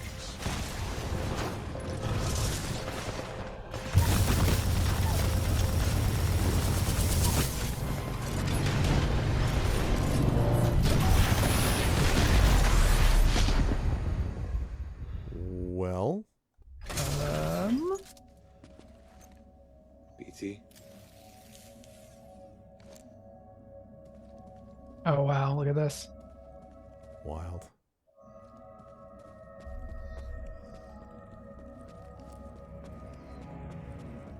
Oh, man.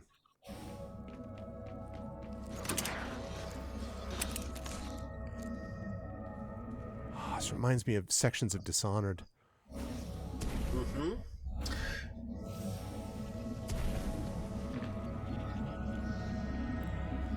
Yeah, I completely forgot about this last part. I'm wondering if I maybe never got to the end of this level because I don't remember this part.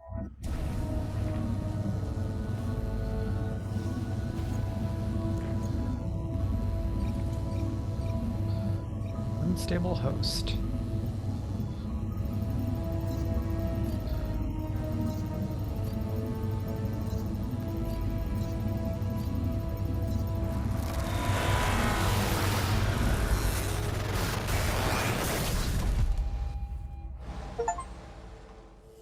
You unlocked secret plans.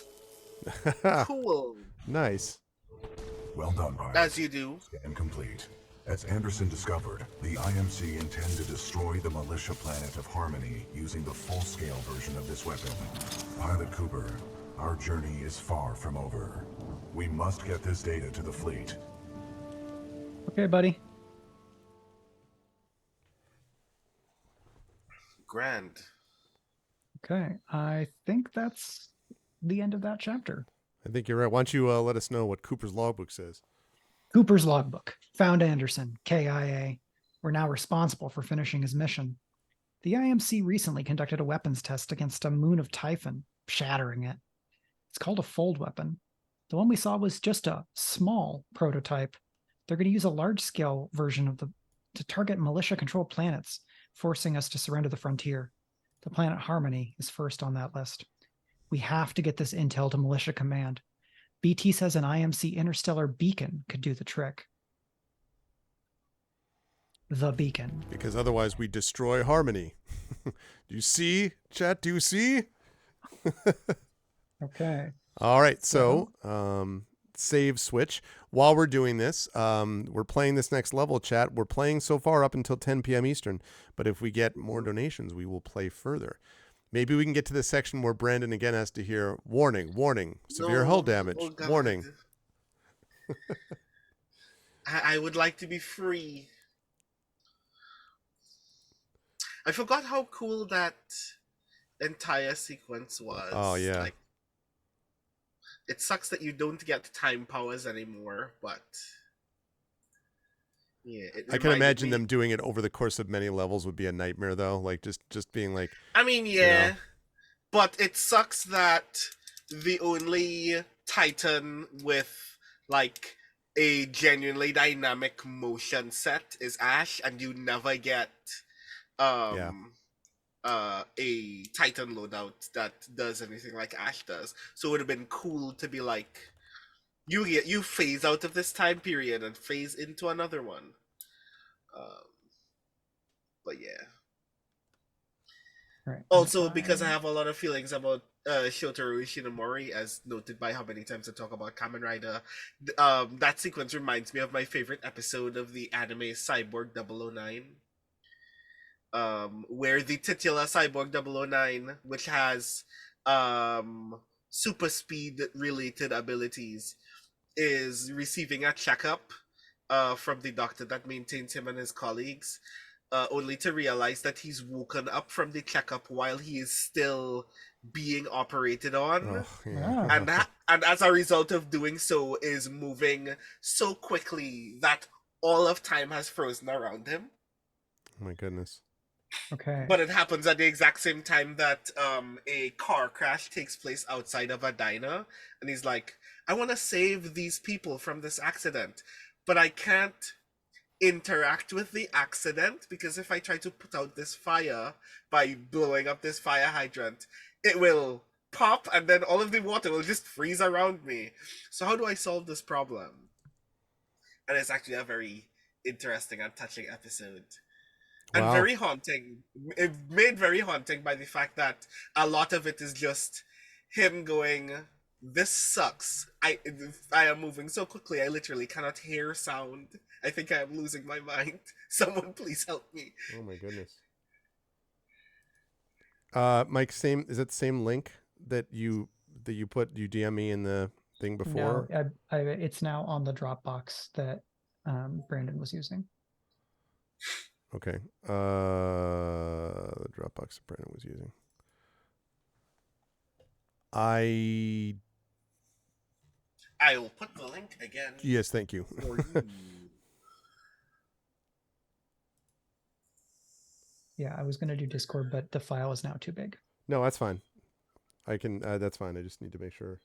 Yeah, it's just we're jumping back and forth between methods a little bit because it's tricky. Not unlike the game itself, we are paying homage to the game. We're having to jump back and forth between the Dropbox timeline and the Discord timeline. That is exactly right. Okay. It would be so very convenient and yet unnecessary for the vast majority of players anywhere else in the world to just be able to send your save file to somebody else. Yeah. I mean, okay, so now I can take that. But like, who would need that except for people who want to cheese their way through a Pokemon game? Which never happens. No one ever needs. Never, not once. No. All right, transferring that over there. Okay, delete that just in case. Move this in here. Moving this over to here. And this.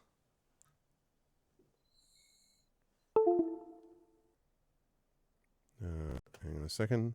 So that was the level called Effect and Cause, which is, I think, still probably pretty famous in FPS levels discussions among kind of games critics. Yeah, last level is bonkers. Yeah. Yep. Because it's doing so much so well so quickly, like it just in a kind of like just startling way. Yeah, because it's here is a new tool. Figure out how to use this tool. Use this tool in a few different ways. Use this tool to get a tactical advantage in combat. Use this tool for platforming. Use this tool to get through doors. Use this tool to go to a place where there are doors. Yep. To attack the people on the other side of, to get flanking position, as Mike did multiple times there and stuff. Okay. Mine is firing back up now, which means I will do this. Good game. Yep. Game is indeed good. So I think to do something that is more Titanfall-y, we're probably looking on the kind of dramatic science fiction-y end of RPGs. Mm-hmm. So probably more Apocalypse Frame or Beam Saber than Armor Stir or something. I probably wouldn't get too bogged down in the loadout kind of stuff for this, even though there are several different loadouts, because for me, the kind of emotional arc of the story seems to be, this is about your relationship with your Titan, about your connection to where you're from, your place in the world, and things like that. But I don't know, how do y'all see kind of what this game is doing and what we want to do to kind of get some of that same vibe with an RPG? Brandon should comment on that first, I think. Sure. In an RPG for Titanfall, because a lot of it is your relationship to mech, there is a thing there's an RPG I remember reading because I knew I wanted to play it, but I can't remember what it was. It might have been Apocalypse Frame, in fact, where the stats are unique between pilot and mech, but there aren't a lot of interaction things. There we go. Like the real curious thing, like the thing that matters to me, because it strikes me as the thing that matters to Titanfall, is you have a dynamic relationship with your mech, which needs to be performed a certain way. I'm very curious, for instance, what the space opera series of Girl by Moonlight would look like if you played it like you were playing Titanfall. Right. It probably wouldn't match up very perfectly, but it would still give a kind. I would imagine that it gives a kind of room for imagining a personal relationship with your mech, based solely on having played in A Maze of Dreams. Sorry to interrupt. Just quickly, does this work? First of all, can you both hear this? And well, you can't hear anything yet. Can you hear that? Pilot Cooper, Anderson is dead, but we can complete his mission if we can re-establish contact with the fleet. The interstellar beacon ahead will serve our needs. Oh, I'm finally stopped my share. I think that would probably make it work someone for on you our all. side is Oh listening yes, that's out right. There is only one way to find out. We must This happened uphold before, the actually. mission. Yeah, my fault. Let me know when We it's should get moving, pilot. Ah, yes. good. Yeah. Mm-hmm. Okay, Mike, you can hear too. I can. Okay, cool. All right, there we go. Yep. So right now I'm getting your Pilot, I see your the beacon up OBS ahead. and then the game behind it. Oh, okay. Yeah, I know why that happened. Sorry. Although it shouldn't be doing that. But anyway, But I also have my like view screen situation is a bit weird for reasons I don't understand. okay. Well, then I will do what I'm trying to do is see. I'm running out of monitor room, which is I need a fourth monitor. Okay. Hey, now it's just the overlay. It looks good. Right, because I moved. Well, that's because I just moved the. Okay, you'll have to tell me if something happens on OBS that I can't see because I want to make sure that I have that other chat up there. Okay, lovely. We do that. We do this over here. We do the YouTube thing like this. And Greg, about 5-10 minutes ago, I messaged you that we'd gotten a donation, and I don't know that it's hit the count yet. I did. I think it did. I mentioned. $29.58 Say again. for $29.58. Yes, that was Shadow Mage. Okay, great. Thank you. Okay. Right. Resume. Yes. Okay. Here we are. Scans detect minimal power functionality. It may need repairs. Okay. This is the part where I'm like, can you repeat that, BT? What needs repairs? Yeah. Caution. I'm picking up multiple contacts.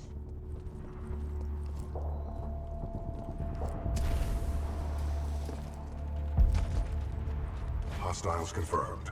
The stalkers appear to be programmed to attack the control room.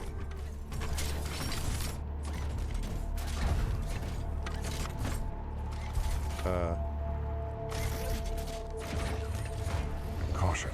I detect traces of poisonous chemicals within the fog. Pilot control initiated. What is this fog? Scanning. The ground fog is a toxic byproduct of the beacon power grid. I recommend you embark when operating in hazardous environments with greater than 1 ppm tungsten hexafluoride. Pilot, I'm detecting militia forces inside that beacon.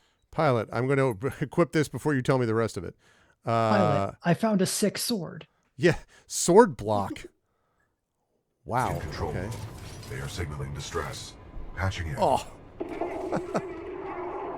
Hey, you out there, pilot! Are you reading us?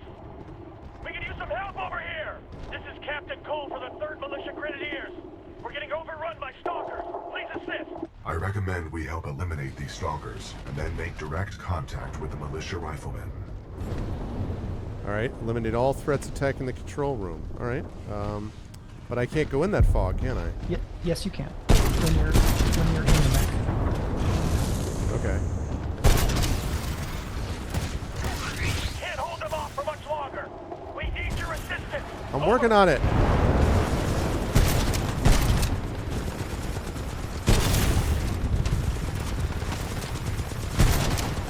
Tactical option.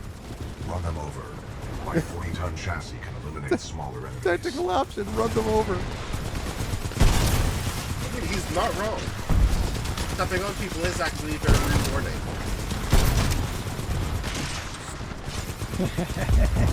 Smack. Get out of here. Really? You're shooting me? Threat neutralized. Well done. This victory has raised our combat efficiency rating. Nice. That was the only reason to do it. I mean, really, it was the combat BT efficiency rating. 7274 to militia forces. All threats have been eliminated. Yeah. The only thing that would make stepping on enemies more fun is if you could legitimately see your foot targeted. Yes, yes. Come on in. All right. Pilot and Tiger on the lift. McCord, bring them up. Let's go. Right away, sir. Hello. Pilot, recommend you disembark. Oh. Please do not run over our allies. Captain, what is the status of the beacon? The power is shut down. We've lost all control of the beacon. Can we get stepping up people is very rewarding on the list of branding quotes? Designation. Wow. Arc tool. Function. Generates power up to 5 megajoules. Yeah, we know what it is. 5 Can you megajoules. repair it? Nah, we already tried. Sensors indicate another one in the substation, but it's nearly impossible to get down there. This place just ain't built for humans. I am not a Understood. human. Pilot Cooper, I advise caution while navigating this facility's substation. You must recover the arc tool. And by you mean you, right? You. Good luck, sir. Hope you make it back. We've lost too many down there. Okay. If Demeter shut down, the IMC wouldn't have any. Well, all right. They have plenty of mindless stalkers. Hi. That's for damn sure. I don't know if that's a good thing or a bad thing. Oh, sorry. Yeah. Taking your rifle. out Demeter was a huge victory. Lieutenant Perry, RC3 Peterson. Why doesn't it feel that way? Well, the Demeter fleet was RC1 about Baker. a third of the IMC presence on the front Mostly just seeing if we have other weapons. Still, every little victory counts. You have the fullest half glass I've ever seen. Okay. All right. Substation is over there, so. Pilot, the beacon power substation is through that door Yes, I marked know. power grid. I heard someone's been killing on Blisk's team. Giving the mercenaries. Good luck, pilot.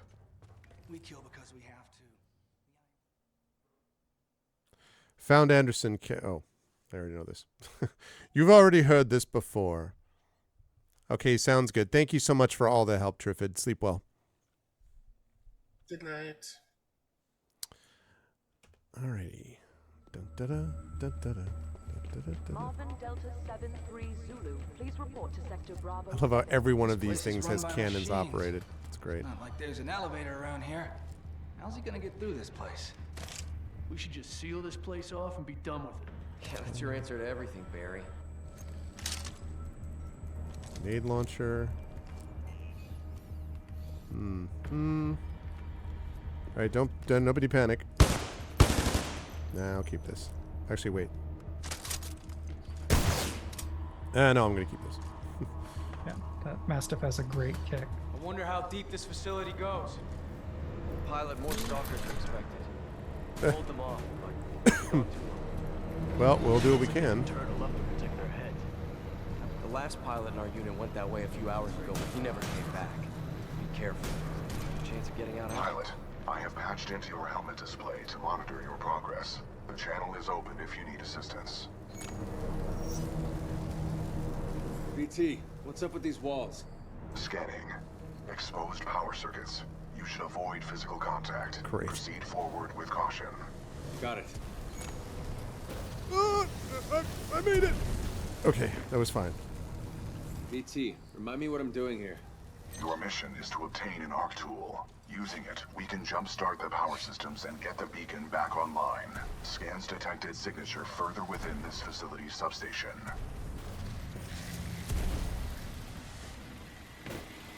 So easy to overrun those if you're not careful. Yep. Okay. This is the same vibe as they have a cave troll. What? What?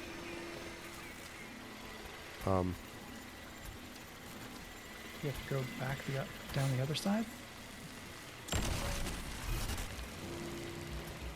Yeah. Wow. All right. All right.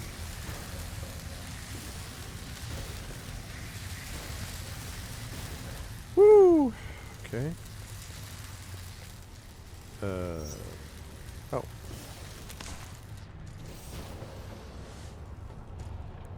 Lovely. Softball. An adhesive grenade launcher. Really? All right. I'll bite.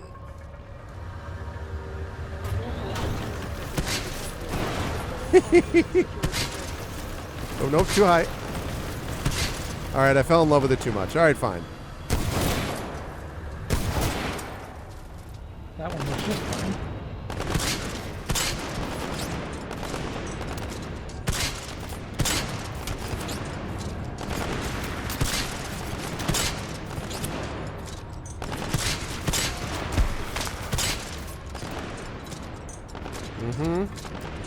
Oh my god, the slowest load of all time. Did I just see a tick pop up? I think I just saw a tick pop up.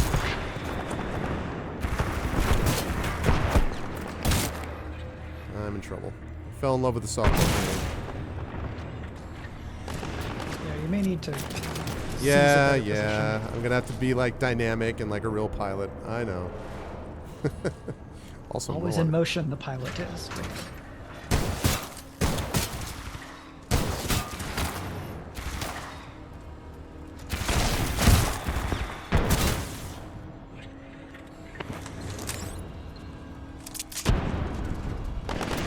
Biggest version on that. Oh, yeah. I was just about to say, I'm like, I think I'm out of ammo. It's like, you're out of ammo. I'm like, yes, I was thinking that. Okay, you're all normal. Not a fan of this weapon at all.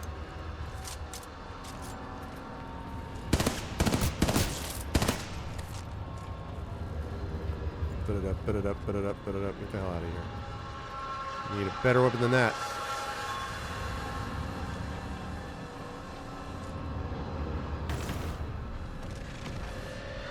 There should be an achievement for trying to avoid hurting these other robots. Like, mercy me or something. Ow. Who the hell's hitting me? Oh. Not a fan of it. How does it play when you aim down sights? Is it a tighter burst? It might, yeah, that's a good question. I don't know about it, whether it's tighter burst or not. We'll find out. Oh, lovely. Oh, yeah. Yeah, it looks like you got to come in a little lower.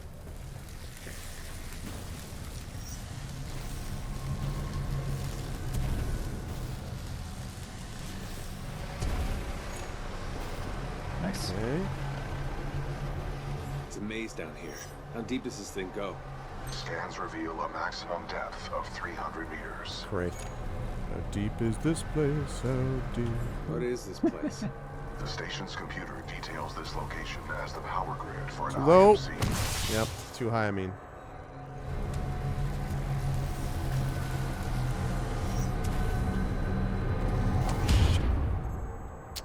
Man. Oh.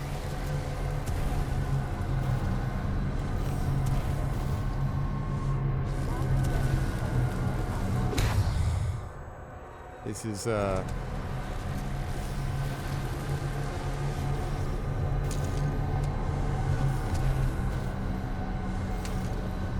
this is great. Oh, thank God. Whew. For a minute, I'm like, wait, did I go the right way? You're right. It's a little scary. Oh, this seems fine.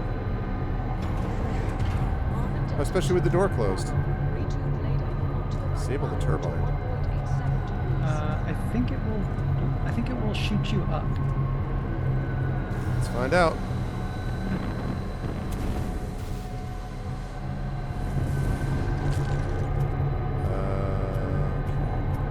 Looks like I have to wall. Okay, I see. I have to wall run over there, or not even wall run. I can probably just jump.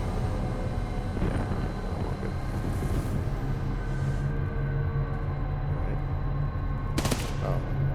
Maybe that wasn't as good as I thought it was. Unless there's a maybe no, you have up to there. go all the way up to there. Yeah, all right. Aha.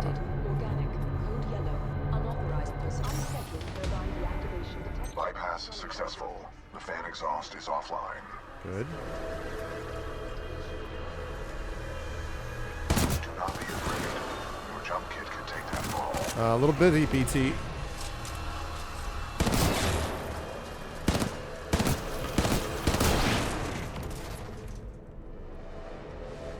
My jump kit can take that fall? Okay. Foreign object detected in turbine thermal exhaust shaft. Analysis in Just like Destiny. Yeah. Delta 51 X-ray. Turbine power cycle iteration. Oh, I need the arc tool for that. Okay. Trifid deserves a prize. Yes, indeed. Trifid is awesome. At 30 meters. Yep. From the Marvin, huh? Right.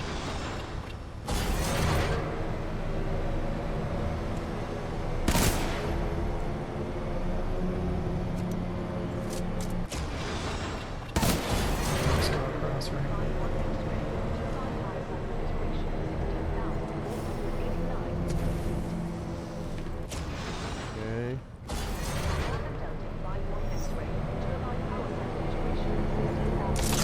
Press E to take arc tool. The robot's like, what? Oh no! Oh, sad face. I'm so sorry. Return to the control room. We are ready to jumpstart the system. I'm so sorry. I apologize unreservedly. What? You have lost that achievement, Arv. That's... Pilot, there appears to be an override switch on the central turbine. Oh. That's so sad. You're gonna have to take the turbine to get back over. Yeah. Try using the arc tool on that switch. That should enable you to Oh. run across the face of the turbine. Oh, I see. Right. Marvin Delta 51 X-ray. Turbine power. Whoopsie. 491. Complete. Uh-huh. Hostile force. Sorry.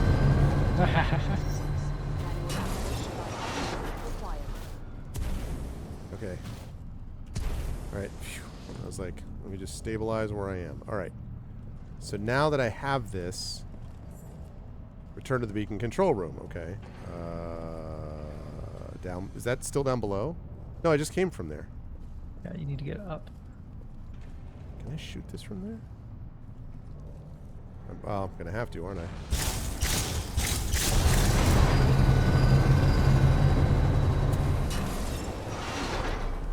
There we go. Deploying security reinforcements.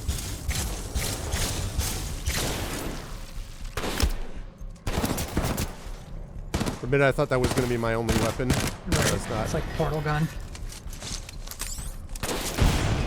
Bye-bye.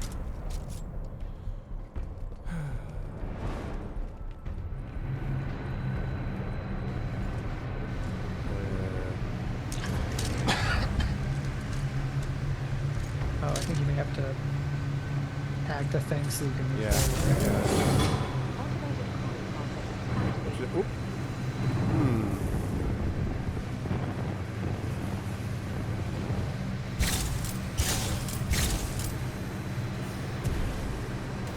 Interesting. There we go. I don't want a wall walk.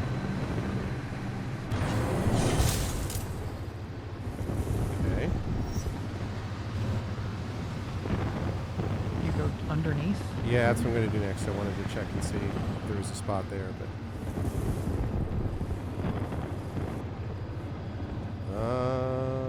actually... Oh, maybe you need them down. Well, but I can't soft lock out of it, so there's... Oh, what the... Oh, wait a minute. But if I go against that wall... So if I go down... here... Go here... Okay, so I go here...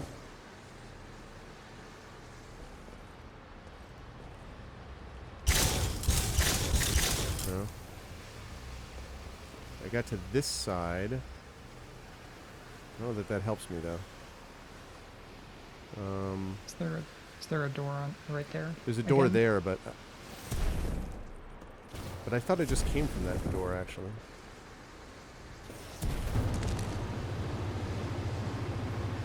The question is, how do I get?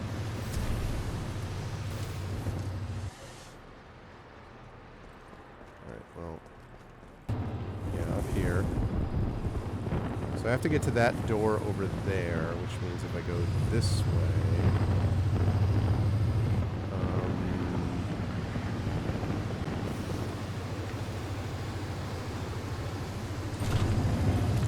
just had to slide. I was making it too complicated.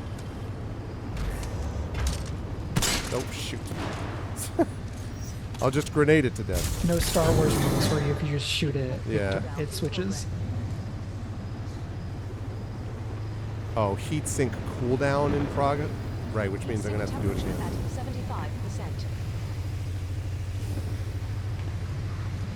Shoot, I don't know where I'm supposed to go. Maybe there. Where I'm supposed to go. Okay. Alright, shoot it. Ah, what the...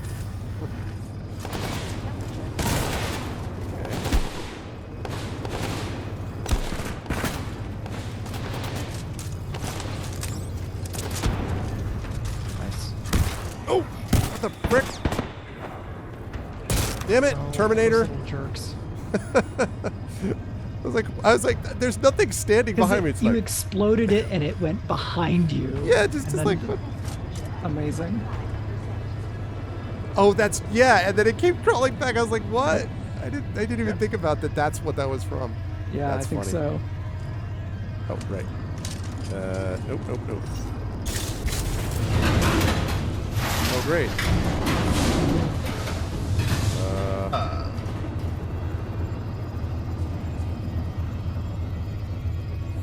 Can you turn that thing on? Or oh. Maybe it's just telling you to get oh! thrown. Oh my God. You got this, Arv. Are you still being propelled forward? That was a lot. That whole thing was being propelled. Come on, you can hit it. Am I not? Oh, do I have to? Yep.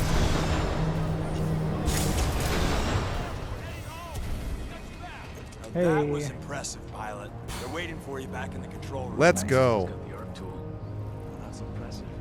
Damn right, it's Not impressive. giving up today, guys. That pilot went down there and got us an arc tool. We're still in business. Welcome back, sir. Those moves are something else. Oh, thanks. Appreciate that. You, sir, are one hell of a pilot. Yes, sir. Thank you. That was fun. And again, very different, right? Like another different, like, you know, air control stuff. Pilot's back, and that looks like an arc tool to me. I think we just gotta pick it off this dirtball. Good work, Pilot Cooper. Now we can jumpstart the power to get the beacon functional. Can I improve my combat efficiency rating? Oh God. I made it back, Cooper. Just in time to assist me. That's what matters. Now all we need is some power. Pilot, the power chamber relays are offline. The arc tool should be able to jumpstart them manually. Oh. Cooper, let's hope that arc tool was worth all the trouble. Caution. High radiation levels detected ahead. Your suit will only protect you for a limited time inside the chamber. Great. I suggest you move quickly.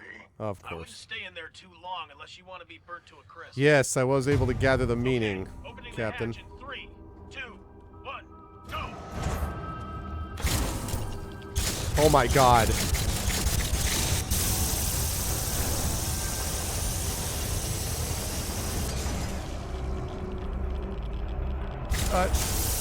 Yeah, I was gonna say, please charge faster.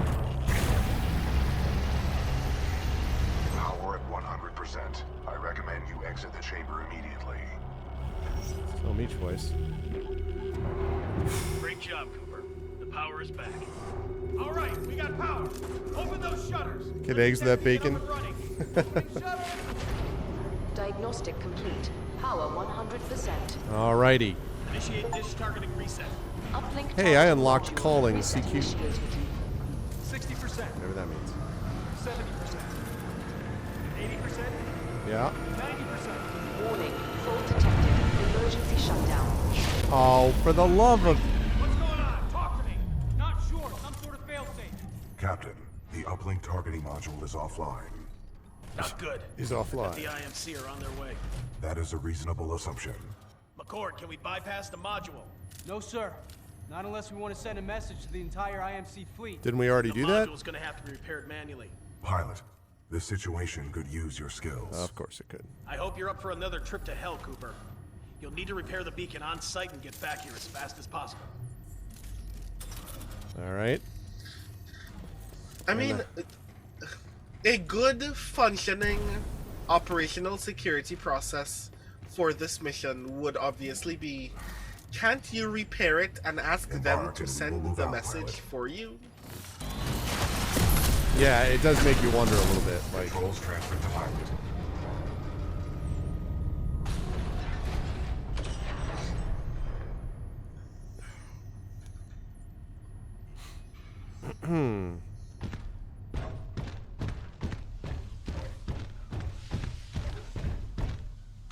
Be careful. We've already lost a lot of good soldiers over there. Well, I would like not to be added to that number. Scans indicate a fallen pilot. My memory recalls this pilot as an exceptional fighter, proven well during the Fracture operation. It's Fracture. What's Fracture? Fracture was the code name of a major combat refueling operation conducted by the militia on the planet Victor. We sustained many casualties, but the fleet survived. Damn.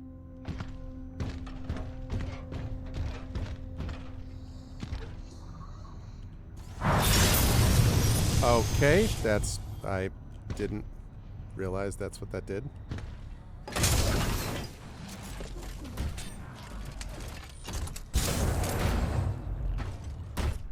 Wait, hey! Come I back think here. Fracture was a Titanfall 1 mission. Oh, interesting. Yeah.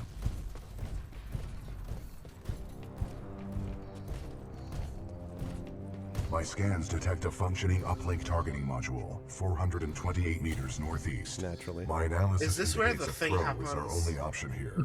I can throw you across the gap. Throw you across the gap. You're hot to toss me!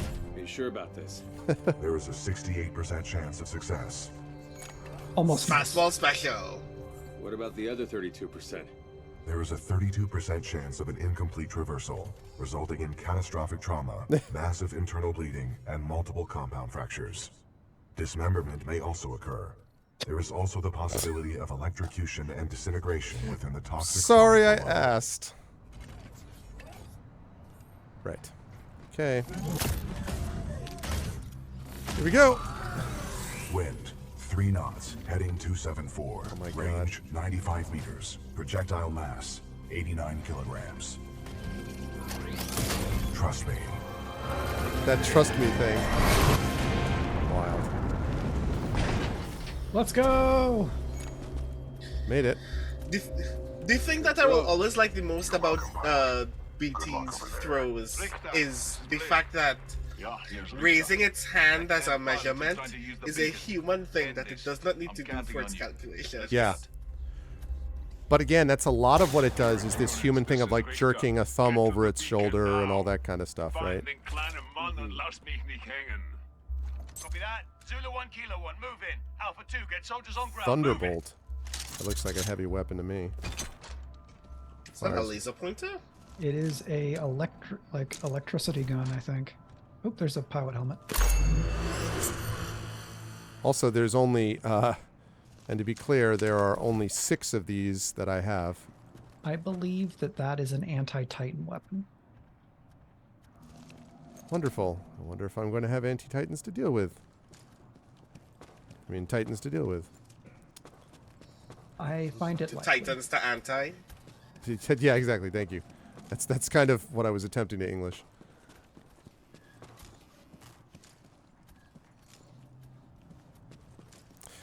I don't know, Shadow Mage, if you're still lurking, this tower reminds me a little bit of the end of Talos Principle. Because of the robot presence in it as well. Oop, nope, wrong way.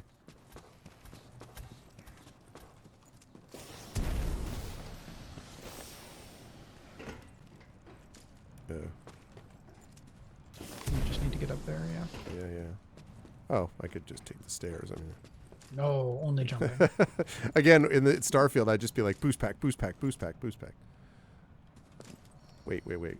No, okay. I keep seeing blue glows and thinking that there's something else. Oh.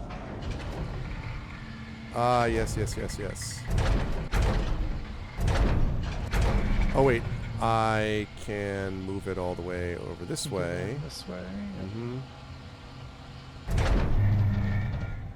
Yep. Always those conveniently placed walls.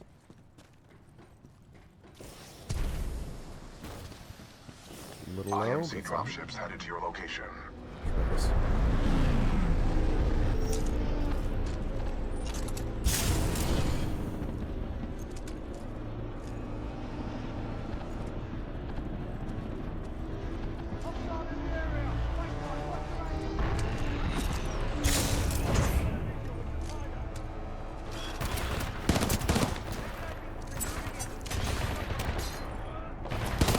Oh! I think I picked that up without realizing that's what I had done. Like a gravity weapon. You know what? I know it's anti-Titan, but what if we just...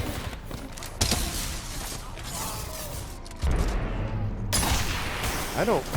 Okay. What the frick? Oh. That's my fault.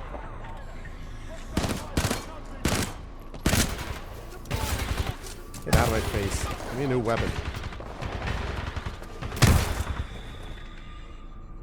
That person has a weapon. All right.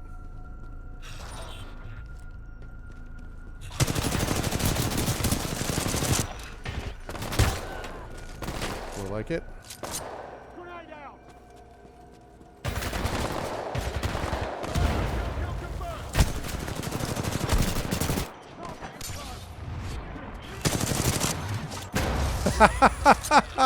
I love that. That shield is... I'm losing my shield.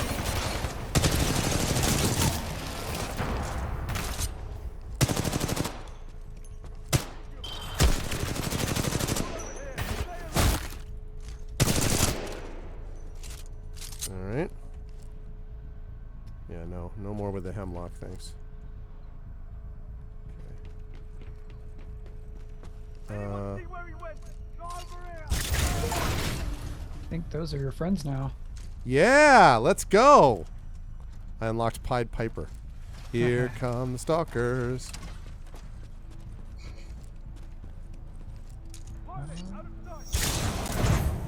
That thing right there, was that weapons to your left? Double take. Oh, twin fire sniper rifle? Oh, that's the one that Noel was mentioning earlier, I think.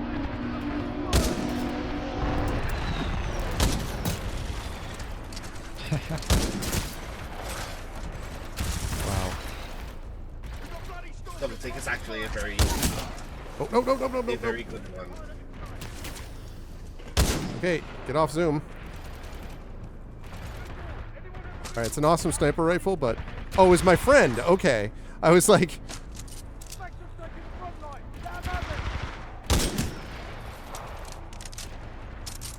Go to it, stalkers.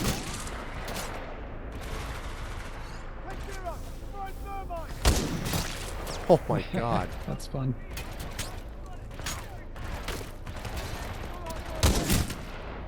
Wow. There's even, like, there's a delay in the bullet hit. Like... Yep. And then an eerie silence. Something about sniping in a respawn game is actually just very fun. And I say this as somebody who actually does not enjoy sniper rifles in most games. Yeah, okay, no, There's wait, a good chance there'll be more ammo for that rifle when you go over the defeated enemies area. Okay, double take. Oh, there will be? Okay. Well, then I want... Right, because it seemed like that was the rifle they were using. Right, so I want this one and the sniper, right, not the Thunderbolt. Okay, good. So I'll make sure I had all my weapons properly associated. And yeah, because I'm low on ammo, but as you say.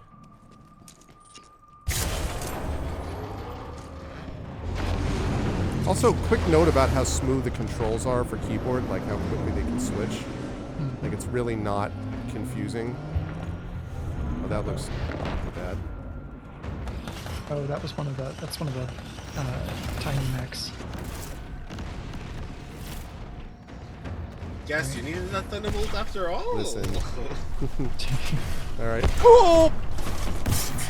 Sorry. I apologize for whatever I've done.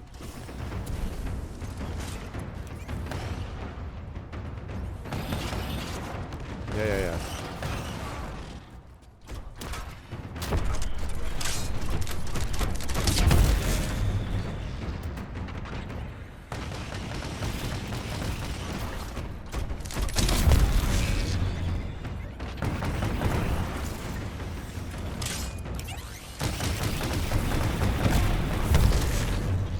Nice. Woo!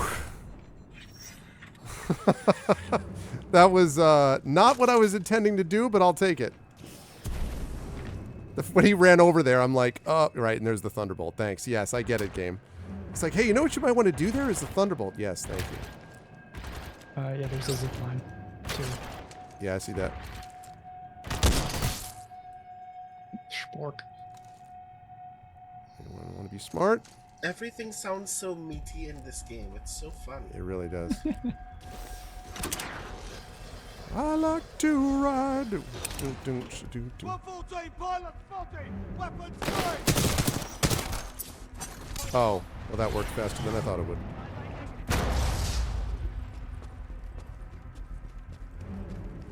A volt. Okay, well, I need more ammo, so.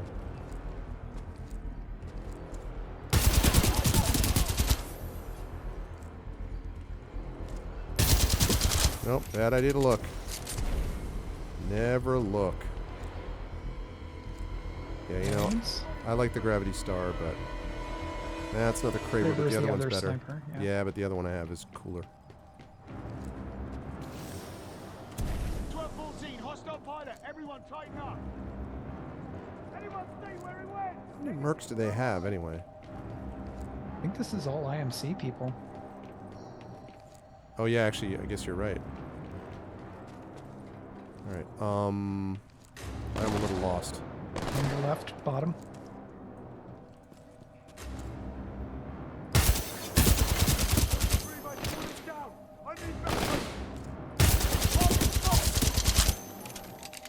Didn't get back up. Anyone hear that? Check sectors. Oh, great. Got it, it's a pilot.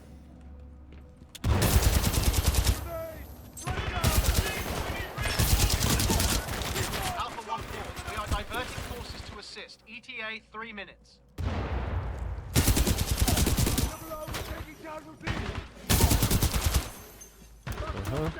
Need backup. Target spotted over I there. don't know what this thing that you're in is, but it's a great fighting arena. Yeah, it really is. I was like right on the. It's just like, it's funny. Amazing. Star Wars does that beautifully too, with those little moments where, like, in the middle of a firefight or wherever, this other droid shows up. Oh, excuse me. Goodness gracious me. More crane work. Mm-hmm. Yep. They do give you lots of checkpoints in this game, which is appreciated. Despite my rant the other day about letting people save anywhere. Okay, you're all fine. You're all fine. Weapons? No.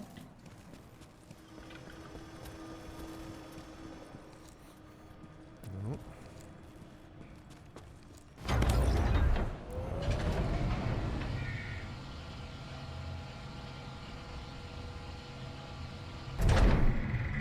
I think that works, because then come down here, go over Side here. over. Yeah. Oh, well, that's fine. Okay. So you're gonna have to move the other one. Yeah, I think you're gonna have to move that other one another 90 degrees. Oh. Okay, right.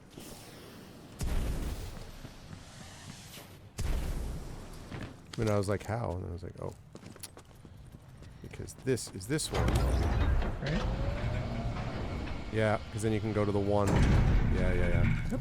Yes, indeed. Lovely.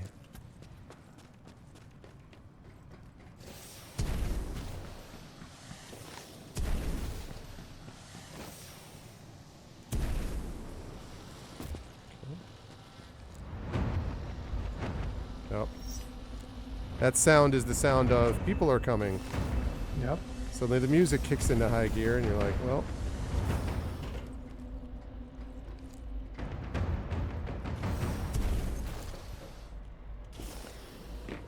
Okay. Oh. All right.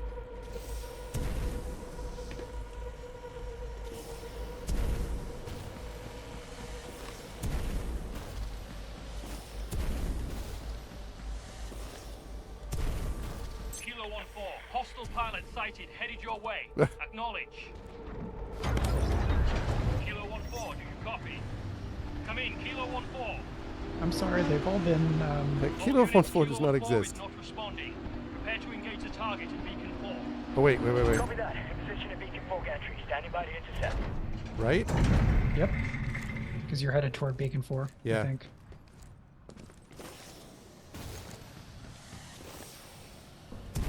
That was a little... Stay alert. I heard movement. Enemy pilot, fall back. Deploy the sockers. The Saucus!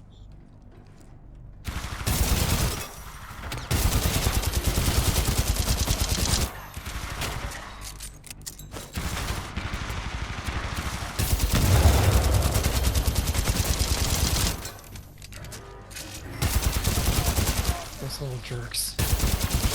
Yeah, this time though.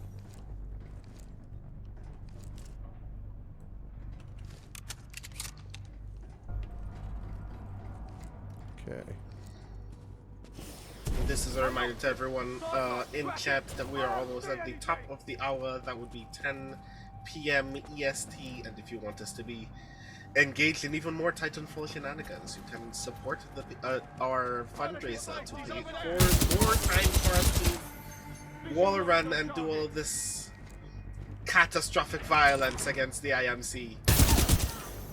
Beautiful, terrible violence. Yep.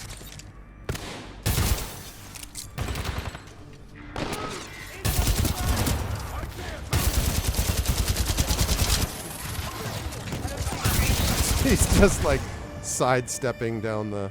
Ooh, I am almost out of ammo. Not anymore though. You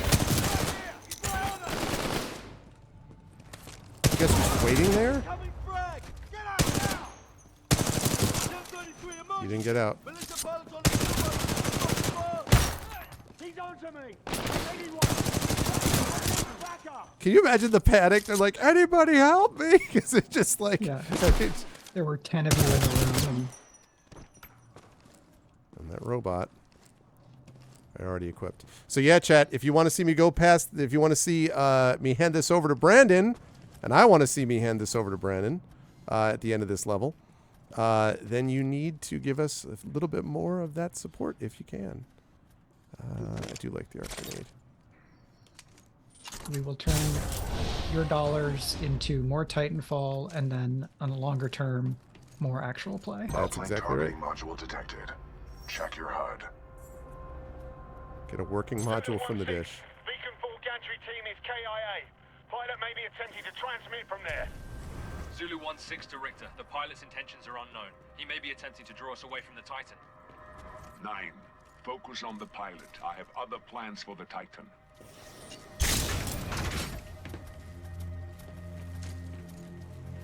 Okay, I don't know what I just did. I just did something. I think you got 2 friendlies. Oh, excellent. They were very helpful last time. All right. So, question is, how do I get over to that? I think that Up controls. there? Maybe, yeah. Well, there's one way to get there. More friendlies. I'm guessing Friendship that will help is when rare. more enemies get deployed here. Yeah, I am a little concerned about how many of those they gave me. They're just like, sure you don't want more? I'm like, I do think you need to go up that tower that you were headed toward. And right, go I over the think top. I'm... That one, right? I'm doing that, I think.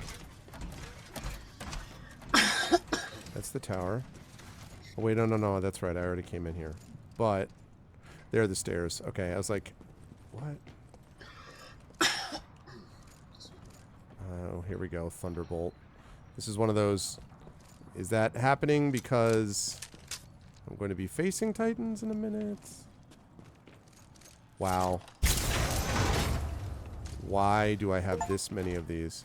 Achievement earned. You unlocked Robot Army. Not ominous at all. No. I think you're almost at the last fight of this level. Good. You were at the controls. Move the dish to the far right to bring it within your reach. That's not going to attract any attention. Yep. Alpha 2-1, is he dead yet? Give me a sit rep. Over. Oh yeah, he's dead. We need backup. The enemy pilot is still active around Beacon 4. Over. Backup? Cold War? Sending backup.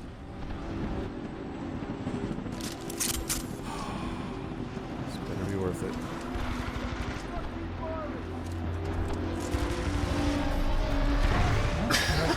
You have your buddies.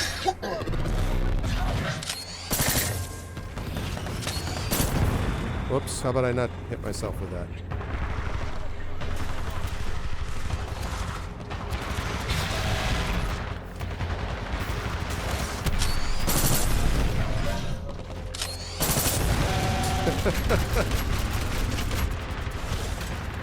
Where is the Titan? There's no way I killed that thing.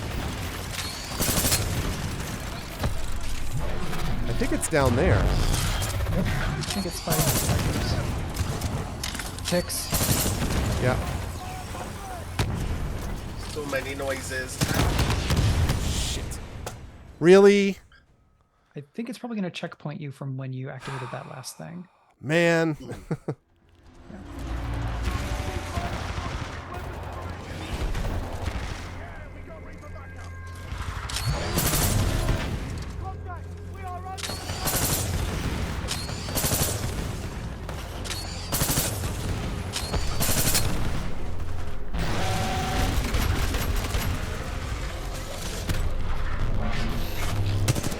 Oh, no, not you. Sorry, you're the good guy.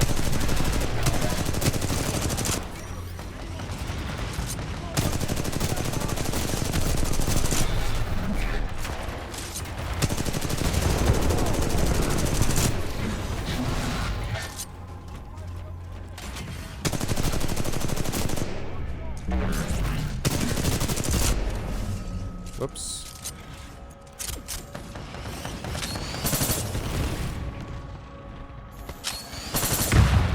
Kaboom. Guess I did need that. I mean, I don't know if this is one of those deals where they just keep coming until I move. Yeah, you probably need to fight your way to the dish.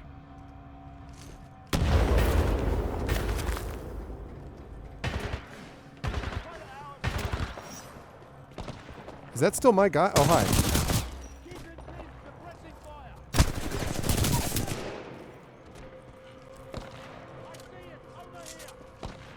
You see me? Oh, yeah. I see you too. Okay. Oh, hi. Ouch.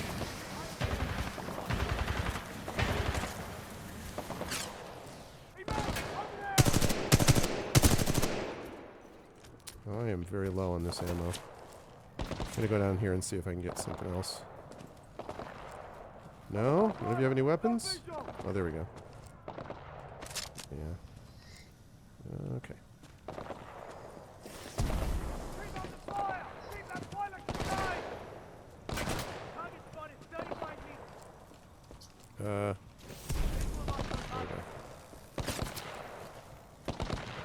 It's just the one guy, actually, or two, maybe. Oh my god, I guess that's the liquefying weapon you were using, Brandon. L-Star is very good at turning people into juice. Jeez. Hi. Good times, good times. Pilot, the module is in the projector of that dish. I don't think that's how I was supposed to do that, but I'll take it. Uplink targeting module disconnected. Okay, and now I have it in the... Mission update. Uplink module acquired. Standing by for your return, Cooper. Caution. Entering maintenance Okay. mode. Handwaffe 1, Sitrap, komm rein! Was zum Teufel? Oops, I switched to the wrong weapon. Anti-Titan squads have arrived, requesting assistance. Working on it.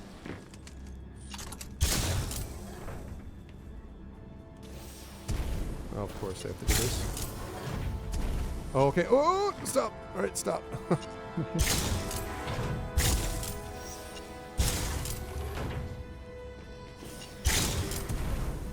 I think, I don't, at least this time, but maybe the first time through, I recognized like, oh, that's my way back. Oh, God. I completely screwed that up. I had no idea what I was doing. I got very disoriented.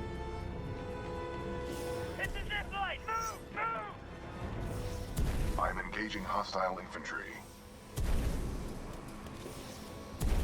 Okay. Man, it is like the boost pack thing from Starfield has really been screwing me up for this because it's just similar enough that I keep expecting. Yeah. It just occurred to me as well that you've had experience with respawn. Oh. Yeah. Wall running, but only in third person. Mm-hmm. Which it might also be throwing you off. Zipline, right? That's true. Yep, yep, yep. Maybe you have to get up top. Yeah. Yeah, because of all the Jedi wall run stuff. Yeah. Welcome back, Cooper. Recommend we secure this area before proceeding with the repairs. Good shot.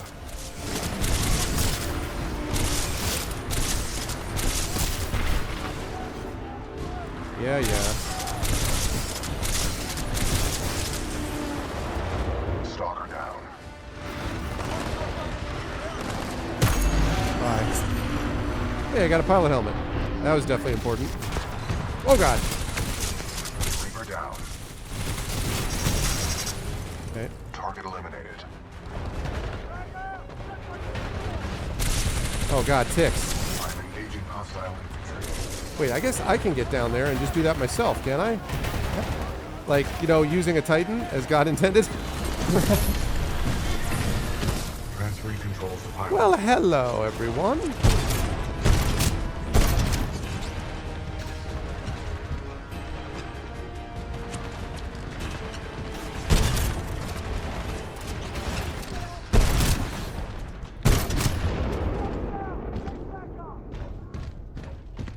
I'm gonna grab one of those batteries. Yeah.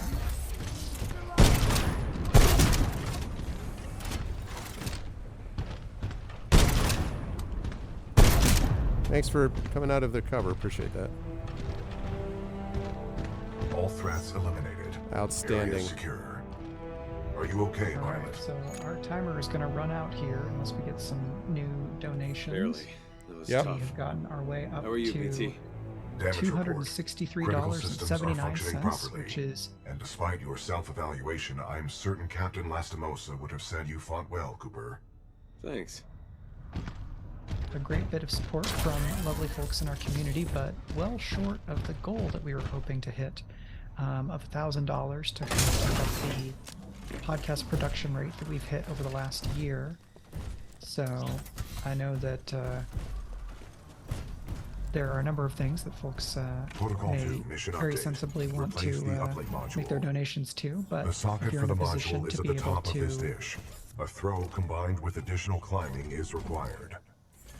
if you're in a position to be able to become a patron. So maybe not as much all at once, but adding it to your list of places that you want to support and give us a little bit of support every month. That definitely will add toward our goal and is very much appreciated. Plus, as a patron, you would get access to episode 1 of the Pittman sculpture at 12:01 a.m. tonight, just after midnight. That being the Apocalypse Keys series that we showed a quick clip of in our break before Candela Obscura. Literally ran up right under that drone. Yes, concur with all that. This is Sloan. Go ahead. Kane and Ash are dead. And Someone's been killing your mercs, and it looks like one of our radios has been nicked. I knew you shouldn't have hired those. so yes, if you want us to go past this level, it is finishing. We're going to be ending at the end of this level unless we get a little more support donation-wise. So please jump on board if you are in a position to do so. I know there's a bunch of extra life stuff that's going on this weekend as well, so I get that there are multiple things. Believe me, we know. But if you're able to support, November is in general a very intense time. Not only because of lots of other endeavors, but also because we're nearing Christmas. So definitely only do so if you are able. But if you are able, you'd be supporting the content that we make very strongly.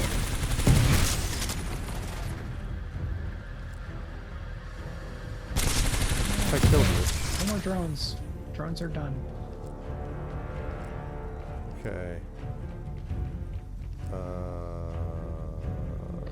Looks like this way. Yes, indeed. And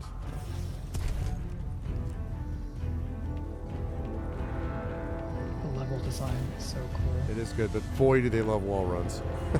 Oh yeah. That's going to be a drone. Yep. Spidey sense was tingling even before I heard it.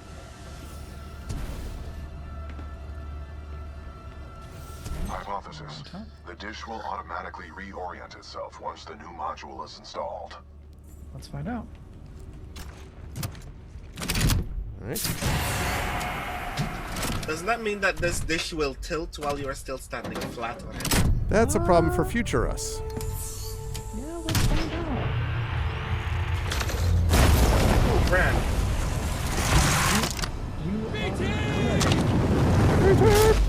Got you. Got you. Pick the thumbs up. IRL, in the real world, I think if you collided with a robot at that speed, the act of it grabbing you, plus the gravity of you falling into its hand, would break something. No, he just gently guides you, like gently cradles you. It's the power of camaraderie. Yes. I'm already on my way. Richter out.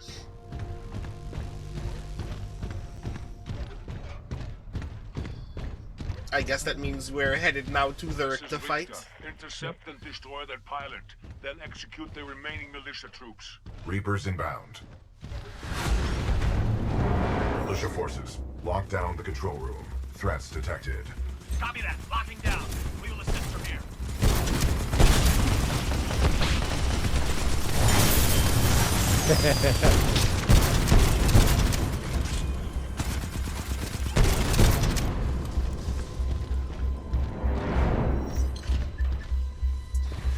You said that, Prince Justin, and suddenly I thought they should make more otherwise realistically toned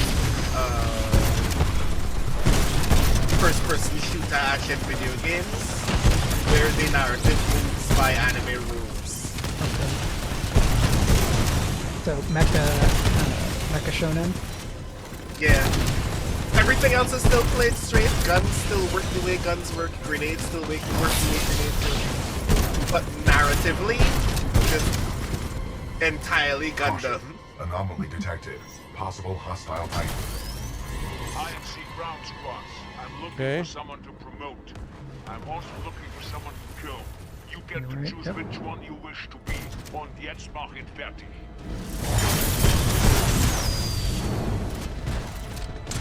Not let you leave here alive.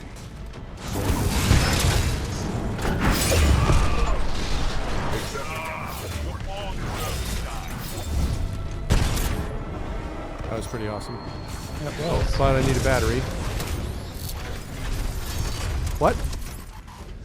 Oh. Fight. Let's see what you got up close and personal. Oder willst du weglaufen, ihr kleiner Junge? I hope that stands for I'm going to lose in German. Let's begin, New York. Warning, detecting hull damage. Warning, detecting hull damage.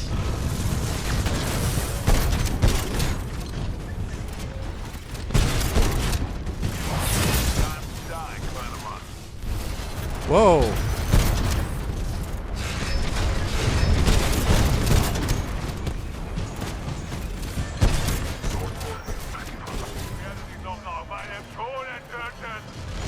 Enemy Titan down. I think that stands for I lost.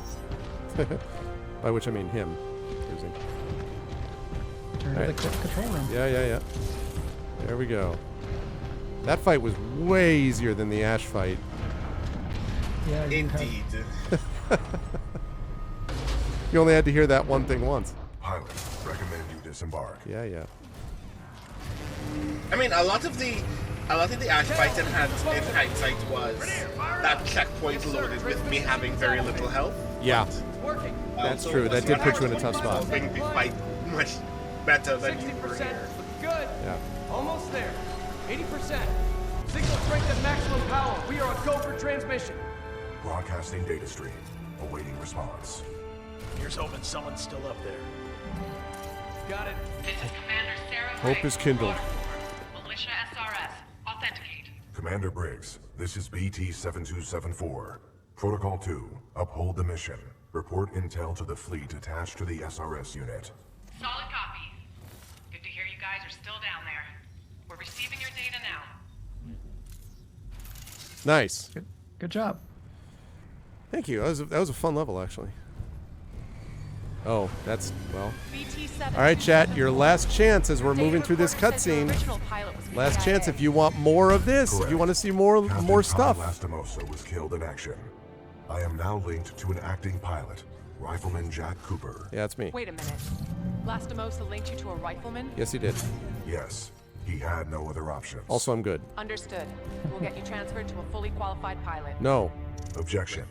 Cooper is my pilot. Yeah. Our combat effectiveness rating now exceeds 90%. 90%. Request permission to retain this link.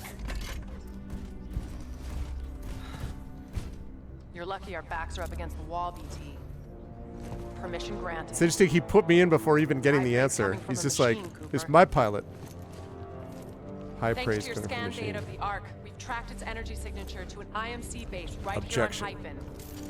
We don't have much time. Let's go. Wow. Good stuff. Out of curiosity, I'll read this as we've been doing. Cooper's logbook. We've rejoined what's left of the 9th Militia Fleet. Commander Sarah Briggs is leading a mission to capture the fold weapon's power source known as the Ark. The Ark scan data I got from the frozen explosion finally paid off. It allowed us to track the Ark's present-day location. It's right here on Typhon at an IMC airbase awaiting transport. We're about to hit that airbase with every Titan we can muster. All right, trial by fire, so that's definitely that thing. And the smiley face. Listen up. The IMC have developed To wait till I get control, then I can. It has the power to destroy entire world, but without its power, The Titan is Ark, also it is doing the dramatic inoperable. commander voice. Your mission is to capture the Ark before it can leave the airbase. Marauder Corps, weapons hot. Stand by for Titanfall. For actual Titanfall. Wow. That's awesome. Alright, we land. Oh, Okay. this level is so good, chat. Chat, we could do this together with the power of friendship. We need only, let's see. Well, it's 20 minutes for, man, I keep forgetting this because I'm still, my mind is filled with, 5 is 10, 10 there we is go. 5 is 20. 10, 10 is 20. A $10 donation would add 20 more minutes. A $20 would add 30 minutes. If you wanted to see more of this, you could see more of this level, and it would be Brandon would be the one doing it. It would be Brandon is up next. Out of curiosity, how many levels are there left? Do we know?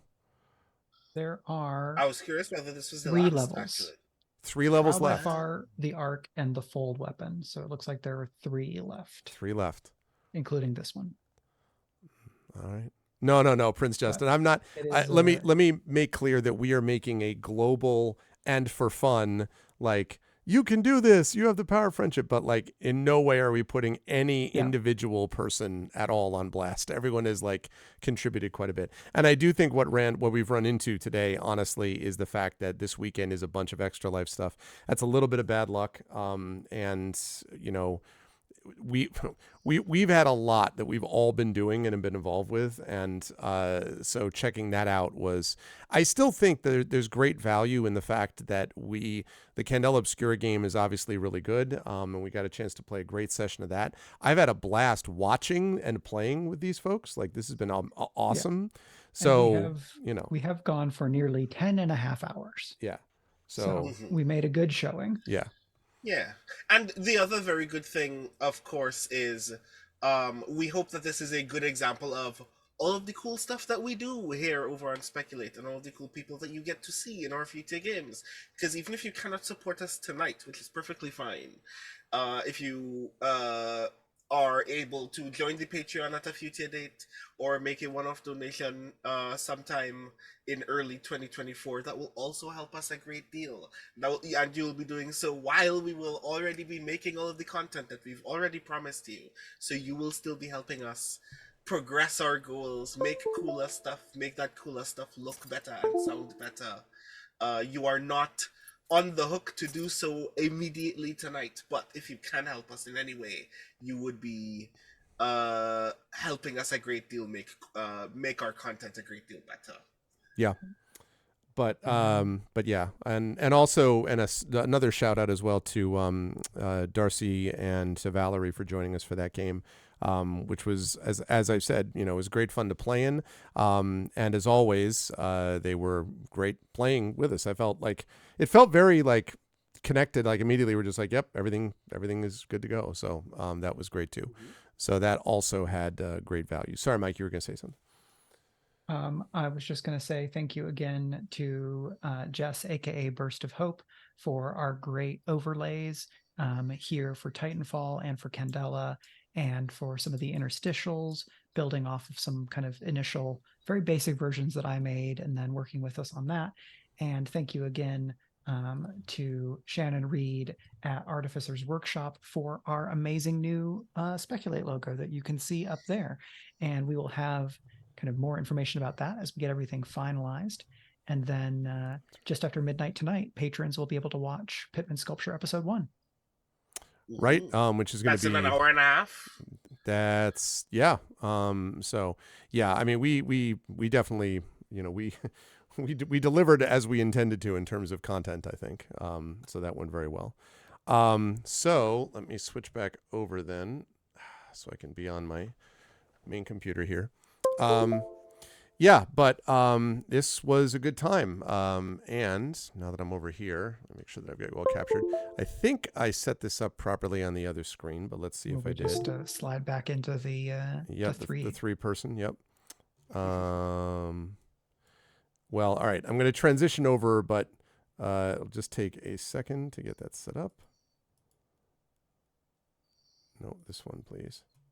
And if you like the idea of, or if you like seeing the Strange Friends do wacky world building, you should definitely check out our most recent one-shot where we did a world building game using of grasping nettles, and we told the story of a kind of corporate diner chain called Flapjacks, and the life and times of some of the employees of said place. And because it's us, there's absolutely labor agitation and anti-capitalism.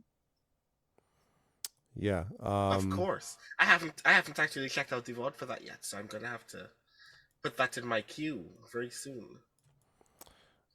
Yeah, and we have plans for we've talked actually quite a bit about a number of plans. One in particular is something we can't fully talk about yet with all of you, but it is very promising, and it looks like it'll be positives that we'll come up with for the future of Speculate coming into next year. We feel very good about the content we're producing. It's just a matter of making sure we have the the resources and time and all that sort of thing to do it, as we say. So but yeah, in general, feel good about where we are, but obviously we're continuing to work towards fundraising support, and we hope that folks will be able to provide that over the course of time. If you were one of those folks who did that, thank you. If you were not in a position to be able to do that, but were just hanging out with us, also thank you, because that also was great. We had a chance to have some good conversations in the chat, and pleasant interactions for both Candela Obscura and for Titanfall 2. So, but I guess that's going to bring us to our conclusion. Any last words before we close things down, folks? For me, it's just I am still always very excited to do this thing that we do with all of you. I remind again that the content that we make is still freely available for everyone who consumes it. But if you are a member of the Patreon, you get to consume so much more of that stuff that we make for you all. You get to see Mike's GM preps for the games that they run. Yep. You get to see some curated extra world fiction for some of the stuff that I run. Special episodes where the three of us talk about the games that we are playing, the games that we're excited to play, our own GM processes. We've done some new special episodes with some members of the Strange Friends as well, talking about player processes and how our RP crosses over with our writing styles in very interesting and revealing ways, which is perhaps of a great deal of use to you right now if you're doing NaNoWriMo and are looking for things to tickle some ideas out of your brain. I think some of those discussions would be really neat for you as well.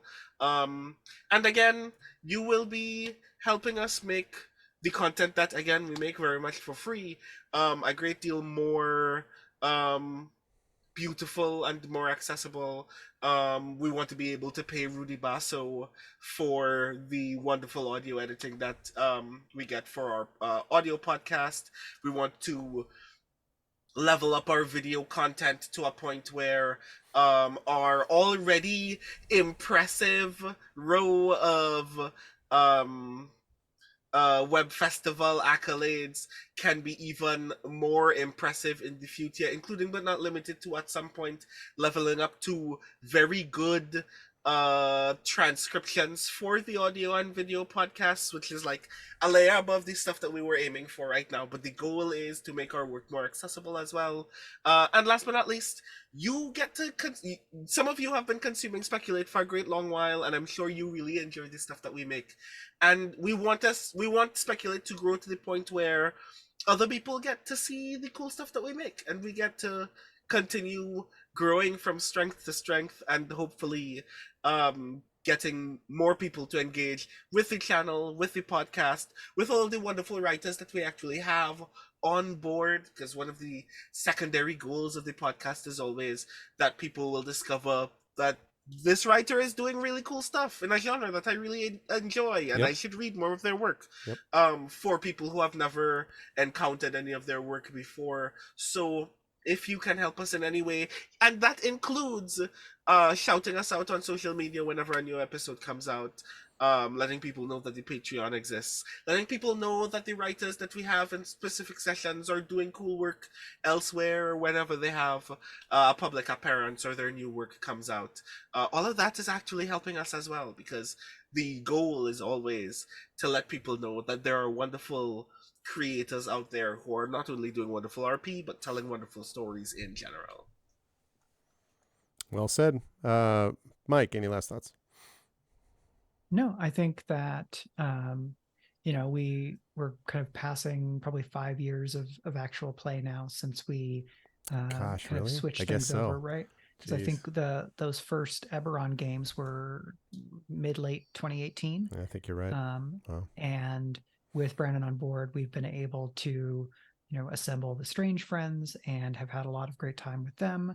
And now we're reaching out into partnerships. And so I'm very excited for whatever comes next and for all of y'all to be there with us. Yeah, and I'll add that on top of that, I'm very grateful to very good friends Mike and Brandon both for being part of this ride that we've had here at Speculate and so far. And yeah, I mean, as the person who is slightly older, the show's been running now, as I said before, for first post, I think, on the Speculate website was late 2010. First show went live with, interestingly, a show interviewing Saladin Ahmed and Amal El-Matar was the first ever show.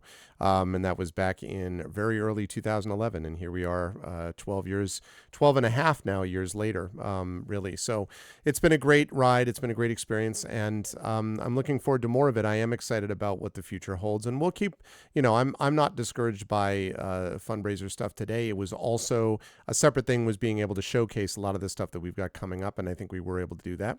And I'm excited about what the future holds for Speculate here. So again, thank you to everybody who reached out and shared Blue Sky and Twitter and who supported us, and all of that stuff. It makes a huge difference, and who can support all of us individually as authors, because that also eventually flows back into this, show one way or the other.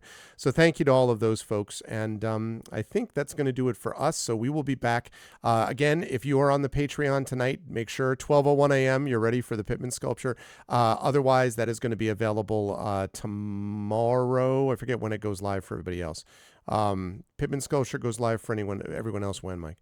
I think we were going to put it into the podcast feed, so that would probably be starting in a couple of weeks. Okay, that's what I figured. Yeah, so this is early access, literally, that you're getting tonight. So definitely join for that. And otherwise, we'll be back with you for more Speculate stuff in the very near future with the new season of Valorword and other stuff happening down the line. So that is going to do it for us, for Brandon and Mike. So I'm Greg, and thank you, everybody. We had a great time, and we will see you folks down the road. Thanks. Bye-bye.